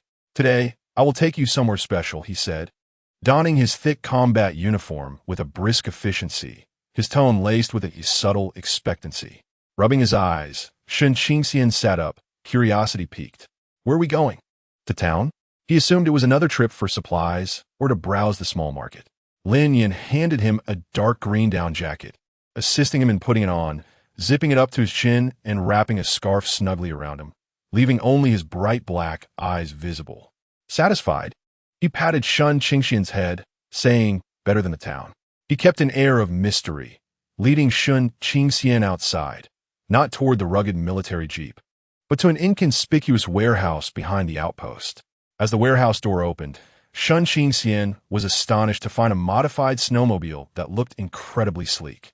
Its streamlined body was painted in a subtle matte black, equipped with anti-slip tracks and a wide windshield, exuding power and a touch of wild elegance. Shun Qingxian's eyes widened in surprise. He had seen all kinds of luxury cars and airships in the capital, but never such a robust snow machine. It was obtained from a previous mission and modified, Lin Yan stated nonchalantly, as if discussing an inconsequential matter. He swung his long leg over, effortlessly settling onto the seat and revving the engine, which emitted a deep and powerful roar, crisp in the tranquil morning air. He extended his hand to Shun Qingxian, saying, "Come on." Shun Qingxian's heart raced inexplicably, a mix of excitement and nervousness as he placed his hand in Lin Yan's palm. With a gentle pull, he found himself seated on the back. The seat was spacious, and Lin Yan had thoughtfully added a soft cushion. "Hold on tight." Lin Yan glanced back at him, his eyes twinkling with mirth beneath the helmet. Shun Qingxian's face flushed as he wrapped his arms around Lin Yan's sturdy waist, his body nearly pressed against Lin Yan's broad and solid back. Even through the thick layers of clothing, he could still feel the incredible warmth and strength radiating from him. "Hold on tight," Lin Yan commanded softly, as the snowmobile surged forward like a sleek black panther, bursting through the gates of the outpost and racing across the vast, unending expanse of snow. The exhilarating rush of speed made Shun Qingxian gasp in delight, instinctively burying his face into Lin Yan's back. The wind howled in his ears, and before him lay an expanse of purest white, where under the azure sky and fluffy clouds, the snowfield shimmered with dazzling brilliance. The vastness of the world invigorating his spirit, Lin Yan exhibited remarkable skill, deftly maneuvering the vehicle through the snowy terrain. At times, they would accelerate up a snowbank, momentarily experiencing a sensation of weightlessness, and, at others, glide smoothly across the flat ice, leaving behind long, sweeping trails. Initially, Shun Qingxian felt a tinge of fear. But he was soon entranced by the liberating feeling of unrestrained movement. Gradually, he lifted his head, taking in the fleeting snowy landscape, the distant snow-capped mountains, and feeling the reassuring warmth emanating from the alpha in his embrace. An unprecedented thrill and joy surged within him. Unable to contain himself, he mimicked the soldiers he had seen, letting out a jubilant shout that echoed across the desolate snowfield. Sensing his joy, Lin Yan's lips curved into a broad smile, and he accelerated further, the engine roaring as they carved a magnificent arc across the snow. After an indeterminate time, Lin Yan halted beneath a hillside, sheltered from the wind and possessing an exquisite view. Below lay a lake, not yet entirely frozen over, its surface resembling a vast sapphire embedded in the snowy landscape. Breathtaking in its beauty, as Lin Yan turned off the engine, the world fell into an immediate silence, save for the gentle whisper of the wind across the snow. He dismounted first, then lifted Shun Qingxian down. Shun Qingxian's feet sank into the thick snow, making a delightful crunching sound as he curiously surveyed his surroundings. From the storage compartment of the snowmobile, Lin Yan retrieved a thermos, unveiling a steaming pot of fragrant milk tea, accompanied by several crispy baked pastries and a packet of Shun Qingxian's favorite dried fruits. "Let's eat something first," Lin Yan suggested, placing their provisions on a large stone that the wind had cleared of snow, laying down a thick mat beside it. They settled together on the mat, facing the icy lake and the blue sky, sipping hot milk tea and enjoying their simple fare. The milk tea, prepared by Lin Yan using the methods of the northern pastoralists, was savory and rich, providing exceptional warmth against the cold. "How did you find this place?" Shun Qingxian inquired. Taking small sips of the tea, his cheeks flushed from the warmth, his eyes sparkling as they gazed at Lin Yan. "I discovered it while on patrol," Lin Yan replied, noticing the pink hue on Shun Qingxian's nose, reaching out to gently brush it with his fingertip. "I thought you would enjoy it." A warmth enveloped Shun Qingxian's heart as he nodded vigorously. "I love it. Absolutely love it. The tranquility and grandeur here are incomparable to any exquisite garden in the capital." Once they finished their meal, Lin Yan, with a flourish akin to magic, produced a petite, military-grade telescope from the storage compartment, handing it to Shun Qingxian. "Take a look over there." He pointed toward a snowbank across the lake. Shun Qingxian curiously took the binoculars, adjusting the focus to gaze across the snowy slope, where he unexpectedly spotted several fluffy creatures resembling large cats frolicking in delight. Their thick fur almost blended with the snow, showcasing agile yet clumsy movements. "Snow lynxes," Shun Qingxian exclaimed in astonishment, as it was his first encounter with such a rare species in the wild. Lin Yan stood behind him, wrapping his arms around Shun Qingxian from behind, resting his chin on his shoulder, and together they observed the scene through the binoculars as Lin Yan softly explained the animal's habits. The sunlight bathed the two in warmth, casting a shadow of their intertwined figures upon the snow. The air was filled with the fragrance of milk tea, the crispness of ice and snow, and the warmth of their mingled pheromones. After watching the animals for a while, Lin Yan took Shun Qingxian's hand, and they strolled by the lakeside. The snow was deep, making it somewhat laborious for Shun Qingxian to walk, prompting Lin Yan to support him in a half-embrace. Upon reaching the lake, the ice was so clear that they could see small fish swimming beneath the surface. Lin Yan picked up a flat stone and, with a flick of his wrist, sent it skipping beautifully across the ice before it eventually slid to the opposite shore. Shun Qingxian, eager to try, also picked up a stone and imitated Lin Yan's throw, only for it to clumsily crash onto the ice and sink immediately. Lin Yan chuckled softly, grasping Shun Qingxian's hand from behind, guiding him to adjust his posture and strength. "Use your wrist like this." His large hand enveloped Shun Qingxian's, and warm breath caressed Shun Qingxian's ear. Shun Qingxian's heart skipped a beat, his focus entirely diverted from the stone. His heart raced. After several attempts, under Lin Yan's careful tutelage, Shun Qingxian finally managed to make a decent skip. He turned back to Lin Yan, his eyes crescent-shaped with joy. Lin Yan, captivated by Shun Qingxian's radiant smile, felt an overwhelming sense of fulfillment. He lowered his head, kissing Shun Qingxian's lips, chilled by the wind. before resting his forehead against Shun Qingxian's and softly murmuring, "Wherever you wish to go in the future, I will take you to witness the snow-capped mountains and lakes of this northern land, the stars and the auroras." Shun Qingxian's heart melted completely in the icy expanse. He instinctively rose on his toes, reciprocating the kiss infused with the scents of milk tea and snow. On their return, the setting sun painted the snowfield in a splendid orange hue. Shun Qingxian clung tightly to Lin Yan's waist, resting his face against his back, admiring the vibrant twilight, feeling that this was the happiest day of his life. Chapter 52. My wife is my life. Lin Yan felt Shun Qingxian burying his face in his back. His voice muffled. "What's wrong?" Lin Yan turned his head to glance at him, reducing the speed of the vehicle, the sound of the wind diminishing. "Are you cold?" He instinctively reached to touch Shun Qingxian's hands wrapped around his waist to check their warmth. "Not cold." Shun Qingxian shook his head, rubbing his cheek against Lin Yan's sturdy back, the soft fabric of his scarf tickling against Lin Yan's skin. "I just suddenly feel like I'm dreaming." His voice was soft, imbued with an almost imperceptible sense of reverie and sentimentality. "In the past, during my time in the capital, I never imagined that one day I would find myself seated behind a snowmobile, holding someone close, racing across such an expansive expanse of white snow." Shun Qingxian paused momentarily, as if to gather his thoughts. Back then, stepping outside was always done via flying vehicles, surrounded by numerous people, yet it felt as though I was entirely alone. Lin Yan listened quietly, not interrupting. He could sense the solitude of the past hidden within Shun Qingxian's words. Gu Yinqing was perpetually surrounded by a lively crowd.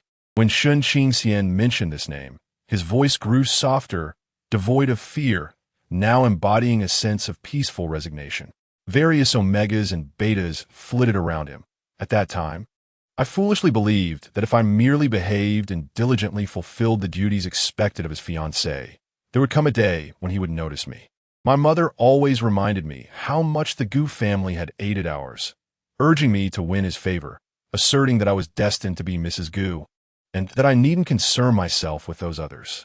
I even questioned whether I had merely been a pawn, a tool for the Shun family to leverage for their own gain.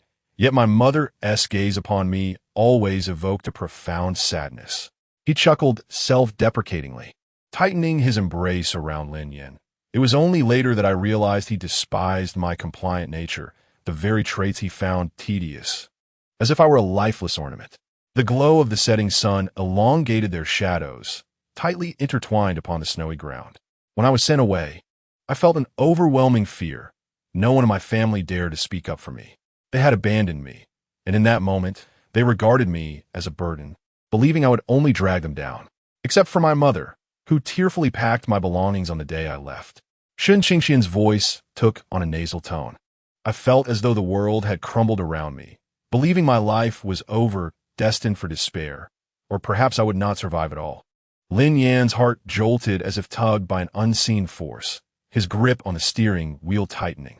But then Shun Qingxian lifted his head, resting his chin upon Lin Yan's shoulder, gazing at his cold, chiseled profile illuminated by the sun's golden rays, his voice gradually softening and gaining strength. "I met you, Lin Yan. Do you know?" he murmured gently. "On the day you took me from the allocation station, even though you were gruff and your words were harsh.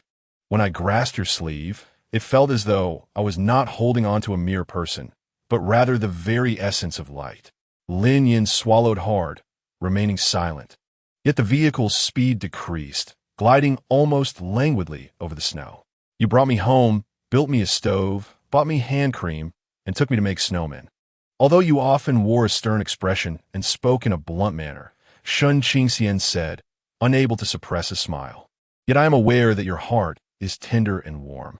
You make me feel as though I am not a burden, nor a discarded waste unworthy of affection. Here, I can live well, pursue my passions, and do so without the need to appease anyone. I can be cherished by someone." After he spoke, he shyly buried his face back against Lin Yan's back, murmuring softly, "Have I said too much?" At last, Lin Yan halted the snowmobile. The engine's roar faded, leaving only the sound of the wind sweeping across the snowy expanse and the rhythm of their heartbeats. He turned, cradling Shun Qingxian's face in his large hands, compelling him to lift his gaze. The golden light of the setting sun poured into Shun Qingxian's clear eyes, resembling a vessel brimming with shattered stars. The wind had kissed his cheeks, rendering them slightly flushed, and his nose was a shade of red, evoking both pity and an irresistible urge to protect him. Lin Yan gazed at him for several moments, his eyes profound as if drawing one in. Then, he lowered his head, their foreheads touching, noses brushing together, their breaths intertwining. In a low, husky voice, imbued with an indescribable tenderness and affection, Lin Yan declared, "You are not anyone's encumbrance." Shun Qingxian's eyelashes fluttered. "You are my life."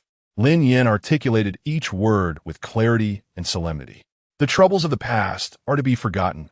From now on, the northern frontier shall be your home, and I shall be your support.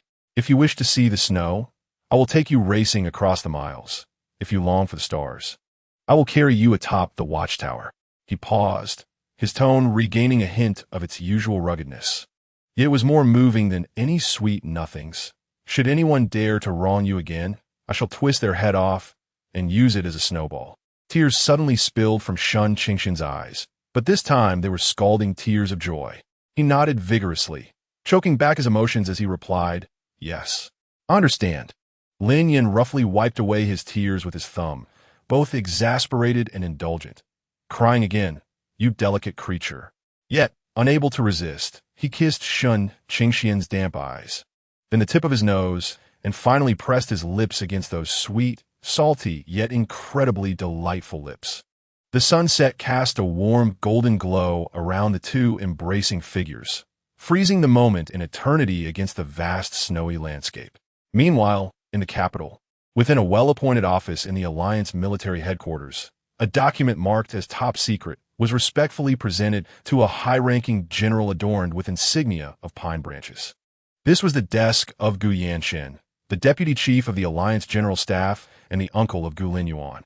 The document was entitled, "Application for Special Duty Review of Major Lin Yan, Commander of the 3rd Border Outpost in the Northern Frontier," submitted by Gu Yanshen. The report was articulated with precision, referencing multiple military regulations, accusing Lin Yan of potential abuse of power, rough conduct, and questionable management methods. It recommended that the General Staff dispatch a special review team to the Northern Frontier for a routine performance evaluation, ensuring the integrity and effectiveness of border defense. The reasoning was ostentatiously grand, yet the wording exuded an undeniable pressure from the elite circles of the capital. Gu Lin Yan, a middle-aged alpha whose visage bore a certain resemblance to Gu Yanqing, but whose demeanor exuded a more composed and enigmatic aura, perused the report, his fingertips gently tapping against the polished surface of the desk. He was, of course, acutely aware of the report's true intent. For the Omega, named Shun Qingxian, his ineffectual nephew, was resolutely determined this time.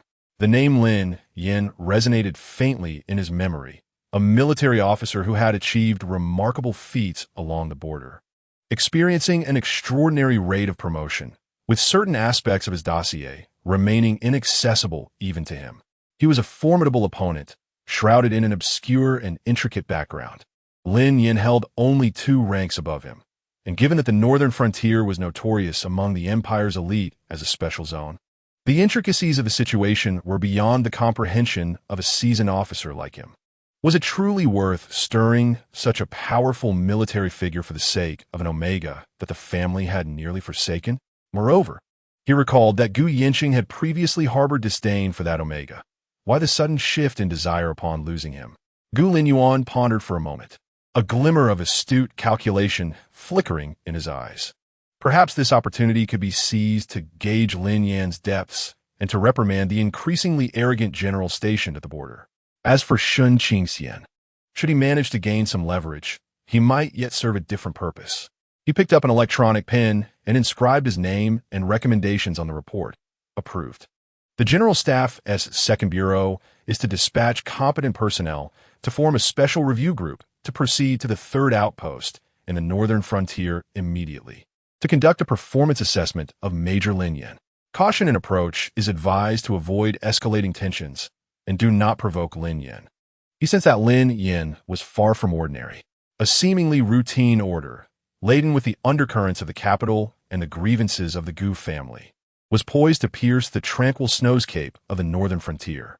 As the sun finally sank below the horizon, the sky retained only a brilliant trace of twilight, painting the snowfield in resplendent shades of crimson and purple.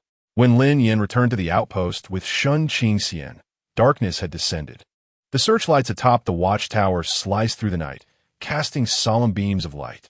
After parking the snowmobile back in the storage, Lin Yan naturally took Shun Qingxian's hand as they made their way toward the dormitory building. Shun Qingxian, still enveloped in the afterglow of his recent confession and the setting sun, had a rosy flush on his cheeks, the star ember ring on his finger glimmering softly under the lights. As they approached the entrance of the dormitory, the adjutant hurriedly approached, his expression grave. Clutching a classified communication document. "Commander, urgent telegram from General Staff," the adjutant whispered, his gaze flickering over Shun Qingxian, betraying a hint of concern. The warmth that had graced Lin Yan's face instantly vanished, replaced by his customary sternness. He accepted the document and swiftly scanned its contents. It was indeed a notification regarding the General Staff's decision to send a special review group to the 3rd outpost in the northern frontier to conduct a performance assessment of him. Shun Qingxian stood nearby, unable to discern the specifics of the conversation, yet the serious demeanor of the aide and Lin Yan's furrowed brow tightened his heart. Instinctively, he grasped the hem of Lin Yan's garment. Noticing his unease, Lin Yan took hold of his cool fingers with his empty hand, squeezing gently to convey reassurance. After perusing the document, Lin Yan's expression remained inscrutable, though a faint hint of derision flickered in his eyes, as if he were gazing at nothing more than a worthless piece of paper rather than a potentially troublesome inspection order. He returned the document to the aide nonchalantly, his tone devoid of emotion, prepared to receive them as per protocol. The aide hesitated, seemingly taken aback by the commander's calmness. "Commander, this inspection team was dispatched by the General Staff's 2nd Bureau, and it appears that the team leader is a confidant of Deputy Gu. Their intentions seem dubious. Should we not prepare in advance or notify higher-ups?" Lin Yan scoffed, patting the aide's shoulder with a firm grip. "Prepare for what? I stand righteous and composed. There is nothing to prepare for." He paused as if recalling something and added, "Ah, yes. Let us arrange for their accommodations in the old barracks at the far western end, some distance from here, and it will be quiet." He referred to the dilapidated buildings at the edge of the outpost, which were generally unoccupied and in poor condition, especially cold during winter. The aide's lips twitched as he quickly grasped the commander's intent. This was clearly a subtle display of authority, executed with a veneer of indifference. Positioned farthest from the command center and dormitory, it was unmistakably a sign of disdain. Placing them in the most decrepit quarters was an overt act of contempt. "What is the reasoning behind this?" the aide asked, bracing himself. "For an inspection team from the General Staff, there must be some justification." Lin Yan raised an eyebrow, the rationale spilling forth with conviction. "What the old barracks in the west? It is still part of the outpost, a military zone where simplicity reigns, and safety is paramount. The inspection team is here to work, not vacation. Having a place to stay is sufficient. Should I offer them the command room as a guest suite?" "Understood," the aide replied, silently lighting a candle for the impending inspection team. "Go." Lin Yan waved his hand, dismissing the aide, then turned to the anxiously concerned Shun Qingxian. With his head tilted back, Shun Qingxian whispered, "Is it troublesome? Because of Gu Yanqing?" Lin Yan gently rubbed his cool cheek with his knuckles, his tone light, as if discussing dinner plans. "It's nothing, just a few flies buzzing in from the capital. They won't bother us." He wrapped an arm around Shun Qingxian's shoulders, leading him toward the dormitory. "There might be a few more bothersome individuals in the outpost for a few days. If you see them, just pretend you didn't ignore them. If any of them dare to approach you with idle chatter," Lin Yan's gaze hardened, and he snorted, "I'll make them understand why the flowers bloom so vividly in the north border." Shun Qingxian found some amusement in his words. It still felt a twinge of anxiety. Is it really fine? They are, after all, from the General Staff. General Staff? Lin Yan pushed open the dormitory door. leaving the chill of the outside world behind him. The warmth of the room and the mingling pheromones enveloped him instantly. He scoffed, declaring, in the northern frontier, "I am the one in charge. No matter how far the general staff's reach extends, it shall not intrude upon my territory." He guided Shun Qingxian to sit on the edge of the bed, crouching down to personally remove the snow-covered boots from his feet with an effortless grace. "Forget about useless thoughts. Are you hungry? What would you like to eat tonight?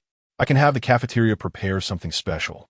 His demeanor was so calm and nonchalant, as if what lay ahead was not an impending scrutiny that could alter their futures, but merely an inconsequential farce.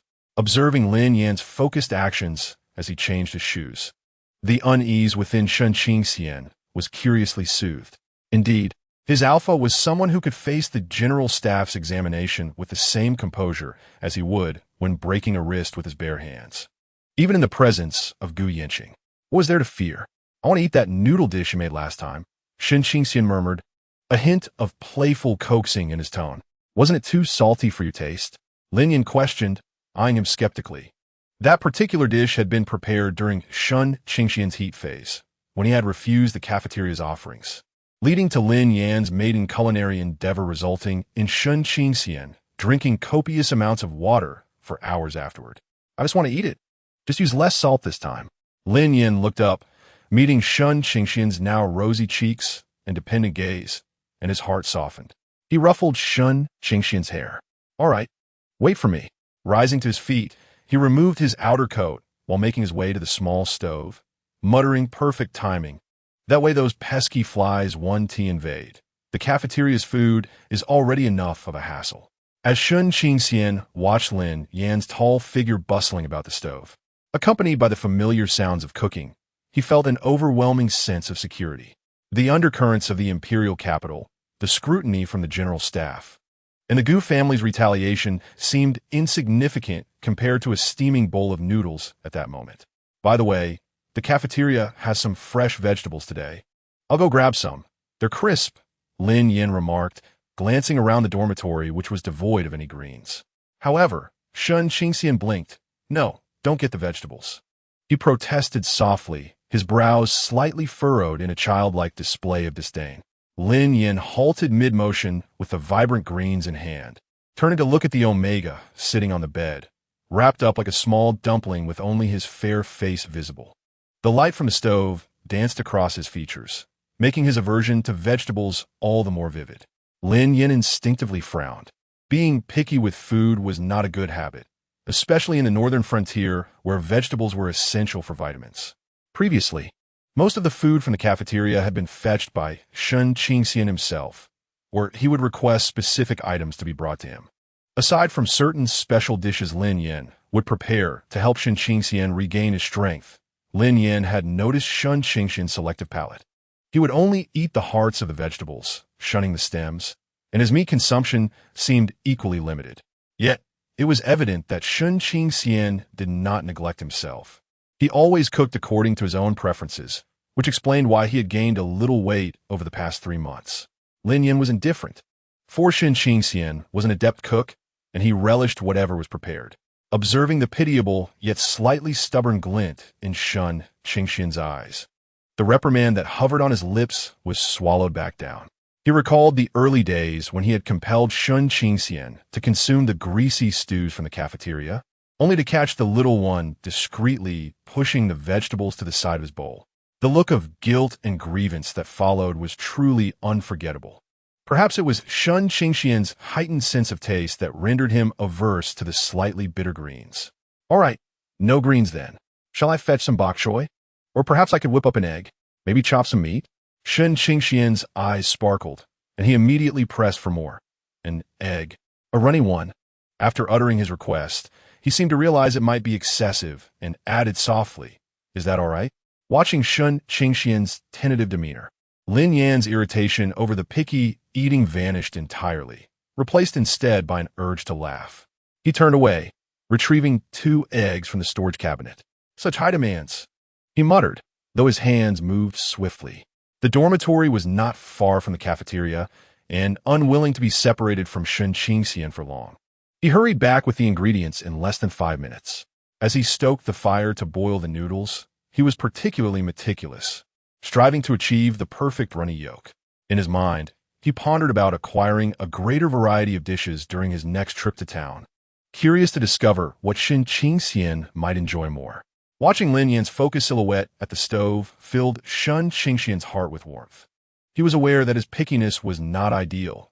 Back at the Shen household, the dining table was steeped in rigid customs, where no one paid heed to his preferences, and he was obliged to eat whatever was served by the elders. However, with Lin Yan, he could candidly express his dislikes. And although Lin Yan would tease him for being spoiled, he always indulged him. This sense of unconditional acceptance was truly delightful. The noodles were soon ready, and Lin Yan served them into 2 large bowls, carefully placing the meticulously prepared runny yolk eggs atop Shen Qingxian's dish, finishing it with a sprinkle of vibrant green scallions. "Here you go. Enjoy," he said, setting the bowl on the small table and handing Shen Qingxian a pair of chopsticks. Leaning closer, Shen Qingxian gazed at the aromatic, richly colored noodles and the enticing runny egg, his eyes narrowing in delight.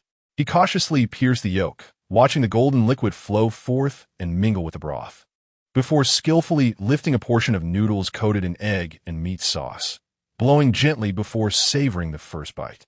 "Delicious," he mumbled, his words slightly muffled but his eyes alight with joy.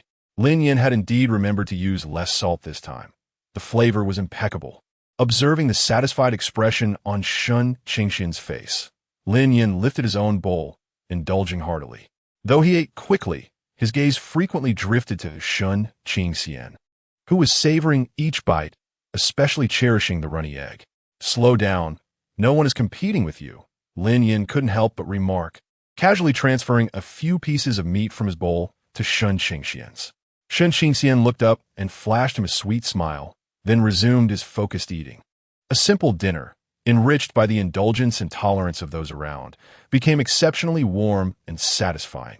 After finishing the noodles, Shen Qingxian voluntarily assisted in clearing the table.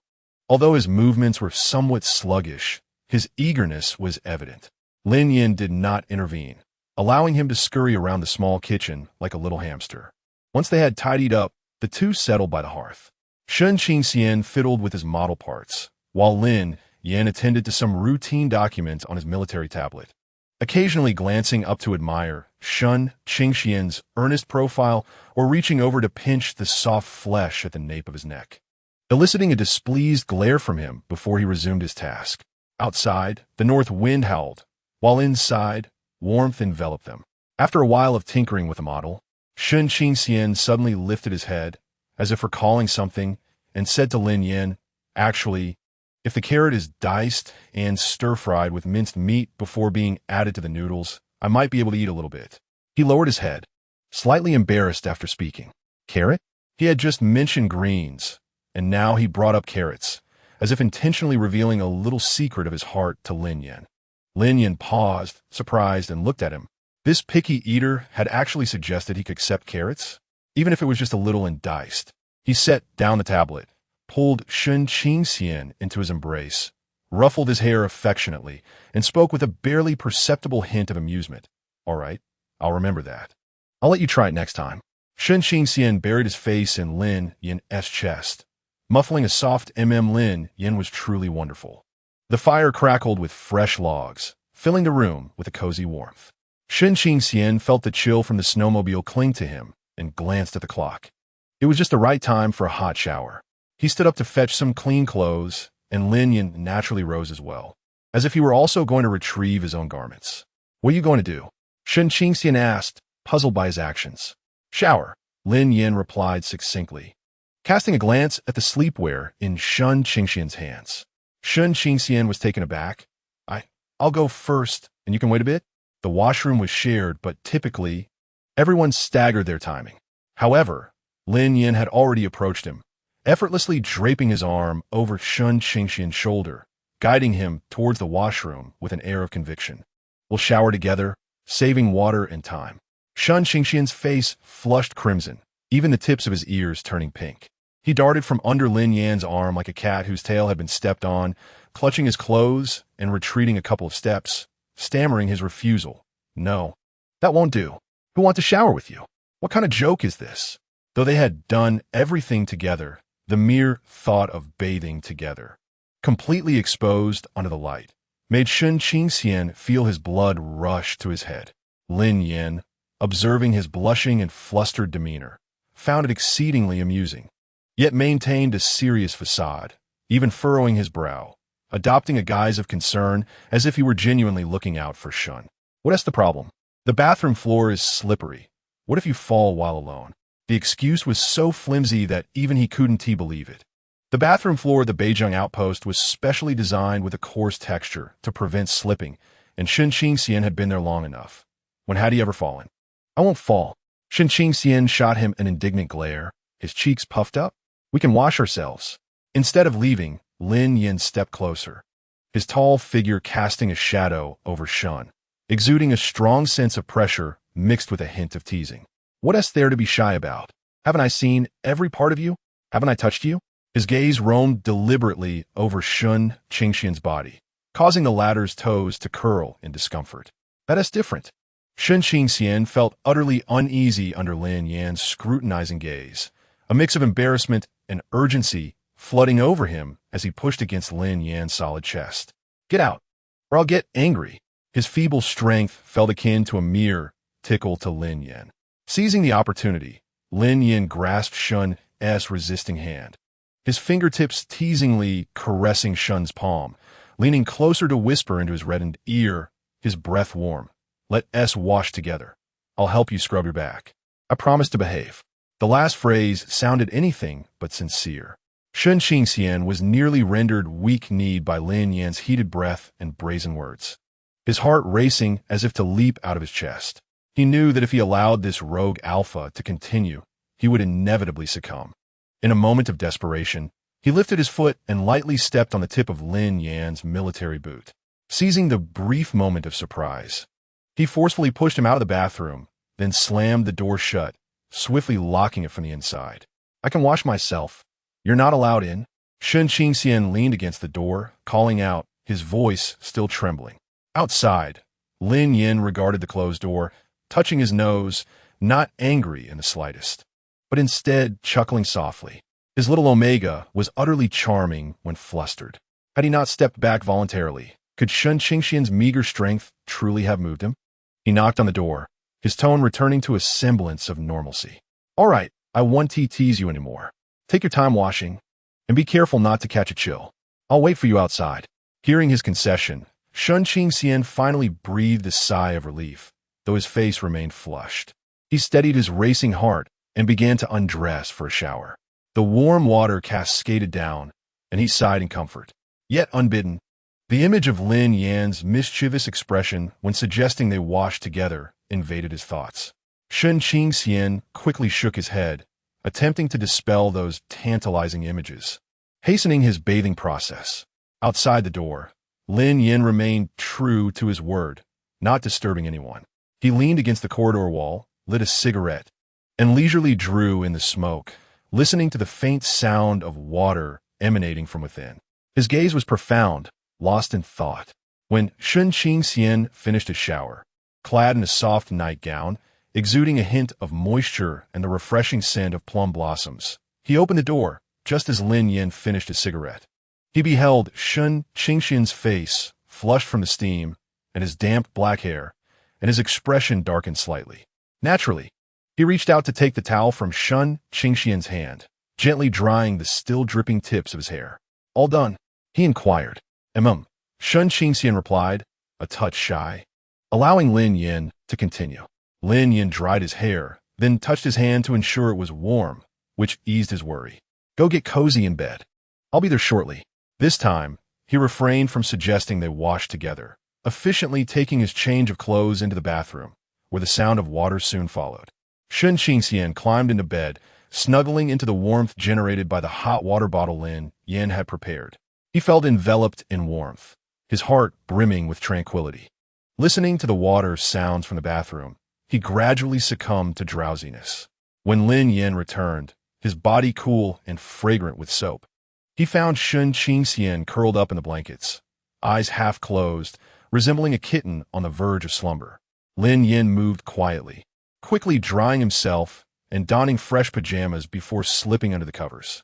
As soon as he lay down, Shun Qingxian instinctively gravitated towards him, nestling into his embrace and finding a comfortable position, letting out a satisfied sigh. Lin Yan held him close, savoring the warmth and fragrance of his body. Leaning down to plant a gentle kiss on the top of his head, his large hand rhythmically patting his back. "Sleep," he murmured softly. Shun Qingxian responded indistinctly, soon falling into a deep slumber, enveloped by Lin Yan's reassuring presence and warmth. Lin Yan gazed at the serene face of the person in his arms, his attention drawn to the faintly glimmering star ember ring on Shun Qingxian's finger, a wave of unprecedented contentment washing over him. All the matters of military reviews and the Gu family from the capital were irrelevant. In this moment, the warmth in his arms constituted his entire world. As night deepened, the north border outpost lay in tranquil silence, save for the relentless howling of the wind and snow. Chapter 55. If they want to come, let them. It has nothing to do with my wife and me. A few days later, the special review team from the General Staff arrived at the north border 3rd outpost, as scheduled. Their presence was formidable, consisting of 5 individuals. Arriving in a light armored vehicle adorned with the General Staff insignia, a stark contrast to the rugged aesthetics of the north border. Leading the group was Gu Yanqing, his wrist encased in a plaster cast, his countenance so grim it seemed to drip with tension. It was evident he had leveraged connections to secure his place in this review team, with intentions that were unmistakable. The vehicle followed directions, directly approaching the dilapidated barracks at the westernmost edge of the outpost. The soldier guiding them, with an expressionless demeanor, pointed to a dilapidated house, stating, "Esteemed officers, this is the temporary reception area. The conditions are rudimentary. We ask for your understanding." The commander had emphasized that in a military stronghold, practicality and safety take precedence. The other 4 members of the review team surveyed the crumbling structure, its walls peeling, windows covered with thick windproof plastic, and snow accumulated at the entrance without anyone to clear it, their expressions darkening considerably. Was this truly a reception area? It resembled a refugee shelter. Gu Yanqing's anger flared, veins throbbing on his forehead. This was an outright humiliation from Lin Yan. Was this their hospitality? A member of the review team, wearing gold-rimmed glasses and appearing to be a civilian officer, could not suppress his indignation and questioned the soldier. "We are dispatched by the General Staff." The soldier, a simple-hearted beta, scratched his head, looking earnest. "Report, sir. This is the condition of our outpost. The commander and the brothers live in similar houses. It is equally cold in winter. The commander specifically instructed that there be no special treatment, and that we share the same hardships as the soldiers." He had perfectly mimicked Lin Yan's rhetoric. "You." The civilian officer was rendered speechless. Gu Yanqing let out a cold snort, suppressing his fury. "Take us to see Major Lin Yan." He was eager to see Lin Yan, and even more so to see Shun Qingxian. He wanted to observe whether that Omega would feel regret, fear, or longing upon witnessing the pressure he had brought. However, the soldier shook his head. "Sorry, sir. The commander is currently leading a routine cross-country training exercise, which is part of a pre-established training plan and cannot be interrupted. The commander has stated that the review team may conduct their investigations freely, and the entire outpost will fully cooperate. You may first settle in and familiarize yourselves with the environment." Free investigation? Full cooperation? Yet they could not even meet the commander? This was clearly a dismissive and cold treatment. Gu Yanqing's face turned ashen, but he understood well that reasoning with Lin Yan's men in the northern frontier was futile. Gritting his teeth, he and his team reluctantly entered the old barracks, which was damp and exuded a musty odor. In the following 2 days, the review team thoroughly experienced what the rules of the northern frontier and Lin Yan's style of cooperation entailed. They wished to access documents at the command center? Certainly, but it required layers of approval and registration, and could only be examined in a designated, unheated archive room, accompanied by soldiers for protection. They wanted to converse with the outpost soldiers to gather information. That was permissible. However, Lin Yan had scheduled the soldiers' agendas to the brim with training, patrols, and guard duties. The review team could only seize fleeting moments to speak with individuals, and each soldier they questioned responded as if they had undergone uniform training. Their answers impenetrable. They spoke only of the commander's wisdom, strict discipline, and resolute demeanor, feigning ignorance to any leading questions. Did they wish to inspect the living quarters? As I approached the vicinity of the dormitory, I was met with a courteous yet resolute halt from the patrolling soldiers. Apologies. But ahead lies the living quarters of the officers and troops, which involves military privacy. Unauthorized entry is prohibited. They were unable even to utilize the mess hall normally. Mealtimes were strictly regulated, and tardiness was not tolerated. Furthermore, the provisions prepared for them were nothing more than the most basic fare. Lacking in oil and heavy on salt, akin to what the soldiers consumed, all under the guise of avoiding special treatment. The pampered officials of the review team experienced gastrointestinal discomfort after just 2 meals. Gu Yanqing felt particularly stifled. He attempted several times to seize the opportunity to find Shun Qingxian, but he could not even catch a glimpse of Shun Qingxian's shadow, let alone approach Lin Yan's dormitory. It was as if Shun Qingxian had evaporated from the sentry post. He only knew Shun Qingxian remained at the post because each day he could catch a whiff of the faint yet bothersome fragrance of cold, sweet plum blossoms, but he was perpetually unable to ascertain the specific location. Lin Yan seemed to have calculated it perfectly, employing the most legitimate reasoning and the most cooperative demeanor to keep the review team isolated from the core area of the sentry post, rendering them powerless and unable to vent their frustrations. That evening, Gu Yanqing could no longer contain his frustration. Accompanied by 2 members of the review team, he stationed himself directly at the training ground's exit, awaiting Lin Yan's return from drills. As Major Lin Yan emerged, accompanied by a cadre of soldiers, their bodies caked in dust and sweat, marching in disciplined formation at the edge of the training ground, Gu Yanqing promptly approached him.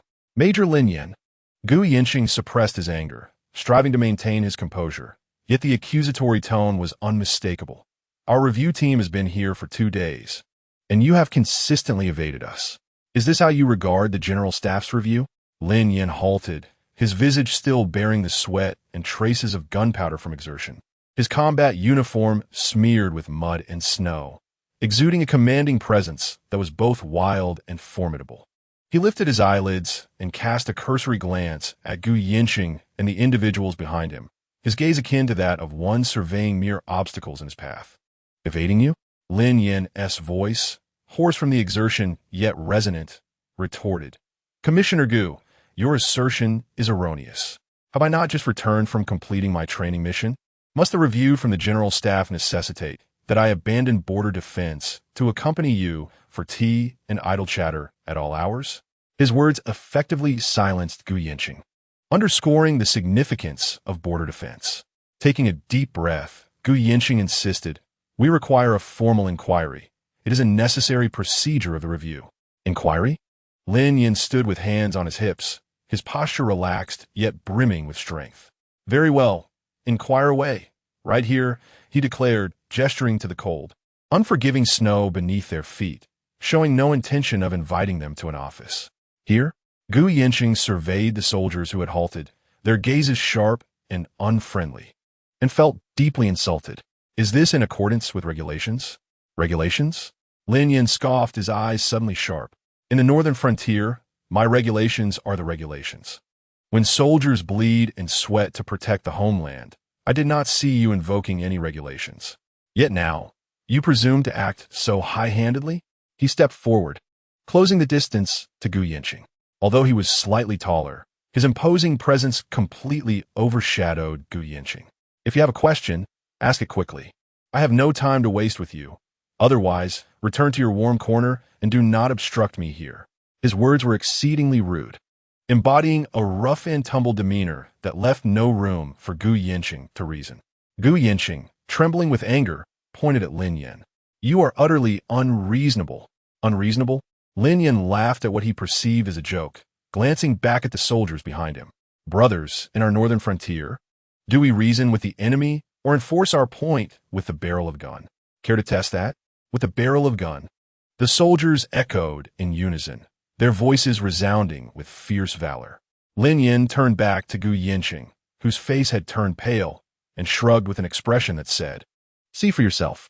In the face of these fierce soldiers and Lin Yan's unpredictable nature, Gu Yinxing and his two companions felt entirely outmatched. Realizing what it meant to be a scholar confronted by soldiers, where reason failed, their accustomed rules and rhetoric from the imperial capital were utterly ineffective here. "You just wait." Gu Yinxing spat out a threat devoid of any real power before leaving the training grounds in disgrace. He understood that remaining any longer would only lead to further humiliation. Watching their hasty retreat, Lin Yan disdainfully curled his lip and turned to the soldiers, waving his hand. "Disperse and go eat." Meanwhile, within the dormitory, Shun Qingxian was blissfully engrossed in assembling his starship model, completely unaware of the minor conflict unfolding by the training grounds. He vaguely heard some commotion outside, but it quickly subsided. He had faith that Lin Yan would handle everything. The skies of the northern frontier were upheld by Lin Yan. Chapter 56. You wish to see my wife? Forget it. Although Lin Yan had effectively barred the inspection team, using almost unscrupulous means, these individuals hailed from the General Staff Department and possessed a degree of professional competence. Over several days, they scuttled about within the confines of the outpost like moles, managing to document some unusual occurrences. Abuse of power? They recorded that when the procurement vehicle left, it indeed returned with items that were clearly not on the bulk purchase list, such as exceptionally fresh fruits, specific branded Omega skincare products, and even exquisitely packaged snacks. When questioned, the procurement officer answered innocently. The commander personally funded these for Mr. Shun's use. It did not cost the public funds. While this may not constitute a strict abuse of power, the implication of using one's position to secure special treatment for specific individuals could be tenuously applied. After all, the procurement vehicle was a public resource. As for a rough demeanor, that was evident without the need for deliberate collection. On the training grounds, Lin Yan's roar could be heard from afar, especially harsh towards the new recruits. The intensity of the training was such that even the civilian officials from the inspection team felt weak-kneed just watching. After one grueling physical training session, a soldier collapsed from exhaustion. Rather than offering consolation, Lin Yan kicked the soldier's boot and coldly remarked, "If you can't endure this little hardship, you'd better get lost." The northern border does not nurture waste. These words were recorded verbatim, sounding indeed brutal and lacking in empathy. Was there a question regarding his management style? Observers noted that Lin Yan enforced strict discipline among his soldiers, yet seemed to possess an informal demeanor in private. On one occasion, they spied Lin Yan squatting in a corner with several veterans, smoking and laughing as they discussed how to care for their own omegas, with no apparent hierarchy between them. This blend of roughness and official demeanor in his management style appeared somewhat unorthodox to the military authorities of the imperial capital, who placed great importance on rank and decorum. These fragmented pieces of evidence were compiled into a report. Although each individual item seemed insufficient to undermine a border commander with a record of military achievements, together they painted a negative image of a fierce, lax, and ambiguous boundary between public and private conduct. Sufficient material to craft a critical inspection report. However, in stark contrast to these findings was the growing discord and low morale within the inspection team. The harshness of the northern border exceeded their expectations. The old barracks were cold and damp, and at night they longed to cover themselves with every piece of clothing available. The mess hall served coarse and unpalatable meals, and after a few days, several members began to experience gastrointestinal discomfort and cold symptoms. The soldiers at the outpost displayed a subtle yet palpable disdain and indifference, further exacerbating their discomfort. Apart from Gu Yinxing, the other four members, including 2 civilian officials and 2 military officers responsible for security, had begun to reconsider their involvement. "Commissioner Gu, I believe we have gathered sufficient information," one civilian official said, rubbing his frostbitten hands and exhaling white mist. "While Lin Yan's style may raise some concerns, we have yet to uncover any substantial violations. Remaining here holds little significance. He was primarily unable to endure the wretched weather and harsh conditions." Another officer responsible for security concurred. "Indeed, Commissioner Gu, this place is quite sinister. Those soldiers look at us with unsettling gazes. A strong dragon cannot suppress a local snake. If we push Lin Yan too hard, I fear the outcome could be dire. He had keenly sensed the latent danger emanating from Lin Yan and his subordinates, concealed beneath their veneer of cooperation. Furthermore, we have yet to even lay eyes on the key figure, Shun Qingxian, making it impossible to verify many situations. Added another civilian official, his tone laced with helplessness. They all understood who Gu Yanqing's true target was, sitting on the cold wooden bed.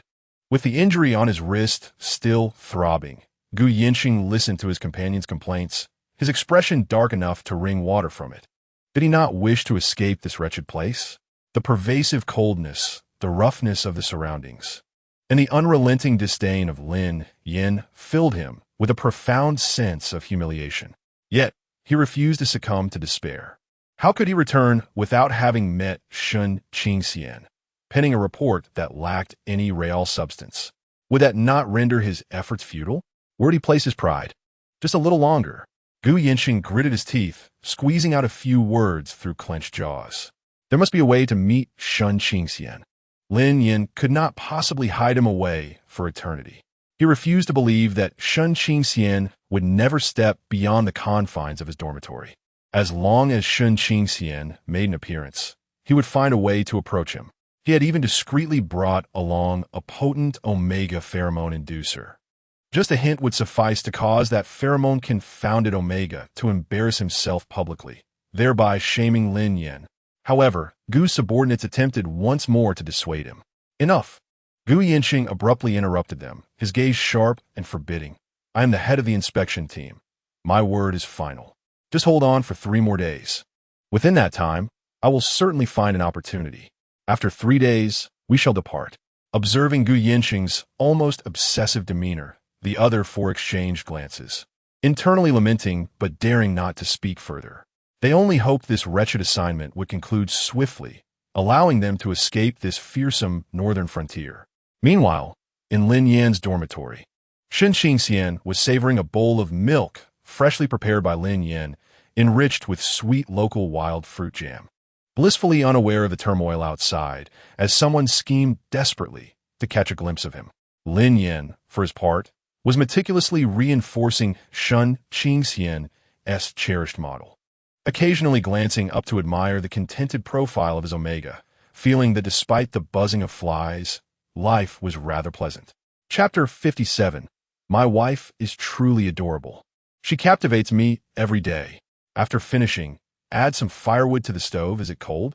Without lifting his head, Lin Yan, holding a small file, diligently polished a tiny edge of the model engine, his tone casual. Shun Qingxian, sipping the warm, sweet milk, obediently set down his cup, rose, and walked over to the small stove in the corner of the room, carefully adding a few slender sticks of wood to the fire. The orange flames danced eagerly upon the new fuel, crackling softly as warmth enveloped the room. Having completed this task, he did not return to his previous spot, but instead slowly moved to the desk, standing beside Lin Yan, who was engrossed in his work, his fingers unconsciously twisting the hem of his nightgown. Although Lin Yan kept his head bowed, his full attention had long since shifted from the model to the lingering omega beside him. He could detect the increasingly sweet aroma of cold plum blossoms drawing nearer, felt the gentle cadence of the other's breath. The room was tranquil, filled only with the crackling of the fire and the soft rasp of the file against the model. Shun Qingxian lingered for a moment, noticing Lin Yan's focused demeanor and feeling a twinge of disappointment mixed with awkwardness at not initiating conversation. He quietly edged a little closer to Lin Yan, nearly brushing against his arm. Lin Yan's movements faltered imperceptibly for a moment.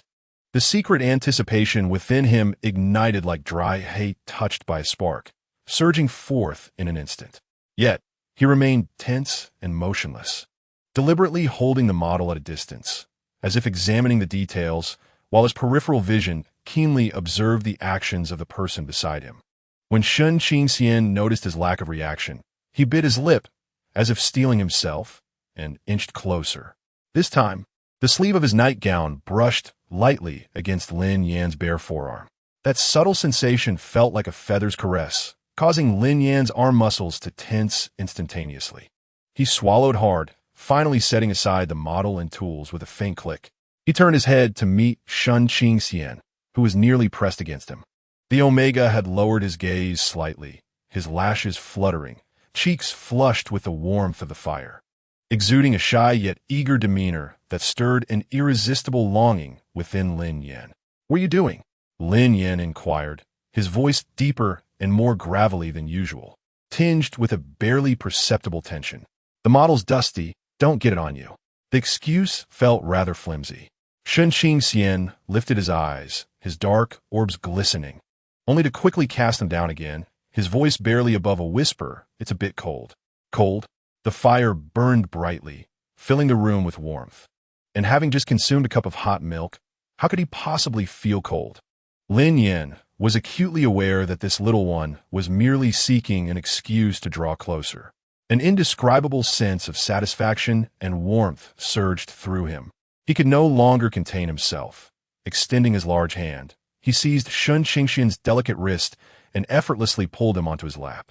Feigning disdain, Lin Yan's arms instinctively encircled Shun Qingxian's waist, securing him firmly in his embrace, pressing him against his heated chest. His chin naturally rested on Shun Qingxian's slender shoulder, his nose brushing against the soft strands of hair that emitted a sweet fragrance from his neck. "At your age, still afraid of the cold?"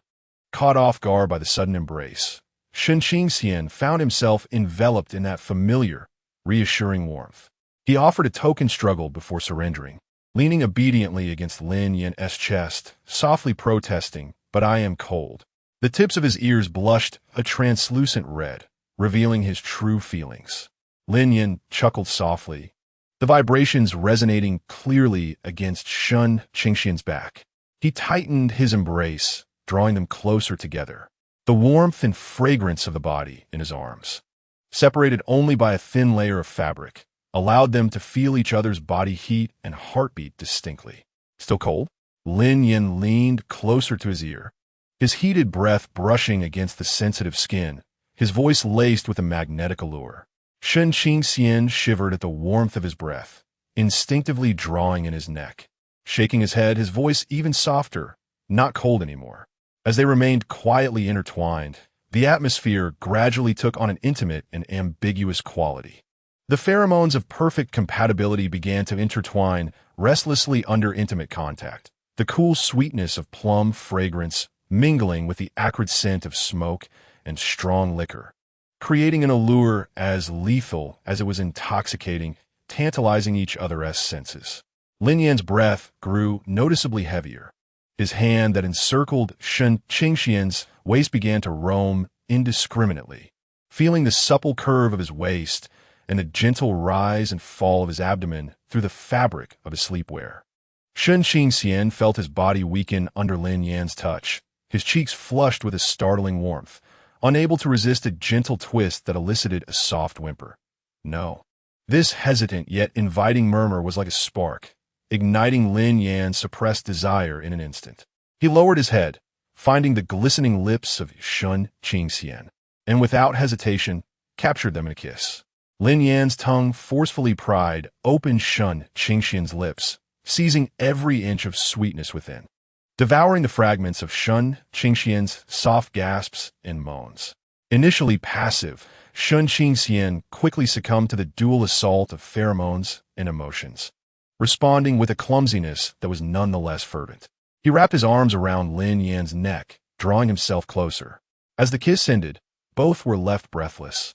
Lin Yan's gaze was profoundly intense, swirling with unrestrained desire. He swept Shun Qingxian, who was soft and dazed, into his arms and strode toward the bed, adorned with a thick blanket. Shun Qingxian, still in a haze, found himself preoccupied with thoughts of his cherished possessions. Tomorrow, he thought, but Lin Yan descended, silencing all his words with another kiss. At that moment, thoughts of models and review committees were cast aside. Outside, the north wind howled, while inside, the atmosphere was filled with a sense of spring. Lin Yan's mind was consumed with thoughts of his beloved, how fragrant she was, and the unwavering conviction that Shun Qingxian was his alone, not to be coveted by anyone else. Chapter 58. Scoundrel, are you coveting my wife again?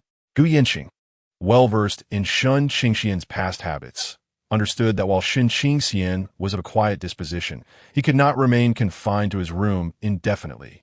And he had particular tastes when it came to food. Lin Yan could not accompany him for every meal in the dormitory. There would inevitably be times they needed to visit the cafeteria. Thus, Gu Yinxing devised a plan to stake out the cafeteria. Enduring the cold of the old barracks and the unsatisfactory meals, he appeared punctually at mealtimes, selecting a discreet corner with a good view, like a hunting leopard.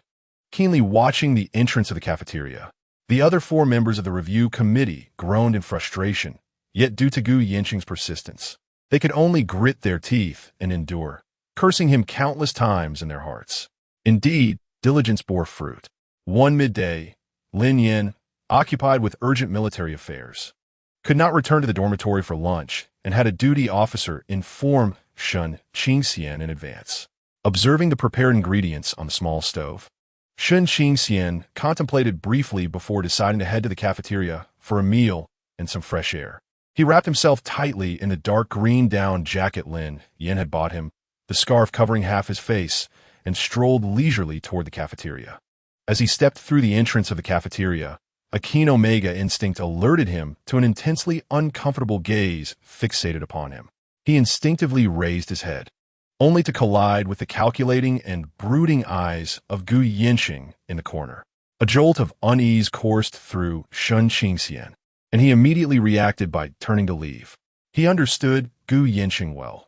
This man was meticulous to a fault, and having suffered such a significant loss, he would never let it go easily. The fact that he was now approaching could only bode ill. Shen Qingxian was not afraid of him, with Lin Yan present. He had little to fear.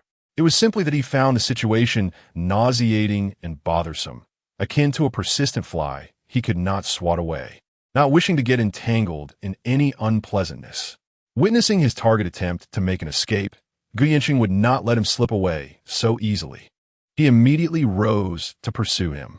However, the cafeteria at the North Border Outpost was Lin Yan's territory, a veritable stronghold for the soldiers. Just as Gu Yinxing had taken a couple of steps, a cook carrying a large basin of potato soup happened to pass right in front of him. With an unsteady step, the cook jostled the basin, splattering a few scalding drops of oil soup onto Gu Yinxing's expensive coat. "Oh dear, I'm so sorry. Sir, are you all right?" The cook exclaimed in a panic, his voice booming and instantly drawing the attention of everyone present, effectively blocking Gu Yinxing's path. Startled by the scalding liquid, Gu Yinxing recoiled, his anger bubbling up, yet the cook's sincere demeanor compelled him to restrain his ire. Just as he intended to maneuver around, a nearby table of soldiers erupted into a fervent debate regarding the merits of a certain tactical maneuver, their volume drowning out any semblance of quiet around Gu Yinxing. One soldier, in a fit of excitement, waved his arm, unintentionally obstructing Gu Yinxing once more. Following this, another soldier, with an empty tray in hand, stood to return it, weaving skillfully, further delaying Gu Yinxing's advance. In the time that it took for this commotion to unfold, Shen Qingxian had nearly reached the exit. Frustration surged within Gu Yinxing, and disregarding his usual composure, he pushed past those in his way and lowered his voice to a fierce command. "Shen Qingxian, stop right there." This proclamation halted Shen Qingxian, who had just reached the doorway. He slowly turned around, his scarf slipping to reveal a face that was both strikingly elegant and clearly vexed. Rather than addressing Gu Yinxing directly, he first cast a grateful glance at the soldiers who had lent assistance moments before finally focusing on the agitated Gu Yinxing. The surrounding soldiers, instinctively slowing their dining pace, pricked up their ears, eager for the unfolding drama. Taking a deep breath, Shen Qingxian clearly articulated. Before Gu Yinxing could speak again, "Commissioner Gu, you are here on assignment from the General Staff to review Commander Lin's work, not to harass the families of officers. Are you?" His tone was calm, yet laced with sharpness. "Your repeated attempts to approach me easily lead one to suspect ulterior motives. Or perhaps your primary objective in this inspection task is indeed me. How shameless." As these words left his lips, a profound silence enveloped the cafeteria. The soldiers' gazes converged upon Gu Yinxing, filled with scrutiny and discontent. Indeed, why does this young master from the imperial capital incessantly fixate on our sister-in-law? Gu Yinqing felt his complexion oscillate between shades of green and white, caught off guard by Shun Qingxian's audacity to confront him so directly. Infuriated, his fingers trembled. Shun Qingxian, what nonsense are you spouting? I merely wish to express concern for your well-being as an old acquaintance. Old acquaintance? Shun Qingxian seemed to have heard a delightful jest, a faint smirk gracing his lips. Commissioner Gu, I am unworthy of your concern. I kindly ask you to keep your distance, as your presence is quite vexing. With that, he denied Gu Yinqing any further opportunity to speak, turning on his heel and striding away with resolute determination. Gu Yinqing was on the brink of madness. He wished to pursue Shun Qingxian, but was thwarted by a cluster of soldiers who had gathered to discuss matters. At that moment, a cold voice resonated from the entrance of the cafeteria, imbued with undeniable authority. What is happening? Why is there such a commotion? It was Lin Yan. Having concluded his military duties, he had come to dine, only to witness this farce unfold. The soldiers immediately parted, clamoring to report. Chief, Commissioner Gu insisted on stopping our sister-in-law to converse. She ignored him, and he attempted to pursue her. I believe he is merely seeking trouble. Lin Yan's gaze swept over the ashen-faced Gu Yinqing before drifting towards the direction where Shun Qingxian had just vanished, his expression darkening instantaneously. He approached Gu Yinqing, the intimidation of his height prompting Gu Yinqing to instinctively retreat a step. Commissioner Gu, Lin Yan's voice, though not raised, carried a chilling undertone. I recall warning you to keep your distance from my people. Gu Yinqing forced himself to remain composed. Major Lin, I'm merely what? Lin Yan interrupted, his eyes sharp as blades, is publicly harassing the family of a military officer in the cafeteria, causing a ruckus and disrupting the dining order. The modus operandi of the General Staff's inspection team? He offered Gu Yinqing no chance to explain, directly commanding the duty officer nearby. Document this. Commissioner Gu Yinqing of the General Staff's inspection team openly harassed the Omega officer's family during lunch hours in the cafeteria, violating Article X of the Sentry Management Regulations. This has a severely negative impact. Given his special status, he shall not be confined, but his lunch privileges are hereby revoked as a form of reprimand. Let him leave the cafeteria immediately. Revoking his lunch privileges? While such a punishment may seem trivial, for the proud Gu Yinqing, it was an utter humiliation, draped in the pretense of maintaining discipline. Lin Yan, by what right? Gu Yinqing trembled with rage. Simply because this is your territory.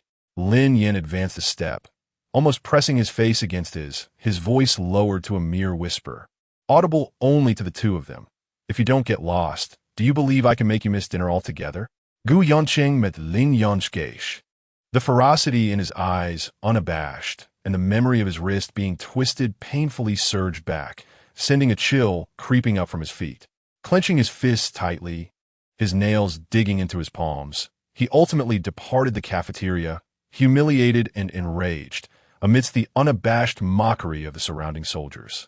Lin Yan watched his retreating figure, snorting coldly before turning to queue for food, his mood unperturbed in the slightest. He even found the braised pork being served today particularly aromatic. The chef's skill was commendable. The pork was exceptionally flavorful, one of the few dishes that Shun Qingxian appreciated and relished. After serving himself a generous portion, he lifted his gaze just in time to see Shun Qingxian peering cautiously around the cafeteria door, his dark, lustrous eyes still reflecting the remnants of unease from their earlier confrontation, coupled with a subtle yearning for reassurance. Lin Yan's heart softened, the hostility that had momentarily clouded his expression dissipating entirely. He beckoned Shun Qingxian over with a gentle wave, his voice soft yet undeniably warm. Come here. Upon seeing the gesture, Shun Qingxian seemed to find his anchor, quickly jogging over to stand before him, tilting his head slightly upwards, and asked in a hushed tone, Have you finished your work? Yes, Lin Yan replied, scanning Shun Qingxian's face to ensure there was no trace of fear or grievance before feeling reassured. He took the largest piece of tender, lean braised pork from his plate and effortlessly transferred it to the now empty plate in Shun Qingxian's hands. What are you standing there for? Go get your food, Lin Yan instructed, nodding towards the serving window. His tone was commanding as usual, yet his gaze remained gentle. After you get your food, sit over there. He indicated a relatively quiet table in the corner of the cafeteria. Oh, all right, Shun Qingxian responded, his eyes fixated on the tempting piece of braised pork. The discomfort caused by Gu Yinqing now completely smoothed out. He obediently fetched a serving of his favorite dish and followed Lin Yan to the empty table. Lin Yan ate swiftly, almost with the ferocity of a whirlwind, yet his manners were far from crude. As he consumed his meal, he occasionally glanced at Shun Qingxian across the table. Shun Qingxian took delicate bites of his food, his movements dainty. He would occasionally pick up the piece of braised pork Lin Yan had given him, carefully taking a bite, with a bit of sauce inadvertently staining the corner of his mouth, unbeknownst to him. Lin Yan observed this, a faint frown knitting his brow. He set down his chopsticks, pulled a napkin from the table, and reaching across, with a slightly rough motion, but with precise intent, wiped the grease from the corner of Shun Qingxian's mouth. You can even manage to get food on your face while eating, he mumbled disdainfully, crumpling the used napkin and tossing it aside. Shun Qingxian felt her cheeks flush from his sudden action, and instinctively licked the corner of her mouth that he had just wiped. She muttered softly in defense. It wasn't intentional. A few soldiers nearby, who had been secretly observing the scene, exchanged knowing glances, their faces adorned with ambiguous smiles. Yet they prudently refrained from making any noise. Lin Yan, seemingly oblivious to their gazes, resumed his meal, transferring several vibrant green vegetables from his plate to Shun Qingxian's bowl. His tone as rigid as ever. Eat this. A diet solely of meat and shredded potatoes lacks dietary fiber. Shun Qingxian glanced at the additional vegetables in her bowl. Her expression immediately soured, her brow furrowing as she poked at them with her chopsticks, visibly reluctant. I don't want to eat vegetables. There is no negotiation, Lin Yan insisted. You won't get enough vitamins, and you'll catch a cold later. Shun Qingxian looked up with her glistening eyes, attempting to plead with him, just this once. Lin Yan lifted his eyelids to glance at her, remaining silent, yet his gaze unmistakably conveyed the message. What do you think? Realizing she could not evade this, Shun Qingxian pouted and slowly, as if consuming poison, forced the few vegetables into her mouth, chewing them haphazardly before swallowing, hastily shoveling some rice to mask the taste.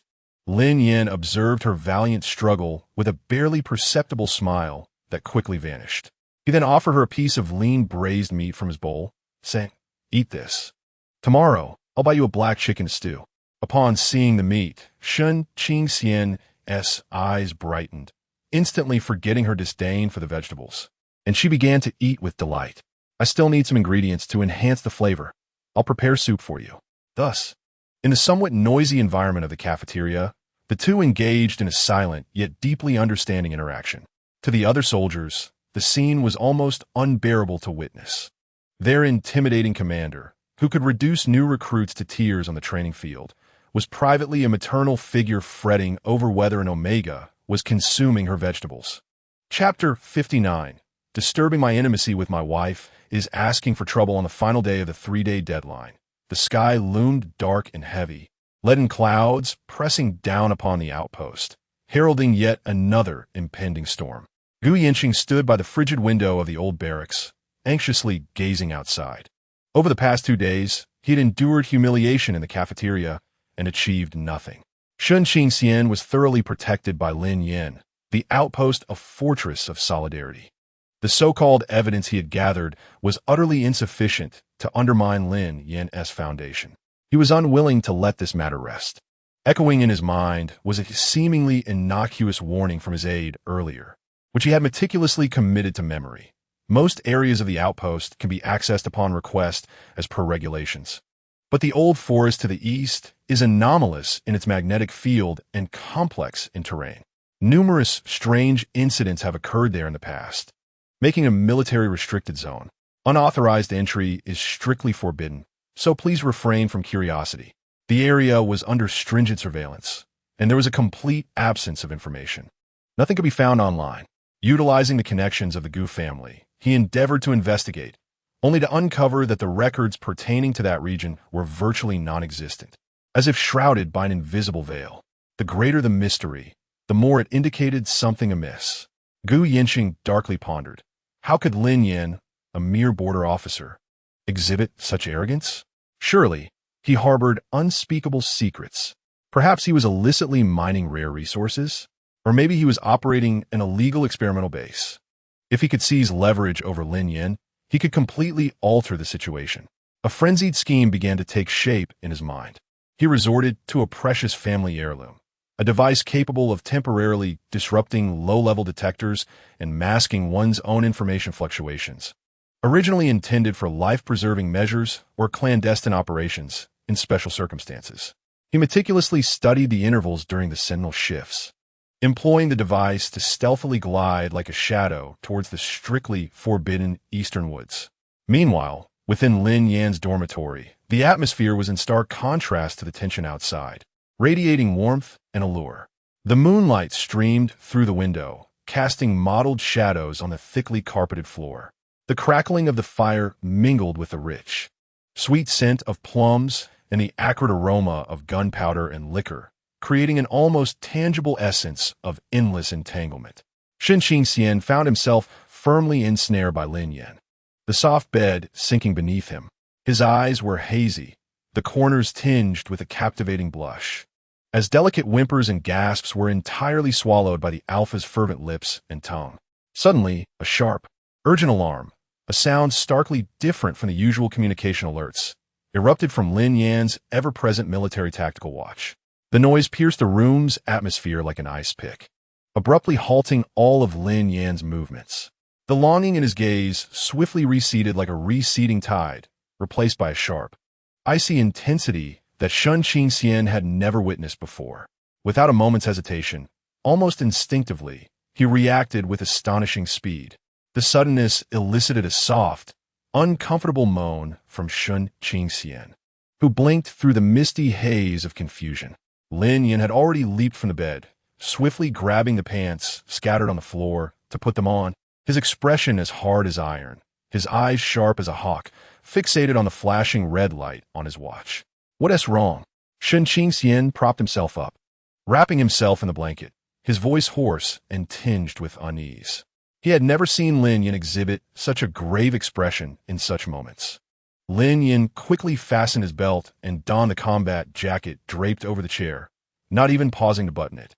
He approached the bedside, his large hand firmly tousling Shen Qingxian's sweat-drenched hair, his tone rapid yet imbued with an undeniable reassurance. There's a situation to the east. I'll go check it out. Stay in the room, lock the door, and do not open it for anyone until I return.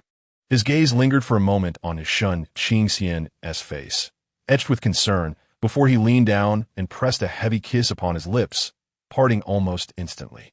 Be good and wait for me. I'll be back shortly. With that, he did not linger, turning on his heel and striding swiftly out of the room. The heavy door slamming shut behind him with a resounding thud, the sound of the lock echoing clearly. The room fell suddenly silent, save for the crackling of the fire and the lingering scent of pheromones in the air. Shen Qingxian sat on the bed, hugging his knees, feeling an emptiness within, still haunted by the abrupt interruption and a vague sense of panic. Was the eastern area of the forest that the aide had specifically warned against? Why did Lin Yan's expression seem so grave? Meanwhile, at the edge of the eastern forbidden zone, Gu Yinqing, concealed by an expensive device, cautiously ventured deep into the woods. The further he traversed, the more his heart raced. The trees here were extraordinarily tall and dense, shrouding the area in dim light, while a chilling, almost imperceptible discomfort permeated the air, as if it could seep into his very bones. The surrounding silence was eerie. Even the sound of the wind seemed devoured by some unseen force. He advanced with caution, seeking any evidence that might implicate Lin Yan in wrongdoing, be it a mine, a structure, or equipment. Yet, all he encountered were twisted trees, bizarre rocks, and deep, dark fissures in the ground, as if eroded by some unknown force. The environment sent shivers down his spine. As he approached a particularly wide fissure that emanated an icy chill, the device suddenly emitted a high-pitched overload sound, its shielding effect waning in an instant. Almost simultaneously, a low, guttural roar, filled with brutality and hunger, erupted from the depths of that abyssal crack. Then a grotesque entity, seemingly composed of shadows and slime, thrust itself halfway out of the fissure. It bore no distinct facial features, only countless writhing tentacles adorned with suckers and sharp teeth, lunging toward Gu Yinxing with alarming ferocity. The aura exuded by the creature was a chilling chaos, embodying a sense of annihilation far beyond any star beast or adversary Gu Yinxing had ever known. Paralyzed by sheer terror, Gu Yinxing felt his mind go blank, all his calculations and arrogance shattered by the most primal fear. He instinctively sought to activate the device to escape, only to realize it had malfunctioned due to the overload. "Help!" he screamed in a piercing wail, stumbling backward in panic, helplessly watching as the dreadful tentacles, laden with an acrid wind, advanced towards him. In that moment of impending doom, bang! A sharp crack of a sniper rifle pierced the suffocating silence. A searing beam of energy struck the monstrous core with pinpoint precision, eliciting a sharp, piercing shriek as its movements faltered. Immediately following was an intensified barrage of gunfire and furious roars. "Open fire! Suppress it!" Lin Yan's voice, cold as ice, reverberated through the forest like thunder. There he stood, a spectral figure atop a massive boulder not far away, wielding an intricately designed long spear. His gaze as frigid as ancient glaciers, emanating a malevolent aura that was even more chilling than the monstrosity itself. Behind him, a cadre of elite soldiers resembled a pack of hunting wolves, unleashing a torrent of firepower, their interwoven energy beams enveloping the creature that sought to escape through the fissure. Gu Yinxing lay prostrate on the ground, his complexion as pale as parchment, a wave of damp heat and foul odor emanating from his trousers. He stared terror-stricken at the unimaginable scene unfolding before him. Witnessing Lin Yan and his soldiers engage in battle against the horrific beast, his mind completely paralyzed. What place was this? What was Lin Yan confronting? Lin Yan did not spare a glance for the paralyzed Gu Yinxing. All his focus was directed towards the crevice and the sinister shadowy creature striving to emerge. As he fired with unerring accuracy, he bellowed into his communicator, reinforced the A group's blockade, set the B group's energy suppressors to maximum power. We cannot allow it to fully emerge. Alert the lighthouse.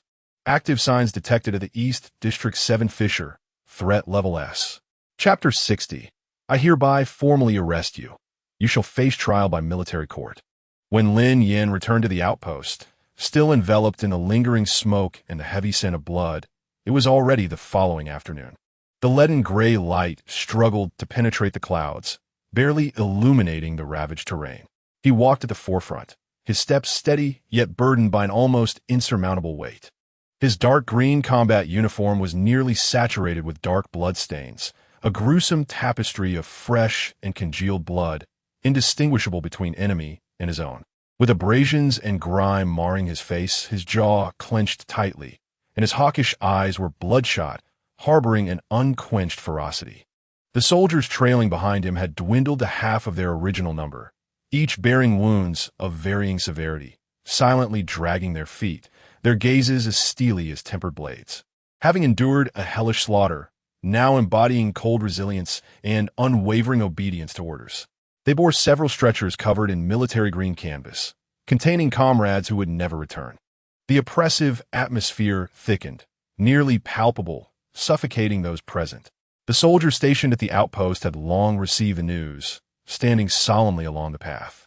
Upon witnessing the grim state of their commander and comrades, their eyes reddened, fists clenched, yet not a sound escaped their lips, only a silent salute, conveying the utmost respect and mourning. The aide hastened to meet him, and upon seeing Lin Yan's appearance, his throat tightened, his voice strained. "Commander, you." Lin Yan raised a hand to interrupt him, his voice hoarse yet imbued with an undeniable authority. "The fallen brothers deserve ample compensation. The wounded must be sent to the medical facility at once. Spare no effort in their treatment." His gaze swept over the stretchers, a fleeting flicker of pain crossing his eyes, quickly overshadowed by a deeper chill. "What that good for nothing?" he inquired, referring to Gu Yinxing. The aide promptly replied, "As per your orders, he is confined in the isolation chamber The military doctor has attended to him. He has several broken ribs, internal bruising, and is in a state of shock, still unconscious, but he will not perish. A faint, yet bone-chilling scoff escaped Lin Yan's nostrils. Not perish? That would be too merciful. He did not return to his quarters, nor did he attend to the blood and possible injuries staining his body. Instead, he pivoted directly towards the isolation chamber, his strides large and urgent, embodying a tempest on the verge of eruption. "Chief, your wounds," the aide could not help but remind him. Lin Yan continued onward, dismissing with a terse, "He will not perish." The door to the isolation chamber was flung open with brutality, the cold, damp air mingling with a faint scent of blood and medicine crashing against him.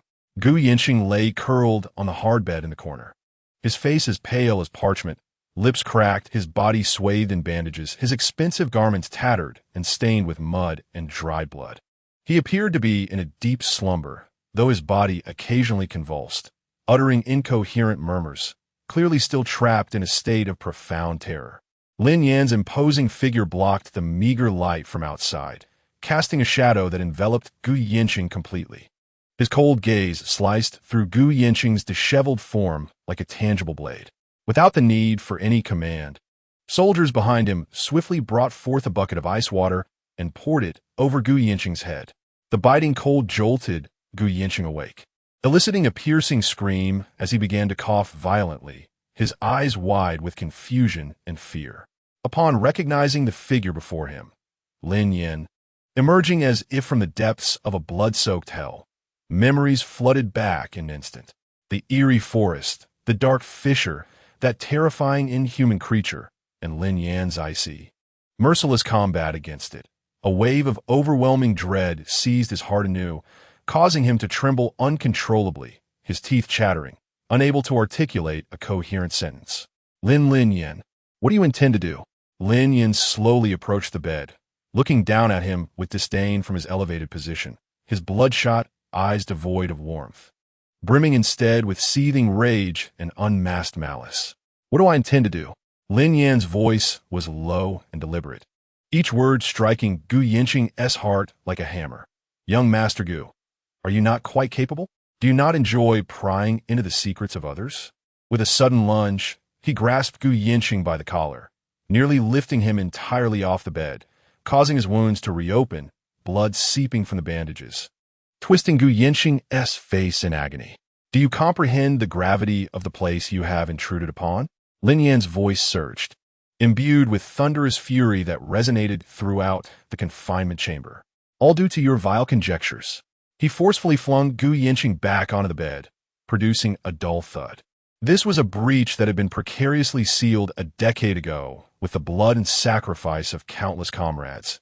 It was a top-secret matter of the Alliance, a gateway to devastation that could obliterate the entire northern frontier, not to mention the rear star domains and the lives within the Empire. Lin Yan's chest heaved violently, the crimson fury in his eyes intensifying. "I, along with my brothers, have fought tirelessly in that hellish place against inhuman foes for 10 long years, only to attain a semblance of stability. And you, with your pathetic trinket, foolishly waltz in here?" His rage escalated as he delivered a fierce kick to the bed leg. The sturdy iron frame groaned under the strain, causing Gu Yinxing to tumble to the ground, dazed and gasping for breath, blood spilling from his mouth. "Because of your laughable jealousy and self-righteous schemes, I lost 4 of my finest soldiers. 7 more lie in the medical ward, uncertain if they will survive." Lin Yan's voice trembled with seething rage, laced with heart-wrenching sorrow and boundless hatred for the individual before him. "What will your Gu family offer in compensation for their lives?" "Huh?" Gu Yinxing lay on the floor, akin to a dying dog, tears streaming down his face, his trousers soaked once more, an acrid stench enveloping the air. It was in this moment that he truly grasped the unforgivable error he had committed. It was not mere insubordination. This time, he might genuinely face ruin. I didn't know. I truly didn't know," he stammered, his pleas incoherent, fear obliterating all remnants of dignity. "Please, Lin Yan, spare me. I can offer you money. The Gu family can provide anything you desire." Silence. Lin Yan's voice cut through the air, brimming with disdain as if gazing upon a heap of filth. Your money? The power of the Gu family? In the eyes of my fallen brothers, they are worth nothing. Drawing a deep breath, he suppressed the urge to snap Gu Yinqing's neck. Standing tall and restoring his frigid commander demeanor, though the aura of impending doom grew ever more palpable. Gu Yinqing, you have trespassed into the highest military-restricted zone of the Alliance, triggering fluctuations in the rift energy, which resulted in damage to the defense systems and significant casualties. Lin Yan articulated each word with deliberate precision, pronouncing his sentence. In accordance with the Emergency Border Defense Act and the highest confidentiality regulations, I hereby formally arrest you. You shall face a military tribunal. He gestured to the soldiers behind him, his tone chilling. Put him in heavy shackles and isolate him. No one is to approach without my command. Inform the Supreme Supervisory Committee of the Military and the Special Affairs Bureau of the General Staff. Report the situation here in its entirety, word for word. Yes, Commander. The soldiers responded in unison, advancing without mercy to drag the limp Gu Yinqing upright. The heavy, specially designed shackles clicked into place around his limbs. Gu Yinqing's visage turned ashen, his eyes reflecting utter desolation. He understood that his fate was sealed, and the Gu family would likely face significant trouble as a consequence. While the Gu family might protect him, he had simultaneously lost all his worth. Lin Yan cast a final glance at him, his eyes cold and piercing, devoid of any emotion. After dealing with Gu Yinqing, Lin Yan trudged wearily towards his dormitory, burdened not only by the pain of his injuries, which throbbed uncomfortably, but also by the heavy heart of losing a comrade. However, upon pushing open the dormitory door and inhaling the familiar, slightly unsettling scent of sweet plum blossoms, his taut nerves seemed to relax ever so slightly. Shun Qingxian had been anxiously waiting, and upon hearing the commotion, he instantly rose from beside his bed. The moment he beheld Lin Yan, bloodied and disheveled, yet standing tall. His eyes welled up with tears, and he hurried forward. Lin Yan's voice trembled with concern. He gazed at Shun Qingxian without immediately speaking, extending his blood-stained yet steady hand to gently brush away the tears that lingered on his cheeks. "It's all right," he murmured. Shun Qingxian longed to embrace him, but Lin Yan restrained him, saying, "You're dirty." Tears cascaded uncontrollably down Shun Qingxian's face. "Whoa, Lin Yan, I'm here." Lin Yan sighed softly and replied in a hoarse voice, enveloping his Omega in a tight embrace. Outside the window, the northern wind whipped through the snowflakes, wailing past the sentry post, as if mourning the departed souls, while ominously hinting that this storm was far from over. Chapter 61. My love, why are you crying? Lin Yan's embrace, infused with the sense of gunpowder, blood, and the chill of snow, strangely grounded Shun Qingxian's restless heart. The blood had dried, preventing any staining of Shun Qingxian's clothing, yet the scent remained pungent. Rather than pull away, he clung tighter to Lin Yan's robust waist, burying his face against the bloodied chest, greedily inhaling the reassuring scent of his alpha, even as it mingled with the alarming odor of blood. "You're injured." Shun Qingxian's voice was muffled, laced with tears, as his fingers delicately traced the dark stains on Lin Yan's combat uniform, hesitant to apply pressure. "It's just a minor wound. I won't die," Lin Yan replied, rubbing his chin against Shun Qingxian's soft hair, his tone weary yet resolute. He released his embrace, cupping Shun Qingxian's face in his large hand, his thumb roughly brushing against the damp corner of his eye. "Did I frighten you?" Shun Qingxian shook his head vigorously, then nodded, unable to hold back his tears. "I heard the alarm, and you were in such a hurry. Is everything in the east resolved?" Lin Yan interrupted, clearly unwilling to delve into the details of the restricted area, a heavy burden that should not taint his Omega. His gaze fell upon Shun Qingxian, who was dressed only in a thin nightgown, barefoot on the cold floor, and his brow furrowed instantly. Not even wearing shoes. "Are you trying to get sick?" Before Shun Qingxian could respond, Lin Yan bent down and swept him up in his arms.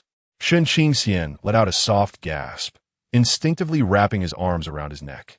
Lin Yan carried him to the bedside, gently placing him into the still warm embrace of the blankets, cocooning him snugly in a thick woolen quilt, leaving only his pale, tear-streaked, face exposed. "Stay still," Lin Yan commanded, turning to the corner of the room where he retrieved the large kettle that had been warming on the stove, along with a clean towel and a herbal sachet that Shun Qingxian had previously purchased, reputed for its soothing properties. He poured hot water into a wooden basin, the bitter fragrance of the herbs wafting through the steam. Then he returned to the bedside, crouching down once more, as he had countless times before, gently grasping Shun Qingxian's cool ankle, submerging his delicate feet into the warm water. A wave of warmth spread from the soles of his feet, and Shun Qingxian gazed at the alpha before him, bloodied and disheveled, yet unwaveringly focused on washing his feet. His heart ached, and tears fell more freely. "Stop crying," Lin Yan murmured, his head bowed, his movements somewhat clumsy, yet extraordinarily gentle as he kneaded the soles of Shun Qingxian's feet, his voice hoarse. "I've returned. Haven't I? But you're covered in blood," Shun Qingxian choked out. "Most of it isn't mine," Lin Yan replied tersely, unwilling to elaborate. He silently finished washing Shun Qingxian's feet, meticulously drying them with a soft towel, ensuring to attend to every crevice between his toes. Only after completing this did he rise to his feet. "I'll go wash up. I smell awful and don't want to offend you." He turned to leave, but his sleeve was gently tugged by Shun Qingxian. "I'll help you." Shun Qingxian tilted his head back, his eyes glistening with unshed tears, displaying an unyielding insistence and tenderness that brooked no refusal. He knew Lin Yan must be severely injured, merely enduring the pain. Lin Yan hesitated for a moment, meeting Shun Qingxian's gaze filled with concern and resolve, and felt something deep within his heart stir. Ultimately, he did not refuse, merely responding with a soft "hm." In the washroom, steam enveloped the air. Lin Yan shed his blood-soaked combat uniform, revealing his muscular torso. His bronze skin bore not only old scars, but also several ghastly new wounds, already crudely treated to halt the bleeding. Yet the torn flesh and bruises were still a shocking sight. Shun Qingxian inhaled sharply, his fingers trembling, hesitant to touch. Lin Yan, his back turned, activated the shower. Warm water cascading down, mingling with the blood that flowed to the ground. He closed his eyes, allowing the water to wash away the fatigue and the stench of blood, his taut muscles gradually relaxing under the soothing stream. Shun Qingxian took a towel, dampening it with warm water, carefully avoiding the injuries as he wiped away the blood and dirt from Lin Yan's broad back. His movements were gentle and deliberate, imbued with profound care.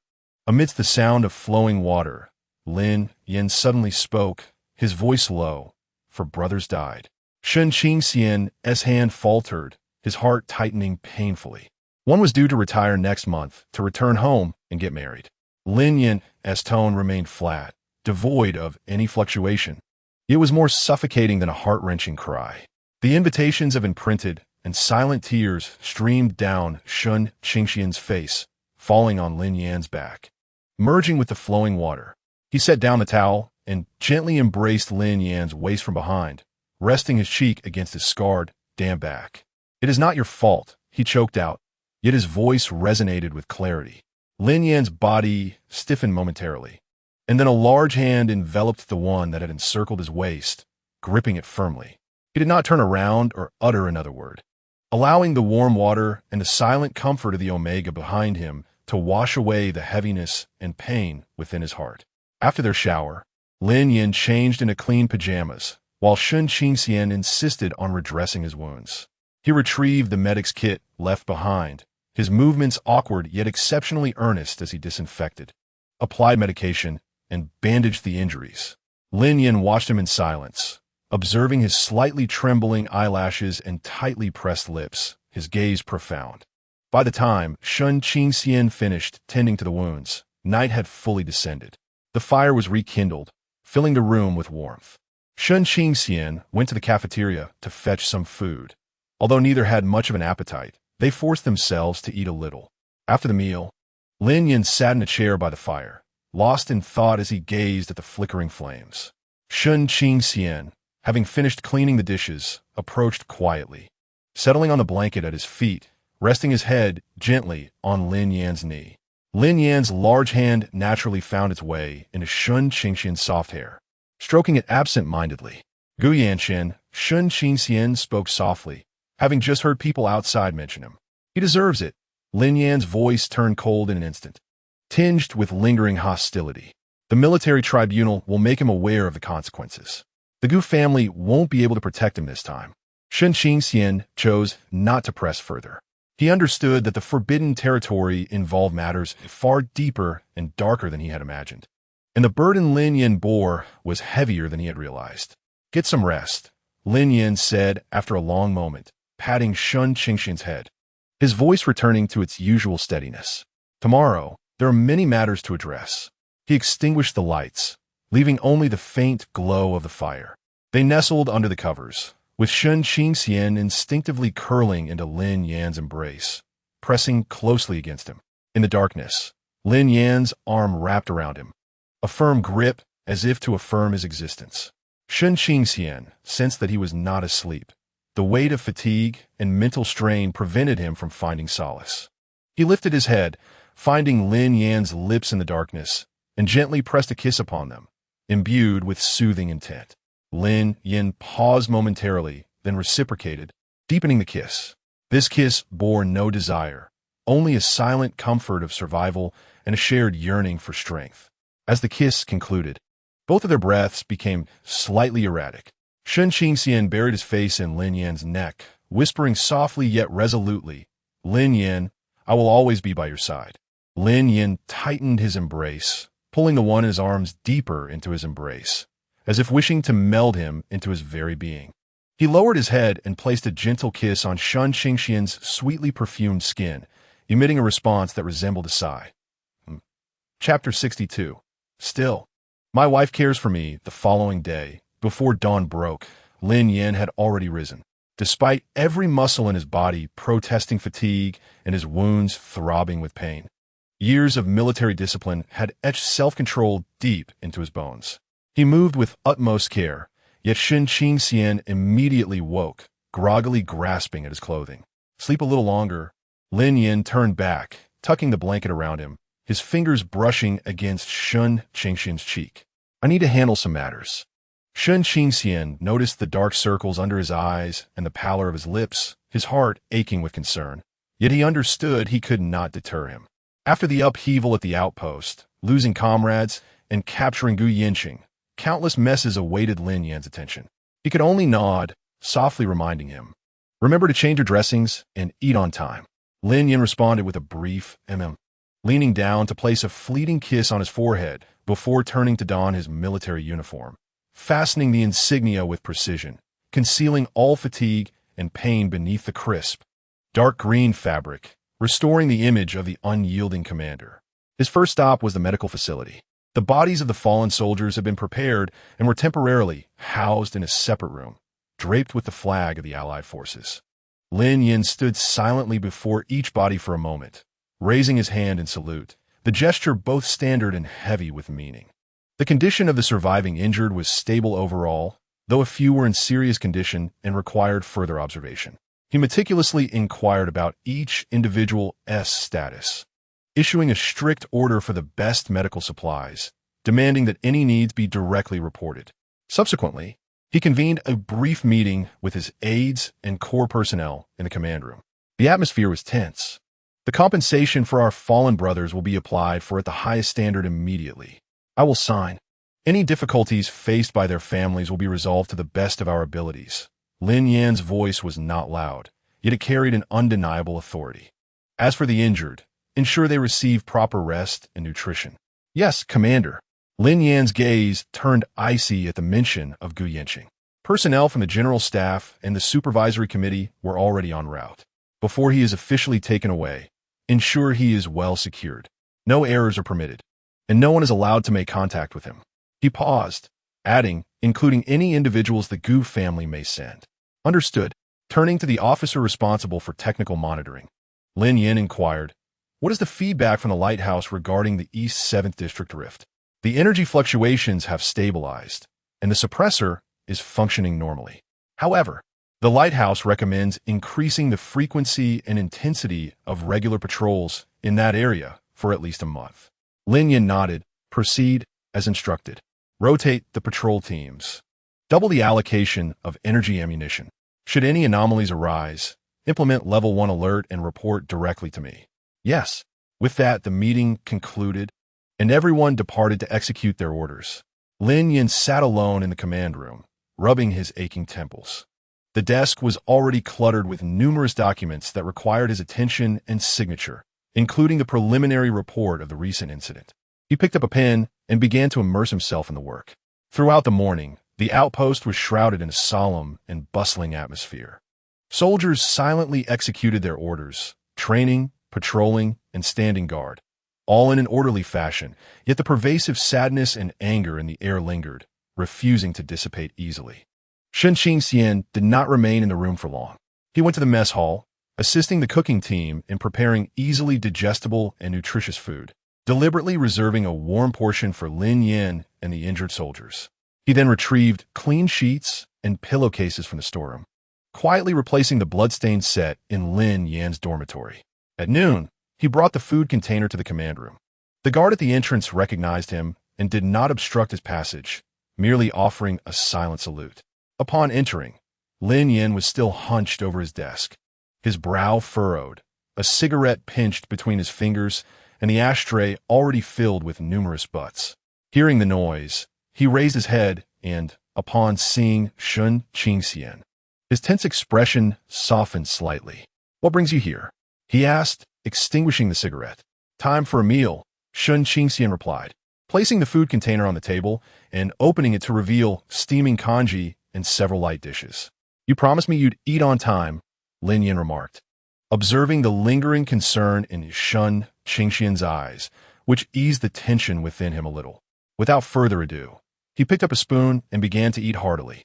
The congee was fragrant and at the perfect temperature. Shen Qingxian quietly sat beside him, watching him eat. Once Lin Yan had made significant progress, he took out the medicine and gauze he had brought. "It's time for a dressing change." Lin Yan initially intended to refuse, suggesting that the medic could handle it later, but upon seeing Shen Qingxian's resolute gaze, he relented. He removed his military jacket and unfastened the buttons of his shirt, revealing a sturdy chest wrapped in bandages.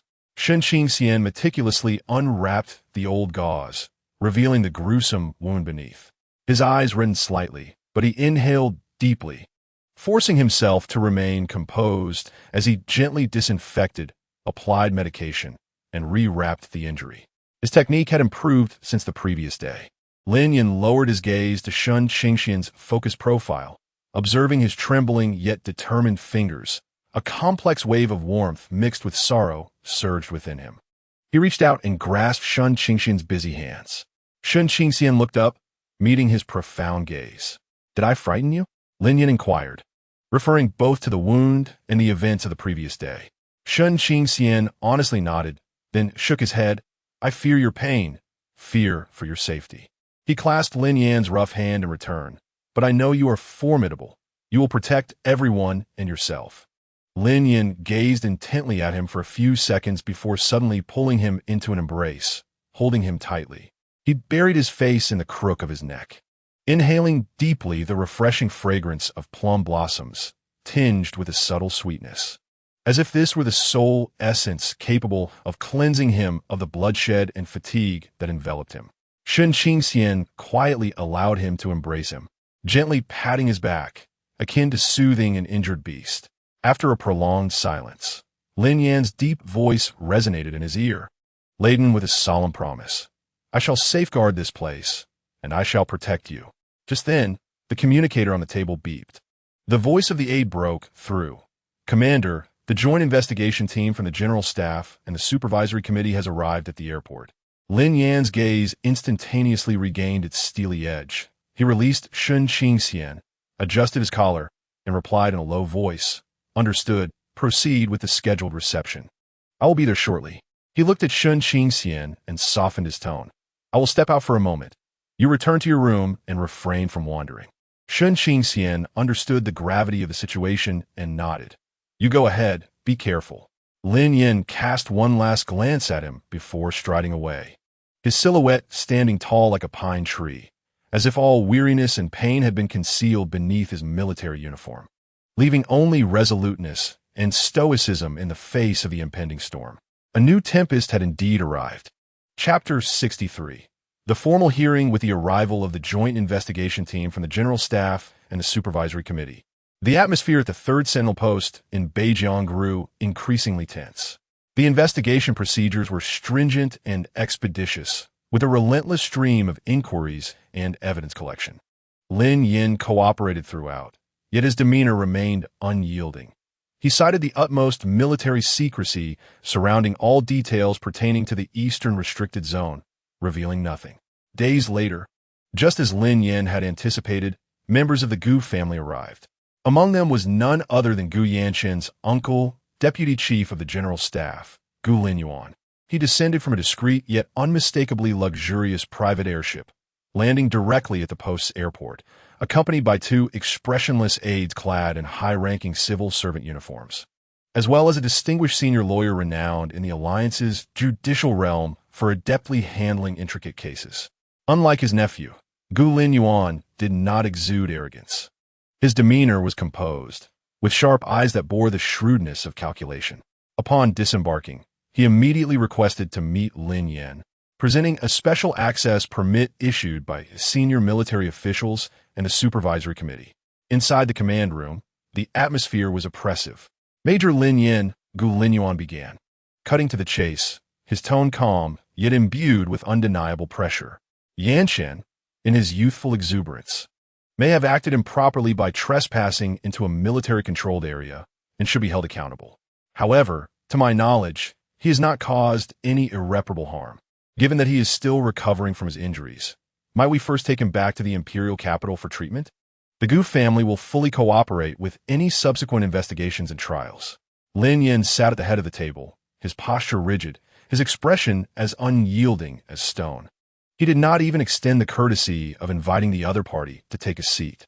Deputy Director Gu Linyan's voice was frigid, devoid of any leeway. Gu Yanqing is suspected of endangering border security, resulting in significant casualties among our personnel. The case is grave, the evidence irrefutable. According to the Border Defense Emergency State Law, he must remain in Beijiang to face trial by the Beijiang Military Court. Until the conclusion of the trial, no one is permitted to visit him. This is a regulation. The regulations are immutable, but humans are not, remarked the lawyer beside Gu Lin Yan as he adjusted his glasses. His tone composed. Commander Lin, given Gu's unique status and the extensive implications of this case, it is unreasonable to detain him under such harsh conditions at the border. Moreover, should his injuries worsen due to delayed treatment, who shall bear the responsibility? His words were cut short by Lin Yan, whose gaze was as sharp as a blade, sweeping over the lawyer before settling on Gu Lin Yan. The garrison's medical personnel are more than capable of handling the situation. As for responsibility, who will be accountable for the deaths of our 4 soldiers and the severe injuries of 7 others, all resulting from his unauthorized incursion into a restricted area? Gu Lin Yan's brow furrowed slightly. Lin Yan's rigidity exceeded his expectations. He softened his tone, attempting to exert pressure. Commander Lin, the Gu family has no intention of opposing the Beijiang border defense. There may be underlying circumstances in this matter. My elder brother, who holds a significant position within the State Council, is quite concerned and hopes for an amicable resolution without impacting the greater picture. He subtly alluded to Gu Yanqing's elder brother, whose influence within the State Council was considerable, a veiled attempt at coercion. Lin Yan scoffed, his laughter laced with unabashed derision. Deputy Director Gu, this is Beijiang. The stability of the border and the lives of our soldiers constitute the utmost priority. Not even a royal envoy would be exempt from adhering to Beijiang's rules. He rose, signaling his intent to dismiss. The trial will take place at the Beijiang Military Court. The time and location will be communicated later. Until then, please take your leave. Gu Lin Yan's countenance finally darkened. He cast a profound gaze at Lin Yan, his expression a complex blend of anger, scrutiny, and a hint of barely perceptible trepidation. He understood that Lin Yan was a formidable adversary, more challenging to contend with than he had anticipated. Without further words, he turned and departed. The trial at the Beijing military court was conducted in secret within a heavily fortified base near the outpost on a day when snowflakes danced through the air. The courtroom was solemn, with few observers present, representatives from the military and the supervisory committee, along with Lin Yan and his entourage. Shun Qingxian, as a family member of the relevant officer, was permitted to observe via video from a segregated viewing room. Gu Yanqing was escorted in by 2 soldiers. Clad in prison garb, his pallid complexion and haggard appearance were striking. He wore specially designed shackles on his wrists. His gaze was vacant, the arrogance he once possessed replaced by sheer dread and numbness. The trial proceedings were intense and fraught with tension. The prosecution presented video evidence of Gu Yanqing's unauthorized entry into the military control zone, limited to recordings triggered by the outer perimeter alarm. Testimonies from the outpost soldiers corroborated that his actions had led to a shift in the deployment and defensive focus of the patrol team.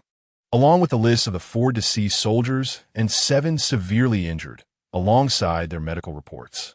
The prosecution emphasized that Gu Yanqing's actions severely disrupted border defense and indirectly resulted in significant casualties, marking his conduct as particularly egregious. Conversely, the defense attorney fervently argued that Gu Yanqing had no malicious intent to jeopardize border security. His trespass into the restricted zone was merely a consequence of his concern for the management of the outpost and the necessity for investigation. They shifted the blame to the laxity in border patrol and oversight. Regarding the casualties, the defense cunningly contended that there was a lack of direct causal evidence, asserting that all personnel perished due to combat. They focused on questioning whether the outpost's management of the restricted area was excessively secretive and overly defensive, subtly insinuating that Lin Yan might be guilty of mismanagement and retaliatory motives. Lin Yan, as the principal witness, took the stand. He spoke succinctly, laying out the facts with formidable presence. When the defense attorney attempted to steer the discussion towards the specifics within the restricted area, Lin Yan firmly refused to answer, citing the involvement of the highest military secrets and relevant provisions of the anti-espionage law and the military facilities protection law that precluded disclosure in open court, a stance supported by the presiding judge. Throughout the proceedings, the true secrets of the restricted zone, the fissure, and the ensuing terror remained tightly sealed, unmentioned. This was the boundary, the safeguard for Lin Yan and the Northern Frontier military. The Gu family evidently sensed the unusual nature of this area, yet they too lacked the authority to access the core secrets and could only linger on the periphery. Lin Yan maintained a grim visage throughout the trial. Nonetheless, the political pressure he exerted seemed to have a certain impact. The court's deliberations clearly exhibited caution in certain procedures. Ultimately, the charges against Gu Yanqing were confined to trespassing into a military restricted zone, obstructing military operations, and causing indirect severe consequences, with more serious allegations failing to materialize due to the evidentiary chain involving confidential matters. After a protracted trial and deliberation, the presiding judge finally pronounced, Defendant Gu Yanqing was found guilty of trespassing into a military restricted zone and obstructing military operations, sentenced to a combination of penalties, including the deprivation of his current military rank and all political rights, expulsion from the military, and a 10-year prison term. Upon the announcement of the verdict, Lin Yan in the spectators' gallery closed his eyes, his expression inscrutable. For a family like the Gus, this sentence represented an exceedingly humiliating defeat. Gu Yanqing's political life was irrevocably shattered, and his personal future lay in ruins. Meanwhile, in the isolation room, Shun Qingxian quietly exhaled in relief. Though he had not succeeded in completely eliminating Gu Yanqing, the 10-year sentence would at least prevent him from causing further turmoil for the time being. The judge paused briefly before continuing. In light of the defendant's severe injuries requiring further treatment, the court, after deliberation, granted permission for him to receive medical care outside of prison, under supervision at a designated medical institution, with a return to incarceration once his condition stabilized. Medical parole? Lin Yan's fists clenched tightly at his sides, knuckles whitening. He cast a cold gaze towards the judge's bench, then swept it across the impassive Lin Yan. He understood that this was the best outcome the Gu family could secure through their extensive influence. The concept of medical parole leaves ample room for maneuvering. With the influence of the Gu family, it is highly probable that Gu Yinxing's decade-long imprisonment will be significantly mitigated. Even as he was taken away, he did not cast a glance at anyone, resembling a soulless puppet. Once the court session concluded, Lin Yan was the first to rise, refraining from any interaction, and strode out of the courtroom. Outside, the wind and snow persisted, striking against his stern profile.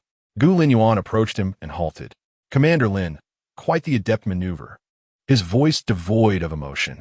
"Beijing, indeed, is a place where rules are upheld." Lin Yan regarded him coldly. "Deputy Gu, do not forget the regulations. During the period of medical parole, should Gu Yinxing exhibit any further movements or attempt to leave the designated monitoring area, I will personally ensure his return. At that point, it will not merely be a matter of 10 years.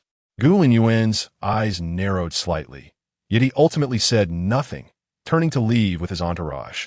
In the midst of the wind and snow, Lin Yan remained standing for an extended moment before inhaling the frigid air and proceeding towards the outpost. This contest appeared to be won, compelling the Gu family to pay a price and safeguarding the secrets of the restricted zone. However, he understood that, when compared to the intricate and powerful forces of the imperial capital, the strength of Beijing was ultimately limited. The preservation of Gu Yinxing indicated that the potential threat had not been entirely eradicated. Moreover, the Gu family, after this encounter, would indelibly remember the name Lin Yan and the territory of Beijing, which they had failed to fully dominate. Chapter 64. Am I afraid of the Gu family's retaliation? On the third day, following the conclusion of the court session, a convoy from the Gu family arrived at the Beijing outpost to escort Gu Yinxing for medical parole. Once again, it was Gu Linyuan, accompanied by several trusted aides and medical personnel. The display was substantial, clearly aimed at swiftly retrieving this pawn that had brought shame upon the Gu family, minimizing their time in the public eye.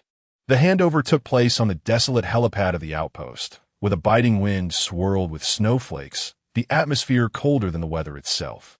Gu Linyuan observed as Gu Yinxing was assisted out by two soldiers, a barely perceptible frown crossing his brow. Gu Yinxing's condition had deteriorated since the court session.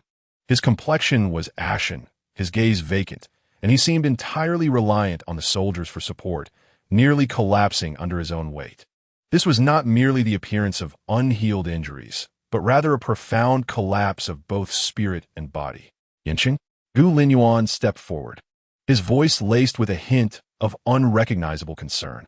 Upon hearing the voice, Gu Yinxing lifted his head in confusion. When he recognized Gu Linyuan, his pupils constricted sharply, and a strange, wheezing sound escaped his throat, filled with utter terror, causing his body to tremble uncontrollably, teetering on the brink of collapse. The soldiers assisting him remained expressionless, firmly supporting him. Gu Linyuan's heart sank. His piercing gaze swept towards Lin Yan, who stood not far off, resembling an ice sculpture. "Commander Lin, what has happened to my nephew?" Gu Linyuan's voice turned cold. During the court session, he did not appear thus. Lin Yan advanced, the sound of his military boots crunching on the snow resonating softly. His face bore no expression, and his gaze was terrifyingly calm, as if he were merely stating an objective fact. Commissioner Gu had sustained some concealed injuries from the conflict caused by his unauthorized intrusion into the restricted area.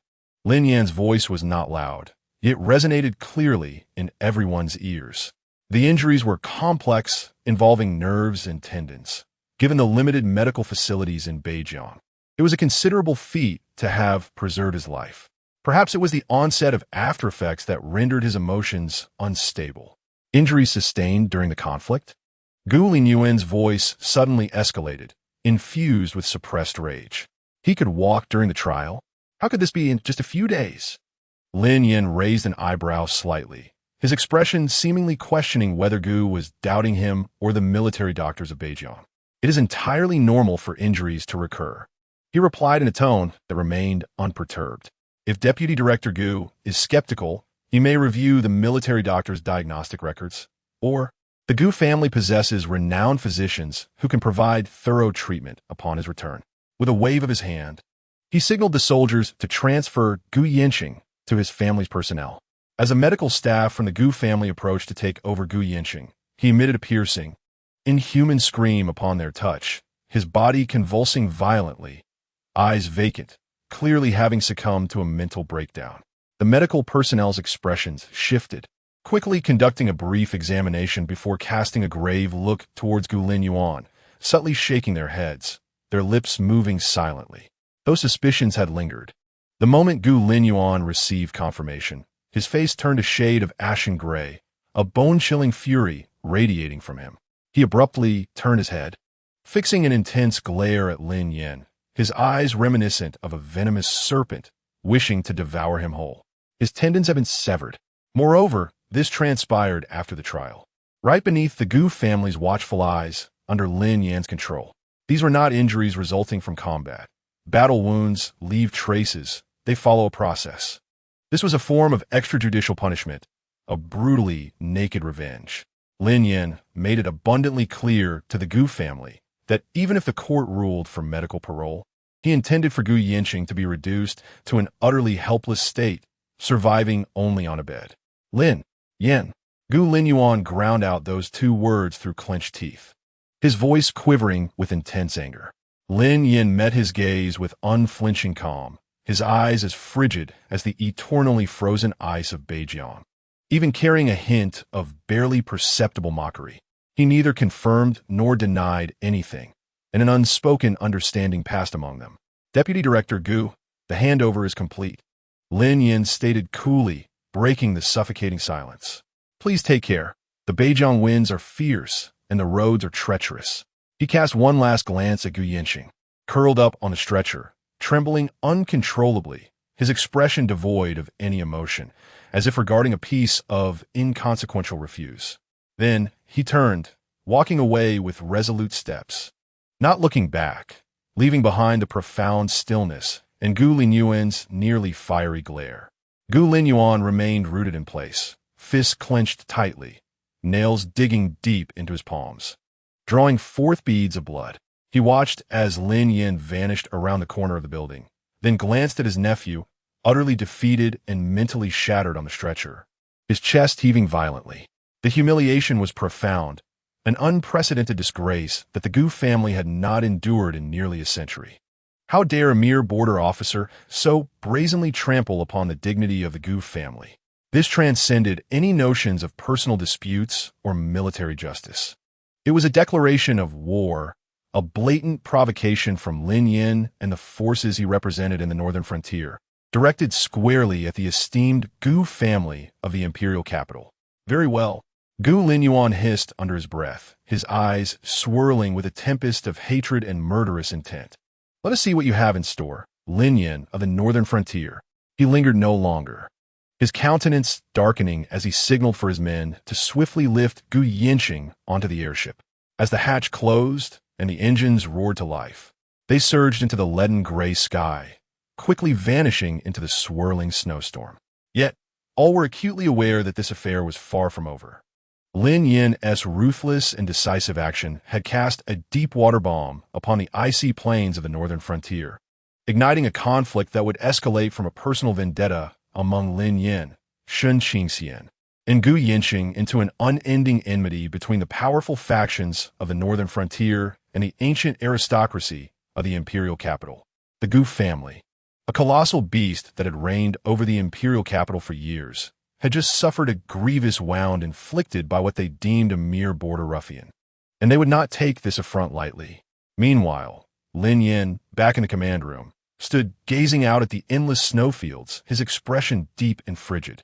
He had anticipated that the Gu family would not let him off easily.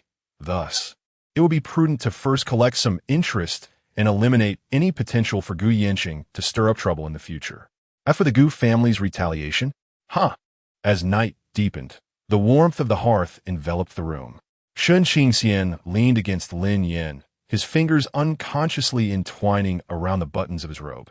After much hesitation, he could no longer suppress the question that had long been buried in his heart. Lin Yan, he spoke softly with a hint of trepidation. What exactly is going on in that forest to the east? You rushed out so urgently that day. He felt the arms around him tighten ever so slightly for a fleeting moment. Lin Yan fell silent, the only sound in the room being the crackling of the fire. Shun Qingxian's heart quickened. Had he ventured into forbidden territory with his inquiry? Just as he prepared to change the subject, Lin Yan's deep, gravelly voice broke the silence, carrying a weight that felt as though it had traversed through ages. "It is very dangerous there," he stated succinctly, yet his words conveyed that it was no ordinary military restricted zone. He paused, seemingly gathering his thoughts or weighing how much to disclose. Ultimately, he glanced down at the clear, concerned eyes of the Omega in his arms, took a deep breath, and resolved to share a fraction of the truth. He did not wish for Shun Qingxian to unwittingly tread into peril, nor did he desire to keep too many secrets from him. A decade ago, Lin Yan's voice was steady, yet imbued with an icy chill that seemed etched into his very bones. This was not yet a watchtower. The northern frontier was, in the vast expanse of the Empire's territory, a nearly forgotten wasteland, sparsely populated. Shun Qingxian held his breath, listening intently.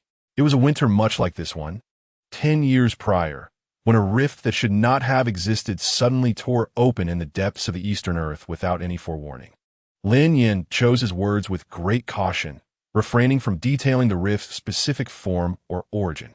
Yet from his taut muscles and the sharpness that flickered in his gaze, Shun Qingxian sensed that it was no ordinary geological event or the lair of star beasts. What emerged from within was not any known star beast or insurgent foe. Lin Yan's tone grew heavier. They were cold, chaotic, and filled with destruction, feeding on life and energy.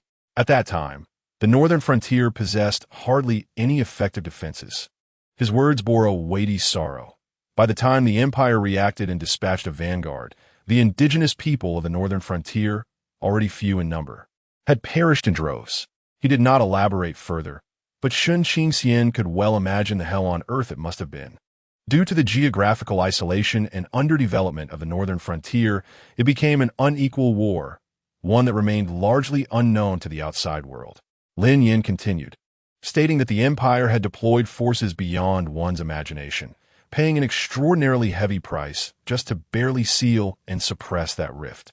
All information regarding that war and the rift was classified as the highest military secret by the Alliance, strictly prohibited from leaking. This was done both to prevent widespread panic among the populace, as such an existence surpassed ordinary comprehension. And he paused, his tone tinged with desolation.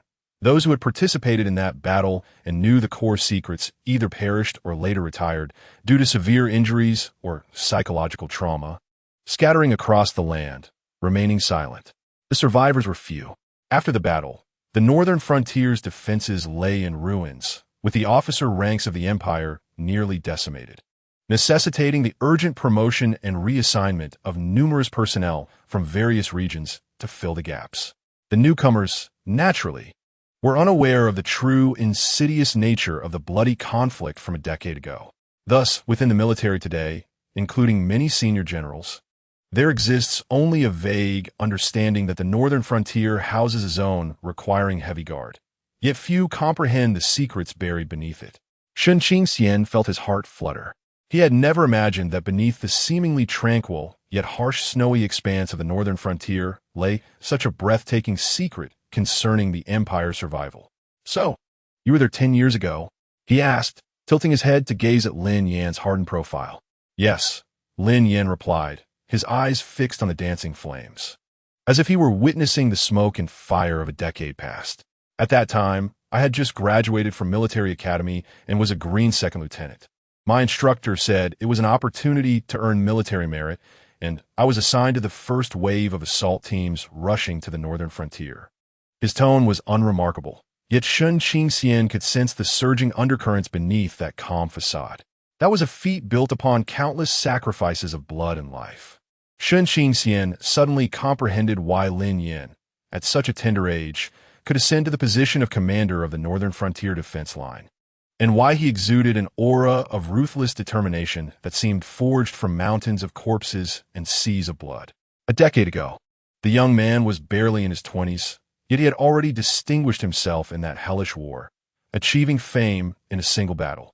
The conflict had subsided, the fissures temporarily sealed, yet it required a vigilant guardian to remain at this post, to monitor it closely, preventing any resurgence of the horrors that lurked within. Lin Yan's voice resumed its customary calmness. I have stayed here, guarding this place for a decade. His words, delivered with nonchalance, masked the arduous reality of those 10 years. Loneliness, peril, and the prolonged vigilance, accompanied by a weighty responsibility that could not be divulged to outsiders. I care not for ranks or promotions, Lin Yan remarked, a slight smirk gracing his lips, revealing a near-defiant curve.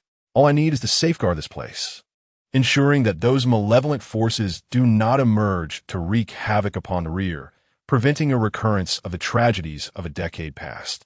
As for others, I wish to be left undisturbed, allowing us to coexist in peace. Shen Qingxian gazed at him, struck by enlightenment. He finally understood the source of Lin Yan's serene detachment from the power struggles of the imperial capital. He was not merely protecting his own future, but was safeguarding the lives of countless beings behind the empire's front lines. This burden was far heavier and nobler than any schemes for power and intrigue. Lin Yan averted his gaze, looking down at the Omega in his arms, his expression deepening with focus. Now you understand, this land beneath our feet is not just a border. It is a barrier leading into the heart of the empire, a threshold to the abyss. Are you afraid? Shen Qingxian's heart raced violently within his chest, a tumult of shock and dread, yet more prominently, a complex amalgamation of heartache and pride. He envisioned the young Lin Yan a decade prior, battling through hell, and how he had endured the solitude of this desolate land for 10 long years. He vigorously shook his head, extending his arms to encircle Lin Yan's neck, burying his face against the solid and reliable chest. His voice emerged muffled, but imbued with an unprecedented conviction. I am not afraid. He lifted his gaze, meeting Lin Yan's profound eyes, articulating each word with clarity. With you here, I am unafraid. This place matters greatly, and your guardianship of it is crucial. I wish to stand by your side, to share this vigil with you. Though he may not possess Lin Yan's formidable strength, he could offer a warm home in this place, providing solace in moments of weariness, supporting him in his monumental and noble mission in his own way. Lin Yan gazed into Shen Qingxian's clear eyes, reflecting flames and his own image, witnessing the unreserved trust and steadfastness therein.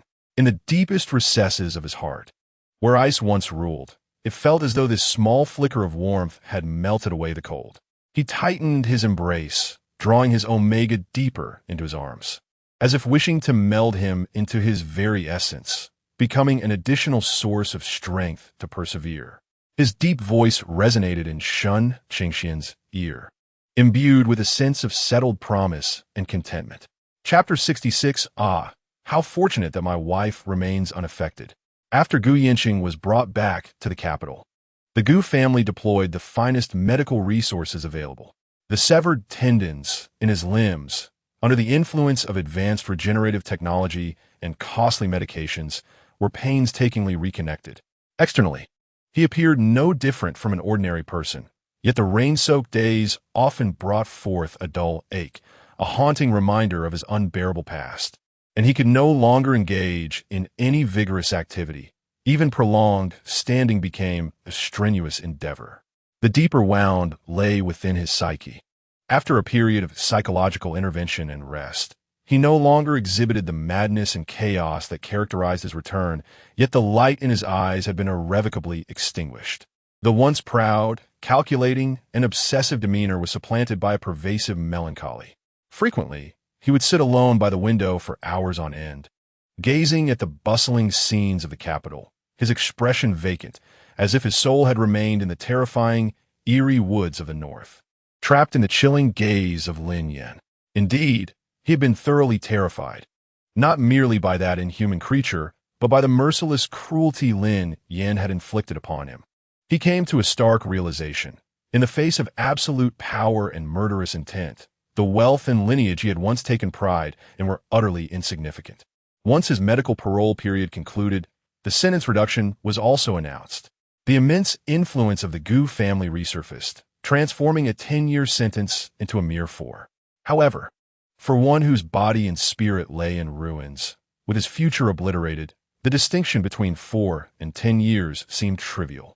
prior to his imprisonment, his elder brother, a high-ranking official in the state council, who, despite his busy schedule and minimal oversight, still harbored a brotherly affection, managed to visit him.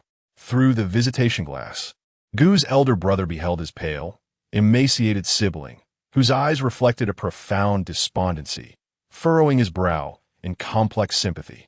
He recalled how spirited his brother once was. Though often extreme in his actions, he was ultimately one of the carefully nurtured heirs of the Gu family. Yinsheng, his elder brother's voice came through the intercom, tinged with an almost imperceptible sigh. Just stay out of trouble while you're inside. The family will make arrangements to spare you from further suffering. Gu Yinsheng slowly lifted his head, gazing at his impeccably dressed brother, whose mere presence commanded respect without anger. A grimace, more sorrowful than a cry, formed on his lips. "Brother, am I completely ruined?" His elder brother remained silent for a moment, refraining from a direct response, instead stating, "As long as you live, the Gu family will ensure you have food to eat." This pronouncement felt like a final verdict, shattering the last remnants of hope within Gu Yinsheng's heart. He understood that, in the eyes of the family, he had become a discarded pawn, devoid of value. Perhaps his brothers still cherished their kinship enough to provide for his basic needs. But that was the extent of it. In the future landscape of the Gu family's power, there shall no longer be a place for him. He bowed his head, falling into silence. As the visitation concluded, he was escorted away by the prison guard, his figure stooped, resembling a hollow shell bereft of all support. Brother Gu gazed at his brother's vanishing silhouette, his eyes gradually transforming into a frigid sharpness. Though his heart ached, Gu Yinsheng's folly and failure had undeniably brought immense trouble and disgrace to the family. The instigator of it all, Lin Yan, along with the Omega Shun Qingxian, who had incited discord among brothers, must bear a far more painful reckoning. This debt, the Gu family shall duly note. In the northern frontier, the third outpost, life resumed a rough yet resilient normalcy after a brief period of low pressure, starkly contrasting with the gloomy machinations of the imperial capital. The fallen soldiers were honored, the injured comrades were recuperating, and the daily drills and patrols continued with unwavering diligence. Lin Yan's burdens had not lightened. On the contrary, due to his complete enmity with the Gu family, he faced increasing inquiries and latent pressures from higher echelons. Yet, he seemed unaffected, proceeding with his decisive demeanor. Though his aura had grown even colder, akin to a volcano shrouded in ice and snow. Only in the presence of Shun Qingxian did that frigid exterior slightly thaw. That evening, upon returning to the dormitory after handling official duties, Lin Yan discovered Shun Qingxian was not, as usual, engrossed in reading or tinkering with models. Instead, he sat by the hearth, holding the emberstone ring, gazing intently at the flames, his eyes somewhat wandering. "What are you looking at?" Lin Yan approached, seated beside him, effortlessly pulling him into his embrace, his chin brushing against the soft crown of his hair. He still bore the chill of the outdoors, yet his embrace was warm and reassuring. Shun Qingxian leaned against his chest, caressing the cold texture of the ring, softly murmuring, "I heard Gu Yinsheng's sentence has been reduced to 4 years. Lin Yan replied, his tone flat, devoid of emotion. He was not surprised. If the Gu family could not even manage this, they were unworthy of being called a top-tier clan in the imperial capital. "You." Shun Qingxian lifted his gaze to meet Lin Yan's chiseled jaw, hesitating slightly. "Are you afraid of how the Gu family will respond?" Lin Yan looked down at him, his eyes profound. Shun Qingxian immediately shook his head, determination flickering in his gaze. "I am not afraid. I'm only concerned for your well-being." Lin Yan chuckled softly, his laughter imbued with a confidence that suggested he held mastery over all, laced with a hint of ferocity. "If they wish to harm me, it shall not be so simple. The northern frontier is not a place they can easily reach." He pinched Shun Qingxian's nape gently. "As for you, be more cautious when you go out. Although Gu Yinsheng is incapacitated, the others in the Gu family." "I know," Shun Qingxian interjected, burying his face back into Lin Yan's embrace, his voice muffled yet imbued with reliance. "I will be careful. Wherever you are, I shall be." Lin Yan's heart felt as though it had been softly nudged by something, rendering it utterly tender. Fortunately, it seemed as Omega had not been adversely affected. He tightened his embrace, drawing the person in his arms even closer. At that moment, Shen Qingxian seemed to recall something, lifting his head from Lin Yan's chest, his eyes sparkling with excitement. I helped in the machinery workshop yesterday and improved the heat dissipation structure of 2 small components. Engineer Li said the results are excellent. Energy consumption has decreased by 3%. A hint of pride adorned his face, reminiscent of a small creature eagerly awaiting praise. Lin Yan gazed at his radiant eyes and slightly raised chin, and a shadow of gloom that had lingered in his heart due to familial obligations dissipated significantly. His Omega was gradually discovering his value and brilliance upon this land that once instilled fear in him.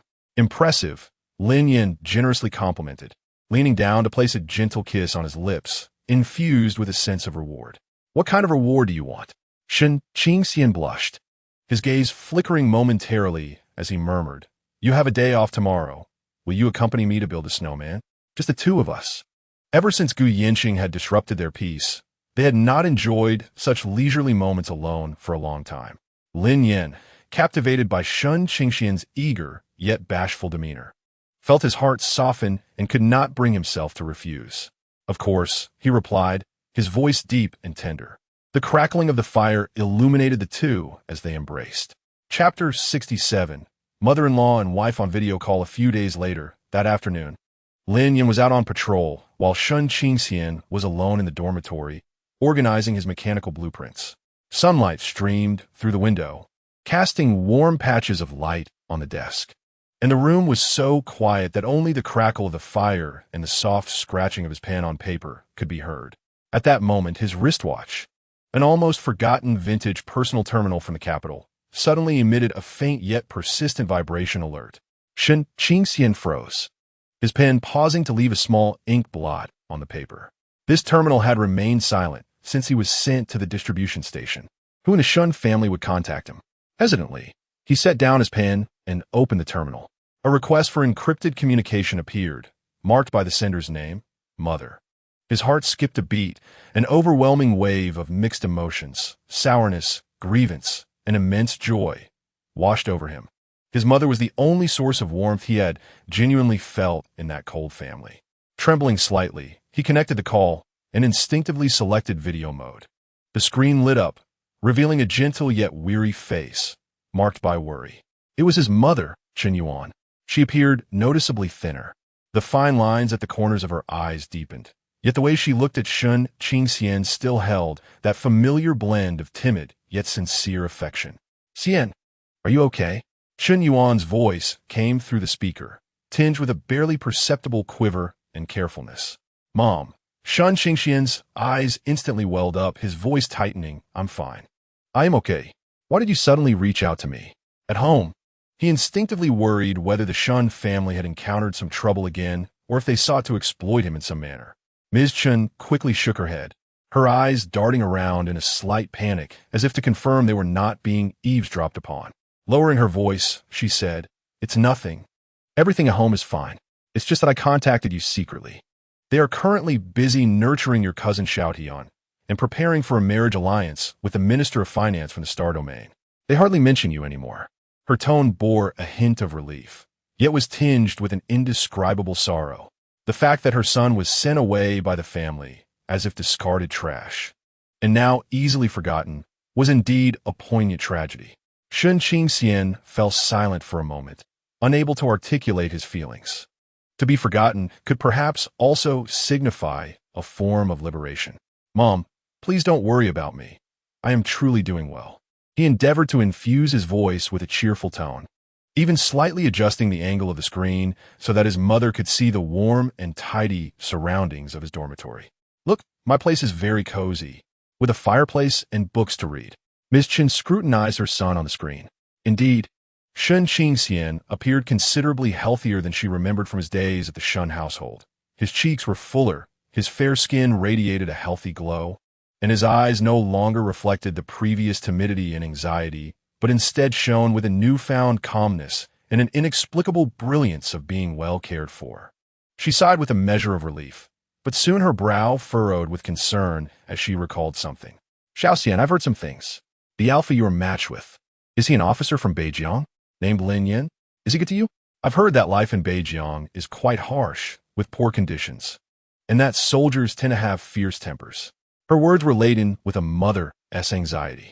Within her limited understanding, border officers were often rugged men, lacking in tenderness.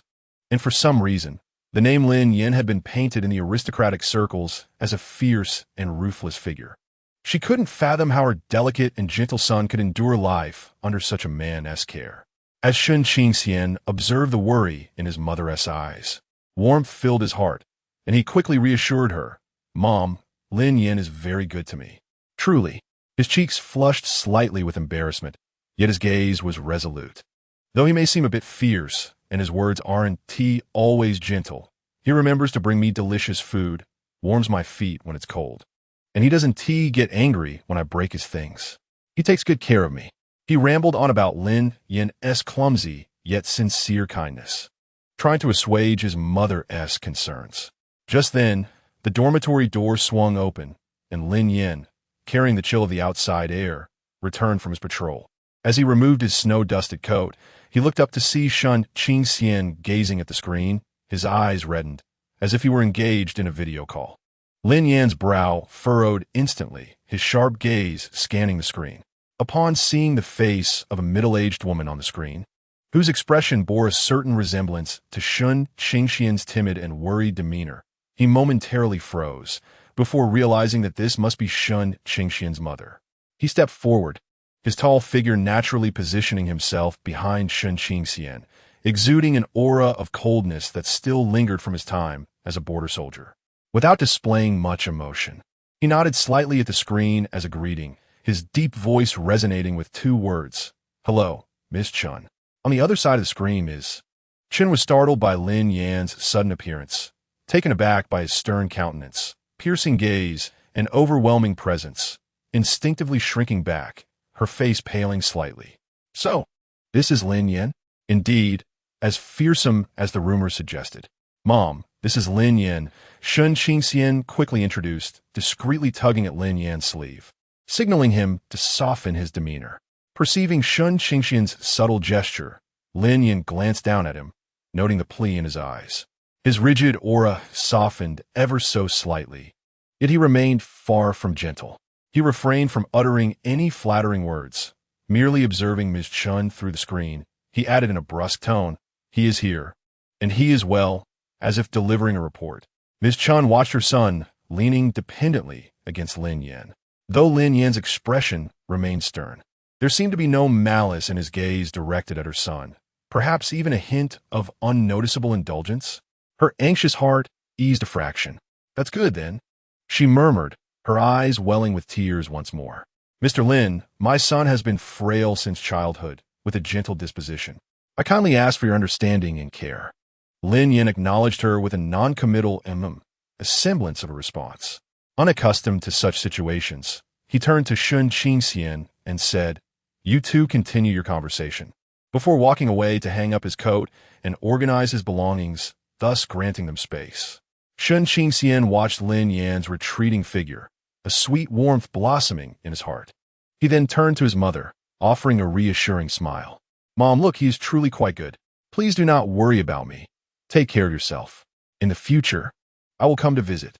Seeing the genuine smile on her son's face, Miss Chin finally felt her worries dissipate completely, nodding through her tears. "Good. As long as you are well, I will be at ease. Take care of yourself, too." After the communication ended, Shun Qingxian remained seated, gazing at the dimming screen.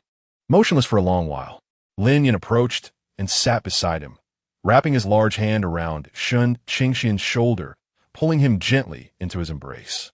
"Have you missed her?" he inquired, his voice considerably softer than before. Leaning against Lin Yan, Shun Qingxian quietly replied, "My mom hasn't had an easy time at the Shun family." Lin Yan paused for a moment, tousling his hair. "If you wish to reach out, do not hesitate. There is no need to be secretive." Shun Qingxian lifted his head to meet Lin Yan's gaze. "It's not that. I fear what they might do to her." "What are you afraid of?" Lin Yan scoffed lightly, his eyes radiating absolute confidence. After the new year, I will take you back to visit family. Shun Qingxian gazed at the resolute side profile of Lin Yan, feeling the last remnants of doubt dissipate within him. He took the initiative to wrap his arms around Lin Yan's waist, burying his face in his chest, softly murmuring, "Lin Yan, thank you." He was grateful for the comforting embrace that Lin Yan offered and for assuring his mother that he was truly well here. Lin Yan said nothing, simply tightening his embrace, responding to Shun Qingxian's reliance through action. Chapter 68. The first new year with my wife time flows swiftly, and the harshest winter in the northern frontier arrives, coinciding with the year's end. Despite its remoteness and the scarcity of supplies, the festive spirit of the new year remains undiminished. Bright red couplets adorn every corner of the outpost. The mess hall has prepared a lavish feast in advance, and the air is filled with the enticing aromas of meat and fried delicacies. On New Year's Eve, training and patrols continued as usual, albeit at a noticeably slower pace. Patrols were still conducted in shifts, but during breaks, everyone engaged in light-hearted conversations about the new year. As evening approached, Lin Yan's dormitory felt particularly warm. The small stove crackled with a lively fire. Shun Qingxian donned a slightly oversized apron he had found and busied himself with kneading dough and preparing fillings. He intended to make dumplings with Lin Yan, a cherished tradition he had shared with his mother every New Year's Eve in the capital. After washing up, Lin Yan changed into clean uniform attire and leaned against the kitchen doorframe, watching Shun Qingxian at work. The delicate fingers of the Omega were dusted with flour, skillfully kneading the dough, his profile appearing soft and focused under the warm light. A sense of homely warmth quietly filled Lin Yan's heart, which had grown accustomed to the smoke of battle and the harshness of snowstorms. "Is there anything you need me to do?" Lin Yan approached, his tone gentler than usual. Shun Qingxian looked up, smiling, a hint of flour dusting his nose. "Could you roll out the dough? Or would you like me to teach you how to wrap them?" Lin Yan observed the small, exquisite pieces of dough and the way Shun Qingxian effortlessly transformed them into round dumpling skins, decisively opting for the latter. "Teach me to wrap them." He rolled up his sleeves, revealing his sturdy forearms. Shun Qingxian patiently instructed him on how to place the filling, pinch the edges, and create appealing pleats.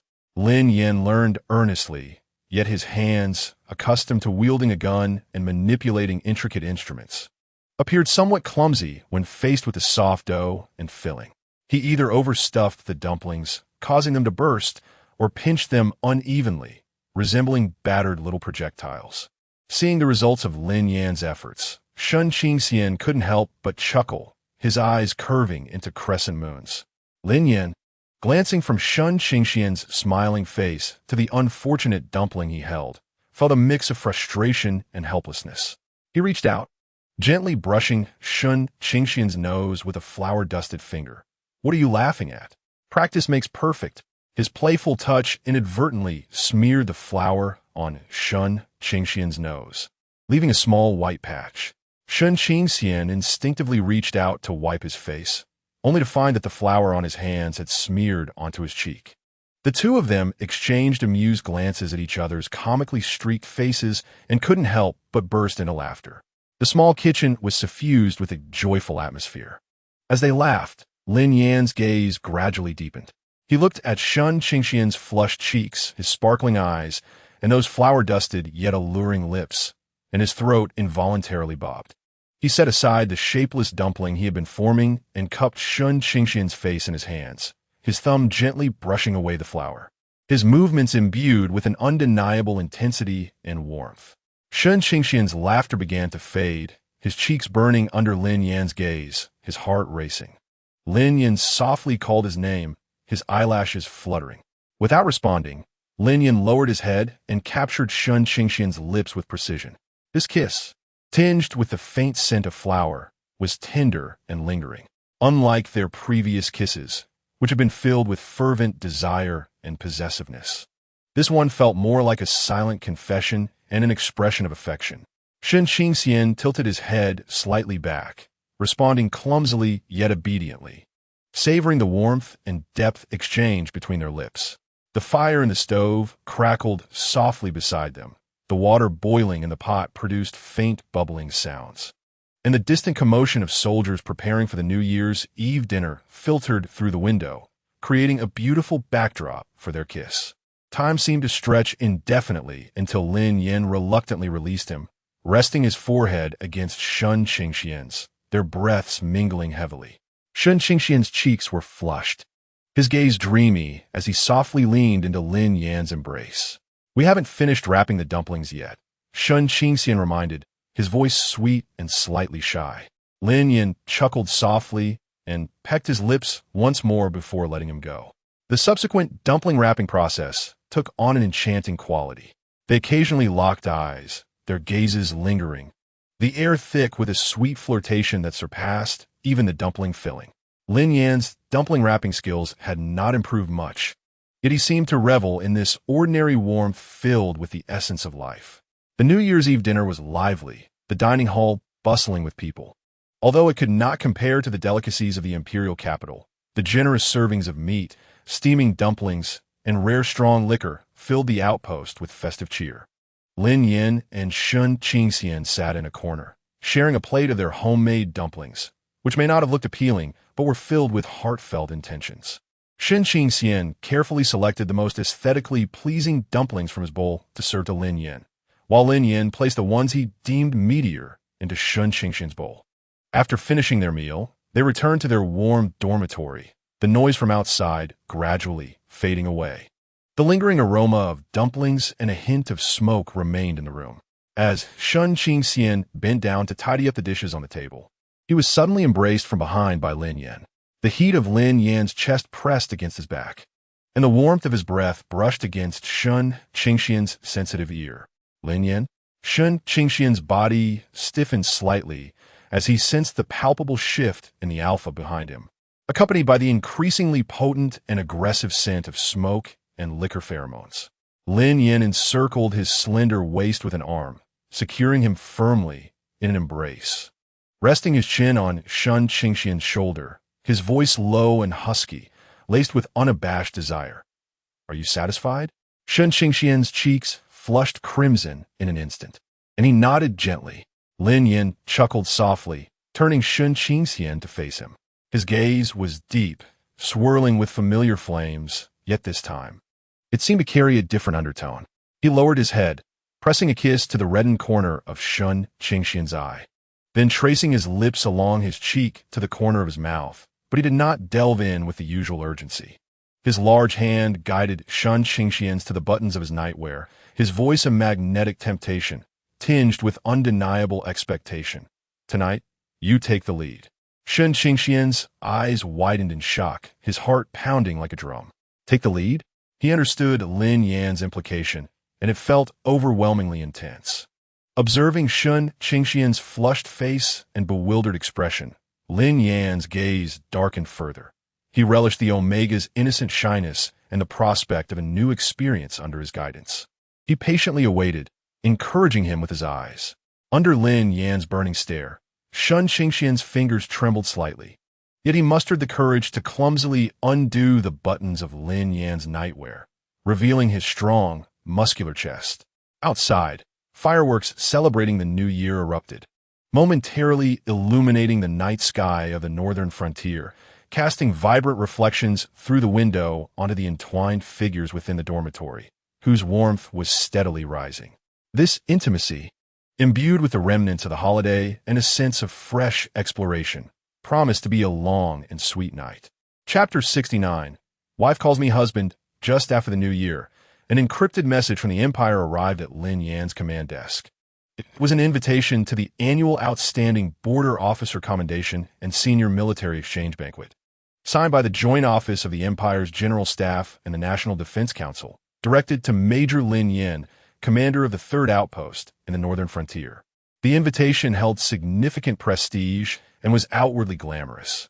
However, as Lin Yan gazed at the gilded electronic document, a cold, mocking smile curved his lips.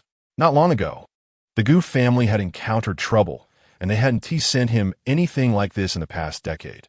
Now, they suddenly remembered him? A feast of intrigue. He tapped his fingers on the table, addressing the aide standing nearby with a tone of certainty. The aide's face displayed concern. "Commander, The Gu family has just suffered a significant loss under your command. Inviting you to the capital at this moment may not bode well. Should we find an excuse to decline? Decline? Lin Yan raised an eyebrow. On what grounds should he decline? After 10 years guarding the border and establishing his merits, could he not afford a banquet? He rose from his seat and approached the window, gazing out at the vast, desolate expanse of the snowy plains. His eyes sharp with resolve. If they wish to play, I shall indulge them. It is also an opportunity to observe whether those who have recently ascended in the capital possess any true competence. Lin Yan had never been one to cower in trepidation. Should the Gu family seek to exploit this occasion for their schemes or entrapments, he would confront them head-on. In the blood-soaked and fiery land of the northern border, what spectacle had he not witnessed? Moreover, returning to the capital after a decade away, he pondered the well-being of his mentor, who he had heard was still battling the interstellar beasts on the front lines a few years prior. Prepare, Lin Yan commanded as he turned, issuing orders. Respond according to protocol and ensure timely attendance. Yes, his adjutant saluted sharply, but then hesitated, recalling something. What about Mr. Shen? Lin Yan contemplated for a moment. Shall we bring Shen Qingxian to the capital? That would undoubtedly place him at the very heart of tumultuous affairs.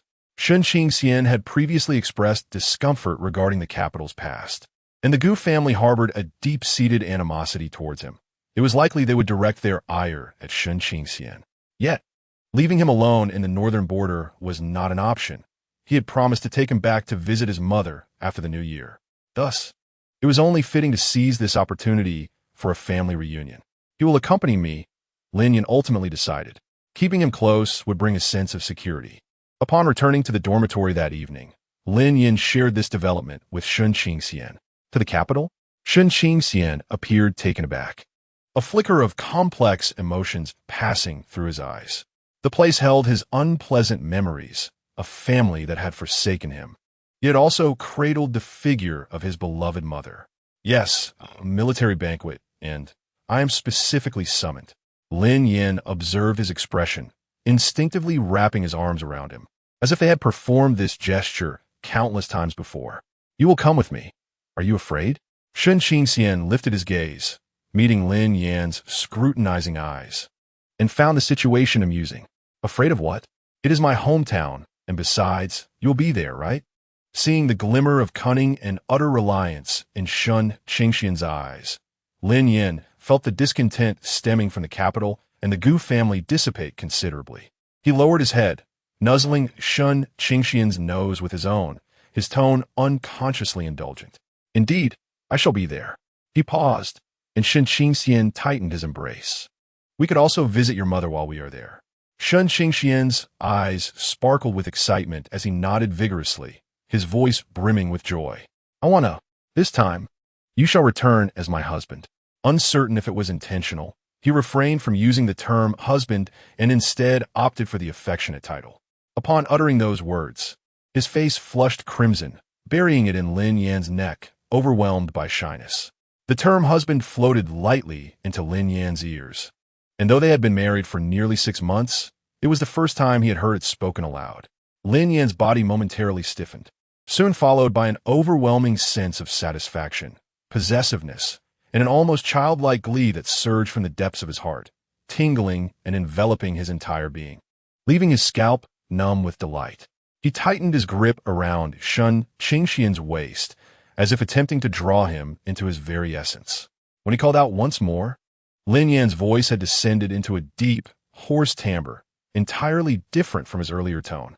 He lowered his head, his warm, slightly moist breath cascading over Shen Qingxian's sensitive ear and neck, causing the person in his arms to shudder slightly.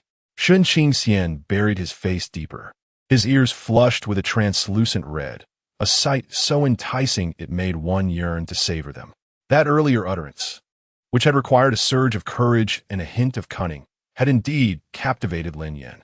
Yet now, under Lin Yan's intense gaze, a wave of shame washed over Shen Qingxian, making him wish to vanish into the ground. Even though his voice was barely a whisper, Lin Yan's embrace ensured he could hear it clearly. At that moment, his earlobe was drawn into a warm mouth, even teased by a slick tongue. The sensitivity of his ear elicited a muffled moan from Shun Qingxian, causing him to melt against Lin Yan, his breath becoming rapid. "Don't bite," Shun Qingxian weakly protested, pushing against Lin Yan. However, Lin Yan remained unfazed, his voice muffled yet insistent. "Call me once more." As he spoke, he pressed his hands against Shun Qingxian's backside, prompting an undeniable sensation against him. Resigned to the moment, Shun Qingxian chose to feign lifelessness, remaining still and silent. Lin Yan observed the little ostrich in his arms, utterly still and holding its breath, and a low chuckle escaped him, the vibrations resonating clearly against Shun Qingxian's body. He recognized the profound embarrassment of his companion, yet he had no intention of letting it go. That soft, sweet utterance of husband tugged at his heartstrings, igniting an insatiable desire to hear it once more. He shifted his focus from the nearly bleeding earlobe to nuzzle his warm cheek with his nose, his lips grazing the sensitive skin of Shun Qingxian's neck. Whispering enticingly in his ear, "Will you call me? Didn't you sound lovely just now? Just one more time, be good, my wife." His large hand was not idle either, pressing against Shun Qingxian's back and waist with a searing warmth, following a suggestive rhythm that sent shivers coursing through him. Coupled with a low yet exceptionally clear term "wife," Shun Qingxian felt his mind teetering on the brink of overload, as if smoke were rising from his head. Overwhelmed and weakened, his consciousness hazy, each deep utterance of "wife" and the fiery touches ignited all around him, causing the last bastion of his defenses to tremble precariously. He sensed himself on the verge of being utterly engulfed by Lin Yan's domineering yet tender aura. He could no longer endure the sweet torment. His voice trembling with a hint of tears as he called out once more, "Husband." This time, his tone was softer, imbued with a profound shyness and complete surrender. Yet it was even more enchanting than before. Lin Yan's movements abruptly halted. A more intense wave of heat surged towards his lower abdomen, a stark contrast to the subtle awareness he had felt earlier. Now, there was an unmistakable pressure against him. Taking a deep breath, Lin Yan struggled to suppress the overwhelming urge to claim him right then and there. He lifted his gaze to meet Shun Qingxian's tightly shut eyes, flushed with deep crimson, and felt a wicked satisfaction that soothed his tumultuous heart, soon overwhelmed by an inundation of tenderness and an even greater yearning. "Such a good boy," he murmured appreciatively, bestowing a gentle kiss upon Shun Qingxian's trembling eyelids as a reward. Without further ado, he swept Shun Qingxian into his arms and strode purposefully towards the bed. Suspended in the air, Shun Qingxian instinctively clung to his neck, burying his burning cheeks in the crook of his shoulder, his heart racing as if it might leap from his chest. He knew what was to come, and despite his shyness, a secret anticipation stirred within him. As he was gently laid upon the soft bedding, he barely opened his hazy eyes before Lin Yan's heated body enveloped him entirely. This kiss was no longer playful or teasing. It had regained its former dominance and depth, infused with an irresistible possessiveness, as if Lin Yan sought to consume him whole. Their clothes lay in disarray upon the floor. Chapter 70. Meeting the in-laws. The imperial capital, known as the cultural hub of the empire, is in stark contrast to the vastness of the northern frontier. The spacecraft glided through the bustling starport and ascended into the atmosphere, revealing a splendid array of buildings that seamlessly merged historical gravitas with futuristic technology. The aerial transit flowed like a tapestry, with colossal holographic displays showcasing the empire's latest artistic and technological achievements. Here indeed lies the epicenter of power and a sanctuary of culture, where one could easily encounter elegantly dressed luminaries from all walks of life. Following the navigation, Lin Yan's military hovercar entered a serene and orderly residential area. The Shun family residence was situated in a tranquil part of the capital, not a top-tier enclave, but rather a dwelling that harmoniously blended traditional garden aesthetics with modern amenities, befitting a family of moderate standing. The entrance was not ostentatious, yet it exuded a certain gravitas. The hovercar came to a halt before the residence's classically styled entrance. Having been notified in advance, the Shun family had dispatched a butler to await their arrival, even though Shun Qingxian had only vaguely mentioned bringing a partner home. The butler's eyes flickered with a barely perceptible surprise upon seeing Shun Qingxian emerge from the vehicle, but his professionalism quickly restored his demeanor to one of respect. However, upon observing Lin Yan following closely behind, the butler instinctively bowed a little deeper. Lin Yan was not clad in military attire. Rather, he wore a tailored, dark uniform that accentuated his tall stature. His gaze was sharp, exuding an aura hardened by the trials of combat, creating a stark contrast with the delicate yet somewhat soft surroundings, imbued with a silent sense of oppression. Young Master Qingxian, this is... Although he was already aware, he sought confirmation. Shun Qingxian drew a deep breath, linking his arm with Lin Yan's, and stated clearly, "This is my alpha, Lin Yan." He refrained from using any titles, yet the natural intimacy and reliance expressed was the finest explanation. The butler promptly bowed, saying, "Mr. Lin, young Master Qingxian, please come in. Madam is already awaiting you in the parlor." Upon entering the Shun residence, the interior boasted exquisite elegance, yet it bore an undercurrent of antiquated rigidity. Some members of the Shun family or servants, alerted by the commotion, couldn't help but cast curious or scrutinizing glances. The Shun family adhered to many rules, though intrigued. They dare not speak freely in front of them.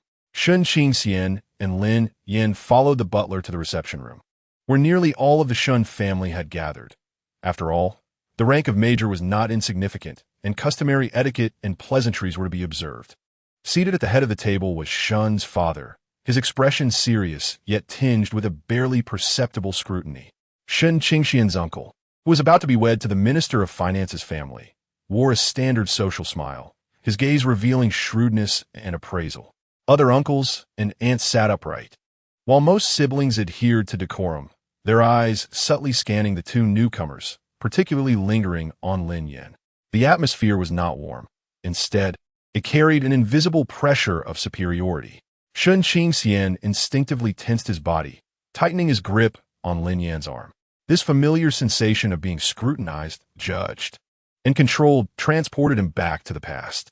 Lin Yan, perceptive to his tension, steadied him with a firm grasp on his arm, his calm gaze sweeping the room like a wolf surveying its territory, instantly eclipsing all scrutiny and calculation within the hall. Father, mother, esteemed uncles and aunts. Shun Qingxian steadied his nerves and greeted everyone in accordance with tradition, his voice relatively steady. Shun's father nodded, his gaze settling on Lin Yan. "So, this is Major Lin Yan? Qingxian has mentioned you. At such a young age, serving at the northern frontier, you have endured great hardships." His tone was polite, yet carried a hint of the distance typical of elders towards their juniors. Lin Yan inclined his head slightly in acknowledgement, his voice clear yet subdued. "It is merely my duty," conveying his message succinctly, devoid of any semblance of small talk or pleasantries. At this moment, the uncle sought to ease the tension with a smile, yet his words concealed barbs. "Major Lin is indeed a remarkable figure, exuding an extraordinary presence. I hear the northern frontier is harsh and conditions challenging. I trust that this child, Qingxian, has not been a burden to you?" Though the words seemed to express concern, they subtly implied that Shun Qingxian was a liability, simultaneously probing Lin Yan's sentiments towards him. Shun Qingxian's complexion paled slightly. His lips moved as if to utter something, but Lin Yan gently squeezed his palm, silencing him. Lin Yan lifted his gaze, directing it towards his third uncle, his eyes devoid of warmth. His tone flat yet imbued with undeniable authority. "My Omega is under my care. He thrives in the northern frontier, his vitality surpassing that of his time in the imperial capital." With this single statement, he effectively rebuffed any dissent, indicating that Shun Qingxian was now his. And whether he fared well was not for outsiders to comment upon, subtly alluding to the Shun family's previous mistreatment of him. The smile on the third uncle's face faltered momentarily, and he awkwardly ceased his attempts at conversation.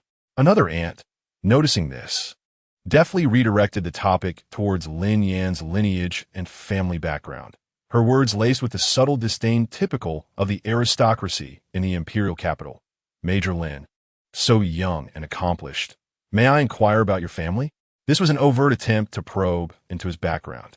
Lin Yan glanced down at Shun Qingxian, who was also looking up at him, appearing somewhat anxious, his other hand clutching the hem of his garment tightly. Lin Yan met the aunt's scrutinizing gaze with calm composure, taking a moment to reassure Shun Qingxian with a gentle pat on the back of his hand, a silent promise of protection. Then, he turned his attention back to the aunt, a faint, almost imperceptible smile gracing his lips, yet his eyes remained as cold as before. "My family," he began, his voice steady and devoid of emotion, "is nothing extraordinary. We have served in the military for generations, accustomed to life on the frontier, and we rarely involve ourselves in matters of the imperial capital." His words were delivered with an air of nonchalance, artfully sidestepping any direct acknowledgement of his family background while emphasizing his detachment from the intrigues of the capital. The aunt, evidently unsatisfied with this vague response, was poised to press further, but Lin Yan swiftly interjected, "As for how I managed to thrive in the northern frontier and hold the position of commander." His gaze swept across all present members of the Shun family before settling back on Shun's father, his tone carrying a near-defiant assurance. "Is not due to familial connections, but rather through tangible military accomplishments and an official transfer order.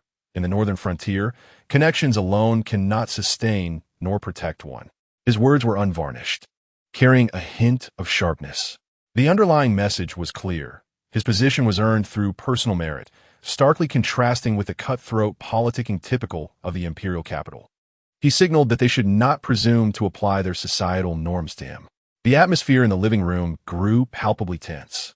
The expressions of the Shun family members darkened, as Lin Yan's remarks indirectly cast doubt upon the very significance they held dear, family lineage and social connections, equating to a silent provocation.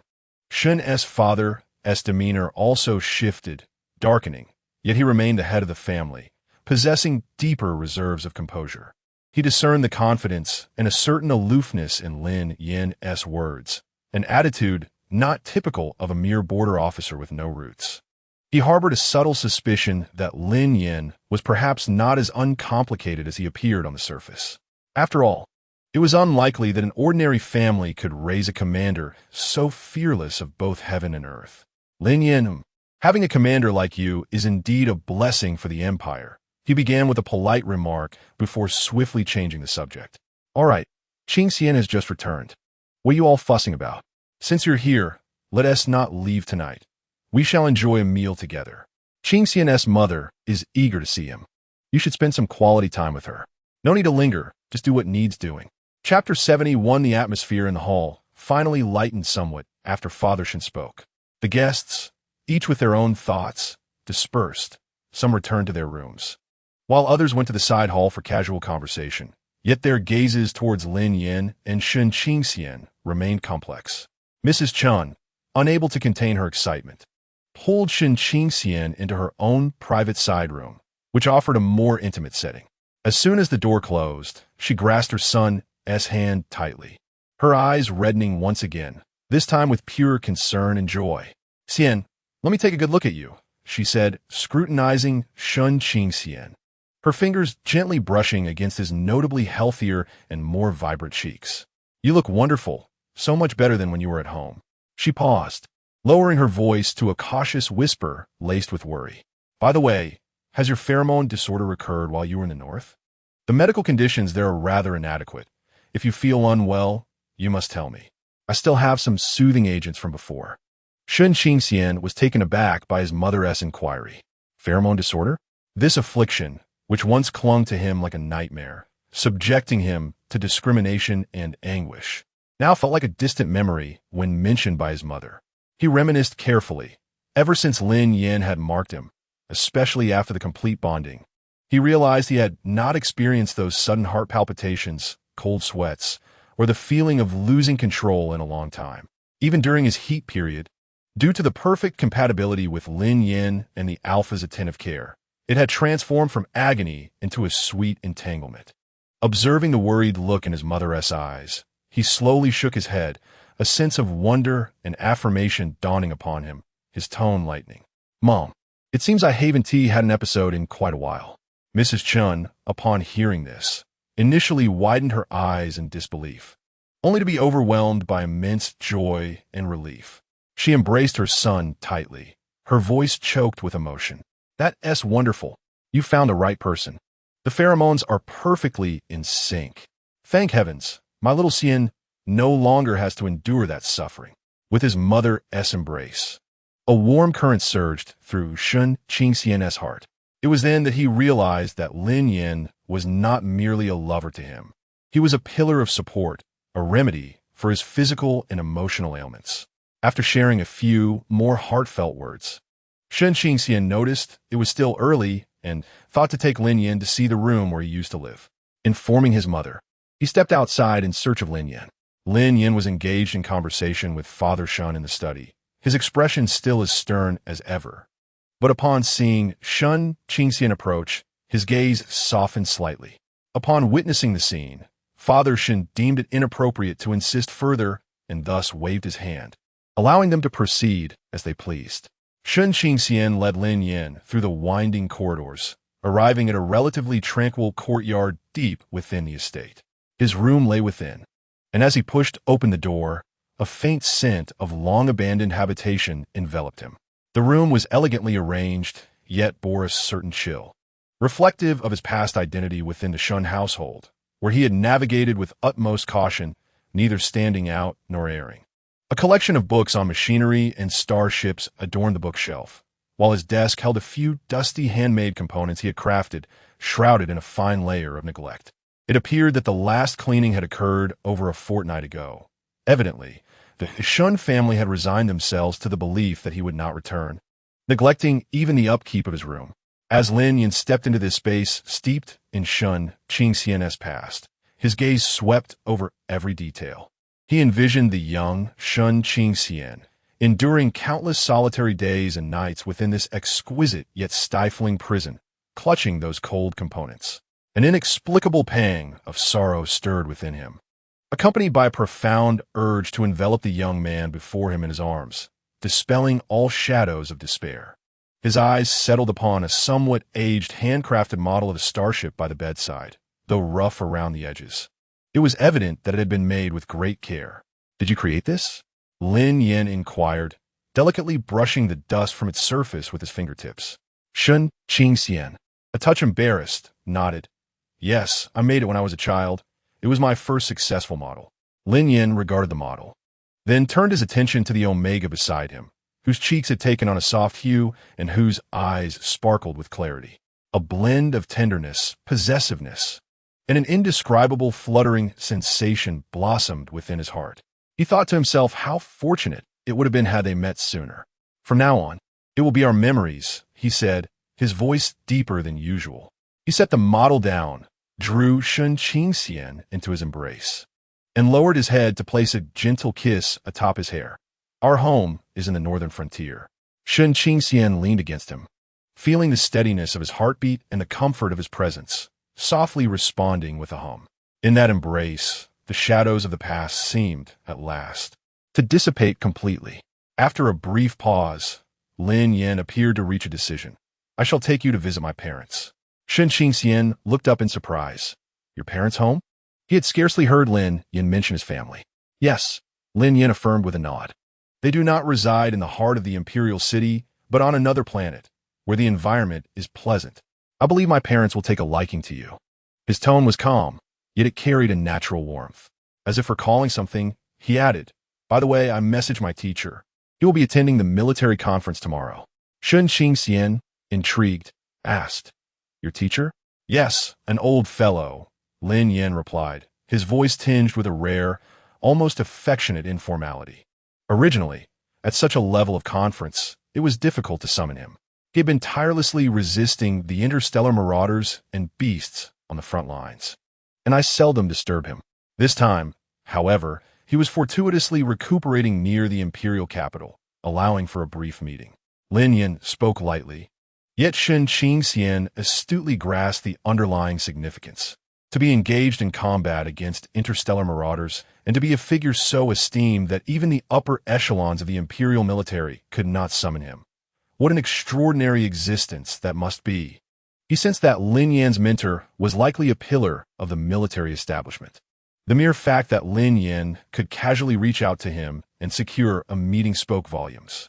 Suddenly, he felt a distinct anticipation for tomorrow's banquet. Perhaps it was not merely a gathering of significant figures, but rather the onset of a profound transformation in the perceptions of certain individuals.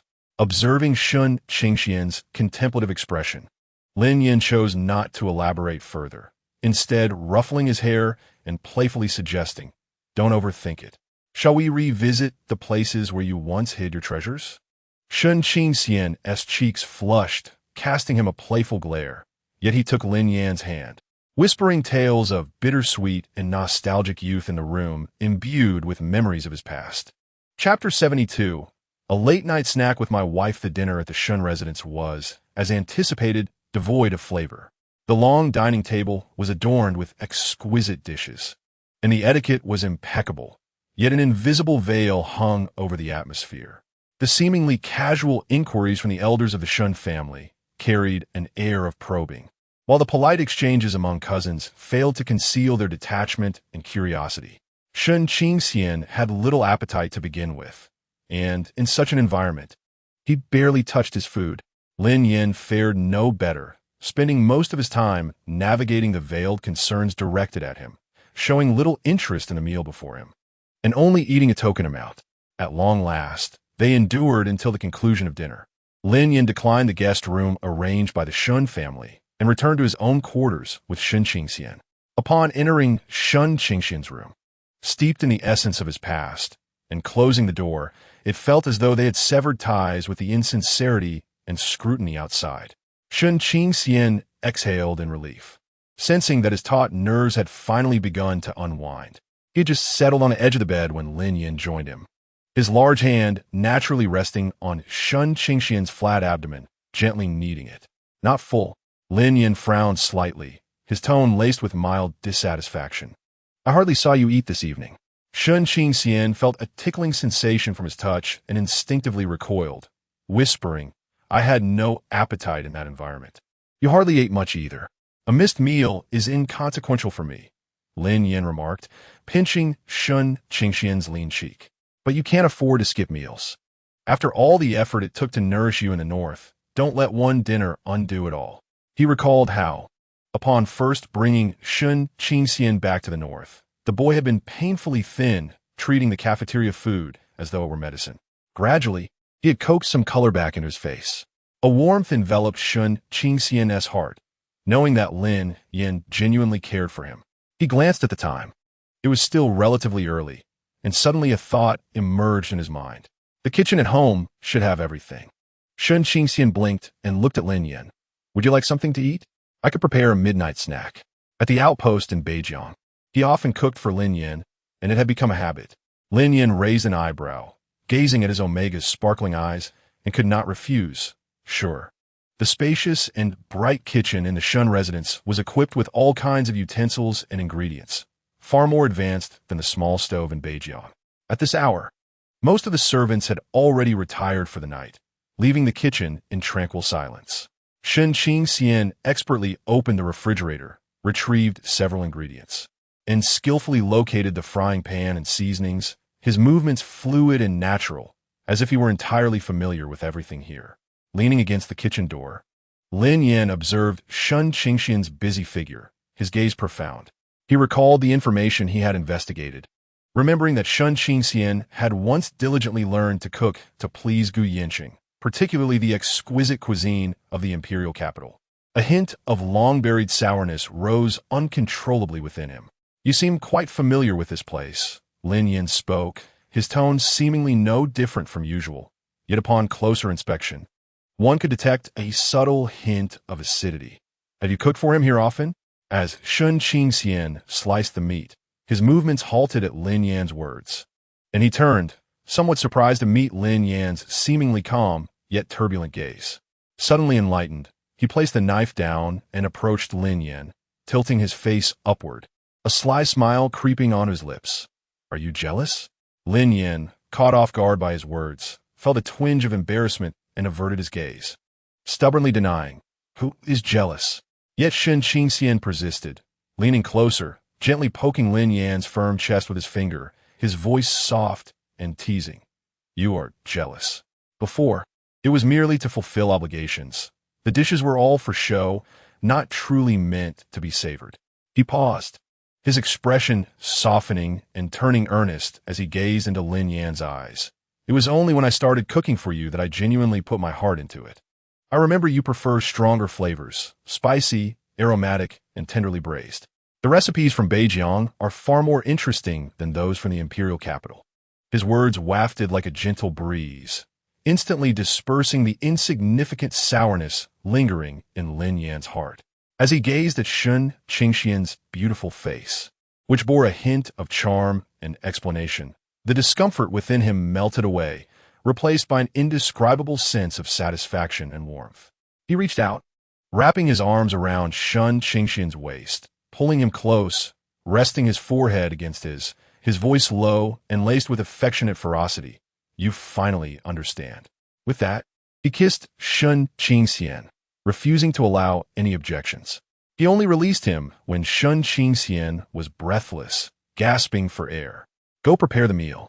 Lin Yan gently patted his back, his tone reverting to its usual commanding nature, yet his gaze remained tender. I'm starving, Shun Qingxian replied, his cheeks flushed, giving Lin Yan a feeble glare before turning back to his tasks, though the smile at the corners of his mouth could not be suppressed. Before long, a steaming bowl of aromatic shredded pork noodles was ready.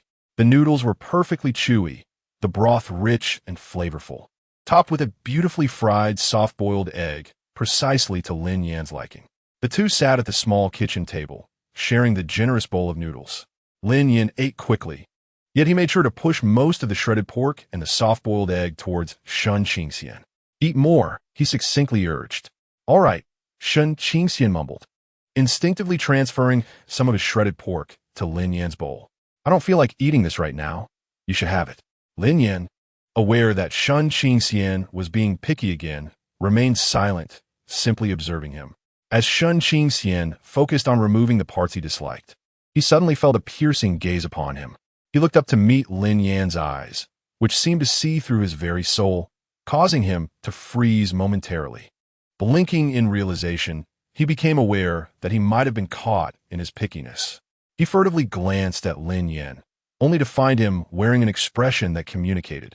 I knew it, tinged with a hint of exasperation and a trace of indulgence, as if to say, let us see what excuse you can conjure now. Feeling a warmth creeping to his ears, Shun Qingxian attempted to justify himself. I just don't want to eat it right now.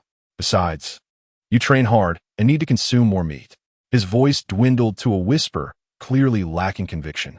Lin Yan found it amusing to see his beloved wife trying to defend himself despite being caught red-handed. He chose not to press the issue of meat consumption. Having learned his lesson after insisting Shun Qingxian eat vegetables last time, which subsequently led to the absence of greens at their dormitory dining table. Instead, he pointed to the perfectly fried soft-boiled egg he had intentionally left for Shun Qingxian and gestured towards the bowl of noodles, his eyes conveying a clear command. This must be finished. Receiving the signal, Shun Qingxian grinned broadly. I knew you were the best. The runny yolk of the egg was smooth and delightful, and he quickly devoured it. Lin Yan, seated across from him, did not rush him, leisurely consuming his own noodles while his gaze remained fixed on Shun Qingxian, watching him like a little hamster, cheeks puffed as he gradually finished his meal.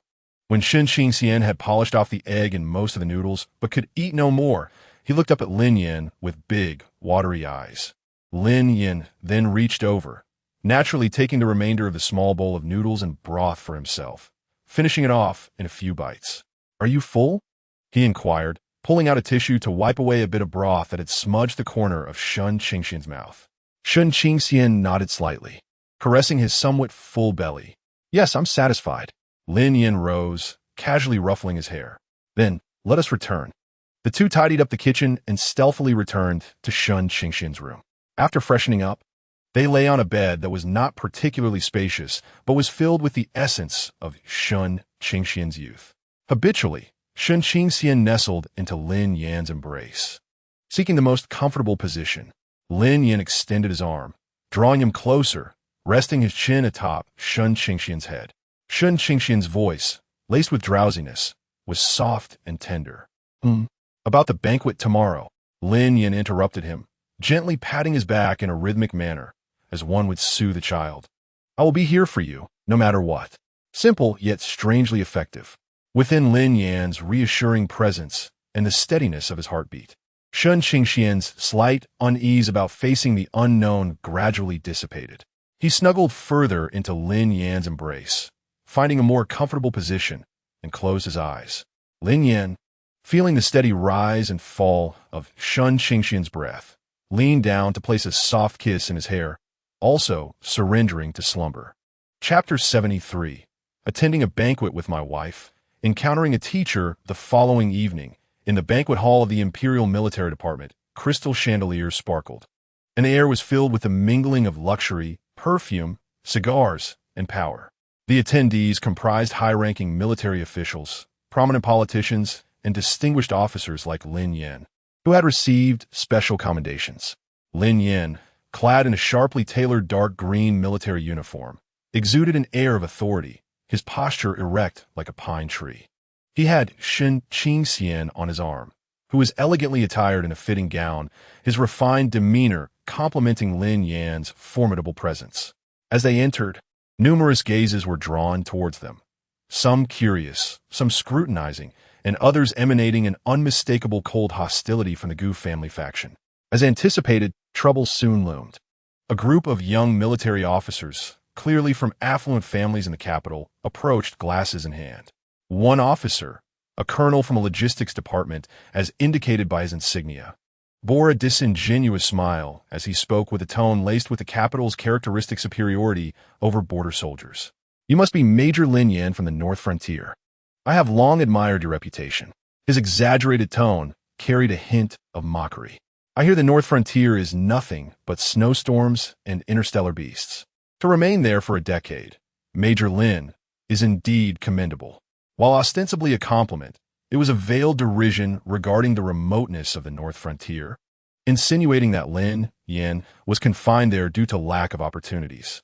Another officer chimed in, casting a glance at Shun Qingxian with a pointed implication.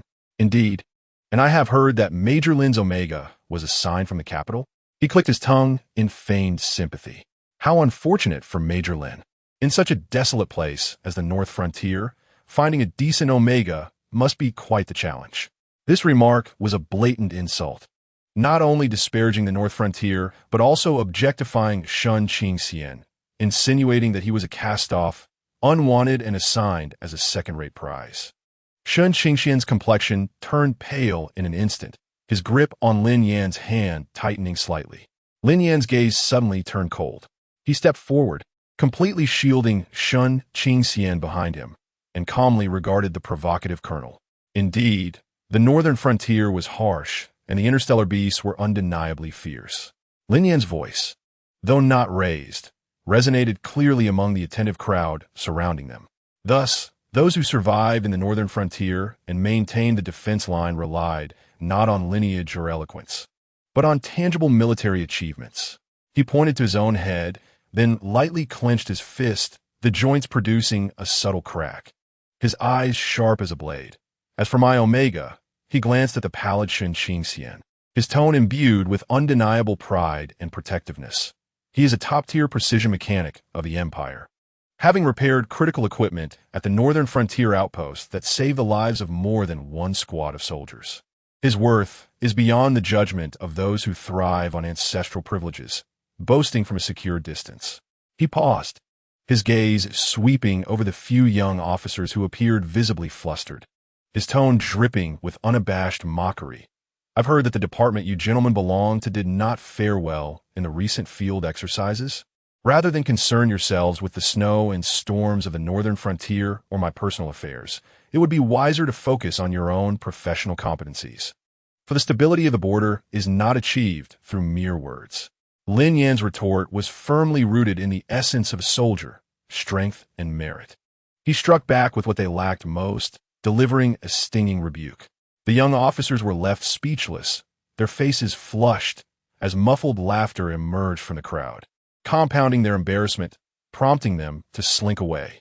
However, not all were intimidated by Lin Yan's imposing presence. Some individuals of genuine stature, privy to certain underlying truths, regarded Lin Yan with a gaze that bore deeper calculations and a hint of barely perceptible pity. They understood that the Gu family would not let matters rest easily, and Lin Yan's uncompromising stance in the capital's political arena might not bode well for him. Young man, it is commendable to possess vigor. An elderly figure with graying hair and the rank of Major General began, his voice slow and laden with weight. He was a senior committee member of the military, closely associated with the Gu family, but excessive rigidity may lead to breakage. The empire's territory is vast, and certain balances must be maintained. Individual valor can sometimes appear inconsequential against such a colossal machine. His words were deliberate, intended to remind Lin Yan of the significance of power. Lin Yan furrowed his brow, about to respond when a subtle yet noticeable commotion erupted at the entrance of the banquet hall, capturing everyone's attention. The previously boisterous hall quieted abruptly, all eyes involuntarily drawn to the doorway. There, an elderly man clad in a meticulously tailored dark gray civilian suit devoid of any military insignia entered, accompanied by a similarly attired aide whose keen eyes resembled those of a hawk. The elderly gentleman's hair was meticulously arranged, with graying temples framing a gaunt visage. His gaze was calm and profound, and his steps were steady, each one seemingly imbued with the weight of 1,000 burdens. An invisible aura of authority, cultivated from years of wielding power, enveloped him. It was not an oppressive presence, yet it rendered the atmosphere of the banquet hall almost stagnant. It was indeed Elder Hua. He had truly arrived. Wasn't he supposed to be overseeing the barrier star system? Whispers of astonishment and disbelief rippled through the crowd. The imperial military deity, Hua Qing-tsang, had long stood guard against interstellar marauders and unknown threats at the forefront of the barrier star system, serving as the empire's unwavering pillar. His status was exalted.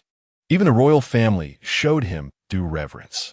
Rarely did he attend social gatherings in the imperial capital, and his mere presence signaled a momentous occasion.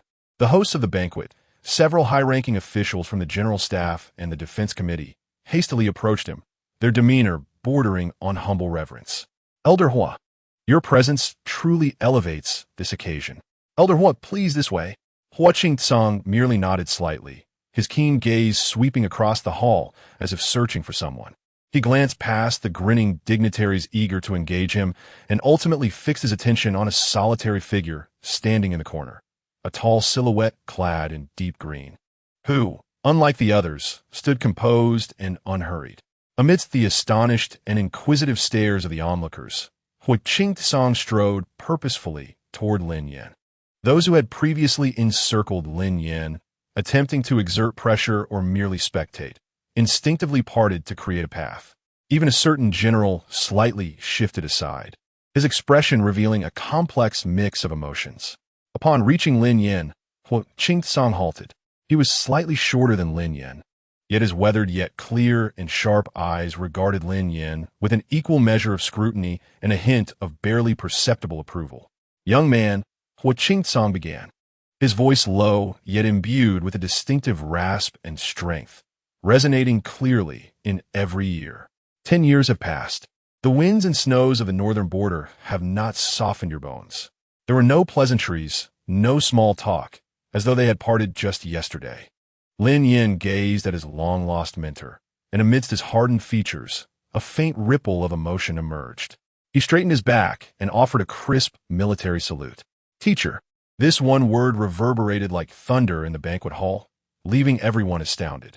This young major from the northern border, whom they had secretly scorned or tested, was, in fact, a student of Marshal Mo Hung, the very same marshal reputed for his high standards, who rarely accepted disciples, even among the royal offspring. The young officers who had earlier provoked Lin Yan now turned as pale as sheets, cold sweat instantly soaking their backs.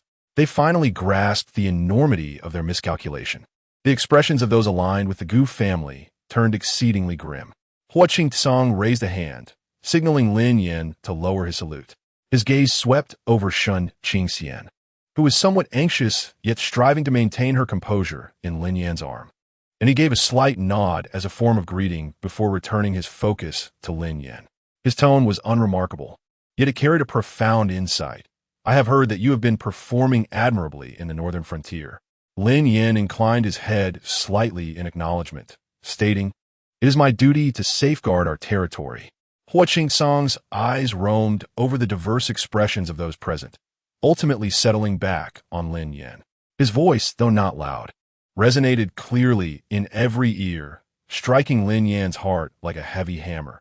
Possessing strength is commendable, yet you must remember that in this place. He raised his hand slightly, gesturing to the opulent yet tumultuous banquet hall. At times, mere strength and military achievements are insufficient. Power rules, and the hearts of men are all matters you must confront. It is your responsibility to protect the borders. But if you wish to truly safeguard all that you hold dear, there are certain games in which you must engage. His words bore both a caution and an imperceptible expectation. They illuminated a missing link in Lin Yan's confidence, which had been rooted solely in his absolute strength and the shield of the northern frontier, an understanding and mastery of the complexities within the imperial core of power.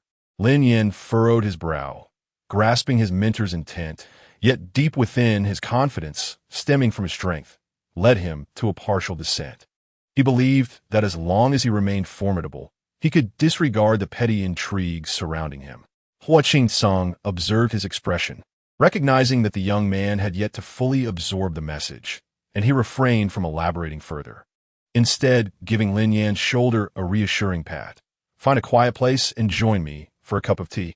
With that, he turned and proceeded toward the lounge, his invisible aura causing those nearby to instinctively part. Taking a deep breath, Lin Yan leaned closer to the somewhat bewildered Shun Qingxian and whispered, "I shall return shortly. Wait for me here, do not be afraid." Shun Qingxian looked at him, nodding earnestly. Lin Yan then turned and followed Hua Qingsong's lead, leaving behind a hall full of complex expressions and tumultuous hearts, as well as a dramatically altered situation. The atmosphere of this gathering had irrevocably shifted due to Hua Qingsong's unexpected appearance and the revelation of Lin Yan's identity. Furthermore, Hua Qingsong's admonition regarding power had planted a seed within Lin Yan's heart. Chapter 74. A lesson from the teacher in a tranquil lounge adjacent to the banquet hall. The ancient aroma of tea enveloped the space, isolating them from the external clamor. Hua Qingsong sat at the head of the table, while Lin Yan sat upright opposite him, a silent tension permeating the air between the mentor and his disciple. Hua Qingsong leisurely poured a cup of tea and slid it across to Lin Yan, his voice steady yet impactful, akin to the dropping of a heavy stone. "I have reviewed the report on the northern frontier regarding that young man from the Gu family. If you had made it clear to him during his initial confrontation that you, Lin Yan, were not someone he could provoke, do you think he would have dared to venture into the Eastern District afterward?" Lin Yan furrowed his brow, tightening his grip on the teacup. "Teacher, the northern frontier has its own rules. At that time, I acted in accordance with regulations. If he was innocent, I had no authority to exert pressure." "Rules?" Hua Qingsong raised his eyelids, a glimmer of sharpness evident in his perceptive gaze. "Rules are rigid, people are dynamic. You possessed countless means to compel him to retreat, even to instill fear in the Gu family that stands behind him. A mere hint of your background or a whisper of my name would suffice, yet you refrained. You opted for the most conventional and passive approach, placing your faith in the Empire's laws and the righteousness of procedures. And what was the outcome?" Hua Qingsong's gaze bore down on Lin Yan with palpable weight. The result was that he deemed himself capable of manipulating you, perceiving you as nothing more than a rootless frontier officer.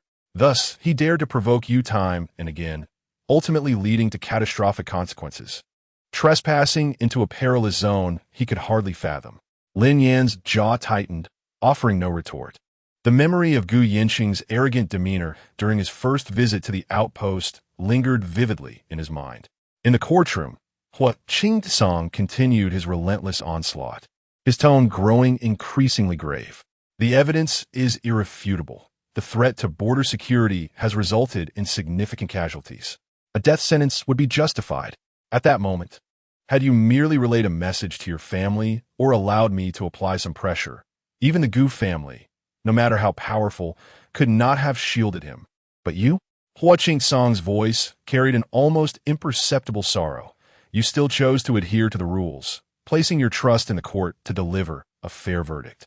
You even resorted to vigilante justice, exacerbating the conflict and forcing both yourself and the Gu family into an irreconcilable impasse. Lin Yan, the lives of your 4 fallen soldiers could have been spared. Now, you find yourself ensnared in this nauseating banquet, subjected to the probing and humiliation of these opportunistic individuals. What is the root of this predicament? His words struck like the sharpest scalpel, precisely dissecting Lin Yan's steadfast convictions and laying bare the grievous consequences of his actions. Lin Yan abruptly lifted his head, his eyes ablaze with defiance. Teacher, I believe in the Empire's laws.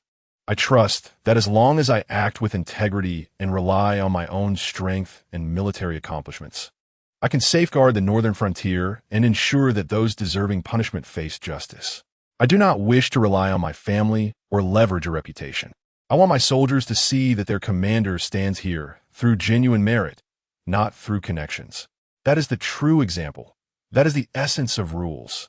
His voice resonated with the unyielding straightforwardness and undeniable stubbornness characteristic of a soldier. If everyone relies on their background and power to gain advantage, where lies the foundation of the Empire's borders? Where is the valor of a soldier? Hua Qingsong regarded him, neither angered nor dismissive, but instead he let out a soft sigh. He understood his student well, exceptionally gifted and tenacious, yet his purity and pride rendered him obstinate in certain regards. An example? Rules? Hua Qingsong repeated these 2 words, his tone imbued with a hint of melancholy. Lin Yan, tell me, who formulates the laws of the Empire? Who enforces these laws? Ultimately, who interprets them? He did not require Lin Yan to respond, continuing his soliloquy. It is power, those who convene in the highest council of the imperial capital. The aristocratic families entrenched in various star domains. Rules have always been inscribed by the elite, serving as instruments to uphold their dominion and interests. It is not erroneous to have faith in the Empire's laws, yet you must comprehend that the impartiality of these laws necessitates strength for its defense. This strength encompasses not only your military achievements on the front lines, but also the authority and influence wielded within the corridors of power. Hua Qingsong's gaze was as sharp as an eagle's. You possess the duty to defend your territory, but lack the power to protect yourself, and even more critically, the ability to influence the rules. This is your greatest flaw. Why was Gu Yinqing able to receive a reduced sentence? Not because the laws were unjust, but because the Gu family exercised power beyond the permissible boundaries of the rules. Had you, from the outset, leveraged your position to instill a sense of caution in him or the Gu family, perhaps this tragedy could have been averted. You chose to remain aloof, adhering strictly to the principles in your heart. The outcome is that you safeguarded the secrets of the Eastern District, yet failed to protect the lives of your soldiers, plunging yourself into a more precarious situation. Lin Yan pressed his lips tightly together, his chest rising and falling slightly. Every word from his mentor struck like a hammer upon his convictions. He could not deny that had he revealed his background or sought the aid of his mentor, Gu Yinqing would not have dared to act so recklessly. Those 4 soldiers might indeed have survived. Nevertheless, he could not fully acquiesce. Mentor, if everyone were to resolve issues as you suggest, relying on background and power, what distinction would there be between the Empire and those decaying old dynasties? Where lies the purity of the military? I seek to prove that even without such advantages, relying solely on strength and conviction, one can still safeguard what they hold dear. Hua Qingsong observed the undying flame of idealism in his eyes, feeling both gratified and helpless. He understood that some truths cannot be conveyed through mere words. They must be experienced to be truly grasped. Purity? Conviction? Hua Qingsong slowly rose, walking to the window, gazing at the resplendent, starry river outside the imperial capital. Lin Yan, your guardianship of the northern frontier is for the countless souls of the Empire, a conviction I have never doubted. Yet have you considered that if one day, those who set the rules, driven by self-interest or foolish short-sightedness, seek to weaken the defenses of the northern frontier, or even abandon that region altogether, what will you do? With merely your personal strength and conviction, can you withstand the entire machinery of imperial power? He turned around, his gaze penetrating as he regarded Lin Yan. Strength is the foundation of your existence. This truth remains unchanging. Yet power is the instrument that enables you to influence or even alter the rules according to your will and beliefs. It is devoid of inherent good or evil. The essence lies in the wielder and their intentions. Your rejection of power is not born of nobility, but rather from ignorance or perhaps disdain for understanding it. Ho Ching-sang's words struck deep, yet this is not a choice you can evade unless you are willing to remain forever a passive pawn, shackled by the rules. Helplessly watching the people and things you cherish suffer due to the very power struggles you scorn. He approached Lin Yan, placing a hand on his shoulder, his tone heavy with expectation. Young man, defend the northern borders with your strength. But if you truly wish to protect all that you have established there and safeguard the one beside you, you must eventually learn to wield power. This is not a compromise. It is another form of combat, equally brutal. Ho Ching-sang's final words lingered in the air as he turned to leave the lounge. Lin Yan stood alone, motionless, as the bustling splendor of the capital unfolded outside the window. The lingering aroma of tea filled the room, yet within him, a tempest raged. The teacher's words had irrevocably shattered the tenets he had held for a decade. The absolute strength he had once relied upon now bore its first visible fissure. Can steadfast principles and the wisdom of adaptability truly coexist? Was his past adherence not a touch too naive and obstinate? This clash between mentor and disciple bore no victor. It merely planted within Lin Yan a seed of contradiction and struggle. Chapter 75. Wife is right. Listen to your wife as Lin Yan emerged from the lounge. The hardness etched on his face seemed more pronounced than when he had entered. However, upon catching sight of Shun Qingxian, who eagerly awaited him and whose eyes sparkled upon their meeting, the frost in his expression began to thaw. Have you been waiting long? He approached her, naturally taking her hand. Shun Qingxian shook her head, sensing his subdued mood, and quietly asked, "Did you have an unpleasant conversation with the teacher?" Lin Yan squeezed her fingers gently. "We'll talk about it later." With Ho Ching-sang's presence, no one dared to approach and risk discomfort during the ensuing banquet. The couple departed early, returning to the Shun family's residence, still imbued with an air of estrangement. After freshening up and donning comfortable sleepwear, Shun Qingxian sat at the edge of the bed, drying her damp hair tips. Lin Yan stepped forward, unceremoniously lifting her into his arms. Seating himself on the soft couch by the window, he positioned Shun Qingxian sideways on his sturdy thigh, wrapping his arm around her slender waist, holding her firmly within his embrace. Shun Qingxian felt a slight warmth flush his cheeks from the unexpected intimacy, yet he obediently leaned against Lin Yan's chest, finding a comfortable position, and softly murmured, "What's this about?" Lin Yan remained silent for a moment, resting his chin atop Shun Qingxian's head, which carried the fresh scent of shampoo. After a brief pause, he quietly shared the teacher's incisive inquiries regarding power dynamics and strength, along with his own inner turmoil, conveying it to Shun Qingxian in a clear yet simple manner. Lin Yan's voice bore an unusual hint of confusion and introspection as he lowered his head, pressing his forehead against Shun Qingxian's, gazing into his clear eyes. "Do you think I was truly wrong? Have I been too stubborn, too trusting of the so-called rules and my own abilities, leading to those subsequent events?" The silhouettes of 4 soldiers flashed through his mind. Shun Qingxian observed the furrow in Lin Yan's brow and the barely perceptible pain lurking in his eyes, and his heart felt as if it were gently tugged. He reached out, cradling Lin Yan's face, feeling the tautness of his jawline beneath his fingertips. Instead of responding immediately, he tilted his head and softly pressed a reassuring kiss to Lin Yan's tightly pursed lips, a fleeting touch, yet tender enough. "I do not comprehend the grand philosophies." Shun Qingxian's voice was soft, like a feather brushing against the heart, "but I know that my Lin Yan is the most formidable commander in the north. He guards something of great significance, and, in his own way, he protects me." His fingertips traced the creases on Lin Yan's brow, attempting to smooth them out. Perhaps what the teacher said holds some truth. This world does not seem as straightforward as we wish it to be. In the empire, within the Shun family, mere capability appears insufficient. One must also consider lineage, background, and the art of political maneuvering, not to mention whether one's status allows for meaningful discourse. He paused, his expression growing earnest as he looked at Lin Yan. Yet, if you were to become like those individuals, relying solely on power to dominate, would that still be you? Would you still be the Lin Yan who instills in me a sense of safety as long as I am by your side?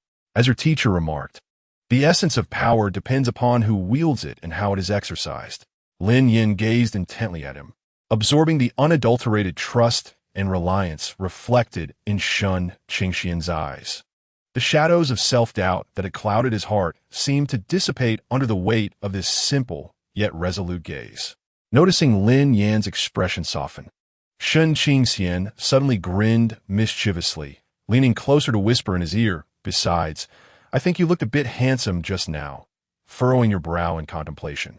The warm breath brushed against Lin Yan's ear, mingling with the unique, cool, sweet plum fragrance of his omega pheromones, like a gentle feather teasing Lin Yan's nerves.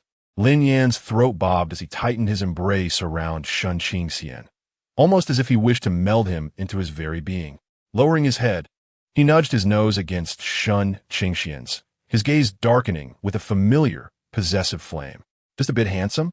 His voice was hoarse, laced with an undertone of danger. Shun Qingxian felt her heart race and her cheeks flush under his gaze, yet she summoned her courage, her fingers stealthily slipping into the collar of his nightwear, grazing the hard contours of his collarbone. Her voice, soft and sweet, dripped with deliberate provocation. "What else is there? Do you wish to coerce me into declaring your handsomeness? Esteemed commander?" The way she addressed him as esteemed commander was laced with allure. Lin Yan's eyes darkened suddenly, and he lowered his head, capturing her restless lips in a fervent kiss. This kiss bore a hint of catharsis, yet as it met the softness and sweetness of her mouth, it transformed into a tender entanglement, as if through this embrace they sought to affirm each other's existence and draw strength to forge ahead. As the kiss concluded, both were left breathless. Shun Qingxian's eyes sparkled, her lips swollen and glistening, comfortably nestled in Lin Yan's arms. He pressed his forehead against hers, breathing heavily, his large hand gently caressing her back. His voice was hoarse yet imbued with a newfound clarity and determination. The teacher is right. Mere strength is sometimes insufficient. Even someone like Gu Yinxing nearly left me flustered. His gaze sharpened, akin to tempered steel. This world can be merciless unless you stand tall enough to instill fear, to make others hesitate to provoke you. Trouble will always find you. He paused, observing the omega in his embrace, her eyes clouded, yet striving to grasp his words. His tone softened, carrying an undeniable promise. "But I, Lin Yan, will never become the likes of the Gu family. Strength is my foundation. As for power..." A confident, cold smile graced his lips, a pride forged in the fires of adversity. "If it is a weapon I must wield to safeguard the northern frontier and protect those dear to me, then I shall wield it without hesitation. But how I wield it, the rules must be set by me." He had come to understand. It was not about sacrificing principles to appease the realm of power, but rather about mastering both strength and rules, crafting a new order in his own way. Shun Qingxian watched him, his eyes now radiating aggression and control, causing her heart to race even faster. This Lin Yan, powerful and self-assured, with a hint of defiance, was utterly captivating. She wrapped her arms around his neck, drawing herself closer, her voice laced with seductive softness. "So, esteemed commander, which rule shall we establish first?" Lin Yan chuckled softly, the sound reverberating with desire.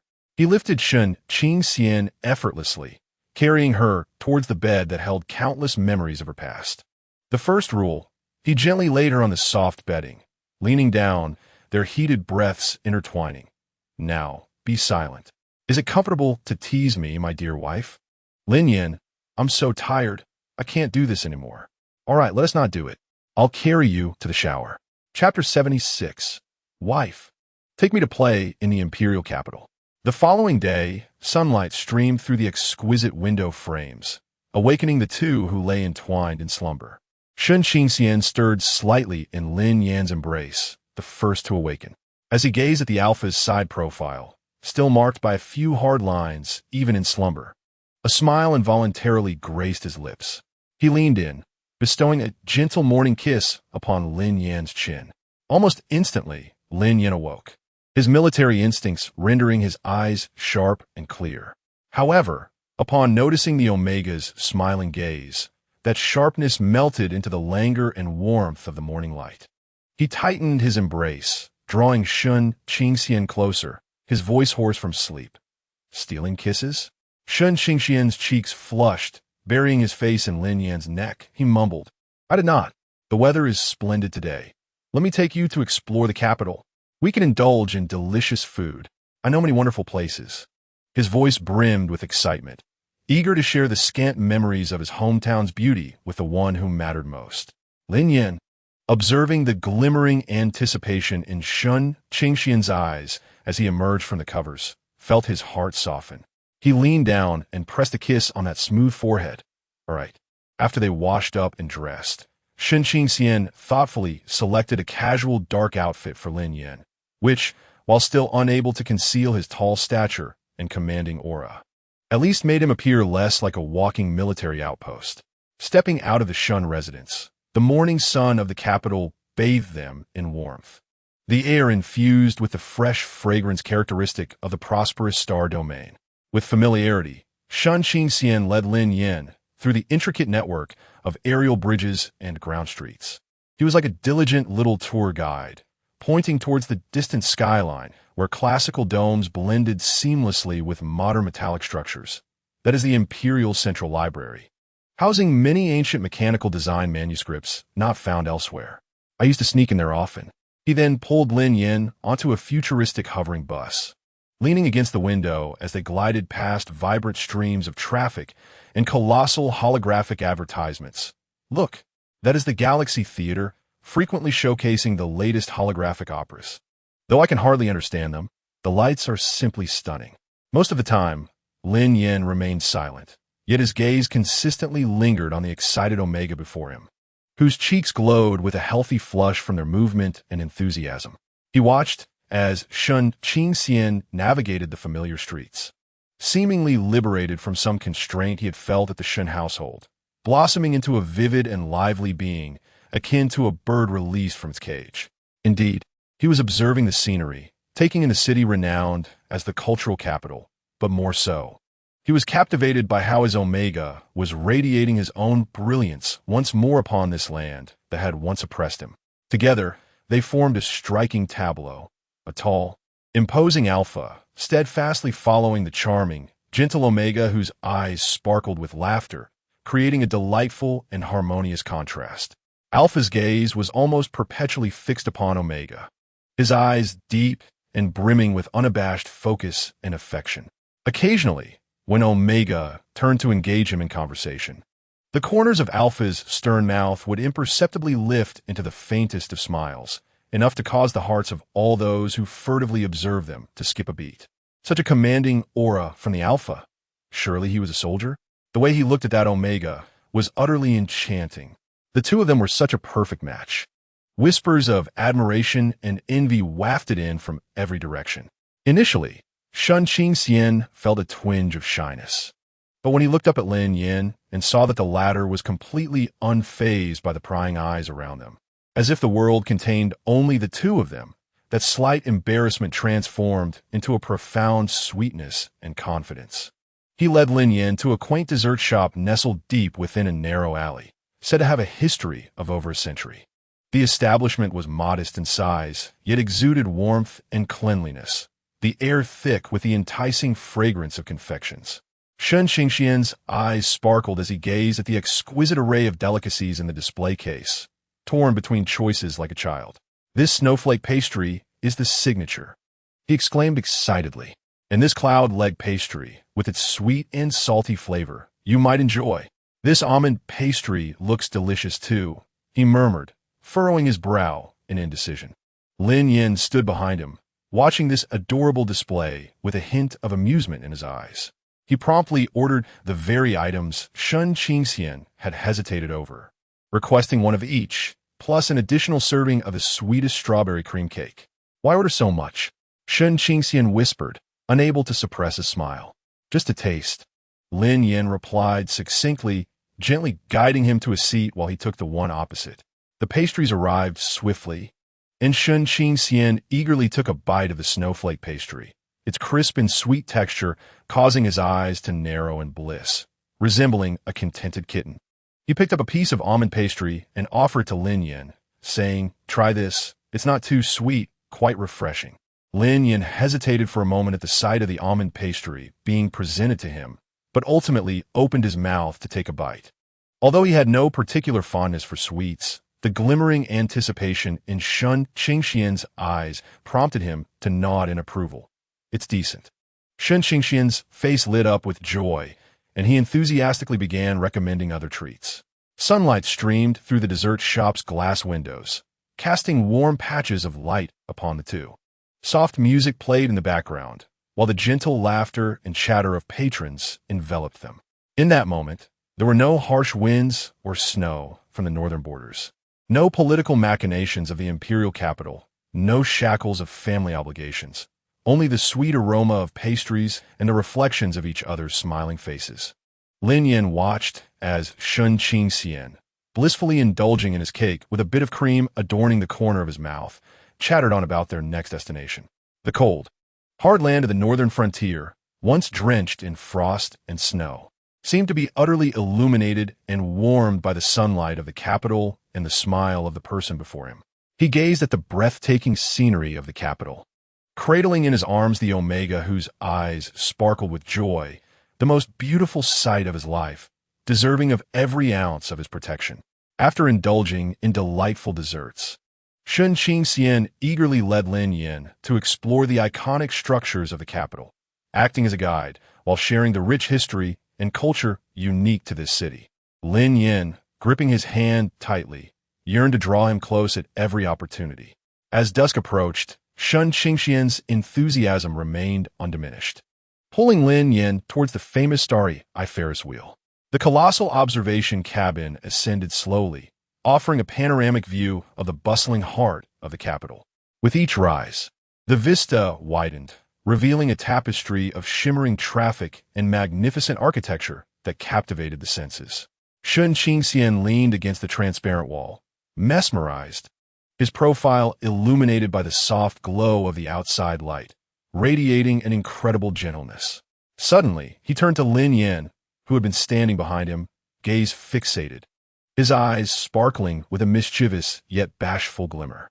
"Lin Yan," he softly called, the intimacy of their enclosed space amplifying his voice. "I heard that if you kiss at the highest point of the Ferris wheel, you'll be together for a lifetime." With that, he felt a wave of shyness wash over him, his ears tinged with a delicate pink hue, yet he summoned the courage to add in a teasing tone, "Darling, shall we get a try?"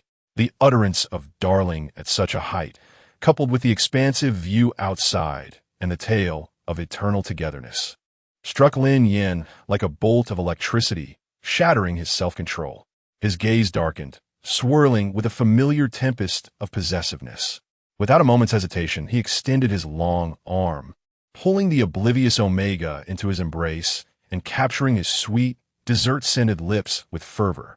At the apex of the Ferris wheel, beneath a seemingly touchable canopy of stars, he kissed him with such intensity that it felt as if he were imprinting the legend of a lifetime onto their very souls, an unbreakable bond. Shun Qingxian melted into the kiss, overwhelmed by the fervent love and possessiveness that engulfed him, his heart bursting with a myriad of sweet fireworks. As the Ferris wheel gradually descended and the cabin doors opened, Lin Yan nearly carried the weak-kneed Shun Qingxian out. His eyes were deep, breath heavy with lingering passion. His arm around Shun Qingxian's waist both firm and possessive, his mind fixated on a singular thought. He needed to take this playful little creature home immediately, to impart a lesson about the consequences of casually calling someone darling and believing in such legends. With Shun Qingxian in his grasp, he hurried towards the parking area, exuding an aura that warned others to keep their distance. However, just as they were about to approach the vehicle, a gentle yet undeniable voice interjected. "Major Lin Yan, please hold your step." Lin Yan paused, his brow furrowing with impatience as he turned to identify the source of the voice. Before him stood a middle-aged alpha, impeccably attired in a tailored dark suit, adorned with golden-rimmed spectacles, exuding an air of cultured composure. This was Gu Yulin, the elder brother of Gu Yanqing, a member of the state council wielding considerable influence. In stark contrast to his younger sibling's brash demeanor, Gu Yulin emanated an aura of inscrutability, akin to a deep ancient well. Despite being aware of the relationship between Hua Qingcang and Lin Yan, his countenance revealed no hint of discomfort as he approached with a genial smile. "Major Lin, it's a pleasure to meet you." Gu Yulin extended his hand, his demeanor humble. "I am Gu Yulin. I have long sought the opportunity to meet you, and I am pleasantly surprised to encounter you here." Lin Yan regarded the outstretched hand, refraining from taking it, his cold gaze fixed upon Gu Yulin, impatience almost palpable. He tightened his grip around Shun Qingxian's arm, conveying a clear signal. "Speak swiftly. Do not delay my business." Observing this, Gu Yulin, undeterred, retracted his hand with ease, maintaining his smile. His eyes briefly scanned Shun Qingxian, who was nestled protectively in Lin Yan's embrace, a faint blush still adorning her cheeks, before returning his focus to Lin Yan.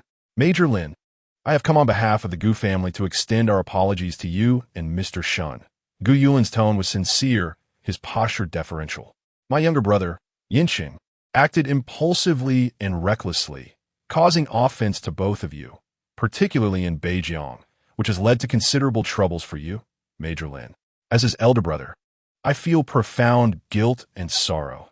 The Gu family has indeed failed in its guidance, and we bear our share of the blame."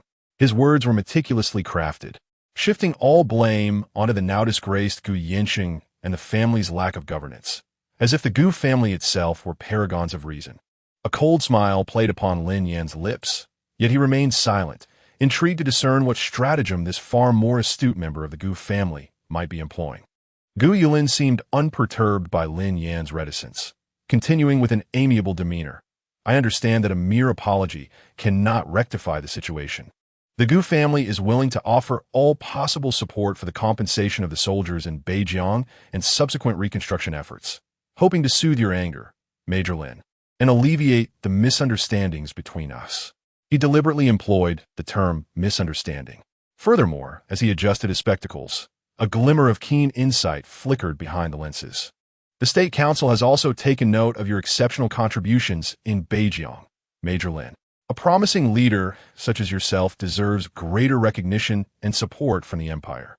Perhaps we can arrange a time to sit down and discuss not only the future of Beijiang, but also your personal prospects, Major Lin." His words bore a palpable undertone of enticement and potential exchange of interests. He was acutely aware that Lin Yan had the formidable backing of Hua Qingcang, with a solid military background. However, Gu Jia possessed significant connections and resources within the political sphere, particularly among the ranks of the State Council, which constituted an equally formidable force. He was convinced that no officer would spurn such an olive branch, especially when the other party had incurred the displeasure of the Gu family. Having more allies was certainly preferable to having more adversaries. Nevertheless, Lin Yan merely regarded him with a pair of icy eyes, as if observing a tedious performance. Finally, the Councillor Gu Yin spoke, his voice devoid of inflection, yet imbued with an icy detachment that kept others at bay. "I have received your apology." As for the rest, his gaze swept over Gu Yulin and then fell upon Shun Qingxian, who was tense and rigid in his embrace. His tone was resolute and authoritative, leaving no room for debate. "I have neither the time nor the inclination." With that, he offered Gu Yulin no further opportunity to speak, tightening his hold on Shun Qingxian and striding towards his hovercraft with decisive grace, leaving Gu Yulin rooted in place. The flawless smile on his face momentarily faltered, and a shadow of chilling gloom flitted across his gaze behind the lenses. As the door of the hovercraft closed, it sealed off the outside world. Lin Yan settled Shun Qingxian into the passenger's seat, leaning over to fasten his seatbelt, his movements tinged with lingering hostility and an urgent possessiveness. He grasped Shun Qingxian's chin, compelling him to lift his gaze, his voice low and gravelly, carrying a tone of punishment. "We will settle this when we return." Shun Qingxian met his eyes, which burned with a tumult of desire and displeasure at the interruption. His heart raced, yet he felt no fear. Instead, he extended his tongue and delicately licked the fingers holding his chin, his gaze glistening with a silent invitation.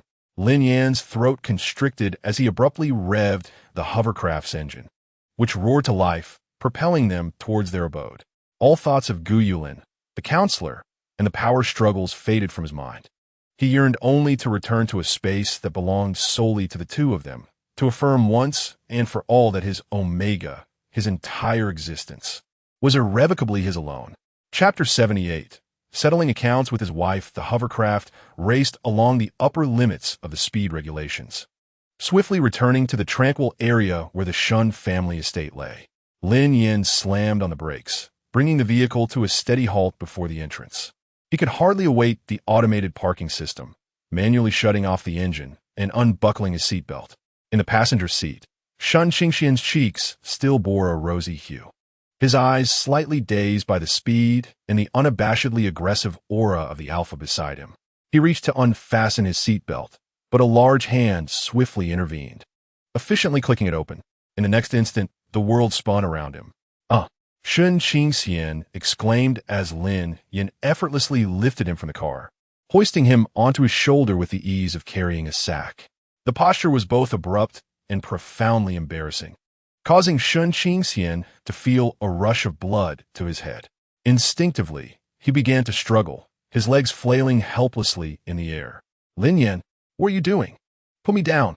However, Lin Yan seemed impervious to his pleas, his solid arms clamping around Shun Qingxian's legs like iron vices. With a resounding thud, he slammed the car door shut, striding purposefully towards the grand entrance of the Shun residence. His broad shoulders and sturdy frame bore the weight of another person with unwavering steadiness. Yet the palpable aura of unfulfilled desire and undeniable dominance that emanated from him rendered the very air along their path almost tangible.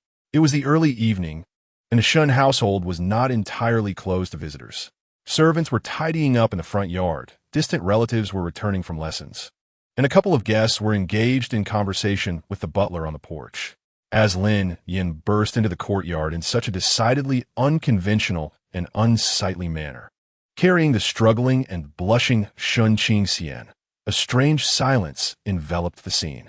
The sweeping servant froze, the broom clattering to the ground. The guests, alongside the butler, gaped in astonishment, their eyes wide as saucers. The young members of the Shun family, just entering, were left speechless, as if they had witnessed a prehistoric beast invade their meticulously cultivated garden. What a disgraceful spectacle! An elder Shun uncle was the first to regain his composure, his beard trembling with indignation as he pointed at Lin Yan's retreating figure, his voice rising in pitch. "In broad daylight, in this respectable realm, this behavior is utterly scandalous and degrades our family's reputation." Another aunt clutched her chest, appearing on the verge of fainting. "Young Master Qingxian, how could he?" murmured the servants, their faces etched with shock and disbelief. Suspended over Lin Yan's shoulder, Shun Qingxian's view was dominated by Lin Yan's powerful, sleek back and the receding ground beneath him. The cacophony of gasps and accusations from his family members washed over him like a tsunami of humiliation. He pounded on Lin Yan's back, his voice tinged with desperation. "Lin Yan, you must put me down. Everyone is watching. This is mortifying." Yet, Lin Yan remained unfazed. The criticisms and gasps fell on his ears like the buzzing of mosquitoes. At that moment, his heart and gaze were solely occupied with the blushing figure on his shoulder, who was blissfully unaware of the chaos he had incited. Lin Yan yearned to return to Shun Qingxian's room, to lock the door, and thoroughly contemplate the enchanting allure of the man who had captivated him on the Ferris wheel, along with the lifelong promise they had made. He even found Shun Qingxian's struggles excessive and, with a light but firm slap on his pert rear, issued a low, warning voice, "Don't squirm." This act not only rendered Shun Qingxian utterly motionless, silenced him completely, but also transformed the collective gasps of the courtyard into a symphonic crescendo. He actually dared to defy. The audacity. Quickly, summoned the family head, Lin Yan, indifferent to the chaos behind him, effortlessly carried the suddenly docile Shun Qingxian, navigating the corridor with familiarity, heading straight towards Shun Qingxian's courtyard. His strides were swift and steady, as if he bore not a person upon his shoulder, but rather a cherished treasure that rightfully belonged to him. Along the way, more members of the Shun family, alerted by the commotion, joined the throng, their expressions a mix of astonishment. Younger Omegas flushed with embarrassment, yet could not resist stealing glances at Lin Yan's imposing figure, radiating strength and possessiveness. Alphas wore expressions of indignation, deeming Lin Yan excessively arrogant, yet instinctively averted their gazes when met with Lin Yan's occasional, cold, emotionless stare. At last, they arrived at the courtyard where Shun Qingxian's room was located. Lin Yan kicked open the slightly ajar door, carrying the person inside, then swiftly turned and slammed the door shut with a resounding thud, effectively isolating them from the outside world and its clamor. The world outside fell silent in an instant. Within the room, only the sound of their slightly hurried breaths remained. Lin Yan then set Shun Qingxian down, but did not fully release him. Instead, he pressed Shun Qingxian against the recently closed door, his tall frame looming over him, creating an inescapable confinement. Shun Qingxian's feet touched the ground, yet his legs felt weak, and he had to lean against the door for support. He raised his gaze, meeting Lin Yan's eyes, which were as deep as a vortex, swirling with an insatiable desire that seemed ready to consume him, mingled with a hint of malicious intrigue stirred by his earlier struggles and the reactions of onlookers. His cheeks burned crimson, nearly dripping with embarrassment, and his eyes, tinged with a slight redness from the earlier indignation, appeared both pitiable and alluring. You bastard!" Shun Qingxian exclaimed, flustered and furious, his clenched fist lightly pounding Lin Yan's chest, the force barely more than a playful scratch. "How could you behave like that outside? I can't even show my face anymore." Lin Yan seized his wrist, pinning it against the door, leaning closer until their noses almost touched, their heated breaths intertwining. "What do you mean by like that?" His voice was gravelly. Was it carrying you, or just a gentle tap? He spoke in a deliberately ambiguous manner, watching as Shun Qingxian's face reddened further at a visible pace. "Both. Everything," Shun Qingxian stammered, turning his face away to avoid the overly aggressive gaze. "How can I face anyone after so many people witnessed it? Why can't you face anyone?" Lin Yan grasped his chin with his free hand, turning his face back to meet his own gaze, his tone imbued with an undeniable dominance. "I am simply carrying my Omega back to our room. It is only natural. Let them watch. Let them talk." He paused, his thumb caressing the delicate skin of Shun Qingxian's chin, his eyes darkening. "Or are you afraid that others will discover you are mine?" "I'm not," Shun Qingxian instinctively retorted, yet his voice trembled slightly due to Lin Yan's proximity and touch. "I just feel that it's too." "To what?" Lin Yan moved closer, his lips nearly brushing against Shun Qingxian's. "Too wild, too unlike the well-mannered Omegas of the imperial capital?" Shun Qingxian found himself at a loss for words, his heart pounding fiercely. Indeed, within the circles of the imperial capital's aristocracy, Lin Yan's earlier actions were nothing short of scandalous.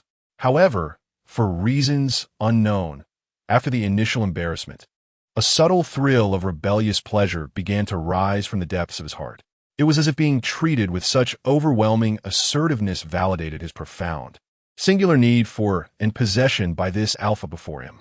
Observing the flicker in Lin Yan's eyes and the slight tremor of his eyelashes, Lin Yan chuckled softly, the sound resonating from his chest, laced with seduction. "But I like it." He lowered his head, finally kissing the slightly parted lips that trembled with tension. Unlike the kiss on the Ferris wheel, which bore a declarative significance, this kiss was deeper, more languorous, akin to savoring a delicacy with meticulous attention and possessiveness. He delicately traced the contours of Shun Qingxian's lips, gently prying open his teeth, ensnaring his helpless, soft tongue, sucking and licking as if he aimed to imbue every inch of Shun Qingxian's mouth with his essence. His large hand grew bolder, slowly gliding from Shun Qingxian's slender waist upwards, feeling the rising warmth and subtle shivers through the thin fabric. Initially distracted and embarrassed by the commotion outside, Shun Qingxian soon found his body betraying his will under Lin Yan's skillful and patient seduction, transforming into a pool of spring water. Uncontrollably, he reciprocated the kiss, his arms unknowingly wrapping around Lin Yan's neck, drawing himself closer. When the kiss finally ended, both were left breathless. Lin Yan gazed at the Omega in his arms, whose eyes were glazed and lips glistening, his throat working as he spoke in a husky tone. "Now, we can settle our accounts properly." With that, he swept Shun Qingxian into a classic princess carry, striding towards the inner room where the bed awaited. "Settle what accounts?" Shun Qingxian nestled against him, his voice soft and teasingly innocent. Lin Yan gently laid him on the bed, following suit and enveloping him in his shadow, his fingers deftly undoing the buttons of Shun Qingxian's garment, his gaze ablaze with desire. "This is for calling me hubby so recklessly. Outside, you must only call me that at home. Do you understand? This is for believing in those tedious legends. You are only permitted to share such words with me in this lifetime." Most importantly, he lowered his head, kissing along Shun Qingxian's collarbone, leaving a trail of delicate wetness, his voice muffled yet unmistakably clear. "This is for all the times I had to endure." Outside the window, one could still faintly hear the exasperated discussions and complaints of the elders from the Shun family. Yet within the confines of the closed door, an entirely different scene of fervent passion unfolded. Under the domineering yet gentle advances of Lin Yan, Shun Qingxian had long cast aside any feelings of shame and hesitation, surrendering entirely to instinctive compliance and intoxication. He thought to himself, to hell with societal norms, to hell with tarnishing the family name.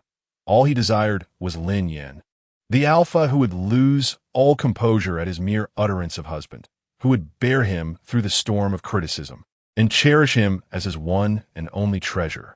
As for the voices outside, who cared? And what of Lin Yan? Was it not the legendary words, spoken from Shun Qingxian's lips like a love confession, that had ensnared his heart? Calculating debts? What debts could possibly matter? Chapter 79. Taking my wife to meet my younger brother following the scandalous uproar at the Shun household. Lin Yan appeared utterly unperturbed by the ensuing gossip. The next day, he announced the next itinerary to the still sore and reluctant Shun Qingxian, who was nestled on the sofa. "Prepare yourself. We're going to the palace." Lin Yan's tone was as nonchalant as if he were simply suggesting a visit to a neighbor. The palace.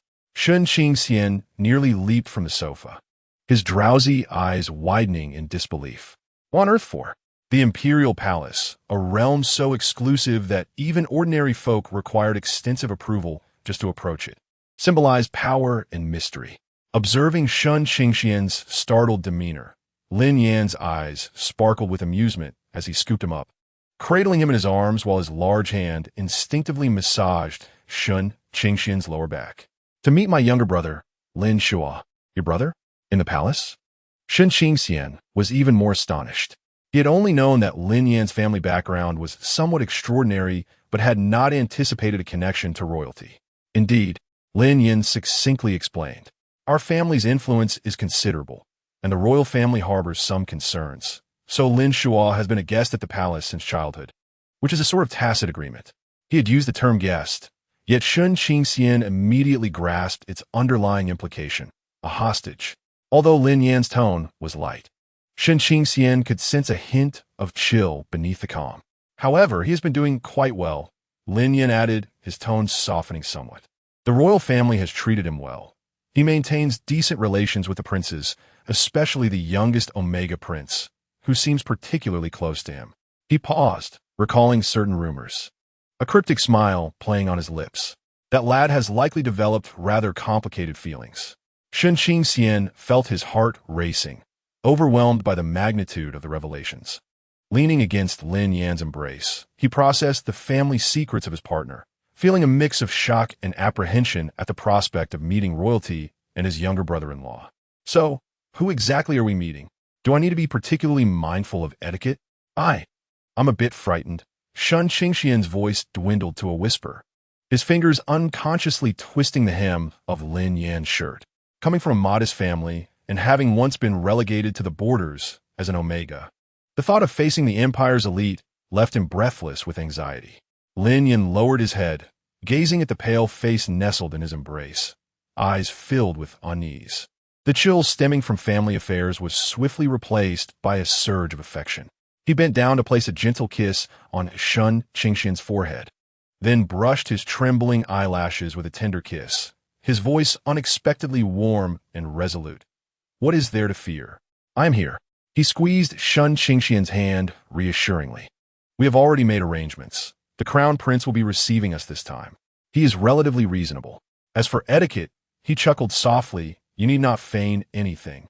Be yourself, with me by your side. Though his words were audacious, they carried a profound sense of reassurance. Shun Qingxian met Lin Yan's confident and steady gaze, and his racing heart gradually calmed. Taking a deep breath, he nodded. All right. The imperial palace was not the purely classical and grand architecture that Shun Qingxian had envisioned. It was situated in the very heart of the imperial capital, a remarkable fusion of Gothic spires and futuristic alloy structures. Towering black metallic spires pierced the clouds, their surfaces adorned with flowing azure energy patterns. Enormous stained glass windows housed dynamic holographic murals, depicting the Empire's history and glory, while royal guards in ornate retro attire and exoskeleton armor patrolled in an alternating fashion, creating a surreal blend of time and space. After navigating through layers of tight, yet efficient high-tech security, their hovering vehicle finally came to a halt in front of an adjacent hall. The hall's entrance was formed by a dark energy force field, shimmering with colors, silently proclaiming both technology and authority. Shun Qingxian clutched Lin Yan's arm tightly, his palms slightly sweaty. He felt his heartbeat and breath quicken upon entering this area. The hall doors slid open silently. The interior decor epitomized the ultimate amalgamation of cyberpunk aesthetics and royal opulence. The dome featured a holographic projection simulating the starry sky, with stars gently swirling, while the walls, made of cold, hard marble, were inlaid with warm yellow light strips and exquisite reliefs. The air was infused with a refreshing and delightful incense. Awaiting them was a young alpha clad in a silver-white gown adorned with shimmering patterns. He stood tall, his handsome and gentle features exuding the unique regal demeanor of royalty. Though his gaze was not piercing, instead, it conveyed a sense of calm and a subtle scrutiny. He was none other than Crown Prince Kaifeng Lanestein, Major Lin Yan. It has been a while. The Crown Prince smiled as he approached, his demeanor courteous yet dignified. His gaze then shifted to Shun Qingxian, with a perfect blend of curiosity and politeness. You must be Mr. Shun Qingxian, I presume? Nervously, Shun Qingxian felt almost clumsy, instinctively wanting to perform the elaborate court etiquette he remembered. However, Lin Yan discreetly wrapped an arm around his waist, halting his movements. Your Highness, Lin Yan nodded slightly, acknowledging the greeting with neither submission nor arrogance. This is my partner, Shun Qingxian. He introduced him with straightforwardness and candor. Greetings, Your Highness, the First Prince. Shun Qingxian's voice was slightly strained, and his cheeks flushed. He endeavored to maintain composure, yet his anxious demeanor only rendered him more endearingly genuine in the eyes of the First Prince. Kaifeng's eyes sparkled with amusement. He discerned that this Omega was not feigning his nervousness, but was genuinely apprehensive. He waved his hand gently. No need for such formality, Mr. Shun. Today is a private meeting. Do relax. Lin Shua has been eagerly anticipating your arrival since dawn. As he spoke, hurried footsteps echoed from within the inner chamber. Brother. A figure dashed out swiftly. It was a young lad, appearing to be around 18 or 19, bearing a striking resemblance to Lin Yan with his deep-set features and sharp contours. Yet his demeanor was markedly different. While Lin Yan exuded a cold sharpness honed by years of hardship, this youth resembled an unrefined jewel, brimming with youthful exuberance and bright, clear eyes. He was Lin Yan's younger brother, Lin Shua. Lin Shuo rushed over to embrace Lin Yan, then turned his curious gaze upon Shun Qingxian, his eyes sparkling. "So, this is my sister-in-law? Wow, brother, your taste is impeccable. She looks even better than in the holographic images." His candid and enthusiastic remarks caused Shun Qingxian's face to flush anew, leaving him flustered and muttering, "Hello." Lin Yan regarded his brother's excitable demeanor with a slight furrowed brow and gently tapped his forehead. "Mind your manners." However, his eyes held little reproach. Lin Shuo, unperturbed by his brother's reprimand, chuckled and leaned closer to Shun Qingxian, lowering his voice with a conspiratorial thrill. "Sister-in-law, don't be nervous. There aren't many formalities in the palace, especially when you're with me. I'll take you to explore the garden later. It boasts the most beautiful starlight roses in the entire empire, and they change colors." His warmth and kindness dispelled much of Shun Qingxian's tension, meeting Lin Shuo's sunny smile. Shun Qingxian couldn't help but smile back, nodding gently. Just then, another figure emerged slowly from the inner chamber. This boy appeared even younger than Lin Shuo, donned in an exquisitely tailored outfit adorned with tiny gemstones and luminous threads. His skin was nearly translucent, and his features were delicately refined, reminiscent of a porcelain doll in a shop window. He exuded a quiet demeanor, his gaze soft and timid, akin to a frightened fawn. He lowered his head slightly and approached Kai Feng, gently tugging at the corner of his sleeve. "Brother," his voice was barely above a whisper, infused with a hint of dependency. Shun Qingxian instantly surmised that this was the youngest Omega Prince, also the object of Lin Shuo's affections. Upon seeing the young prince, Lin Shuo's previously exuberant demeanor dulled significantly, his gaze unconsciously following the prince, his voice softening. "Your Highness, Avon." Little Prince Avon lifted his head, casting a swift glance at Lin Shuo before quickly lowering it again, responding in a soft voice, "Brother Lin Shuo." A delicate blush crept upon his fair ear tips. The Crown Prince Kai Feng observed the almost tangible atmosphere of intimacy between his younger brother and the scion of the Lin family, chuckling helplessly. He turned to Lin Yan and Shun Qingxian, saying, "It appears the youth have their own topics of conversation. Major Lin Yan, Mr. Shun, shall we converse over here? Perhaps Lin Shuo could take Avon and Mr. Shun for a stroll in the garden." Lin Yan glanced at his younger brother, whose eyes sparkled with excitement, and then looked down at Shun Qingxian, who, though still somewhat nervous, was obviously captivated by the innocent interaction between Lin Shuo and Avon. He nodded in agreement. "Very well." He released Shun Qingxian's hand, gently grasping his fingers instead, murmuring softly, "Go play with Lin Shuo, but don't wander too far. Call for me if you need anything." Shun Qingxian gazed at him, warmth flooding through him, and nodded vigorously. Lin Shuo joyfully approached, taking the slightly shy Avon's hand with one of his own, while gesturing invitingly to Shun Qingxian with the other. "Sister-in-law, this way. Let me show you something fun." As he watched the three young figures depart, Crown Prince Kai Feng turned his attention back to Lin Yan, his smile fading slightly as a more serious tone crept into his voice. "Major Lin Yan, shall we discuss matters inside? I wish to exchange perspectives regarding the northern frontier and recent developments concerning the Gu family." Lin Yan's expression turned contemplative as he nodded and followed Kai Feng into the inner chambers of the study. On the other side, Shun Qingxian, enthusiastically led by Lin Shuo into the palace gardens, glanced back at Lin Yan's tall, austere silhouette disappearing down the corridor. An inexplicable sense of reassurance washed over him, replacing the earlier tension. With Lin Yan present, it seemed there was nothing to fear, regardless of the grandeur of the occasion or the status of the individuals involved. He turned his attention to the sunny youth beside him, who was animatedly introducing the palace's wonders, and the quiet little prince who occasionally stole glances at Lin Shuo. A smile unconsciously graced his lips. Chapter 80. The seventh prince and Lin Shuo, the palace garden, stood in stark contrast to the cold, hard aesthetic of the external cyberpunk world, as if one had stepped into a meticulously nurtured ecological sanctuary. Towering ancient trees intertwined with luminescent vines, while the air was filled with transparent buds that automatically adjusted their luminosity. Beneath their feet lay a soft carpet of fungi that shifted colors with each step. Most striking of all was the sea of starry roses, their petals a deep, mesmerizing blue, speckled with tiny points of light that twinkled like real stars. As the angle and light shifted, the colors danced dreamily between blue and purple. "Wow!" Shun Qingxian exclaimed, unable to contain his awe. The scene before him was breathtaking beyond imagination. Lin Shaw, noticing Shun Qingxian's reaction, beamed with pride, resembling a child eager to showcase his treasures. "What do you think, sister-in-law?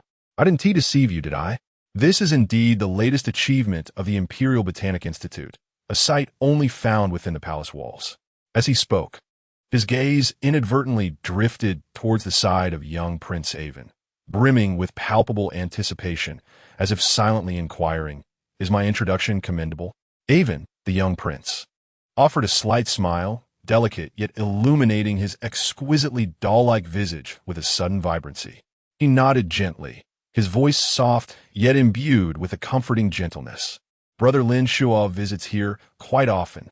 His succinct remark implied that Lin Shuo was a frequent visitor, and the reason was unmistakable.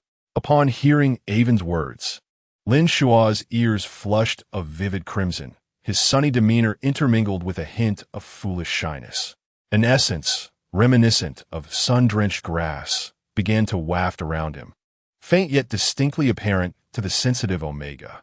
He resembled a large dog clumsily wagging its tail in the presence of its beloved, endearingly awkward yet sincere. Shun Qingxian, observing Lin Shuo's demeanor, felt his earlier tension dissipate, replaced by amusement and warmth.